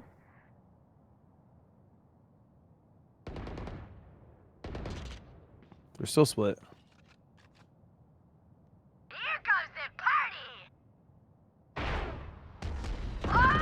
Still 1A. Thank you. Shadows traveling. 1A lobby.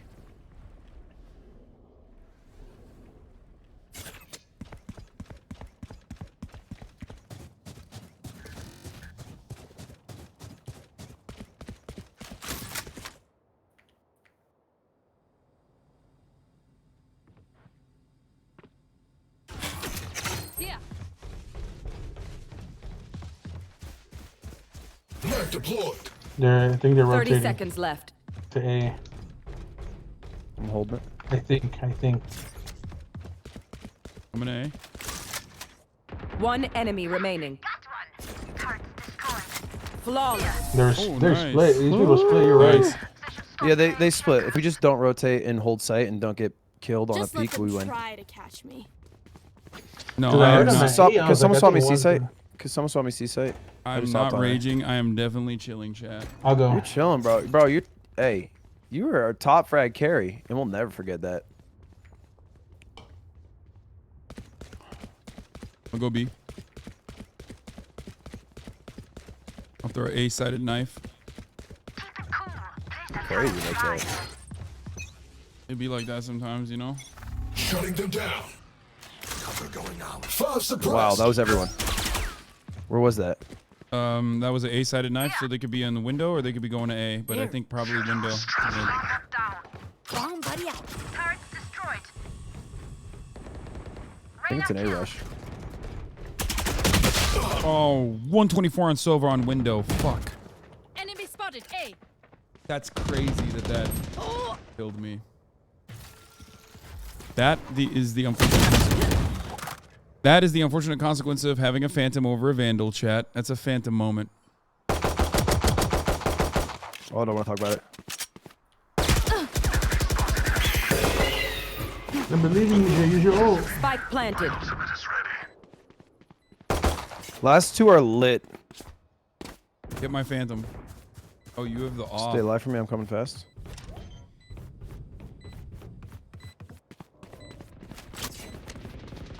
You might have to reload. Both long. All right, tap it. One enemy remaining. So bad. Shameful performance. Nice. Good job, guys. Bro, I'm so bad at this video game. Wait, give me it. Give me it. Give me it. Nice. Remember what Nice. I was muted. Dude, I like your hair like this. I looked back at it long and I was like, ugly. But I used to like it long. But now I see it short, I'm like, I know what the potential is. I'm a fan of the short. Oh my god, someone in the chat just said, I know why Ludwig wanted to play. He desperately needed that carry. That's disrespect, dude. Okay. You don't have to read out some of the messages in chat that are hurtful to me. definitely- I don't read out the ones that are hurtful to you. I One suppressed. do. Are they split again? It seems split. Yeah, they're all split, bro. This team has 0 comms. They might try to res C long. Sova darted into B. Ooh, let's say rotate, rotate, rotate. They're going to A. I'll rotate. Oh, Sova pushed up B. Fuck. I Placing fucking swamp keep grenade. dying to that Sova. God damn it. Not even that good. Enemy spotted mid. One enemy remaining. Good job. Last was A, right? I don't hear my A. Leave me around you guys. That Sova doesn't have wall hacks. I've been there every single time. It's understandable that he thinks I'll be there. He's not wall hacking. I'll just play with you on A and then rotate together.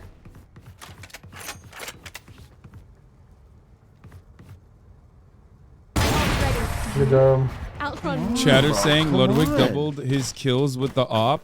Don't stop saying he's wall hacking. I mean, stop saying he's op crutching. Okay, it feels like you're saying I'm op crutching. What? It feels like you're saying. It No, feels like you read that out Chatters. to say this thought. Can someone else take B? Sova keeps fucking. Yeah, I got it. I feel like you're bringing that up to imply that I'm op crutching, even though it sounded like maybe you're being. No. I was defending your honor. No, it didn't feel like that. The fact that you doubled your kill count with just the op is. Get out of my way. Is simply just. Cool. Normal.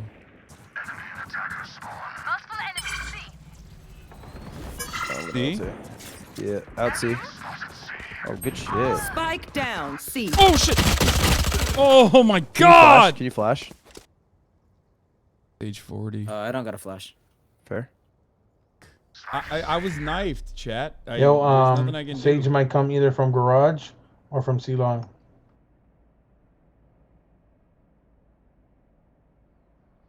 Oh, how did I not hit that?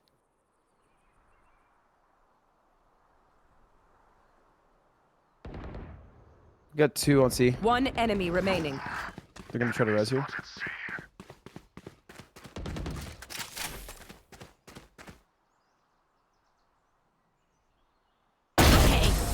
The reason why I had the knife out there, which is silly, I guess, is because they were all C, so I thought it was a full team C rush. Right, we're crushing it. It's, I think, very difficult when you're new to the game. This is an Everyone's doing issue great. I have to Proud of this team.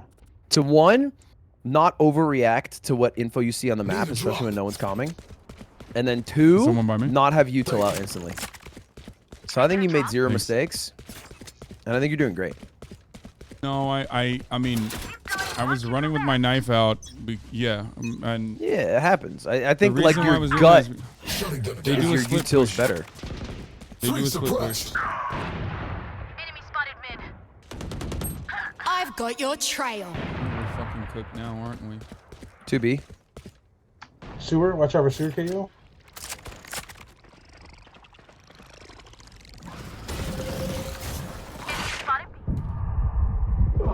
Fuck. They're doing A. Going A, push. going A. They're A On push. my way.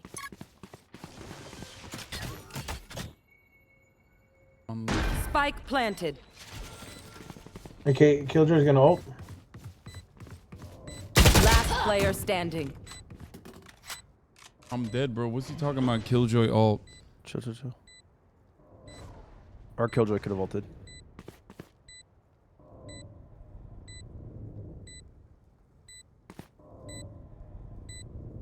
Killjoy. I'm KO. This is so hard. That's It's how. so hard. That's how fucking. That's how long it's been, Lud. What? You thought you were Killjoy? For a second, when he said Killjoy, I thought he was talking about me. I forgot. That's how long it's been. Bro. And now we're back. Better than ever. Thank you. Graze, I can buy you if you want. If you need full armor. Or you can buy full health, right? Okay. Alright. I've never even played Killjoy, I know. I forgot the name of the characters, chat. Oh my god, I was just running through. Oh, why are you running through? Oh, fuck. I'm going B. I'm coming B.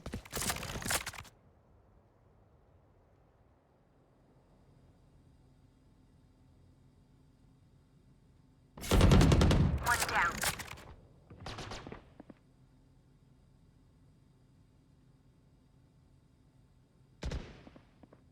Enemy spotted mid. One mid. To the right. I'm hiding.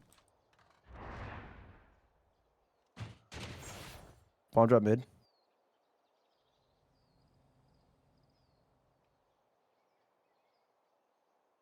Oh, fuck. Window. Last player standing.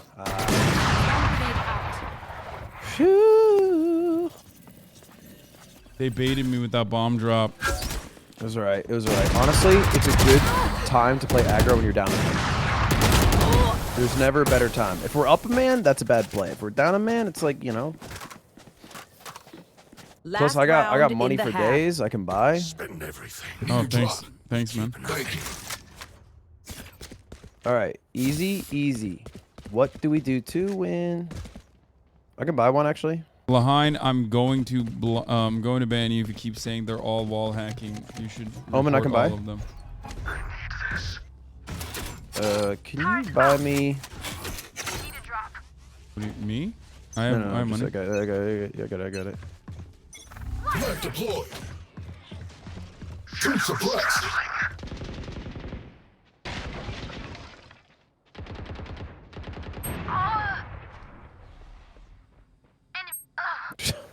When I get good at the game, it's gonna be so sick. 100 on Jet. Should I go see? You fuck. should chill. Our team kind of collapsed.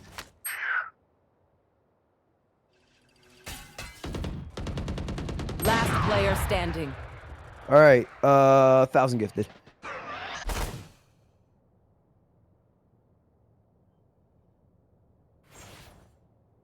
Spike planted. Oh, that sucks. They went A.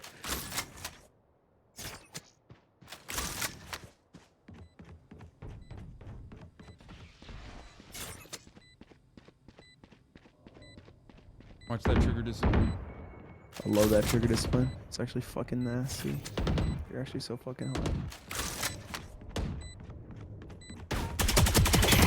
Sky destroyed. Wait, you have ult. Last round. Ready. No one blocks away. Oh my god. Sova was opping. That makes it tough. Yeah. Wait. Switching sides. How did I? Oh, I instant died because no one else was You're left up. in the team. Stay safe. Yeah, we all been dead, bro.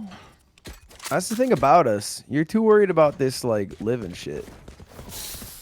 Too worried about what you do in this life. Hasan and Ludwig.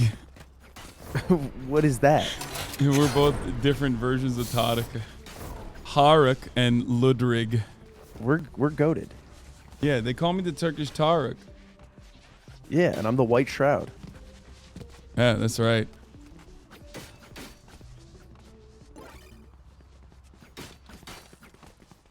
Let's go.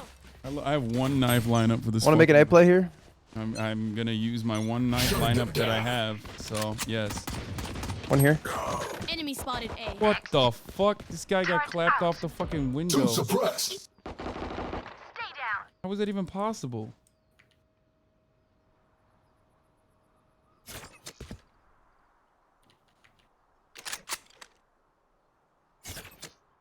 Can you guys come A? Enemy spotted A. Stage tower. Don't peek it. Don't peek it. Don't peek it. Yo, watch A-Link. Reloading. Hostile KIA. Shutting them down. Reloading. One suppressed. Enemy spotted A. 147. Also one coming A short behind you. Oh fuck! One enemy remaining.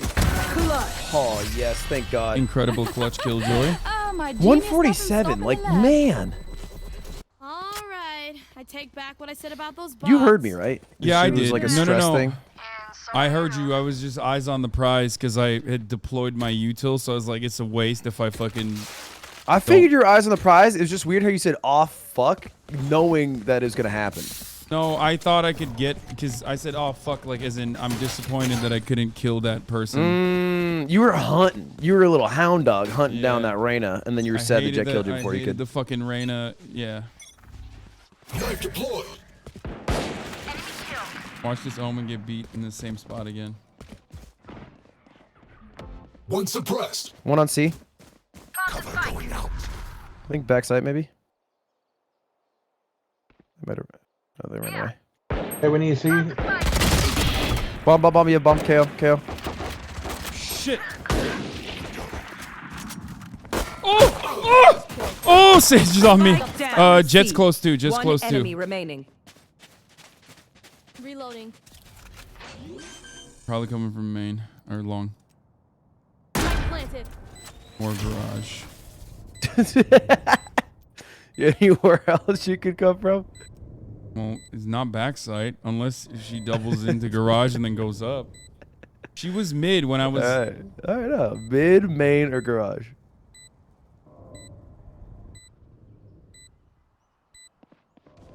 Garage.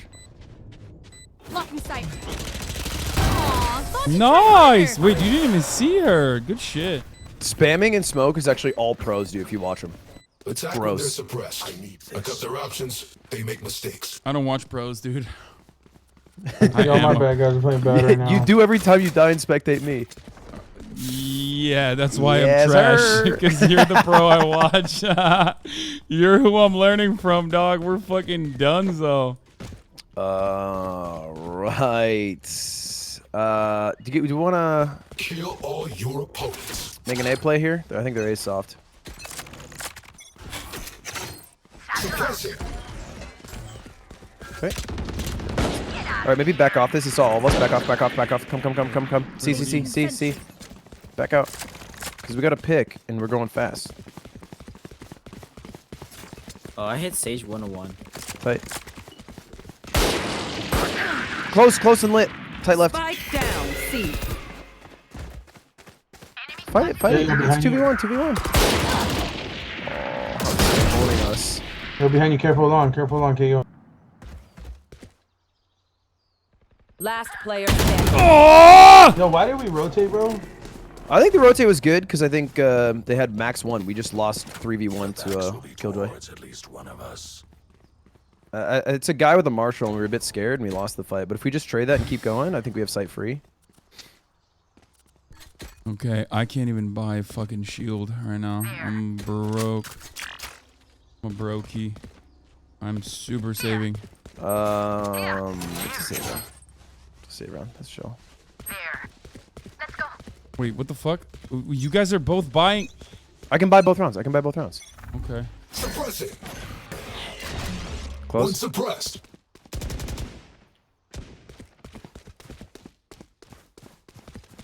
Go get him. Oh, I'm so fucking sad that he Jet was in there, Raze. I've got your trail.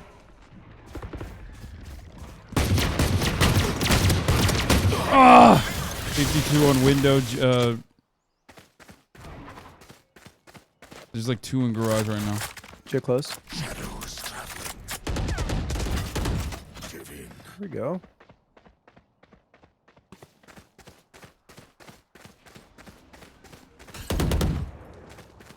Last player standing. Spike down, attacker spawn. Oh. Almost the transfer of a lifetime. I love an NT from the homie. They think they know pain. I used to play Raze. I KJ, I stopped can buy playing. you. I used to play Raze, and then I watched Ludwig play Raze, and then I was like, "Oh, dude, like this is a terrible character." Even Ludwig is awful at it, and he's supposed to be good. Exactly. He basically how played I- Raze so poorly that like it made me. Oh shit! I'm not muted. Yeah. Okay. All Oh, right. Yeah. I thought you were. Wait. So you talk like that behind my back? That's even worse. Knife deployed.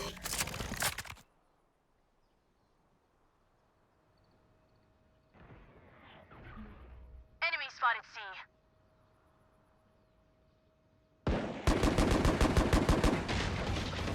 Fuck this shit, bro. Fuck this shit, bro. This fucking KJ is owning me. Or this Sage guy. is mid. Are we making any progress? We just sitting No. with our dicks in our ass? There. This guy's pushing C. My ult's ready. Oh, you're crazy. Come with us. Come with us. One Yeah, more. bomb. You gotta come here. And I have ult too. I think I'm gonna pop it.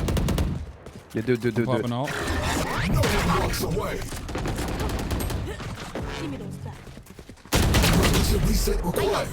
Sage behind the site. I need a reset. Bro, no one's gonna pick me up.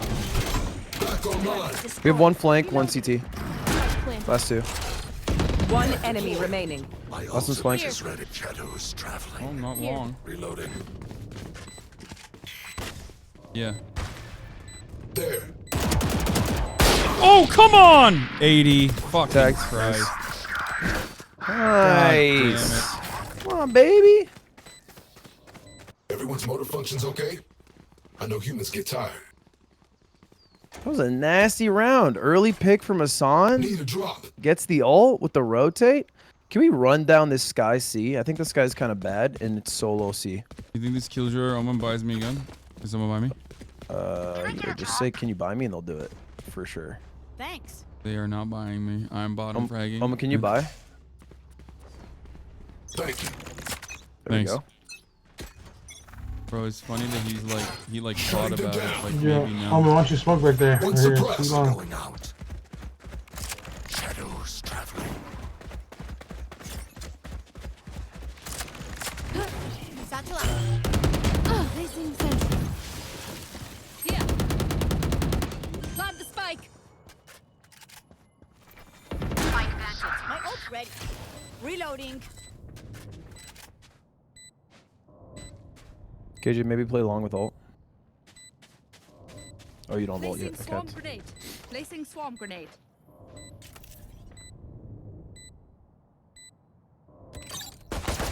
Turn it down. Grenade. Okay. One long. Throwing charge.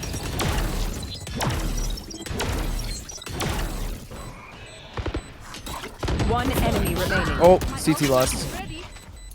You can escape. Why would he pop mollies? Why would I pop molly? Is that what you said? No. The KJ pop mollies on our own teammate. Oh. They look like Am I us, but crazy? are they Wasn't us? there someone that was So in many that questions. pocket when I mollied it, chat? I think there was someone in garage, but I think your Yeah. molly backed him off and they doubled back CT. They instantly ran. They saw your molly, they went nope, and they were out. Can you buy me? No. Thanks. Honestly, I didn't need you to buy me. It was more of like a friendship check. Yeah, Had a I saw lot you of at money. $4 grand, and I still bought you because, you know. Come on, let's go. We're Friendship. homies. Get out of my way. See, it's good that I actually didn't go to Japan because otherwise, how would I have been able to successfully? How would I have been able to successfully? Let's go A. Let's run A. Yeah, that's your values. Gaslighting cutie. Yeah. You were good at it. I'll give you that. Bro.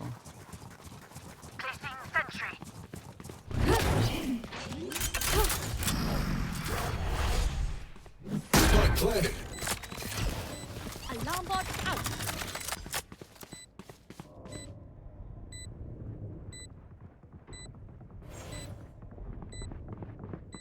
There are a lot of them coming from Link. One enemy remaining. Swarm grenade. Swarm grenade out. Oh, I'm Was he blinded? disgusting right now. I don't know. I smoked myself off and sprayed him through smoke. I'm gonna bet, yeah, because he seemed a bit goofy. Woo-wee! Come on, Best man. role player on the team, overall crack. Thank you, Chatter. I think you're actually playing really well, and you're I'm beating playing out our hard. Rays. Who's our duelist who talks shit about my KO, so maybe he's got more kills on KO, I guess. Actually, true. Also, assist check. Come on, look at you. Shutting them down. It's because I'm a good initiator. Wow. What the fuck just All right, they're nasty. They owned us. They fucking owned us. They're nasty. I got one shot marshaled, and then our Rays just lost the outfight. Oh, what the fuck? How do I? Spike down. I Mid. dropped spike on window. Sova's tags 80. Last player I think the answer, by the way, is you were walking Team slightly. Ace. What? You were walking, I think. I looked at the clip. If I power down, restart me. Oh, you didn't buy I'll shields. kill you. Oh. All right. That was a goof round. That was a gaff round. We ignore That's it. We go next. Crazy. Can I get a drop? I had, dude, I am bad. I don't deserve this. They're giving us a lot of space. A, you guys want to walk? So, Jay, you want to buy me? I'll do good this time. I have a feeling. All right, I believe. Actually, no, change it. I want a Phantom. Thanks. All right, let's walk A. Walk A. Oh, I knifed it. Well, I always knife it though. That doesn't mean shit. Well, no. Oh, okay. Oh, god damn it. Too suppressed. Don't nade that. Don't nade. That's crazy. Jiggle nade. He's like me.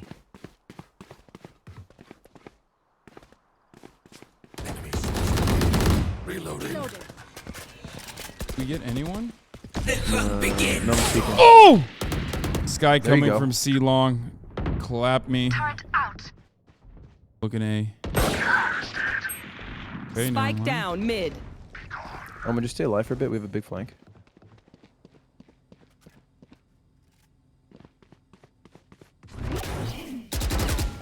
Oh, you almost threw that. One more.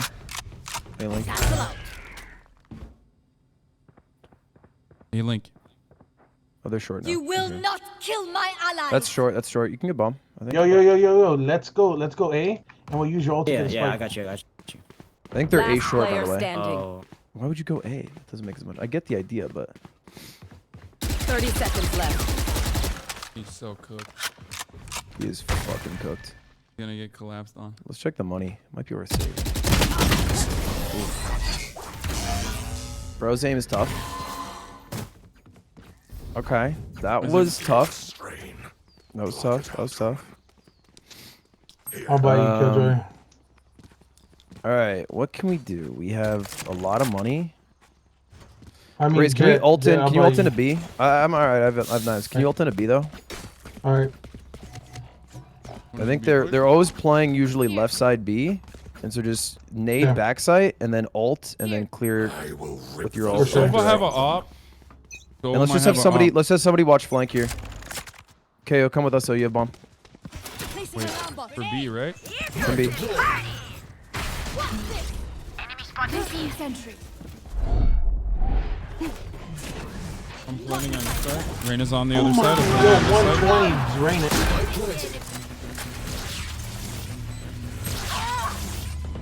How the fuck did you ding him like that? Flag it.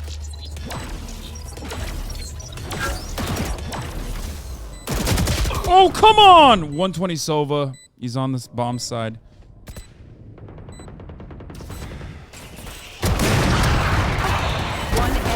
A-Link. Oh, I don't know where Sage is. Last player standing. Window. You don't got a peek window. Why don't you go up? Oh, you did. Oh, but you needed those. You needed those kills. One last round. Bro, I'm nasty. I said I'm 25 plus, which means if nasty. you get 25, it doesn't matter. You need to get 25 No, plus. 25 plus means 25 and up. No. Over 25 means 26 or up. No, that's what it means. That's what it means. No, you need to get 3 kills. Drinking age is 25, 21 plus. It's on the signs. You 20. need to get Do a, not. you This need is to a get fucking. Are you 3K. doing a cosplay of me? Chat. Okay, let's What do do we 3-2. think? What do you think? What do we think? This is a I'll play scam, quietly. bro. We'll go Let's try to get the orb C. Let's try to get the orb C for KO. Let's have a couple people swing. I've got your trail. Swing with me, Riz. Swing. Ready? 3, 2, 1. Guy threw that from the garage. Too suppressed. Enemy spotted C. All right, get that orb. Use that. My ult's ready. No one walks away. Said use it, right? Yeah. Oh! Shot behind the crate. Stay down. Blocking sight. I need a reset. Another button. Planted? Did you plant it? No, you're the bomb. Oh, wait, I died. No, I don't have a Almost there, bomb. guys. 2 more. Someone else has a bomb. I died. I died! Enemy One enemy remaining. Last one back. 25, bitch! 25 plus, you need to get it. No, you are such a 25 piece of plus, shit. you need to get it. And I res you. No, never mind. You guys got Garage, 100%. Spikes down. Okay, that was crazy.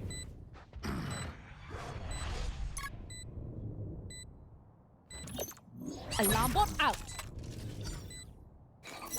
Placing swarm grenade. Such a bad spot for. Placing my bot. Here. Cover going out. Why did he? What? Why did he? Sorry, we got this. No, smoking that's great. Smoking that's great. 25 plus blood. It's a No, GG's. 25 Last player plus. standing. So it's 20. It's 25 and more. Like 25 more than 25 is what I meant. Dude, this is like the biggest scam I think you've ever committed. Attackers win. 25 has to count. No, it doesn't. That's why you say 25 plus. No, I meant like Because more than 25 and up. That's what plus means. No, I meant more than 25. Lud. Do a vote. Let's keep it to it. Let's get a democracy. Let's do a vote. I got 12 RR from that. Bro, I fucking carried that game. I was How much did you nasty on get? the jet. How much did you get? 19. It's a full silver lobby and I bottom fragged. I'm so fucking rusty.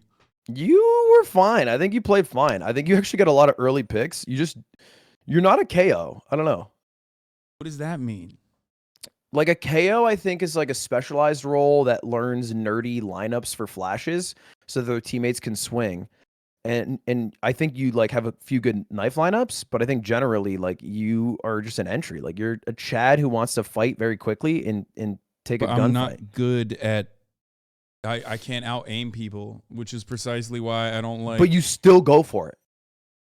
So like it doesn't matter if you can't win the gunfight.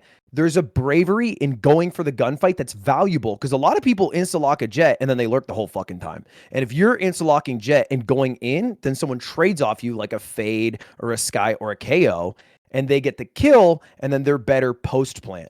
So it's like you should, if you are bad, play an entry character. An entry. Are we playing another? I'm gonna play one more. All right, I'm gonna play one more. If you admit that 25 plus includes 25. No, 25 plus means 25 above 25. You are a piece of shit, and you know that. You know you're being a Ludwig right now. You're being a little scammer. You're being a Weasley little scammer. Above the number of 25 is what I No, meant. my God. Well, do you think do you think? Okay, this one I'll Sir. lower it. I'll say 24 plus. Oh my. Okay, As if you're in- I want you to role play for a second, being 21. So let's go back to 1982, and you're at a convenience store. literally You want old. alcohol. You're just as old as no, I am. I'm 21. 27. I'm not as old. You're 30s, my bro. God, you're about to be 30, bro. dog. I'm You're not even so close. close. I'm You're years so away. close. I'm It's insane. There will be another president when I'm 30. Let that sink in. Yeah, let that sink in. you're so Biden will probably old. be dead. No offense. Like that's not like I'm not hoping. I'm just saying likely. What do you mean? No offense. Like I'm Biden's age. I know you're his agent. You're a psyop for B, dog. Facts are here. Facts You are. are. This is why you're a right wing YouTuber, by the way. It's obvious. This much is Because clear. I said no offense. Okay, now that I said 24 plus, I mean like if you get 25 kills this round, like that counts. If you go to an alcohol store, does the sign say 20 plus? Okay, 25. Just answer the question. If you get 25 kills, I will count it this time. Just answer the question, Hasan. It doesn't You're matter. at the store. This buying ain't a liquor booze. store, dog. This You're ain't at a a liquor store. store. All right, fine, bro. You're signing up for the U.S. Army. This ain't the military, homie. It's more. It's honestly training for it. Honestly, for being rich propaganda for it. You need to get more than 25 kills. Now I'm saying you need to get more than 24 kills. Here, I lowered it so it's 25. Bro, you need to get more than 0 bitches. This is what's happening. You fucking cooped up in your stream, fucking nonstop house. Loser attitude. All right, I'm gonna get 25. I don't even care because I'm gonna get 25. Okay, I'm just making sure.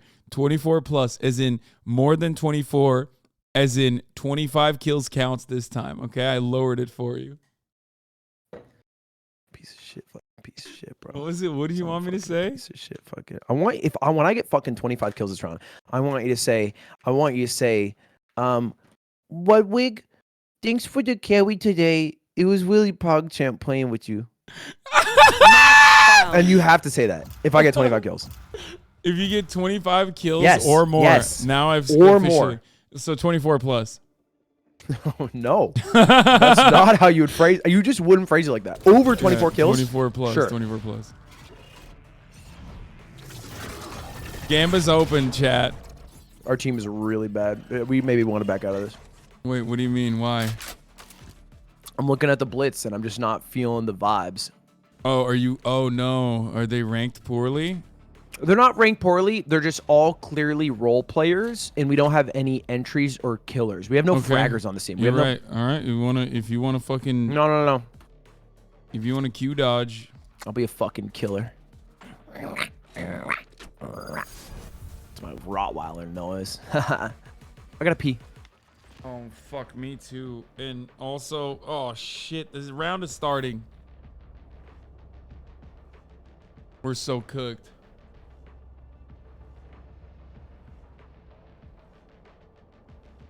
My purpose is my gift.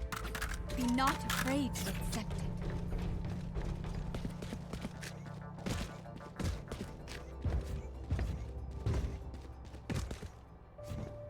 Hope they lost last game because I voted for the win. No, we won.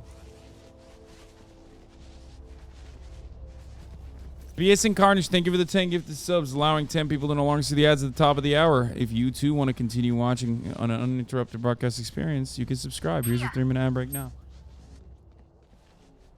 Why is no one on A? What the fuck is going on right now? Bro, this is a joke, right?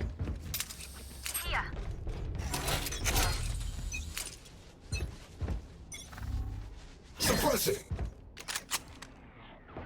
Launching 3 smoke. suppressed. This is madness. Of course they rush A. It was a silver lobby. Right here. They're already on roll. Right here. Oh, fuck. Reloading. 47. Oh, shit. Bro, we are so fucking cooked. Spike planted. Last player standing. Got my guy. Got my guy. I see what you're doing right now. You're just going for a kill every round. At least. Their jet has nothing on me. I got her. You got literally the guy I fucking tagged too, you son of a bitch.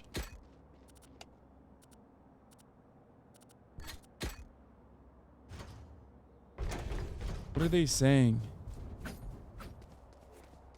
All right. Oh no, they're talking to each other. You were so right on the blitz, by the way. Wait, why? Wait, what are they doing?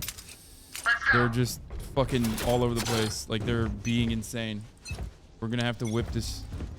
They're gonna rush B again probably because it worked. Or rush A again because it worked. Oh, never mind. That's surprising. B. They're here. Cooling down.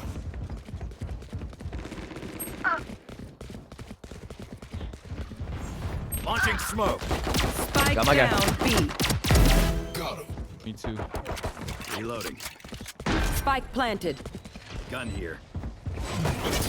Last player standing. Ah! Great eco. Got my 2-piece there. Almost a 3, but it's okay. Let's make a plan. I think we need a slightly better CT setup. Sage, I think you got to play a little more pushed up if you're gonna play a B. I think just play here though. Just wall this off. Are we ecoing here? And I'll play for B next- long. Are we gonna eco here for next round? Is that what we're doing? No, that was. Wait, did we force last round? Did we force? Did we force? I don't know. I'm buying. No, let's buy. Let's buy. We have 3 buys. Let's buy out. Okay. I'm gonna do a fucking Viper, dude. They always run us 5, so you can just back off. We can retake. Shutting them down. It was a terrible knife. Right here. Stim beacon down. I hear some mid. Multiple enemies A. Enemy spotted A. Need healing. Healing you. Thanks.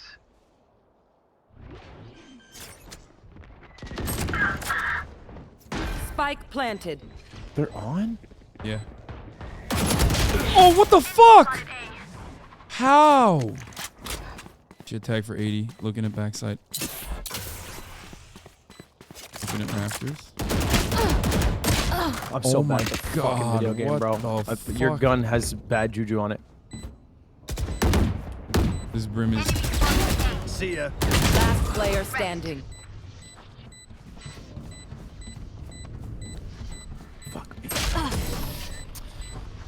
Bro, our team is bad. FF and join Psych, Myung, and I. We need 2. That's what Ray said. I don't think we have the power to FF. Our chamber may be cheating. Wait, actually?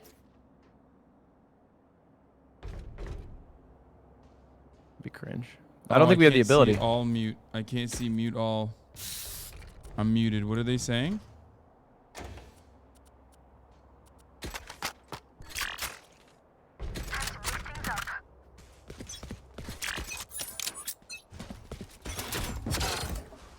B, fast, rotate. Suppressing. Two suppressed. Still there. Oh fuck! That jet, dude. I think that jet is cheating. No. She just Last one player up. standing. She one tapped me every single time, bro. Oh, our team is so bad. I think the jet's cheating. Our team is so bad, Did you bro. hear me? Yeah, either the jet I is heard cheating you. or she's just fucking like cracked out of her mind. I think she might be smurfing, but she's like a diamond player at best. I think we're just bad.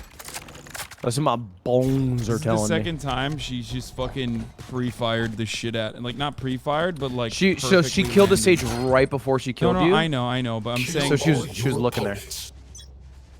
Sometimes they just hit. We could try to FF next round. Yeah, going through mid. Right here. Wells ready. Spike down. Oh A. my god! Neon lasered me coming. Oh. You are powerless. That was the worst fucking KO of all time. That fucked me. I don't even understand what they're doing. I'm like confused. They're they're erratic. No, they're playing good. I mean, they had 2 Spike push through planted. mid and then 3 push through A main. For you. One's up top. Welcome to my world. One's waiting on the top. Last player standing.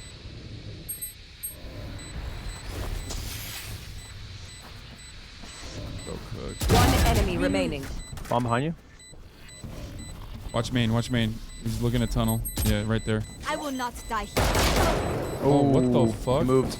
Sorry, he moved. My bad. Yo, y'all want to FF? Go next. These guys are fucking cracked. I'm amped. Plus, I hate Let's go. Icebox. I got things to do. Dude, look at the way he's saying that. Look at the way, dude, Ludwig, you were so good at. You sold that so well. Fuck it, bro. It's Friday night, man. They might actually. Honestly, bro, I'm just trying to get drunk, get high tonight, and chill. Fuck this shit. These guys are too sweaty for me. Fuck Icebox. This shit sucks. You guys know what I mean? Damn, Yeah, you're feeling me. You're feeling me, those Sage. votes. You're whipping those votes. Knife deployed. I think they're going A this time. Smoke.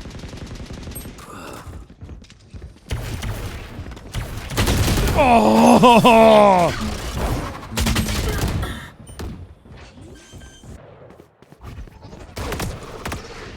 Spike planted.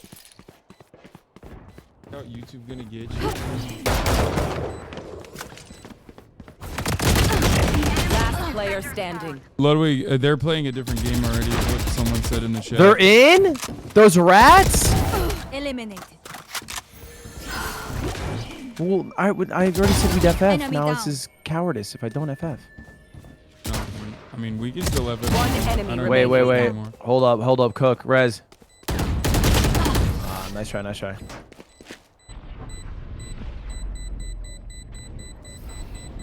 Together, we will bury them under their transgressions.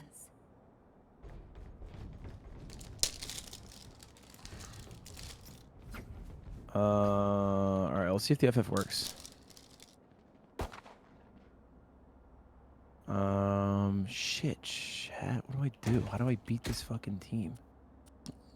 Alright, hold up. Let's just focus. Clear to engage. Weapons hot. Can you jiggle this, Sage? Shutting them down. Jiggle, just Sage. One suppressed. Do you mean...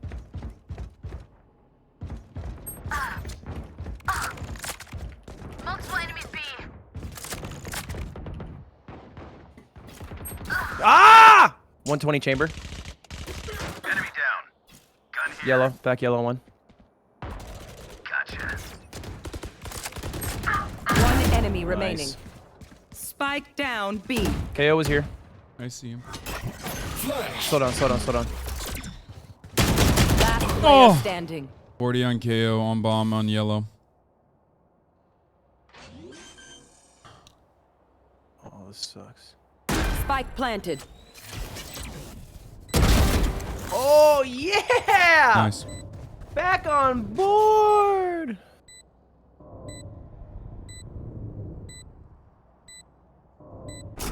Alright. I gotta fucking focus, and I gotta win my team this game, so I can get 25 fucking points. Because if we go 1 and 13, I'll tell you what. Vote no. You know what? Fuck that. Fuck FFing. We can win this. We can win this, boys. Bro, imagine. Are we forcing? Prim, can you buy me?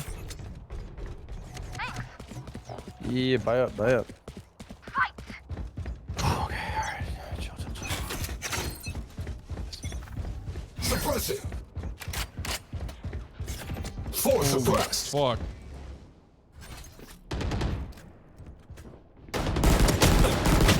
Oh! 111 on chamber, Neon's also up top there. Toxins going up. Down and out.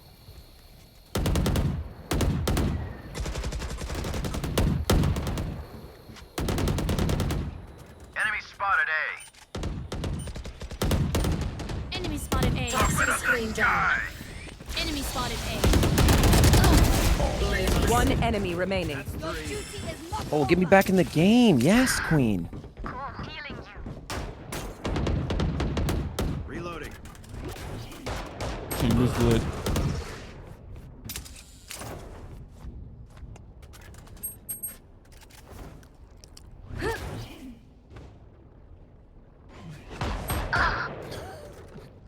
Nice. Throwing.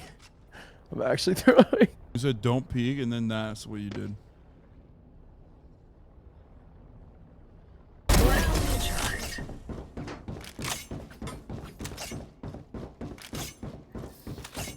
Let's get these idiots. Who said GG?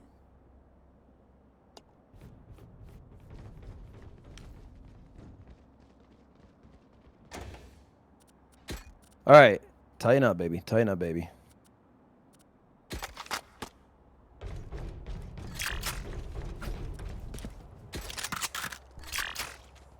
Wait, 300 ping's good. Why is he complaining? No, it's not. What the fuck? High ping's good, bro. I mean, 300. You want to play? Let's play.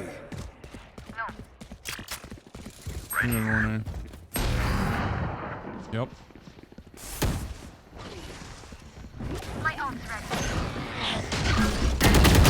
Oh! Crouched under my shot. Spike planted.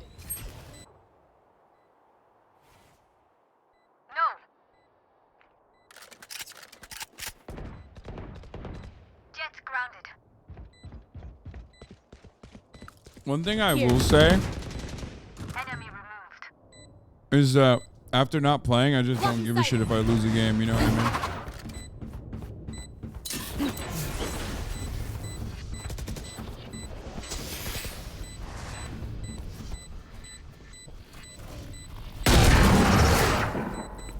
Last player Oh, oh no, unlucky. Sage, no! Oh, fuck that. God damn, it's hard. They just rush everywhere as 5. They're insane. I said now that I have now that I haven't played in a while, I like don't care about losing.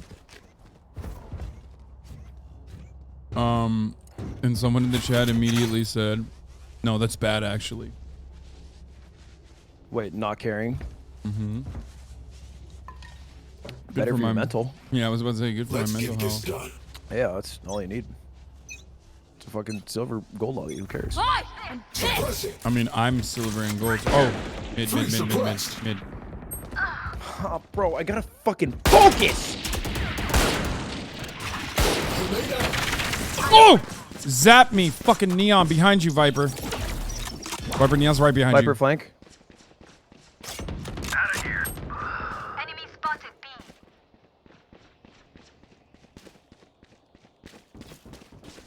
It's Neon clueless. Or Viper clueless.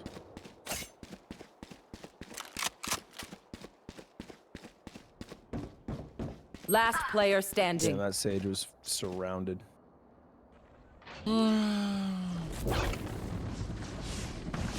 Spike planted. That's the thing about a Neon, you can rely on him. This is winnable. The game or this round? Toxins going up.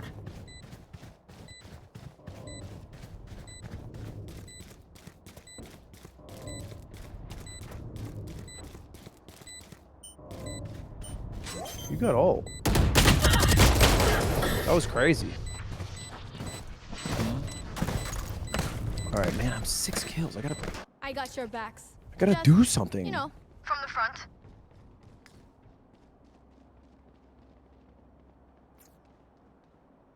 I don't even know why she didn't orb there. She didn't use shit. Sometimes people don't use shit.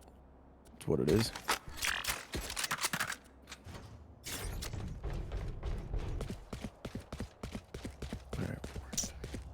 I think we got used to Ray. Knife deployed. Oh, knife destroyed. No, Fuck it. Oh, what the fuck? Look, they're beyond. They're 1, 2, 2 behind you on the other side. I need a reset. Chamber's already on. Oh, I shouldn't have fucking gone, Hasan. I shouldn't have gone. I mean, I told you.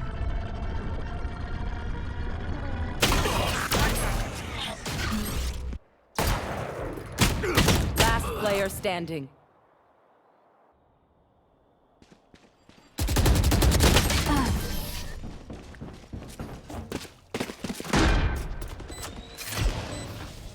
Last round before the switch. I've lost all situational awareness too. Like I have no fucking clue what's going on. You know what I mean?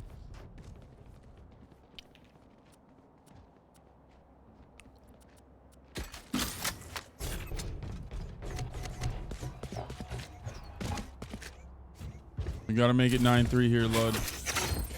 9-3 curse. It's not an attack-sided map. I used to think that too. I don't think it is. Everyone's got copium. Get out of my way! I think it's pretty even.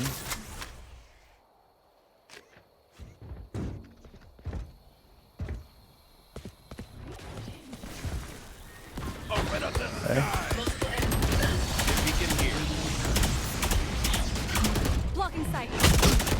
Welcome to my world. You are powerless. Reloading. Oh, come on!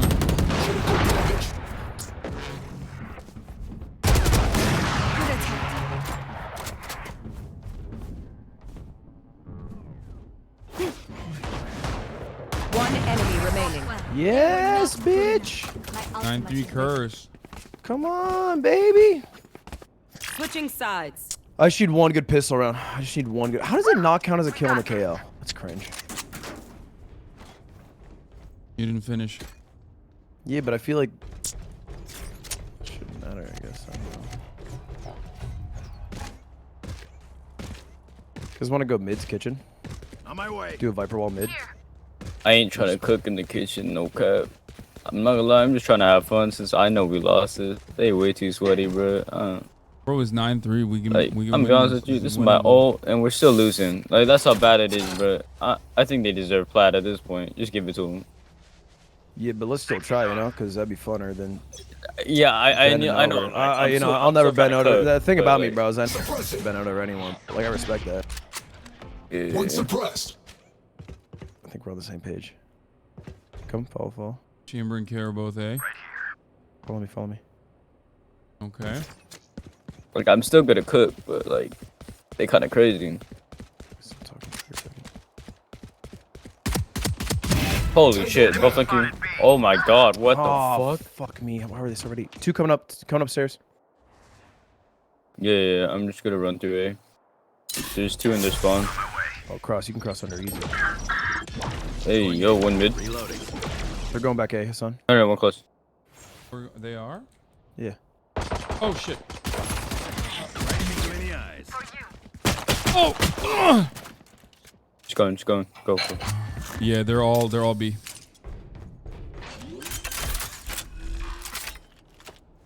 They're both coming through mid.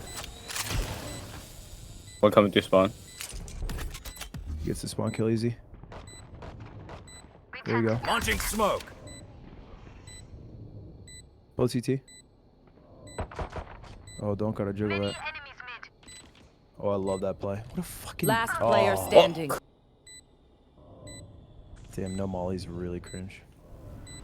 Guys, I don't care that there's a car chase happening. I'm not gonna watch a car chase in the middle of a game. I most likely am going to end this broadcast because you're being fucking annoying. I don't know why you come in here and fucking tell me that there's Woo! That's why they God put me in damn, Brim! I'm literally in the middle of a game, dude. We cooking. Shit. Got it?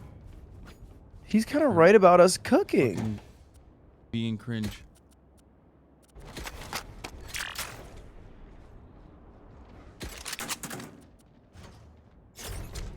I mean, look. They like to play together. Their team's kind of bad. They're gonna rotate together. Yeah, so they do rotate fast. Yeah. Like Neon Jet went together, and then the fucking two on Spawn went together. Let's make some initial contact, eh? Shutting them down. Oh fuck! One suppressed. One site, maybe two. There. Right in front of you, Lud. Right in front of you, Lud. Oh, never mind. Reloading. Honestly, we could rotate off that Yeah, big. let's do it. We got Viper on B. Watch Neon likes to flank in mid. Or camp in mid. Hey, put that wall up. Yeah, put that wall up. Yeah, run. Smoke's Oh down. fuck! I have the bomb. Run, KO, not walk. What the hell are you doing, boy? I have bomb. What are we doing? You got spike, bro. I have bomb. Hurry the fuck up. Just try to solo the whole team. What the hell? Getting stolen with my grandma.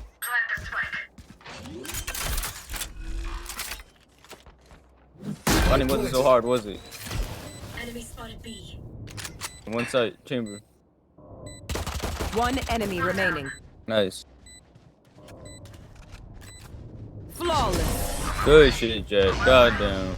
Come on, baby. Give me that fucking 25 kills. I didn't want to die in the kitchen with the fucking bomb in my hand. That's why I back down. I forgot that. Look I had at a me, bomb. bro. Got a little 4K for daddy. A little 4K for me. Fucking. Okay.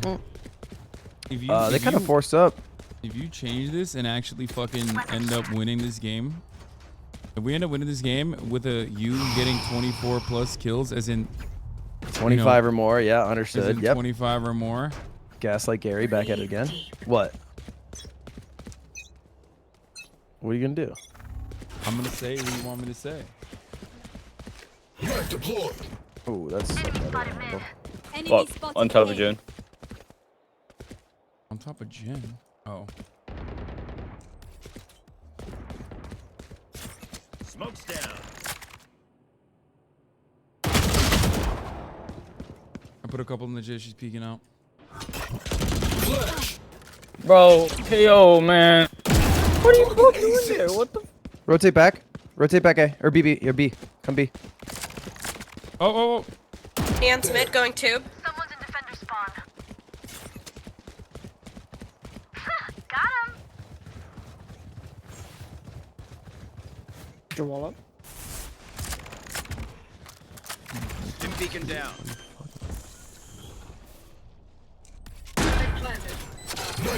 Oh! Flank. One flanking. Ended. Both Doing guys this shooting. one. I'm not fucking with them.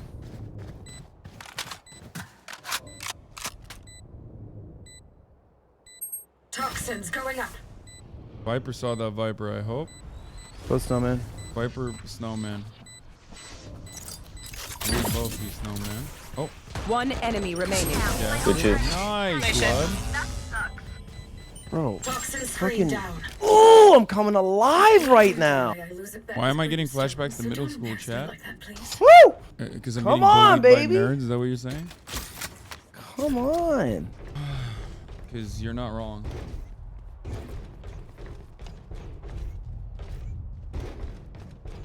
Alright, what do we gotta do? Fine, dog. They got decent money, but I think we bully that chamber because he always takes an early fight. Let's just double swing. Yeah, the Jet too, but I got baited last time. Having ego and silver is insane. I mean, makes sense. One suppressed. They're trolling. Good shit, Viper. Come on. Yeah. Two here. Viper's on site along with Chamber. Bye, babe.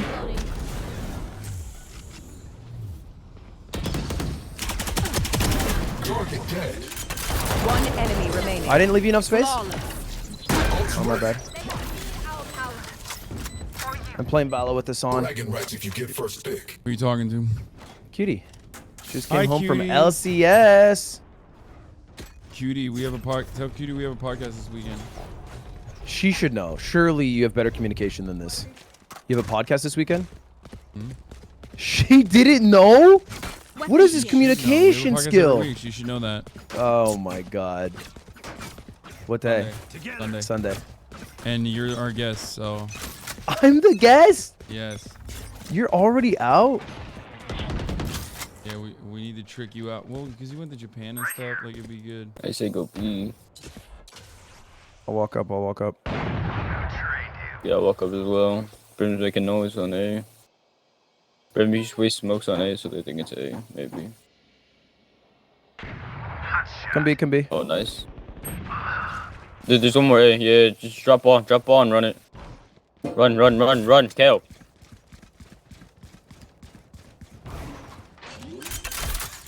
It's on me, I think. Planted.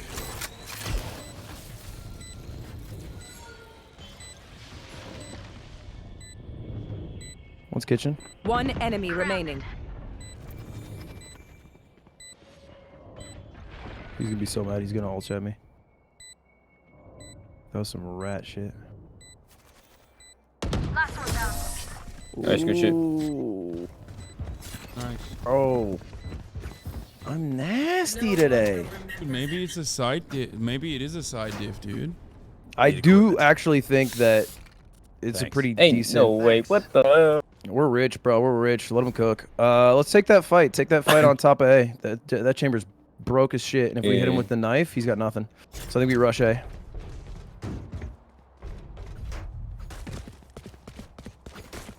Let's just have one person watch flank. I can watch mid. On my way. Cool. And flip. Stim beacon. Shutting them down. He's coming. You guys Oh, coming? he's about to cook. Let's fight that. Let's fight that. Fight that. How the fuck are we that bad? Spike down. Attacker spawn. Oh, fuck. We're terrible. I'm It's alright. 200 ping. Hold up. I'm still 200 ping. I'm fucked. Gotta take some space here. We're a little cramped. They're gonna push in. Launching smoke. Let's use KO ult. Come get some. Hasan ult. Just running. No one walks away. One's rafters. Oh shit! Oh! Above rafters, jump down. Just drop down. Drop. None rafters. Reset. Oh, that's not the word I should have said. Viper coming in from rafters. Ulting. Player standing. Nice try, nice try. Yeah, we got a little cramped Oh there. my That's god. alright. You got in the spike on top of each other. My pickup's the same. Fucking. Try to catch me. Bro, just walk up. What does he mean his pickup is the same key? Good work. Anyway, whatever. Yeah, I don't know why he's trying to pick up the spike. That's I don't know weird. why he's talking this much. It's better than not talking. That's the thing you gotta accept in this game. I mean, we could wait a little bit and then go B. Maybe. Yeah, let's have a couple people walk I A. agree. Or Yeah, CD walk B, walk B. Knife it. Get Yeah, out of my knife A. way. Knife deployed. Watch this! Blocking sight.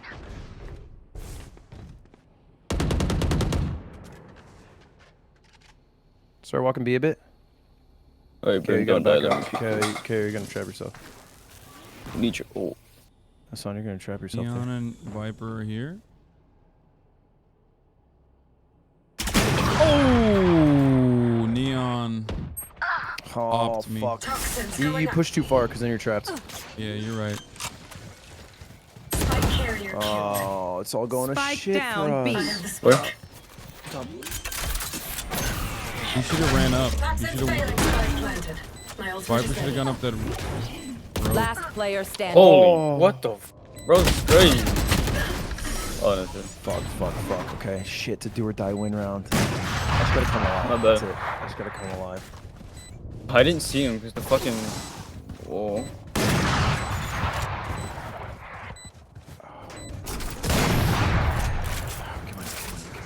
We can win. Kill you. Was the wall down when he killed you? I'll teach them Yeah. to Yeah, it respect was their on top. elders. Oh, what the fuck? I didn't see him. I was searching for fucking. We still got mad That's- money. We also have a res. So we could try to, I think, run out B, and then if someone dies, just res it. Yeah, I mean, we have Viper, Bermold, and. The only way it Bio. loses is if we get red and Neon's here with Op. So maybe I'll just jiggle it real quick. They know we default now, so. Watch and learn. Let's rush all together though. Everyone Yeah, on B. they're probably gonna have 2B. You want to play? Let's play. Oh fuck. Where's that knife at, bro? We're rushing. Pull that shit out, yeah. There you go. Blocking sight. Blocking sight. I can't see shit. I can't wall for it. Kill confirmed. Oh. Jet's fixed up on Snowman. One blind kiss. There you go. Good Brimall. Oh, powerless.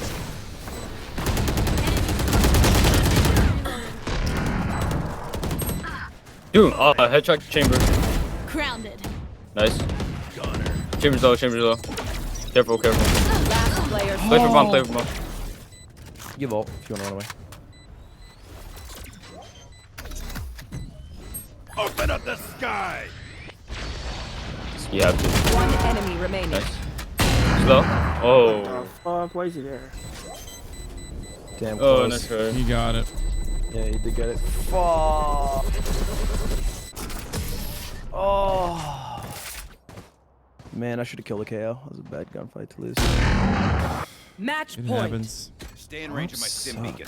We'll mow them down. Anyone have funds to spare? Alright, what do we do? How do we win this? This is winnable. It is winnable.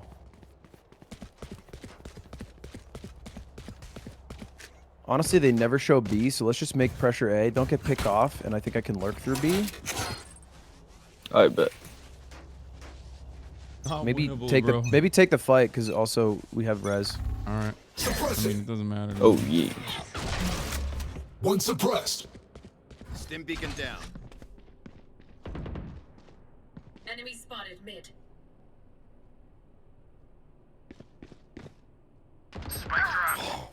Me. So bad. Oh. Just gonna push B if you want to take the fight B and then res B.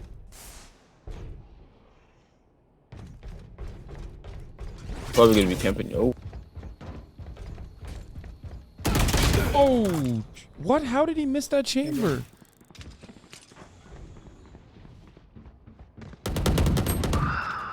No. Last player standing. Oh my god. Dude. What is Viper aiming at, dude? Defenders win. Oh, we fell off. We fell off Hasan. That was. We were cooking for a moment, bro. Man, what was that? We We were got 5 cooking. straight, and then we lost 5 It's straight. GG that I can't. You know, I really wanted to say "ooh, daddy" and stuff, but What were you trying? What would you have had to say? I don't Like, out of fucking know. curiosity. I don't know. I think it was. What was I gonna say? I was gonna say something like, "You really think I'll give that shit to you for free?" That's what I was gonna say.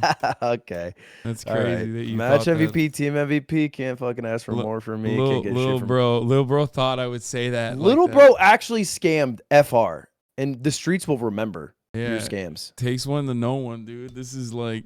I'm gonna have my Yakuza friends run up on you. Wow, that's really you Orientalist dog. You go to Japan one time talking about fucking how you're friends with the Yakuza. I see how it is. We run deep in the soaplands. All right, we're making Uh-huh. mad bread, and if you walk through that area, it's curtains. What does that even? I don't even know what you're saying. Rapongi won't be nice to you. Just understand that. I have no idea what that means. Man, honestly, GG's. Let's play again sometime. Have a great rest of your night. Okay. I will definitely not be playing this game for anytime soon, most likely. Oh. I'm just, you know. Well, you didn't lose RR. Yeah, I did. I lost 17. I gained like 13 or something, and then I lost 17. You had a great time doing it? Yeah. All yeah. right. It was the all friendship that we made along the way that's important, I think. All right, I'm gonna go hang out with my girlfriend. All right, have fun. See you Sunday for the podcast. All right. Ugh, I'm not doing it. You are. You already Peace. you already said yes. All right, bye.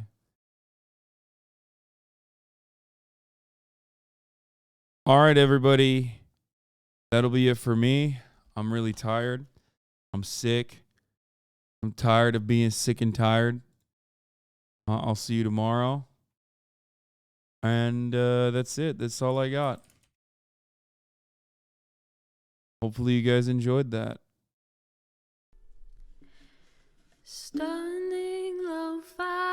Shouts out to Ludwig for playing with me. That was wonderful. You've been sick for 35 years? I mean, it's true. I don't know what the fuck's wrong with me. All right. Bye, everyone. Peace.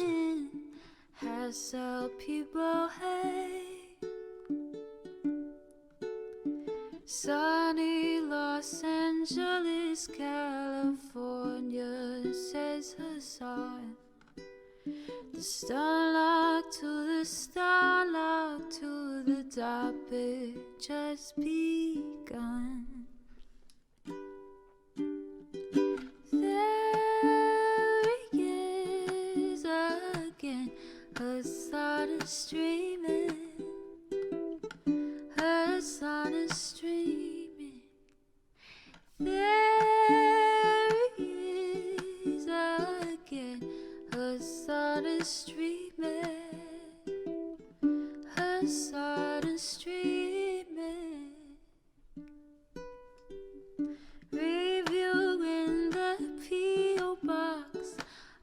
Uncle Uyghur's face. Sudden discord at your prop. Great names take embrace.